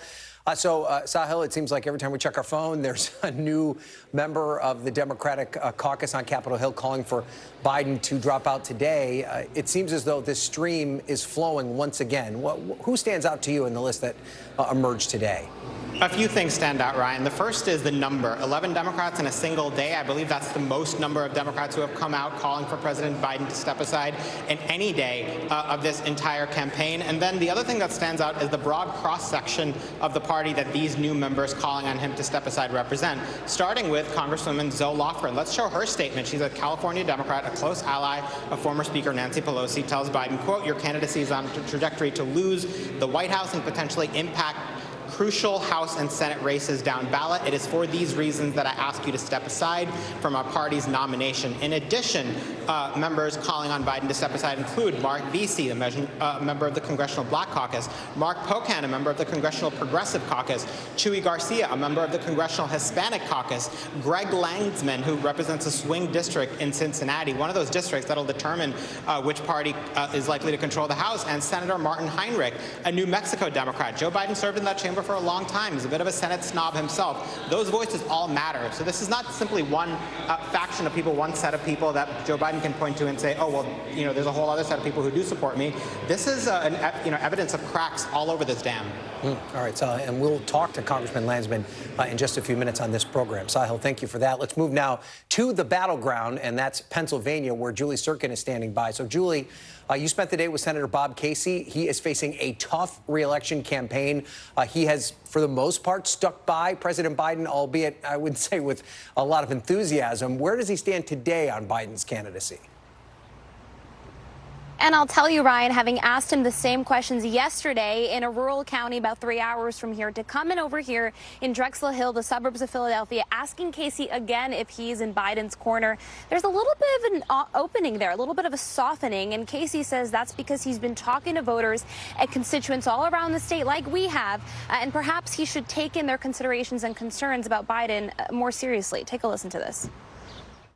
I've heard a lot of people across the state come to me and express real concerns about him going forward, and I think that's a concern that I've got to be responsive to and listen to. I don't think there's a specific timeline, but I do think it's going to be very soon where we have to begin to move forward. We can't stay in the position we're right now where there's no definitive determination, because the differences in this election. And the point Casey was making there is we have to get back to talking about what is wrong with the other side, the problems and the challenges with the Republican Party, especially with former President Donald Trump at the top of that ticket. Casey, though, you heard him talking about the timeline there. Look, he is outperforming Biden in this state. Obviously, that is notable and important for Casey heading into November against his Republican opponent. But this allyship with the Biden family goes decades back for Casey. And so this is a situation of respect and love for Biden as a person, where he just doesn't want to get over his skis here, despite the concerns that he's hearing, Ryan. But you've also been having these same conversations he's been having with voters. What are they telling you about the political moment we find ourselves in? 100%. And I actually spoke to one voter, one woman named Jeanette, as she was going into the event that Casey was holding with suburban women here. And I asked her that very question. What do you make of all of this? And she said yesterday is the day that she decided, after talking to her family members and friends, that President Biden cannot be the person that wins in November, that leads the ticket. And it is because of that that she came here today to try to talk to Senator Casey, who she respects as well, to try and change his mind here. I also spoke to other Democratic voters. They all overwhelmingly said that they are bleak, they are grim. This mood over the last month since the debate that we saw on June 27th has just left them feeling sick. One woman I spoke to said there's just no time to make a change with 3 months until November. She said she would vote for Biden, in her words, quote, even if he was on a ventilator. So a range of opinions here, but overwhelmingly, as Casey said, he's hearing from voters that they have concerns. He's not going to join his other two colleagues, Senator Martin Heinrich and John Tester, another vulnerable Democrat in a battleground state, in calling on Biden to exit the race just yet. But certainly there is some room there potentially in the coming days, depending on what President Biden does. All right, Julie, getting the important perspective on the ground with the voters that matter. Julie Sirkin, thank you for that report. Let's go now to Simone Sanders Townsend, the co-host of The Weekend on MSNBC. She's, of course, a former senior advisor to the Biden-Harris 2020 campaign and worked for Kamala Harris. So, Simone, you know the president well. What's weighing on him right now? He says that he's made a decision. Obviously, this isn't being accepted by the party. How could this play out? Well, Ryan, look, I think it's an important question. I think part of what just knowing the president, what is likely weighing on him is I think you and I have discussed this before. I think back to 2019, 2020, when a lot of the Democratic candidates were still in the race in that primary. There were many of them that did not truly have a viable path. And I remember then candidate Biden pulled us aside in one of our meetings and told us he doesn't want anybody calling on anyone else to drop out. That's not something he is going to do. And then he went forward and went ahead and said that publicly when he was asked by reporters at the time, because he said this is a personal decision that this is for the candidate to make. And he's been a candidate. He's had to make that decision before, and he would never want anyone to pressure him, and he would not pressure anyone else. And so I have to imagine that he is just personally stunned by the volume of individuals who are coming out that he has known for years saying he should step down. You know better than anyone how close his family is and how he holds them tight and leans on their counsel with almost every decision that he makes, particularly about his own political future. So how important are these conversations that he's having with his family? Do you think that they would all be on the same page? Could there be mixed opinions within the family? And how important will they be in preserving his legacy if he does decide that this is the end of his political career? I think within a family, there's going to be a very, I could just imagine a conversation with my own family, Brian, about what in making a decision. I think at the end of the day, it's going to be Joe Biden's decision. And as of this, right now, as we speak, at about a little over past 4:15 Eastern Standard Time, Joe Biden is in this race. And he has said for weeks, frankly, in the face of the calls to step down, that he is in this race. I have described it as he's swimming against the tide. And I think as long as the president would like to swim, he is going to continue to stay in the race. And it's really a standoff right now, Ryan. You have elected leaders on Capitol Hill, more which are coming out by the hour, saying they like Joe Biden, but he should step down. Then on the other hand, you have voters. Just yesterday, 1,400 Black women signed a letter. These are grassroots leaders across the country saying they back the Biden-Harris ticket, and the time for a debate about who the nominee should be was during the primaries. And so these women who are representative leaders of their communities across the country, in many of them battleground states, are saying he shouldn't leave. Then you've got DNC members who are saying, look, we're with the president if he's in it, and the DNC members and the delegates, many of which are saying we still, I haven't spoken to a delegate, and I talked to a number who hasn't said that they are now not supporting the president, and the caucus chairs of the DNC various caucuses are still saying that their pledged delegates are staying pledged delegates. And so it is like a game of chicken, for lack of a better term. And the question is, who is going to blink first? The president is resolute, but the opposition to his candidacy on Capitol Hill is also resolute, Ryan. And I think the last point I'll make is that you hear a lot from the elected members of Congress about polling data. You just heard Senator Casey talk about, what he's hearing from people in his districts, a voter themselves saying, I want to speak to Senator Casey about this. The polling is not predictive. It's indicative of where people are at any given time. What I've heard from a number of House Democrats specifically and Senate Democrats who have always were going to have a tough time this cycle, with the polling that they are seeing, is they feel like to them it is insurmountable. Now, the work of a campaign is to do the work to change the polling. I'm hearing a lot of members say they don't want to do that work with President Biden on their coattails, but still many more saying that they, at this point, are still with him. All right, we don't have that much more time, but you're such a great person to talk to about this because your experience is so wide and varying within the Democratic Party. I'm interested in your take on how progressives are going to respond to all of this. They seem to be the group that right now is most firmly in the camp of Biden shouldn't go. I'm talking about Bernie Sanders, AOC, and others. You work for Bernie Sanders. If Biden does decide to go, are progressives just going to stand by and let Kamala Harris become the nominee? Are they going to want to have a say in who her running mate is? They're such an important part of the base of this Democratic Party. What role are they going to play in this discussion? Because at this point, I feel like they're not getting that much attention. Well, look, Ryan, I think the reality is, just from a pure process party standpoint, the ticket is the Biden-Harris ticket. And you just reported on the call that Vice President Harris did with the donors. So her name is on the money that has also been raised. I think, frankly, the smoothest path here is that Joe Biden stays in this race and everybody just backs up and Democrats get about the business of trying to win an election in general. But I think the next step, if the president does decide he can no longer swim against the tide, the vice president is the only choice. she is battle tested. She has been doing the work. And when I say the work, I mean, I think back to when the United States got into a dust up with France over their deal with Australia on the submarines. It was the vice president that the president asked to go to France and smooth over things with President Macron. The work that she's done, helping the president rally European allies, especially right before and in the immediate aftermath of the invasion of Ukraine by Russia. And so there's just some of this is like, when the convention comes, it's about 2 months a month until people actually start voting with the early vote. You do not have a lot of time to raise a lot of new money and introduce someone to the voters. And so the vice president, to me, seems like the most viable path. And I don't know if progressives across the board are going to stick with her, but I saw AOC's live last night, and she seemed to be in the Kamala Harris camp.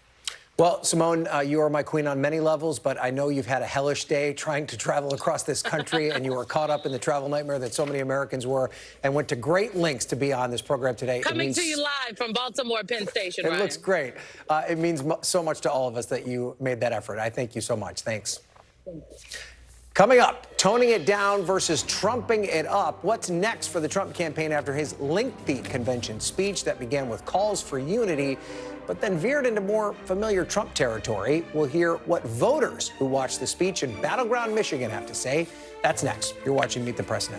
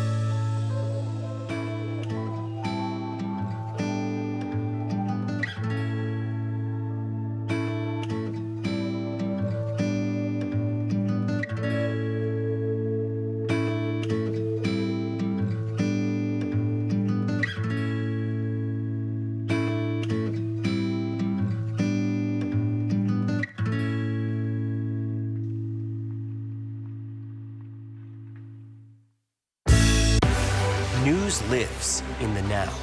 It's coming at us every second. News is more now than ever. Just outside of the Israeli military headquarters. Now is raw. This tunnel just goes on and on. Now is real. We get to see democracy in action for the very first time in the 2024 race. Now is constant. You gotta see this. Future is now. News for the generation of now is NBC News Now. Welcome back. Former President Trump pledged to deliver a unifying speech when he took the stage at the Republican National Convention at the end of a week where Republicans showed they were certainly unified as a party. But instead, the former president's first speech since the assassination attempt was a record-breaking long convention speech that had many of the hallmarks of a good old-fashioned Trump rally. Mr. Trump did begin his remarks last night by recounting the moment he was shot and with a nod to unity. I am running to be president for all of America, not half of America, because there is no victory in winning for half of America. I'm not supposed to be here tonight. Not supposed to be here. Yeah. I stand before you in this arena only by the grace of Almighty God. Now, but despite those moments of reflection, which did bring some members of the audience to tears, and a moving moment of silence to honor the firefighter who was killed at the rally, last night's speech was in large part just a return to form for the former president, repeating the grievances, attacks, and election fraud lies that are characteristic of his campaign speeches. We must not criminalize dissent or demonize political disagreement, which is what's been happening in our country. In that spirit, the Democrat Party should immediately stop weaponizing the justice system. Every week they get another subpoena from the Democrats, crazy Nancy Pelosi. They've got to stop that because they're destroying our country. The election result, we're never going to let that happen again. They used COVID to cheat. Only going to use the term once. Biden, I'm not going to use the name anymore, just one time. The damage that he's done to this country is unthinkable. It's unthinkable. Joining me on set is NBC News senior national politics reporter John Allen, who is fresh off the plane from Milwaukee, and NBC's Yamiche Alcindor. She is in Grand Rapids, Michigan, which is one of our decider counties, where she watched last night's speech with voters. So, John, I have to imagine that the speech was pretty late at night. If you fell asleep at maybe 10:30, quarter to 11, you had a very different impression if you stayed up until midnight. I mean, what was your impression in the room? Did he stop talking yet? Like, I'm not entirely sure. Look, this is a Republican Party that is unified behind him, particularly convention week is a unifying thing. He talks about being unifying, and what he really seems to mean is to unify the Republican Party. And of course, his survival of an assassination attempt, I mean, can't help but to give him sympathy, not only within the Republican Party, but I think more broadly on a human level. It is hard to look at somebody who has the physical manifestation of having been shot within the last week and not, feel some compassion for that. So if you take the extra step that a lot of the people at the Republican convention truly adore this man, this was a big moment for him in making sure that his party's behind him going into the general election. You know, I do think that a lot of Americans have stopped paying attention to the rambling part of the Donald Trump speech. He gives these rally speeches once every couple of months. If you're not a Trump supporter, even if you're on the margins and are not paying attention close to politics, you probably don't ever watch any of these speeches. This was an opportunity for a lot of Americans to see that style speech. I mean, how could it potentially go over if you're a voter that's in the middle?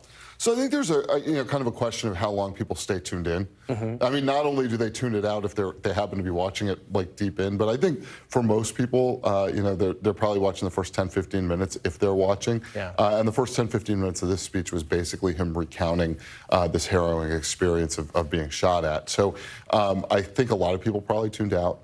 I think most independent voters aren't watching the Republican convention to get their feel for, like, what does the middle look like. For those that stuck around, they got the Trump rally version of Trump. There was nothing, sort of moderate or reaching out to the middle about the vast majority of that speech. Okay, John, thanks for rushing back. We appreciate it. Let's turn to Yamiche now in Michigan, where she's been talking to voters. Obviously, Yamiche, this is a Midwest battleground state that the Trump campaign has set their sights on. His VP pick, J.D. Vance, from that region. What were people thinking about when they watched that speech last night?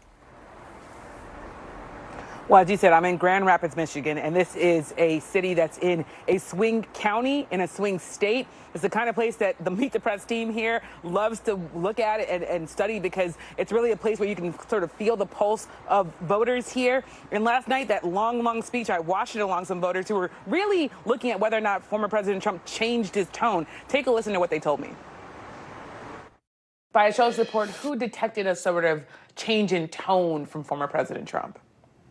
Definitely. Initially, yeah. Like in the beginning, I thought he started out okay, but then as the speech went on, it just sounded like the old Trump.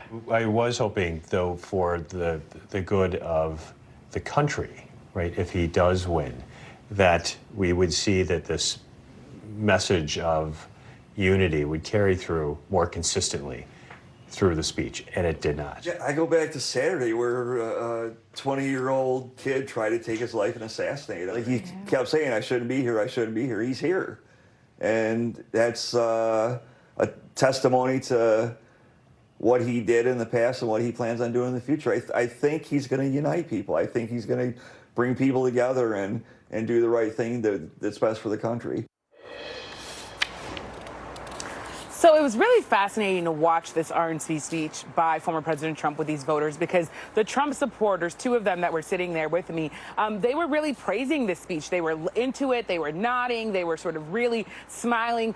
We also had a Nikki Haley voter, though, who remains undecided. He came into it thinking maybe if Trump says something that's interesting, says something that's unifying, maybe there's a chance that he could maybe get on board with him, but heard nothing that changed his mind. And then you had a Democratic voter. Now, she was open to voting for Republicans because she doesn't like she doesn't like President Biden. She says that he should step aside, but she's also reluctantly going to vote for him because she does not see herself ever being able to vote for former President Trump. But it's interesting. She said at one point that this speech sounded like a rambling fourth grader who was trying to meet a word count. So she was really sort of biting in her criticism, and at times she was even sighing and visibly sort of shaking her head, saying, "Look, he's lying." She said that she really didn't believe a lot of the speech when he was talking about the fraud in the 2020 election, as well as tax cuts. So really, I think this was a speech that fed red meat to the base, but really didn't change any minds here, Ryan. Okay, and my apologies to all the Buckeyes that were watching, that I suggested that where you are in Michigan is where J.D. Vance is from. I meant region wide, not state. But Yamiche, great report. I appreciate it. And up next, you're looking at what folks warmly refer to as the blue screen of death. It greeted millions of people worldwide on their devices today, with airports, hospitals, and businesses all feeling the effects of a massive tech outage. We'll have the very latest on that story. You're watching Meet the Press now.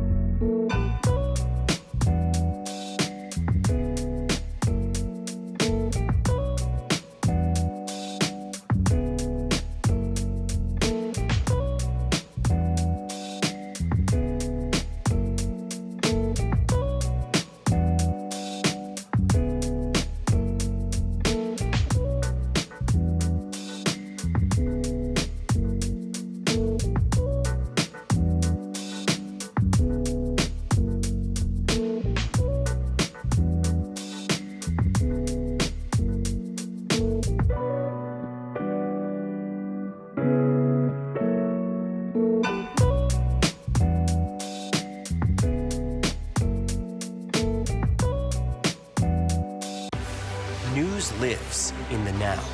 It's coming at us every second. News is more now than ever.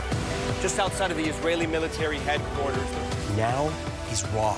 This tunnel just goes on and on. Now is real. We get to see democracy in action for the very first time in the 2024 race. Now is constant. You gotta see this. Future is now. News for the generation of now is NBC News Now. Welcome back. All day we have been following the fallout from that massive IT outage that has affected travelers, businesses, banks, and even hospitals around the world. The outage was caused by a cybersecurity update from a company called CrowdStrike, which then impacted Microsoft Windows users and Microsoft's cloud services. CrowdStrike says that it has rolled out a fix for the issue, but the outage has forced the cancellations of hundreds of flights here in the United States and thousands across the globe. It's also forced several major hospitals to postpone surgeries or doctor's appointments, while also disrupting 911 systems in at least 3 states. Here's CrowdStrike's CEO on NBC earlier today. It wasn't a cyber attack, it was related to this content update. When you look at software, it is a very complex world, and there's a lot of interactions, and always staying ahead of the adversary is certainly a tall task. So these sort of things, obviously, you try to understand and mitigate them. And in some cases, you have a weird interaction, and it didn't seem like it happened on every Windows system. NBC News senior business correspondent Christine Romans joins me now. So what do we know? I mean, what caused today's massive outage, Christine? What a day. What a day. I mean, unprecedented. Look, basically, CrowdStrike, those are the good guys trying to keep the bad guys out of your system, trying to keep the hackers and the cyber thieves out of the system. And a glitch from CrowdStrike actually caused all of this problem. So, they're the defenders that caused a whole lot of hurt today. And they're getting it under control, and they have a patch and a fix, but it's just like a set of dominoes. And it's going to ripple for, probably a few more days. I mean, you think of all the people today who had to reschedule surgery or doctor's appointments, or the Social Security Administration closed its doors because it couldn't do its business. So that's a whole day lost for Social Security and others. So it's just really a difficult day. And I'll tell you something really interesting, Ryan. I was hearing somebody talking about it like it was Y2K, 24 years ago, when the world was worried about one extra number, blowing up all these complex systems. That's what happened today. Yeah. So is this a CrowdStrike problem, or is it a Microsoft problem? Who's more to blame? It seems like it's a CrowdStrike problem. And one question a lot of people are saying is, how come this was rolled out so quickly? I mean, usually, for example, for NBC, right, we had some problems here. Shouldn't this patch have been tested separately by each of these companies using Microsoft and CrowdStrike? And then, if there were no problems, then passed along. So there'll be some after-action research, I'm sure, about what went wrong and how they could have done this better and how to make sure it doesn't happen again. So to that point, is this a one-off, or should we be concerned that what happened today is a red flag for something like this to happen in the future? I mean, one thing that it kind of alerts us all to is how interconnected everything is and how easy this was to I mean, this whole system is to prevent from cyber attacks, and just the system itself caused a whole bunch of problems. It seems like it could be a one-off. I'm pretty sure that the company will never let this happen again. They've probably learned from this mistake. But, 300 of the 500 Fortune 500 companies have this particular company's software. So it shows you just how big it is and how many systems it is in. But it was amazing to watch it roll from Asia to Europe to the United States. By 9 a.m. this morning, it was very clear that this was, just a real tough rolling ball of pain today. Well, maybe on the bright side, somebody got the day off because of this, Christine. I'm trying to look on the bright. Was it us? Was it you? Maybe somebody somewhere got the day off as a result. Yeah, you're right. Okay, I'll look at it that way. All right, Christine Romans, thank you so much. We appreciate it. And hundreds of mourners today paying their respects to Corey Compantori.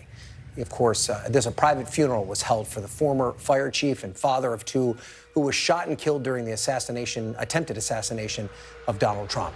The former president honored Compantori last night during his acceptance speech at the Republican convention, where his firefighting helmet and jacket were on stage. As the investigation into the events leading up to and after the shooting continue, we learned today that Secret Service Director Kimberly Cheadle will testify before the House Oversight Committee on Monday. We are also learning more today about the ongoing investigation into the shooter, Thomas Crooks. Two senior officials tell NBC News a bulletproof vest was found in Crooks' vehicle in addition to explosive devices. Those officials also say investigators are looking at whether Crooks possibly scouted the venue where the rally took place days in advance, and that the information gathered so far does not show anyone else being involved. After the break, I'll talk to one of the Democratic House lawmakers who came out today to call for the president to step aside and not run for re-election. You're watching Meet the Press Now.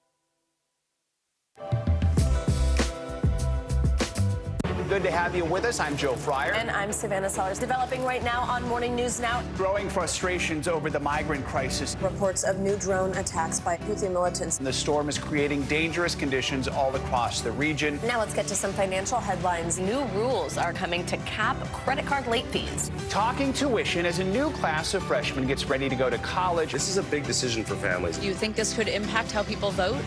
100%. Morning News Now. Streaming weekdays at 7. Welcome back. And as we've said, 33 congressional Democrats are now calling for President Biden to withdraw from the 2024 race. And that includes Democrats from all wings of the party. Among those who broke with Biden today, Congressman Zoe Lofgren, a Pelosi ally and a former member of the January 6th Select Committee, and the former chair of the House Progressive Caucus, Congressman Mark Pocan, and Congressman Greg Landsman, who represents a battleground district in the red state of Ohio. And joining me now is Congressman Landsman to talk more about this decision. So, Congressman, you were on this program last week. At that point, you weren't ready to call for President Biden to end his campaign. Why today? What changed?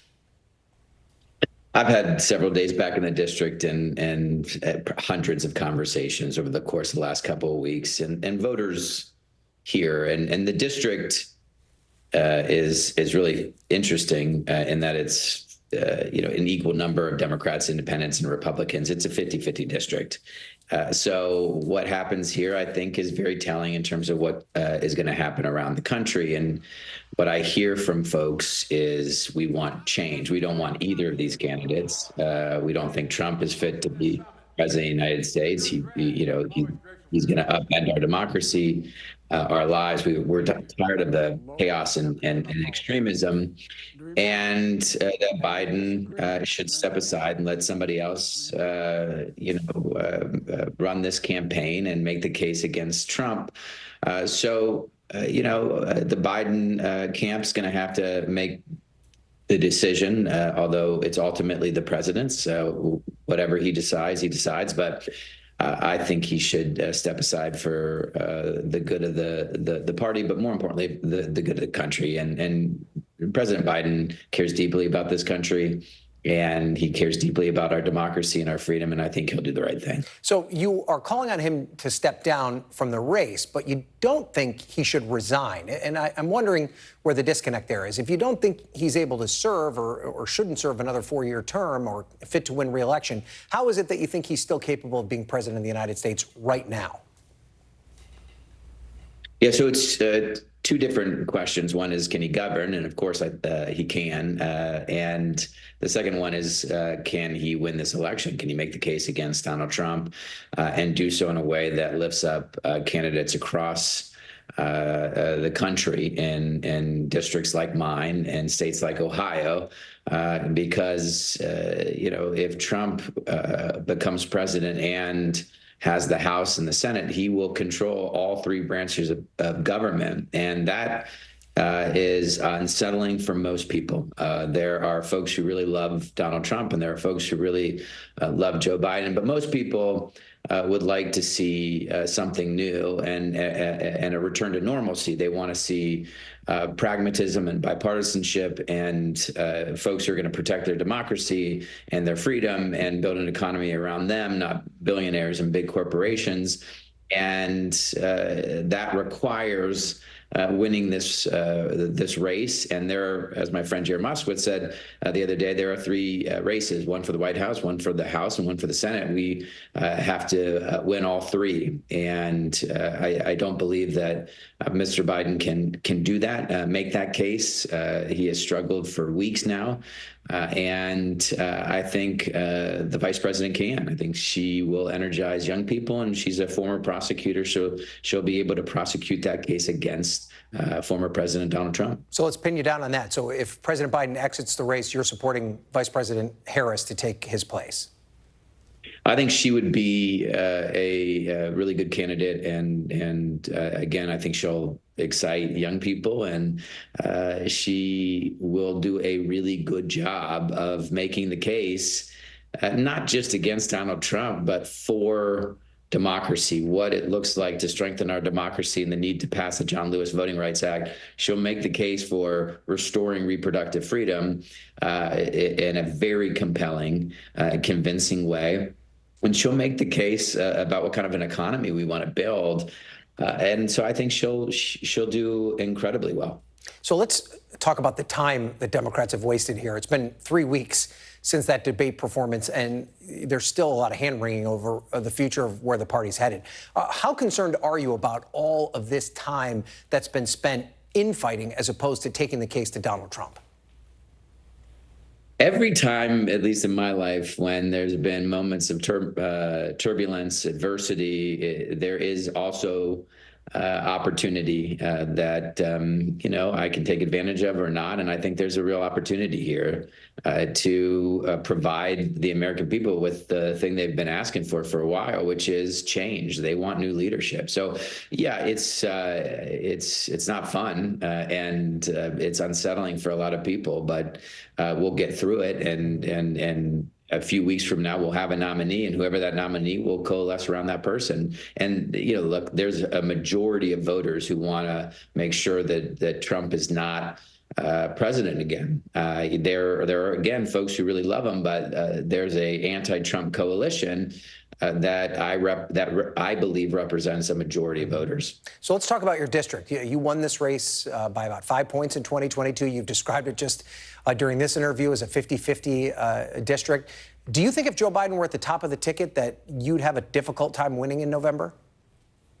That is one thing we don't know. I mean, we don't have updated polling, and it's one of those things where I feel very confident in what we've been able to do in terms of building a reputation of somebody who just keeps his head down, does the work, is reliable, is accountable, is bipartisan, transparent, all the things that voters wanted in a member of Congress. So, we're in a good position. Also, the district is one that it's 50-50 and an equal number of Democrats, Independents, and Republicans. Most everyone in this district wants to see our democracy protected. They want to see freedoms restored, reproductive freedom in particular, and they want an economy that's built around them. Yeah. So I think we'll be fine. Though I do worry that some folks are just gonna not vote because they don't have the kind of energy I think they'll have if we give them the change they're asking for. Let me close with this. You are roughly the same age as J.D. Vance. You're a little bit older. You guys are roughly from the same area of Ohio. I know the geography there is something that you guys take a lot of pride in. What do you think about him as being a member of the Republican ticket right now? And did his entry into the race impact your decision at all to try and encourage President Biden to get out of this race because you're concerned about J.D. Vance being the vice president? It's a great question. No, I'd be concerned if I were supporting that ticket, the Trump Vance ticket. We know Mr. Vance here. I grew up in Butler County. He grew up in Butler County. I live in Cincinnati. He lives in Cincinnati. We have very different views on where the country needs to go and how we need to show up in the world. He wants to cut Social Security, Medicare. He wants to ban abortions, no exceptions. He will always put billionaires and big companies before us. And he's part of that terrible rhetoric, that incendiary rhetoric that people are so tired of. And so we're both in Cincinnati. I won this district, our district. He lost it. So I think that's very telling. Okay. Congressman Greg Landsman, thank you so much for joining us. We appreciate it, sir. Thank you. Still to come, a pivotal presidential debate, an assassination attempt, a convention, and a campaign crisis. It's been an absolutely massive month in American politics, to say the least. I'll talk to a former Republican governor and a former Democratic senator about the path forward for both parties. You're watching Meet the Press Now.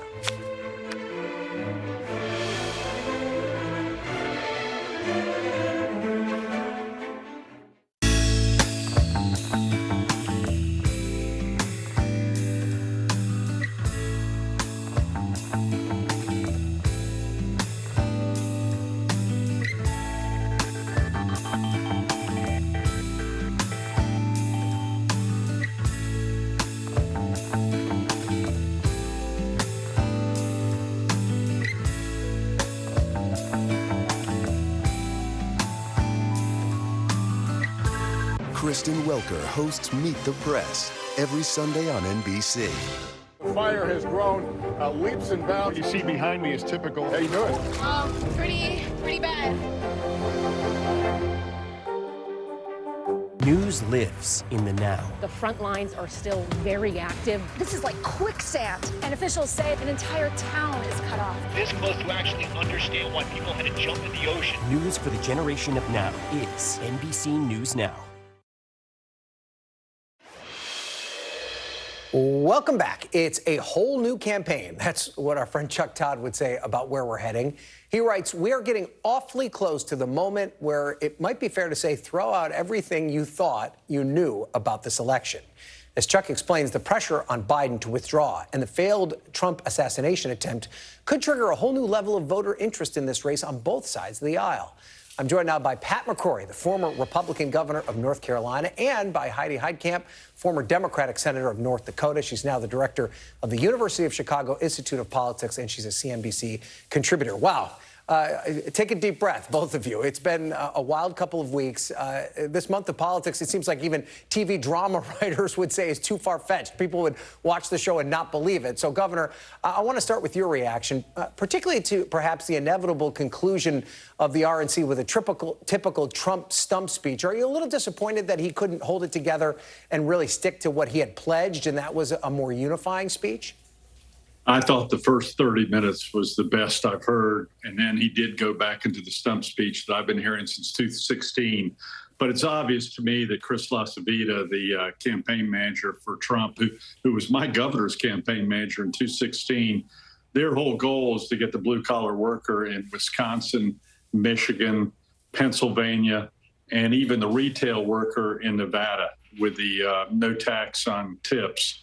And their whole message, I mean, with Kid Rock from Detroit, Michigan, singing, their whole message was trying to get the Biden blue-collar worker to make the big difference in a close election.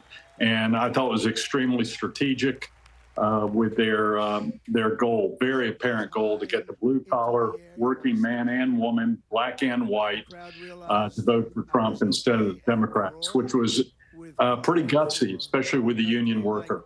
Yeah, and do you think that's what he means by unity, reaching out to that section of voter that may traditionally vote Democrat, trying to convince them that this version of the Republican Party is better for them? Absolutely. I think it's all about numbers. This is an electoral college, state by state. It's not a national election. And the main focus, that entire convention was on Michigan, Wisconsin, Pennsylvania, and Nevada. And if they get those, they win regardless, based upon the electoral college votes in the other states and the polls. And there may be upsets, in the New Hampshires and the North Carolinas and so forth. But it was a Midwest strategy all the way. I'd be curious what Heidi has to say. Yeah. She's pretty smart, too, in this. That's where we're going next. Senator, your thoughts on this idea of Trump reaching out to these blue-collar voters, that, labor Democrats in many ways. Is that a message that could be resonating? The blue-collar movement away from the Democratic Party. I always tell people, when I started out in politics, I had two base groups of voters: elderly, people over 65, and blue-collar, working men and women. And those two groups have really defected from the Democratic Party. And Trump, Reagan brought a bunch back, and Trump brought a bunch that were really low propensity or no propensity voters into the fold. He may have already capped the amount that he can get. Mm-hmm. I think it would have been a smarter play to suburban women, and I think that's make America safer again. That night was really playing to concerns that people have about how secure is their family, how secure are they, both economically and physically. And Trump had a beautiful convention until he talked. He started out for 20 minutes. It was, a different Trump, kinder, gentler, very personal story about, his emotion or how he felt, what was happening when he went, when he was almost assassinated, just really riveting television.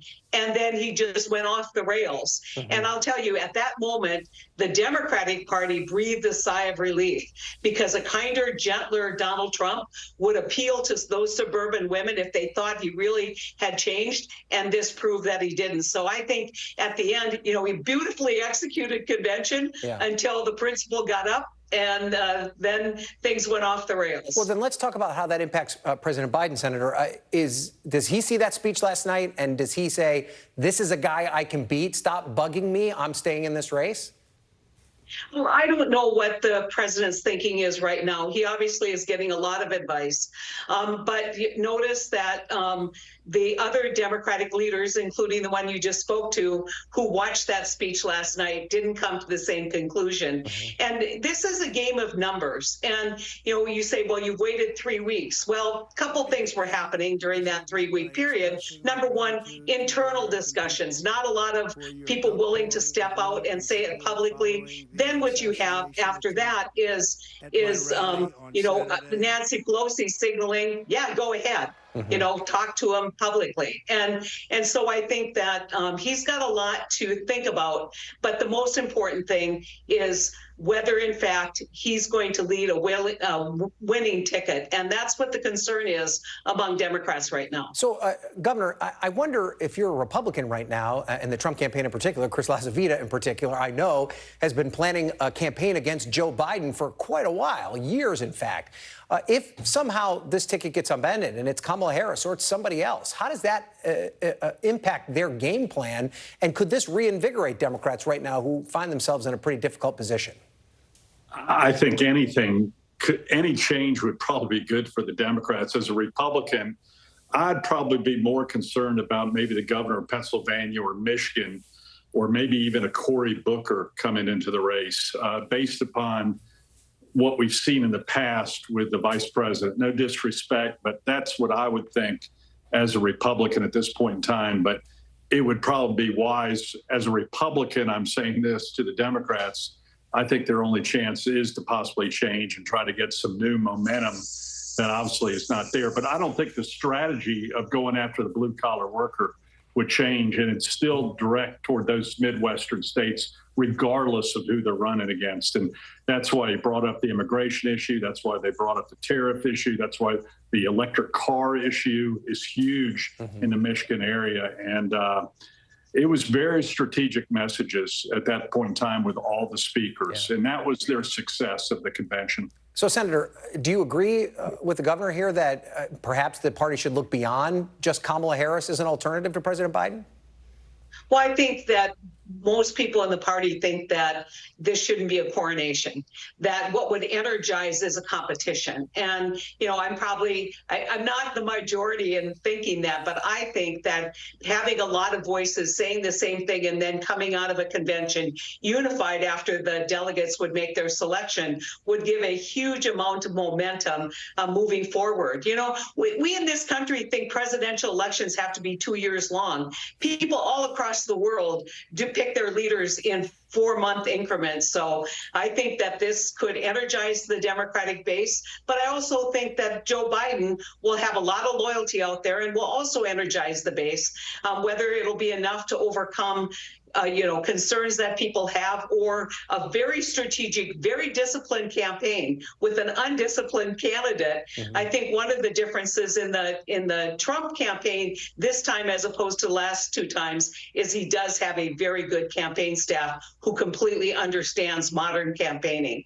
And so that's a disadvantage to the Democratic Party. You're seeing it in polling right now, but Joe Biden has has done a lot to put a ground game in those states reaching out. In 2020, we didn't go door to door because of COVID. The Republicans did. And so, you know, I think the thought is the field game would make the difference in those swing states. All right, we've got 20 seconds. You both can only answer this one word.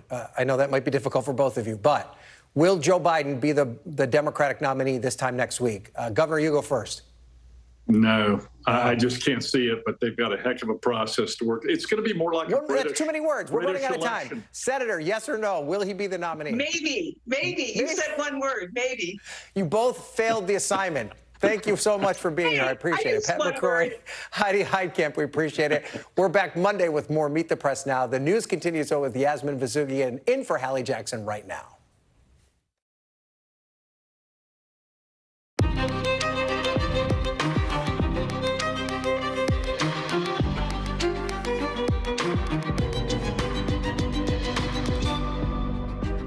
Tonight, we're coming on the air as the world slowly comes back online, recovering from what's being called the biggest IT meltdown ever. After a cybersecurity software update went bad, what all the lingering outages and delays rippling across the world mean for you. And right now, the president huddling with his family as all signs are pointing to his exit from the 2024 race. Maybe any day, any hour, any minute now. The behind-the-scenes scramble inside the White House and in the party to figure out an exit strategy.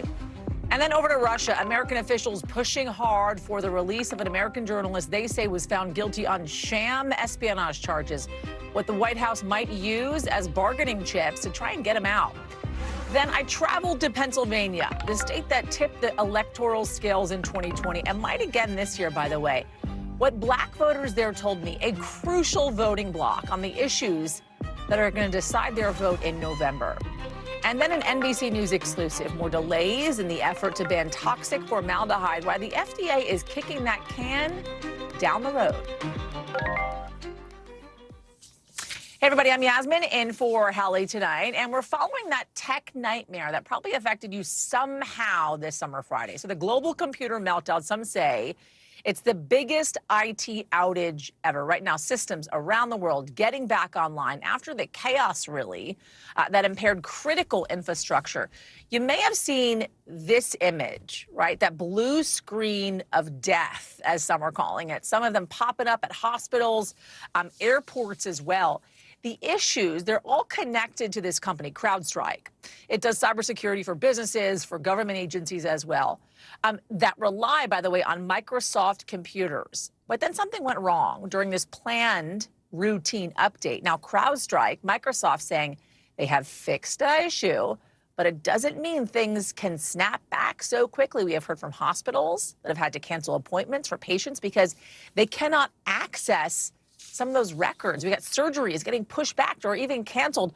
One employee at a top cancer hospital in Boston saying they asked patients to stay home today, but then they can't even access virtual visits. Even 911, by the way, went down in certain areas. Think about the ripple effects of that, right? It's also upending travel, flights canceled, passengers stranded almost everywhere. Look at the lines. I mean, across the country, by the way, and the world, really. You got Newark, Paris, Berlin, Bangkok, all affected by this. FlightAware saying we are up to 9,100 delays and 2,600 all-out cancellations on flights across the world. And then look at this video. It's flights across this country in the United States between midnight and 10 a.m. You see that huge dip right there in the middle during the morning as the airlines, they really were scrambling to sort out this issue. It even might have disrupted your errands. One of our reporters, by the way, learned a Starbucks was closed because it cannot even process payments. Imagine on a week like this, Starbucks closed. We're covering all angles of this tonight. Want to get to Tom Costello first to talk about this.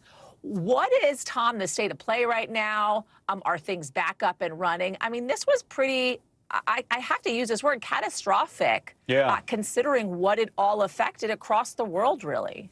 No, 100%. And if I wouldn't have Starbucks on a Friday, that would be catastrophic for me personally as well. But you're 100% right. Listen, the flight delays and cancellations, this is like a bad winter storm. The ripple effect is going to last at least through the day. I'm not making light of this. Very serious. We are expecting all of these flight delays and cancellations to last into the evening and then likely through the weekend because it's going to take that long for the airlines to play catch up, even on what is a pretty beautiful day with blue skies across much of the country here. Let's talk about who is CrowdStrike, because this is a cybersecurity company that has about 20% of the market, right? One of every 5 Microsoft Windows computers has CrowdStrike computer software, cybersecurity software. It's to guard against hackers and breaches, and they use an endpoint cloud technology, which is different, which is unique. And as I said, they run on Microsoft computers. And listen, you personally on your own computer, you probably don't have CrowdStrike. But as you saw, banks use it, hospitals use it, major telecom companies use it, transit companies use it, hospitals, 911 centers, and of course the airlines as well. Not all airlines, but the big ones certainly do. United, Delta, American, for example, KLM. And so all of them were just absolutely grounded when they had that blue screen of death today. It is still right now at this moment in the recovery mode. It will probably take a couple of days for airlines to recover. Hospitals, if they cancel elective surgeries, that's going to take weeks to recover from that. And then you're talking about the list of companies affected is very long indeed. Well, so I mean, it's really kind of a domino effect, right? And I think a lot of folks at home, as I was as well, wondering throughout the day, kind of scratching their heads. You think about the update. This is kind of more granular. You think about the update on your iPhone, right? You press the button. Okay, I'm going to update something on my iPhone. It'll take a couple of hours. I'll do it while I'm sleeping. You're wondering how something like this can happen. CrowdStrike, for instance, doing this kind of routine update, and then suddenly everything goes offline. And Ari, how does this even happen? Well, I've asked the same thing. Listen, CrowdStrike is not a fly-by-night company. This is one of the most, if not the most, established cybersecurity company in the country. It is highly, highly respected. NBC News even uses it as well. And I asked a vice president from Microsoft today, listen, do you have a vulnerability here if one single line of code from one company can bring down Windows? And essentially, she said, no, this is purely a CrowdStrike issue. Okay, so the CrowdStrike CEO appeared on the Today Show this morning. The system was sent an update, and that update had a software bug in it and caused a an issue with the Microsoft operating system, and we identified this very quickly and remediated the issue. And as systems come back online, as they're rebooted, they're coming up and they're working. Well, to be clear, CrowdStrike stock sank today, as you would expect on this, and there is a high likelihood it will face a lot of lawsuits because of lost business today. Not just Gina and Joe America, who can't get to Wichita. We're talking about the airlines that have lost a ton of money, shipping companies, you name it. This is a very big problem for CrowdStrike. So you bring up two really good points. We're actually going to be getting into that with Caleb Silver in just a moment about kind of the economic fallout from all of this. But I think it's such an important question, Tom. And it's a question, by the way, the State Department, the Secretary of State is asking as well, which is our reliance on this one system, CrowdStrike. Something goes wrong and all of our systems across the world globally shutting down. A really important question. So we thank you for that. Tom Costello, appreciate it. So let's go to those airports, right, where all of this is happening. We've got Dana Griffin on the ground at LAX in Los Angeles. Dana, if you will, walk us through it, right? I talked about those huge numbers, cancellations, delays. How are things looking now? Yeah, well, it's interesting because behind me, this is where that long line of United customers were waiting just to get inside the airport, Yasmin, to rebook their flights. As you can see behind me, there is no one here now, but we've got some video to show you what that moment was like. You had a long line that stretched all the way down. You actually had United workers coming by delivering water for people who have been waiting in line, some for hours. I spoke to two different travelers who said they had to wait 3 hours in line just to rebook. So let's walk through the airport. There we go. Door opens on demand. And this is the line where people are now standing to get rebooked. It is way less crowded than we saw earlier today. So that is a good sign. We talked to several people who've been able to rebook their flights. The troubling part for some of them is they're not going to make their destinations on time. You've had couples that were traveling. One person has to take a flight. A second person is still trying to try to get on a different flight. So you have people that are being broken up just to try to get to Hawaii. We actually met one couple that is trying to get to a wedding. They are delayed.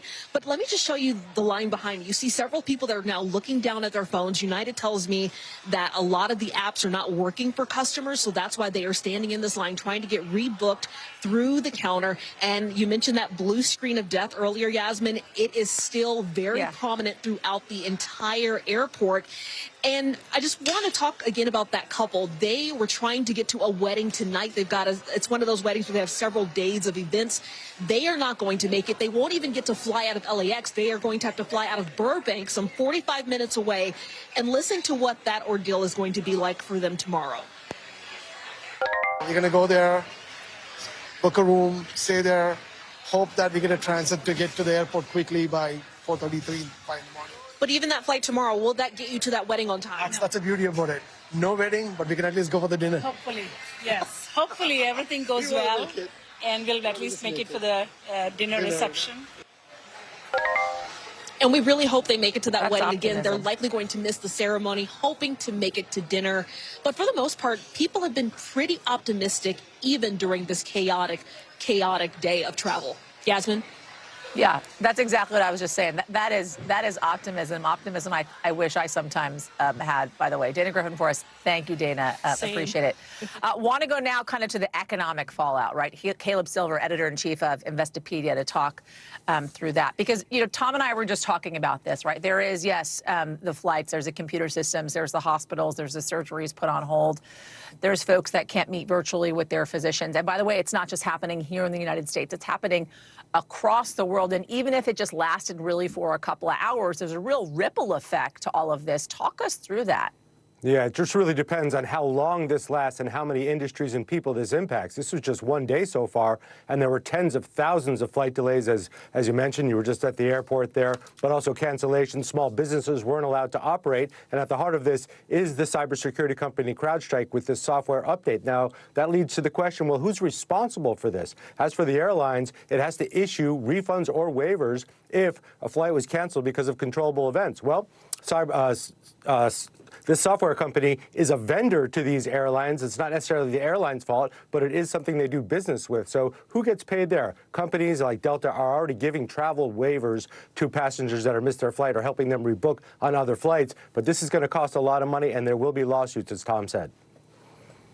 Are banks dealing with anything right now? Do we have to worry about identity theft at all with this? No, this is not a breach, so to speak. This is a bug, a software bug, a pretty big bug. So this is not about that. And stock exchanges here in the U.S. were able to operate. The London Stock Exchange did have some issues this morning, but things should be back online if what the company says is true by Monday. Caleb Silver, thank you, sir. Appreciate it. We got a lot going on, folks, so we're going to switch over to that other lead story that we've been following tonight, developing, by the way, by the minute. The country really kind of holding its breath, waiting to see what the president is going to do about his candidacy. His political world seems to be in a free fall right now, and the Democratic Party in turmoil. NBC News reporting Biden's family, senior staffers as well, they're talking about what his exit plan could, keyword here, right, could look like. He's facing one of the toughest choices of his political life. There's a chorus of calls for the president to step aside, and it's growing louder by the moment. Former foreign and national security officials Richard Clarke, Anthony Lake, penning a letter to the president asking him to drop out. The wall certainly closing in with donors on Capitol Hill as well. A dozen new lawmakers coming just today, some in just the last couple of minutes. Take a listen. It is just not a viable campaign anymore, and we have better options. So just to be clear, you are now calling for President Biden to step aside and no longer be a candidate for president again. Yeah, no, yes. I think it's an exciting time to possibly pass the torch. So the RNC, the Republican National Convention, wrapping up, but a chaotic picture for the Democrats right now. Publicly, the Biden campaign, they're digging in their heels, putting out this statement that the president will, in fact, return to the campaign trail next week. But it is, as I mentioned earlier, really those private conversations that are happening behind the scenes that are the most significant indication as of yet. The president could actually drop out. Just in 24 hours ago, we heard from a source close to Biden who says, and I'm quoting here, by the way, "We are close to the end. We are close to the end." Close allies to Vice President Kamala Harris are starting to prepare for what her campaign could look like if she becomes the nominee. The VP herself, talking to a network of major donors in this last-minute phone call, just in the last couple of hours, talking about, quote, urgent emerging needs. Four sources familiar with the plans are telling NBC that. With a whole lot of intrigue on what was said and what will happen next in this moment, unlike anything we have ever seen before, really, in history. We, of course, have got team coverage. We've got Sahil Kapoor posted as having the angle from Capitol Hill. But I do want to start with Monica Alba, who's in the White House for us. Monica, walk us through it. You're new reporting on this, these closed-door talks, as I mentioned. If, in fact, the president drops out, the conversations that are being had with the family as well, and the plan in place. Well, Yasmin, I think this should be thought of as sort of like the contingency plans that are being considered, because it looks like the president right now, even though he says publicly he is staying in the race and he's committed to it, over the last couple of days, we understand that he has shifted his thinking a little bit just to an openness of, okay, if I wanted to make a different decision, if I wanted to bow out of this race, potentially, if I'm evaluating different factors, what could that look like? And so we know that there are just more reality-based conversations now that include members of the president's immediate family and close family members and allies and advisors that are talking about trying to evaluate this from the perspective of, if he were to exit, would it be something that would be on his own timeline? And according to the people we spoke with, that is what they are hoping for. But what is the length of that timeline? Nobody really knows. And so, again, it's up to the president to make this decision. We're told he hasn't made it yet, but that he is certainly talking about this with people in terms of his legacy and what it could mean for his standing overall in history if he decides to stay in the race or if he decides to leave it. And all of that is still being closely considered, but he is off the campaign trail for now. He is isolating in Rehoboth Beach, Delaware, at his beach home. home with the First Lady because he is still suffering from COVID. And so that's the other component to all of this. We're not really seeing him, though we did hear from him in a written statement earlier today where he pledged to get back on the campaign trail next week, and where he said he really wanted to put the focus back on Donald Trump, on the Republican agenda that was on display this week at the RNC, and on Project 2025. Yasmin. So, Sahil, I wasn't kidding when I said this thing is changing by the minute. We just got another congressman on the record now, Congressman Vasquez of New Mexico, the 34th person lawmaker to come out and essentially say that the president needs to drop out of this race. We played the sound earlier as well. All of these folks kind of coming to the forefront saying he needs to drop out, beginning with, of course, Senator Schumer. We know surrogates, allies, I should say, of Nancy Pelosi as well we're hearing from. Walk us through more of what you're hearing from the Hill. Yeah, that's right, Yasmin. Firstly, the context is key here. This is happening in a context where even some of President Biden's closest allies are openly raising the question of will he or won't he, treating this as an unsettled issue, even though Joe Biden himself has repeatedly said emphatically that he's staying in the race. One of those allies is Senator Chris Coons, the Delaware Democrat who sits in Joe Biden's old seat. Let's play what he said. I think our president is weighing what he should weigh, which is who is the best candidate to win in November and to carry forward the Democratic Party's values. Now, Coons did a bit of cleanup right after that, saying in a tweet, quote, "I fully support the president. He's told me he's in it to win it. I'm with him 100%. Nevertheless, the trickle continues. There are now 12 Democrats out just today, more than any other day since the debate, calling on Joe Biden to resign. It is up to 34, the total number. Some of the recent additions to this list include, just a few minutes ago, Gabe Vasquez, the New Mexico Democrat, and Greg Landsman, the Cincinnati, Ohio Democrat. Both of them represent swing districts of the type that Democrats absolutely must win if they want any shot at reclaiming control of the House. There are others from a cross-section of the party as well who have come out and said it's time for President Biden to pass the torch, including Zoe Lofgren, a Pelosi ally, Mark Vesey of the Congressional Black Caucus, Mark Pocan, the Progressive Caucus, Chuy Garcia of the Hispanic Caucus, and Senator Martin Heinrich, a New Mexico Democrat in the chamber where Joe Biden served for 36 years. Sahil, are we seeing more today than before because of the momentum we've seen over the last couple of days at the RNC, or is there kind of behind-the-scenes conversations happening, especially when it comes to Chuck Schumer and Nancy Pelosi? Do you have kind of a reasoning as to why today seems like such a big day? Everyone's got their own reasons. What we know is that there have been a lot of quiet skeptics in the Democratic Party for weeks now, since the night of that debate, when a lot of Democrats were shocked by what they saw from President Biden on the stage. Most of them didn't speak out. There's still a lot of them that believe President Biden should go. We know because we've talked to them, but haven't said so publicly. So everyone's been kind of coming out on their own pace. I do think there was a sense among some of them, at least, to wait and see, wait till the Republican convention ends and then come out with their statements. That seems to have been at least part of the trigger here. And yes, there is a leadership question. There's the fact that Senate Majority Leader Chuck Schumer, the House Democratic Leader Hakeem Jeffries have been less than emphatic, let's put it that way, in their support for Joe Biden. Still, again, treating this as sort of an open question. They've had their conversations with him, and former President Obama himself has been less than emphatic about Joe Biden staying in this race at this point. That is weighing as well on the president as well as Democrats. Monica, curious about Vice President Kamala Harris and this conversation she's having with donors right now about quote unquote urgent needs. What more do you have? What reporting do you have on this? Well, notably, I'm told that it was President Biden's advisors who asked her to participate in that call, which is interesting for several reasons.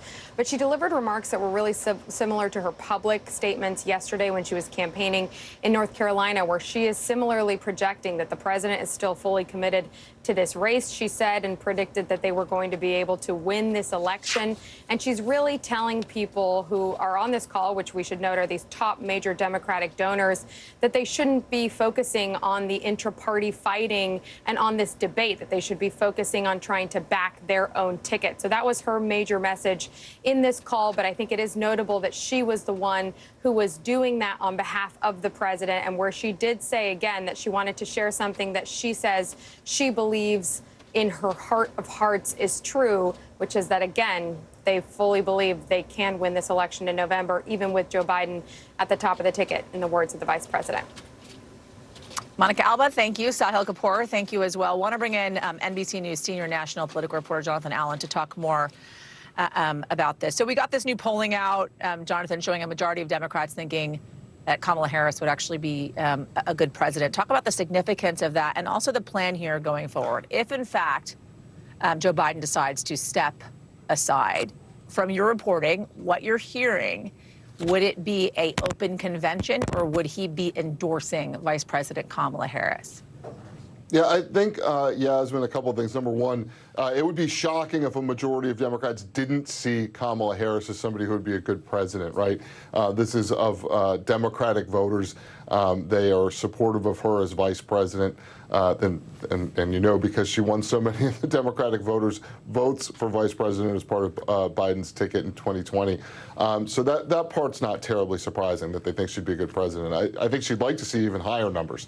As far as what happens if Joe Biden steps aside, look, I think the end result here is almost certainly going to be, if he does that Kamala Harris is the Democratic nominee for president. I think the question is, what mechanism does that happen by? And perhaps more important for Democrats, how ugly is it before it gets to that? And the reason that I say that is, number one, there's a scenario where Joe Biden actually recommends her to the delegates that were pledged to him and they move forward. There's a scenario where you have a contested convention where she will be someone who definitely will walk in with some level of support and other candidates might not have a lot of support to walk in with. So she's probably starting from a stronger base.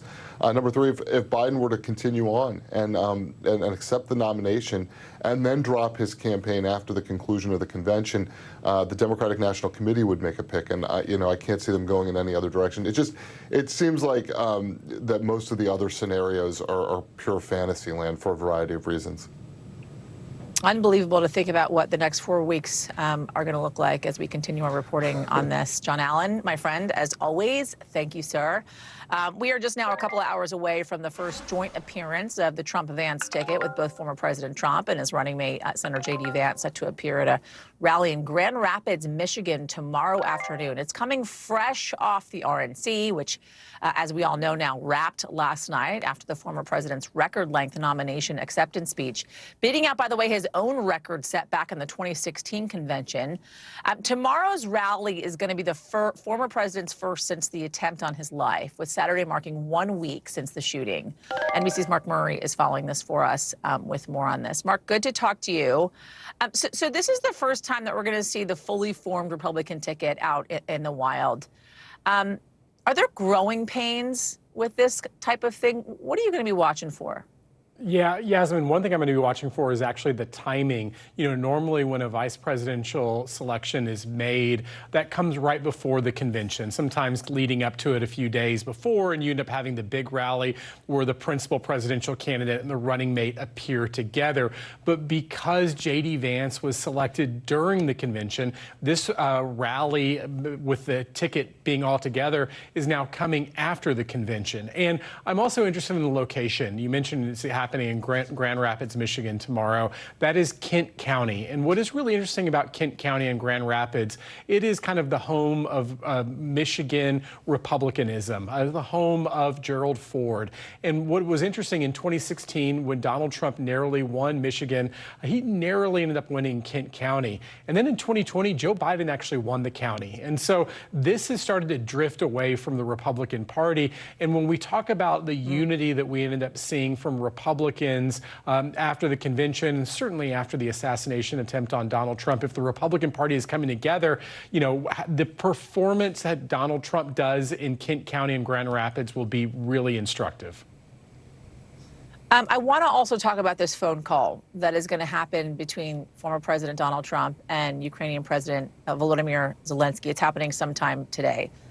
The last time, Mark, that these two gentlemen had a phone call, it led to Donald Trump's first impeachment. We also know, and they've been quite vocal about this at this point, that Donald Trump and J.D. Vance do not support continuing aid to Ukraine while they are at war with Russia. What are you expecting to come out of this call? Yeah, I'm really glad that you brought this up because this is one of the more consequential policy decisions and outcomes from the 2024 presidential election, and that is the United States as it relates to Ukraine and its war against Russia. And as you ended up mentioning, both Donald Trump and J.D. Vance have been highly skeptical of U.S. involvement when it comes to propping up Ukraine in the war against Russia. And so the fact that Donald Trump is going to be on the phone with Zelensky is really interesting on multiple layers. Mark Murray, thank you, sir. Appreciate it. Coming up, everybody, we got a big show ahead. We have new details tonight around the investigation into the attempted assassination attempt on the former president, and when the Secret Service director is set to answer questions from Congress, plus a major recall for a popular cleaning product, how Bissell's steam cleaners have apparently hurt more than 100 people. We'll be right back.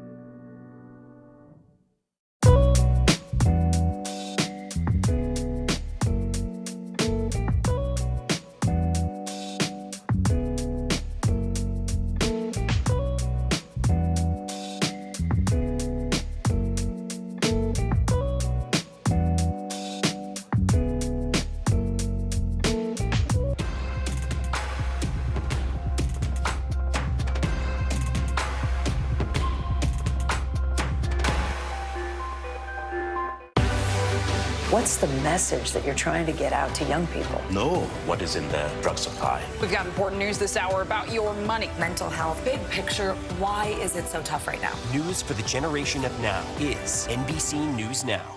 Kristen Welker hosts Meet the Press every Sunday on NBC.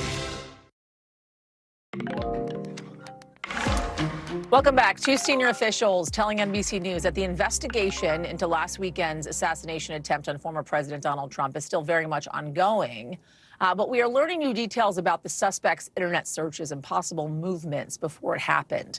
Lawmakers, they're hoping they're going to learn even more next week. The Secret Service today confirming that Director Kimberly Cheadle will testify before a House committee on Monday. And tonight, a Pennsylvania community in mourning with their final goodbyes to Corey Comparator, the man killed in the shooting.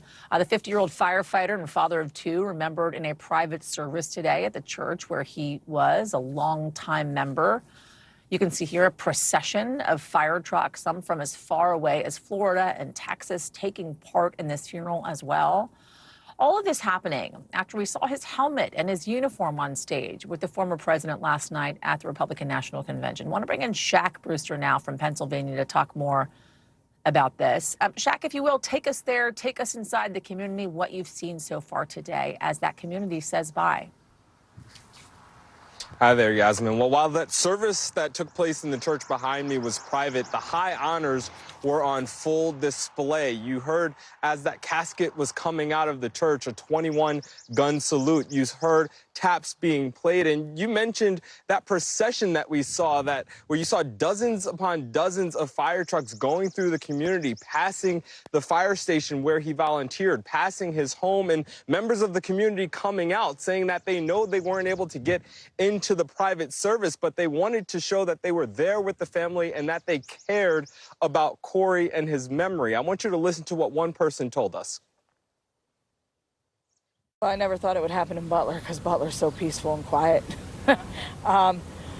Butler's it's just a community of people who help each other. It's it's obviously a very Republican community. Everybody's got their guns. We use them safely. We all know how to use our guns. Most of us have guns, I should say. But Butler's a nice little community, tight-knit, and we take care of each other. The word that you continue to hear Corey associated with is hero. They're calling him an American hero, and he's going to be remembered as that father of two daughters, that husband, that person who is a strong, a fierce supporter of former President Donald Trump, and someone who would be in that church every single Sunday. I spoke to a member of the congregation who said she wasn't close with him, but he was someone who was extremely welcoming, and she knew exactly where he would sit every single Sunday. Those two daughters now left without a father. I want to talk a little bit about accountability and what that looks like for that community. I know the former president has said now over $6 million have been raised so far for the victims of the shooting. What does accountability look like for individuals in that community, especially when we still don't know a motive? Right, and today was full of sadness and a heaviness to it, but there are also a lot of questions. People want answers to what exactly happened. How did the shooting happen and take the life of one of their own, even though it spared the life of the former president? And part of that, we know that the Secret Service director will appear before Congress. The House Oversight Committee was demanding that the Secret Service director appear before Congress. I think we have a statement of what they were saying where they wrote that, and I'm sorry, my phone is messing up. They wrote, Americans demand answers from Director Kimberly Cheadle about the Secret Service's historic security failures. And you mentioned that this investigation is well underway. We're still hearing that the FBI is no closer to identifying a motive, but that doesn't mean that they're not getting new information. We've learned from two law enforcement sources just this evening that they have gone through his search history, some 14,000 or so searches, and have found that this is someone who's been searching explosives, who has been looking up previous school shootings and previous mass shootings as far back as May of this year, Yasmin. Wow. A lot of folks are certainly going to be tuned in and wanting to hear from the head of the Secret Service about the attempted assassination on the former president. Absolutely. Shaq Brewster for us, as always. Thank you. Want to get to tonight's original with in-depth reporting on a topic that we have been watching. The images now seen around the world. You got striking moments frozen in time as someone tried to take the life of former President Donald Trump this past weekend. Many photographers who captured the clarity through all of the chaos at the rally now opening up about their experiences. NBC's Liz Kreutz spoke with some of them who explained how they were able to do their jobs as the shots were ringing out.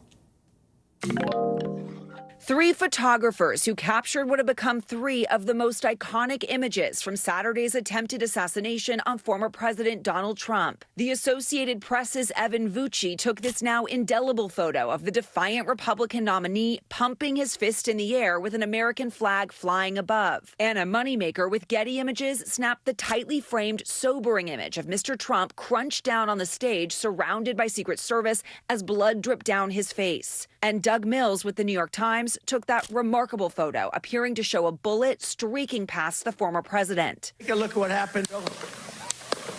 All three photojournalists are now speaking out about what it was like to be there as the shots rang out and how they managed to capture these photos while being so dangerously close to the line of fire.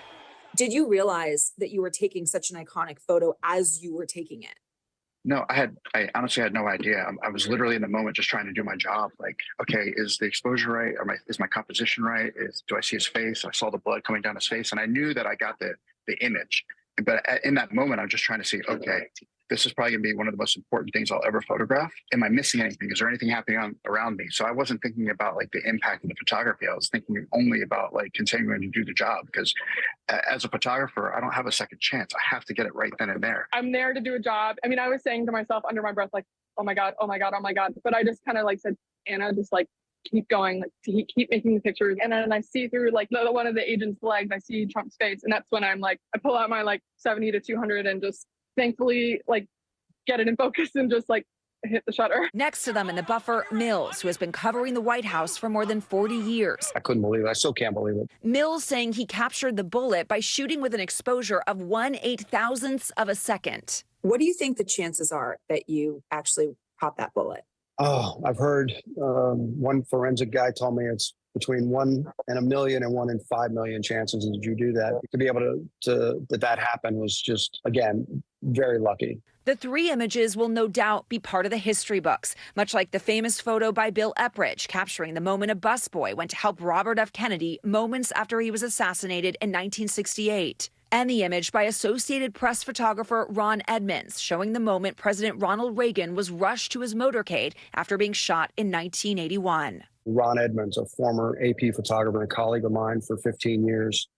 He was a mentor, and he always went in, not away. Luckily, I didn't blink like Ron didn't blink. None of my colleagues blinked. We have a long line of amazing photojournalism. And I'm happy that in the moment that it was my time to hold the standard, I was able to hold the standard. Liz Kreutz, NBC News. Wow, unbelievable. Thank you to Liz Kreutz for that. Want to get you over to the 5 things our team thinks you should know about tonight. Number 1. A judge tentatively scheduling Harvey Weinstein's retrial on rape and sexual assault charges for November. Last week, prosecutors said they're actively pursuing new claims against Weinstein. Remember, his 2020 conviction was thrown out earlier this year after a court ruled that the original judge unfairly allowed testimony against him involving allegations that were not part of the case. Weinstein denying sexually assaulting anyone. Number 2, Hall of Fame linebacker Lawrence Taylor arrested again. He's facing a felony charge after failing to report his residence change as a registered sex offender. Taylor spent several hours behind bars before being released, his lawyer telling TMZ that the situation was as a result of a, quote, misunderstanding. He was arrested on similar charges a couple of years ago. Number 3, former Trump CFO Alan Weisselberg released from jail today after serving a sentence for lying under oath. He was at New York City's Rikers Island jail. Weisselberg pleading guilty in March to committing perjury during his testimony in the civil fraud trial against former President Donald Trump. Number 4, over 3 million steam cleaners getting recalled in North America because of a burn hazard. Certain models of Bissell's Steam Shot handheld steam cleaners can spew out hot water or steam. The company says it's gotten more than 150 reports of people getting hurt. It's telling consumers to stop using them immediately and to contact them for a refund or for store credit.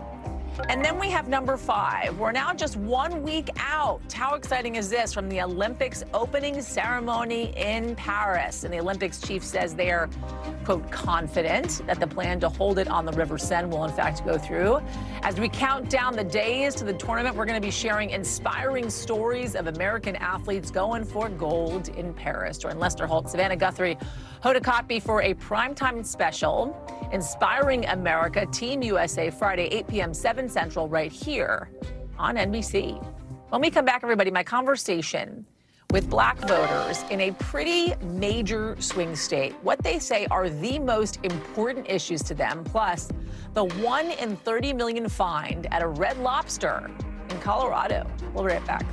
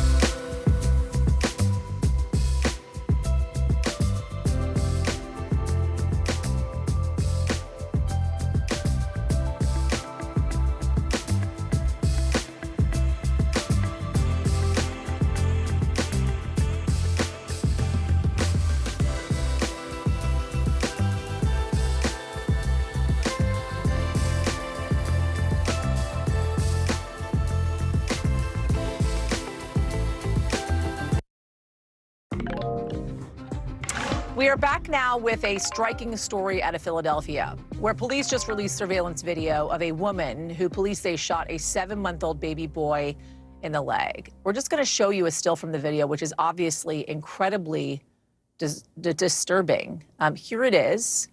You're taking a look at that still right there. Police are saying the woman fired multiple shots Thursday evening around the baby in that stroller, and his parents fled once that shooting started. Authorities saying they eventually found the parents. The baby was taken to the hospital and is thankfully in stable condition, while police still look for that suspect. But it is just another example, a shocking example, really, of gun violence plaguing that city and so many communities around this country. We actually went to Philly to talk about gun violence with residents there. But of course, the election approaching and Pennsylvania holding a critical 19 electoral votes up for grabs, the Black community's perspective on key issues beyond just gun control was top of mind. I want you to watch part of our conversation. Does everybody know who they're voting for? Or is anybody undecided still? I'm very undecided. Undecided. Right now, inflation. So I'm monitoring who's talking the most about inflation. Re-entry. I would like to see everyone who is a criminal with federal charges still be able to vote. If we can have a criminal for president, we need to allow some voting rights back that were taken illegally in the first place. How hard has inflation hit you? It hit me hard. It's hitting me hard. Who do you blame for it? I blame the federal government at this point. If a working class mom who works as a paralegal cannot buy a $2 bell pepper because it's now $5, imagine a mother living on food stamps. Imagine a mother who's making minimum wage trying to feed children. They're killing us without killing us. If you understand that. They're killing us without telling us they're killing us. They're hurting people in ways that they can't help themselves. It's either feed my child or how about feed my children and I don't eat, but I have to go work. Who feels as if Black voters are taken for granted, i.e. they make you promises and they don't deliver? What do you care about most right now? What are they going to do for my people that lives in the communities where I am from? The gun violence is second in my mind, but it's what can they do for us? How can they help? How can they go into a home and help that family to save their children? We need the funding. We want the help. But in my opinion, it starts at home. It starts at home. Jalil, what about you? What is most important to you right now? Economics, education, reentry, reform. Reentry to the criminal justice system. Exactly. We need to save ourselves. That's right. If we're looking for somebody to save us, it's not going to happen. If you look at Philadelphia and you took the most impoverished areas in Philadelphia, and then you took the crime rate where the most crime is happening in Philadelphia, and you laid it right there, it would almost match up perfectly. So if you're seeing that much of a correlation between poverty and crime, you have to address that on some level. If we invest in our schools, invest in our youth, we will see some changes there. The way I would articulate it is quality of life issues, how we live our everyday lives, right? So if that's jobs, if that's housing, if that's gun violence, if that's education, like everything that makes our lives good, that's what I vote for in mind. Who votes with guns in mind on a federal level? When you cast your ballot at a presidential election for senators, for members of Congress? Now, when you say guns in mind, mine is gun control, issues surrounding guns, background checks, all of you do. Yes. I mean, that's us voting with us in mind. Yeah. You understand? When you say that, this is... You're talking about your family. You know, when you ask me, am I voting with guns in mind, that means I'm voting with me in mind. Because I could very much be a victim of gun violence. You got to keep talking about it, keep talking about it. You have to consistently let people know this is not normal. It doesn't seem like people are angry enough to say no more, no more. That's why I'm going to keep talking about this. I actually checked in with some of these voters after the attempted assassination of former President Donald Trump this past weekend. They told me while it has not changed their positions on who they're actually going to vote for, they're still undecided. It does reiterate that guns are a major problem in this country, and it is why people need to vote with gun control measures in mind. And we're going to keep talking about it. We're going to have more of that conversation, a deep dive into gun violence in their community across this country as well, and what they are facing in the upcoming weeks. So you don't want to miss that. NBC, by the way, covers hundreds of stories each and every day. And because it's tough to read, to watch, or listen to all of them, our bureau teams have done it for you. This is what they tell us is going down in their regions in a segment that we call The Local. We're going to start with our Midwest bureau, I should say.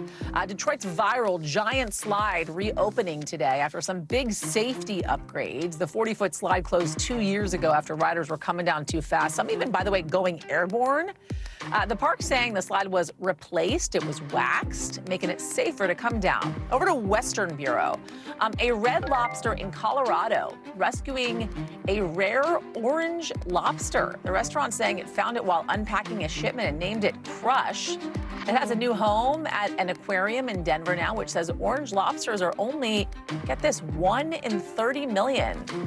Also out of our Western Bureau, 2 teams of basketball superstars facing off in Phoenix this weekend. We're talking WNBA All-Stars versus USA Basketball Women's National Team. Some of the huge names on Team USA, you got Brittany Griner, Breanna Stewart. They're going to compete in the Paris Olympics, by the way, while the All-Stars have players like Caitlin Clark and Angel Reese as well. All right, coming up, what the White House is saying tonight about the sentencing of Evan Gershkovich, how it's still hoping to get him and other prisoners released.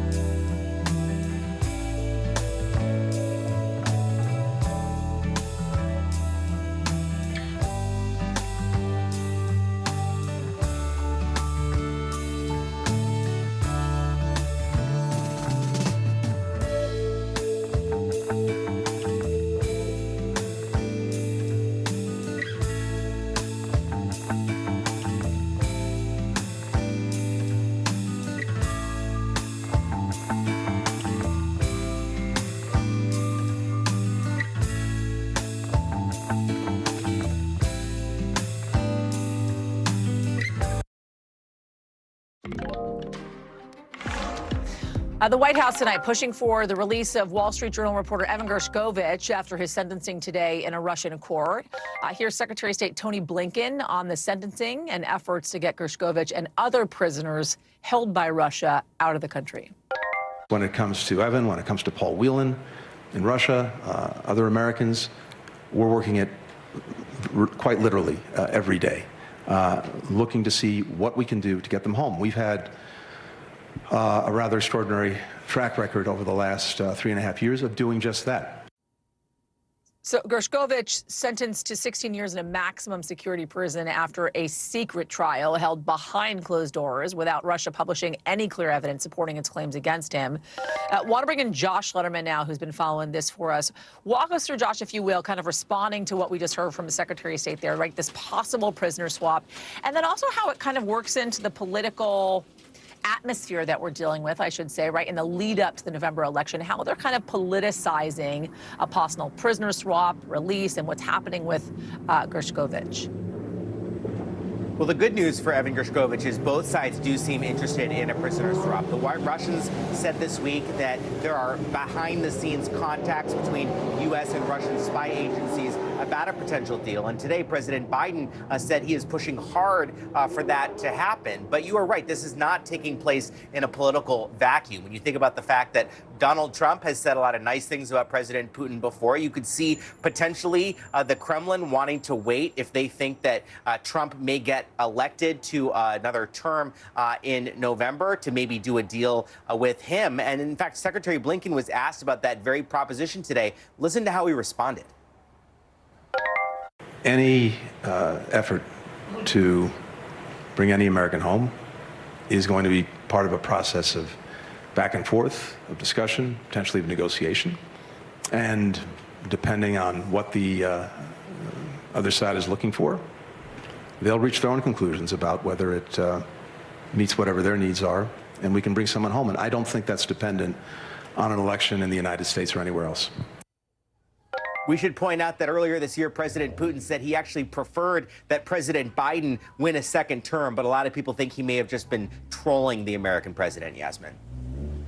Josh Letterman for us. Thank you, Josh. Appreciate it. Coming up, everybody, we are learning exclusively tonight that the FDA is again punting a ban on certain chemicals in popular hair care products. What could be holding the agency up? That's coming up next.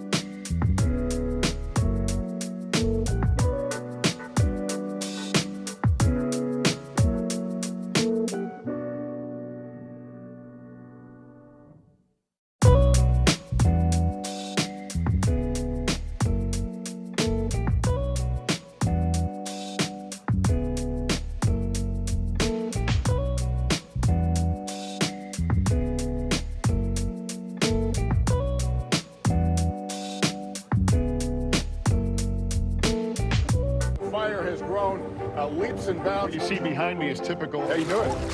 Pretty bad.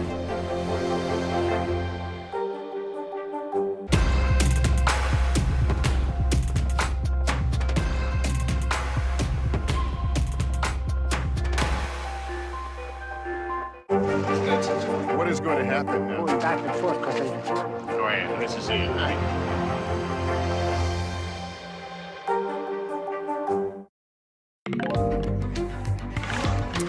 Welcome back. We have an NBC News exclusive tonight. We are learning the FDA is again kicking the can down the road, delaying a proposal to ban formaldehyde. It's a highly toxic chemical. It's used as preserving and embalming agent to prevent dead bodies from decaying, which is, by the way, also found in some popular hair care products. Since October, the agency said it planned to propose a ban on these chemicals in hair smoothing or hair straightening products, often called relaxers, products mainly marketed to Black women. It's a move many have called for because of a lot of studies linking formaldehyde to certain cancers. I want to bring in Berkeley Lovelace, who has been all over this reporting for us and has more on this. Berkeley, good to talk to you. Walk us through the timeline here, when we could actually see this ban put into place. And is this kind of common practice for the FDA? Is such a delay like this? Yeah, so the FDA was initially supposed to implement this in April, then it got pushed back into July, and then now it's being pushed back to September. And so the FDA says this process does take a lot of time. Each stage can take several months. But I think what's most disheartening for people, for advocates in this group, is that over the past decade, they've been calling on the FDA to ban this chemical in products. There's been several studies over the past several years that have shown that this product is linked to cancer risk. And so according to this advocacy group called Environmental Working Group, who filed FOIA for the FDA documents, the FDA did start to attempt to ban the product in 2016, but that didn't take off. So now we're at this point where they're trying to ban it again, but that kind of keeps getting pushed back a lot. And so this is really important to consumers. Our colleague, News Now anchor Zinc Clay, recently spoke to a group of women who have been using relaxers for years, and we have a clip of that as well. If it's something that will hurt us, then it needs to be removed. If there had been awareness, we would have had an opportunity to make a better decision. And I think some of our story may be different. Yeah, so as you heard, these regulations really do make an impact on people's lives. So there will be a lot of focus on this until the FDA does implement its ban. So some companies, by the way, are getting ahead of this, not waiting for the FDA to ban it. They're responding. They're developing kind of formaldehyde-free formulas or clearly labeling products that contain formaldehyde. What should folks be looking out for?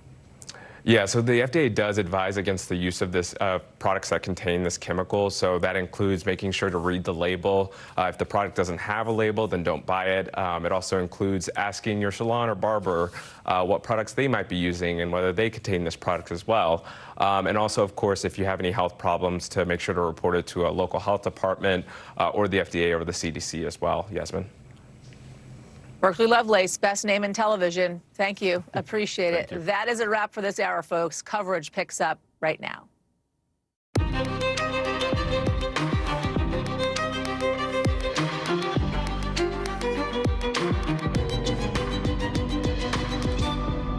All right, tonight we're coming on the air as the world slowly comes back online, recovering from what's being called the biggest IT meltdown ever after a cybersecurity software update went bad. What all the lingering outages, the delays rippling across the world, what do they mean for you? Right now, the president is huddling with his family as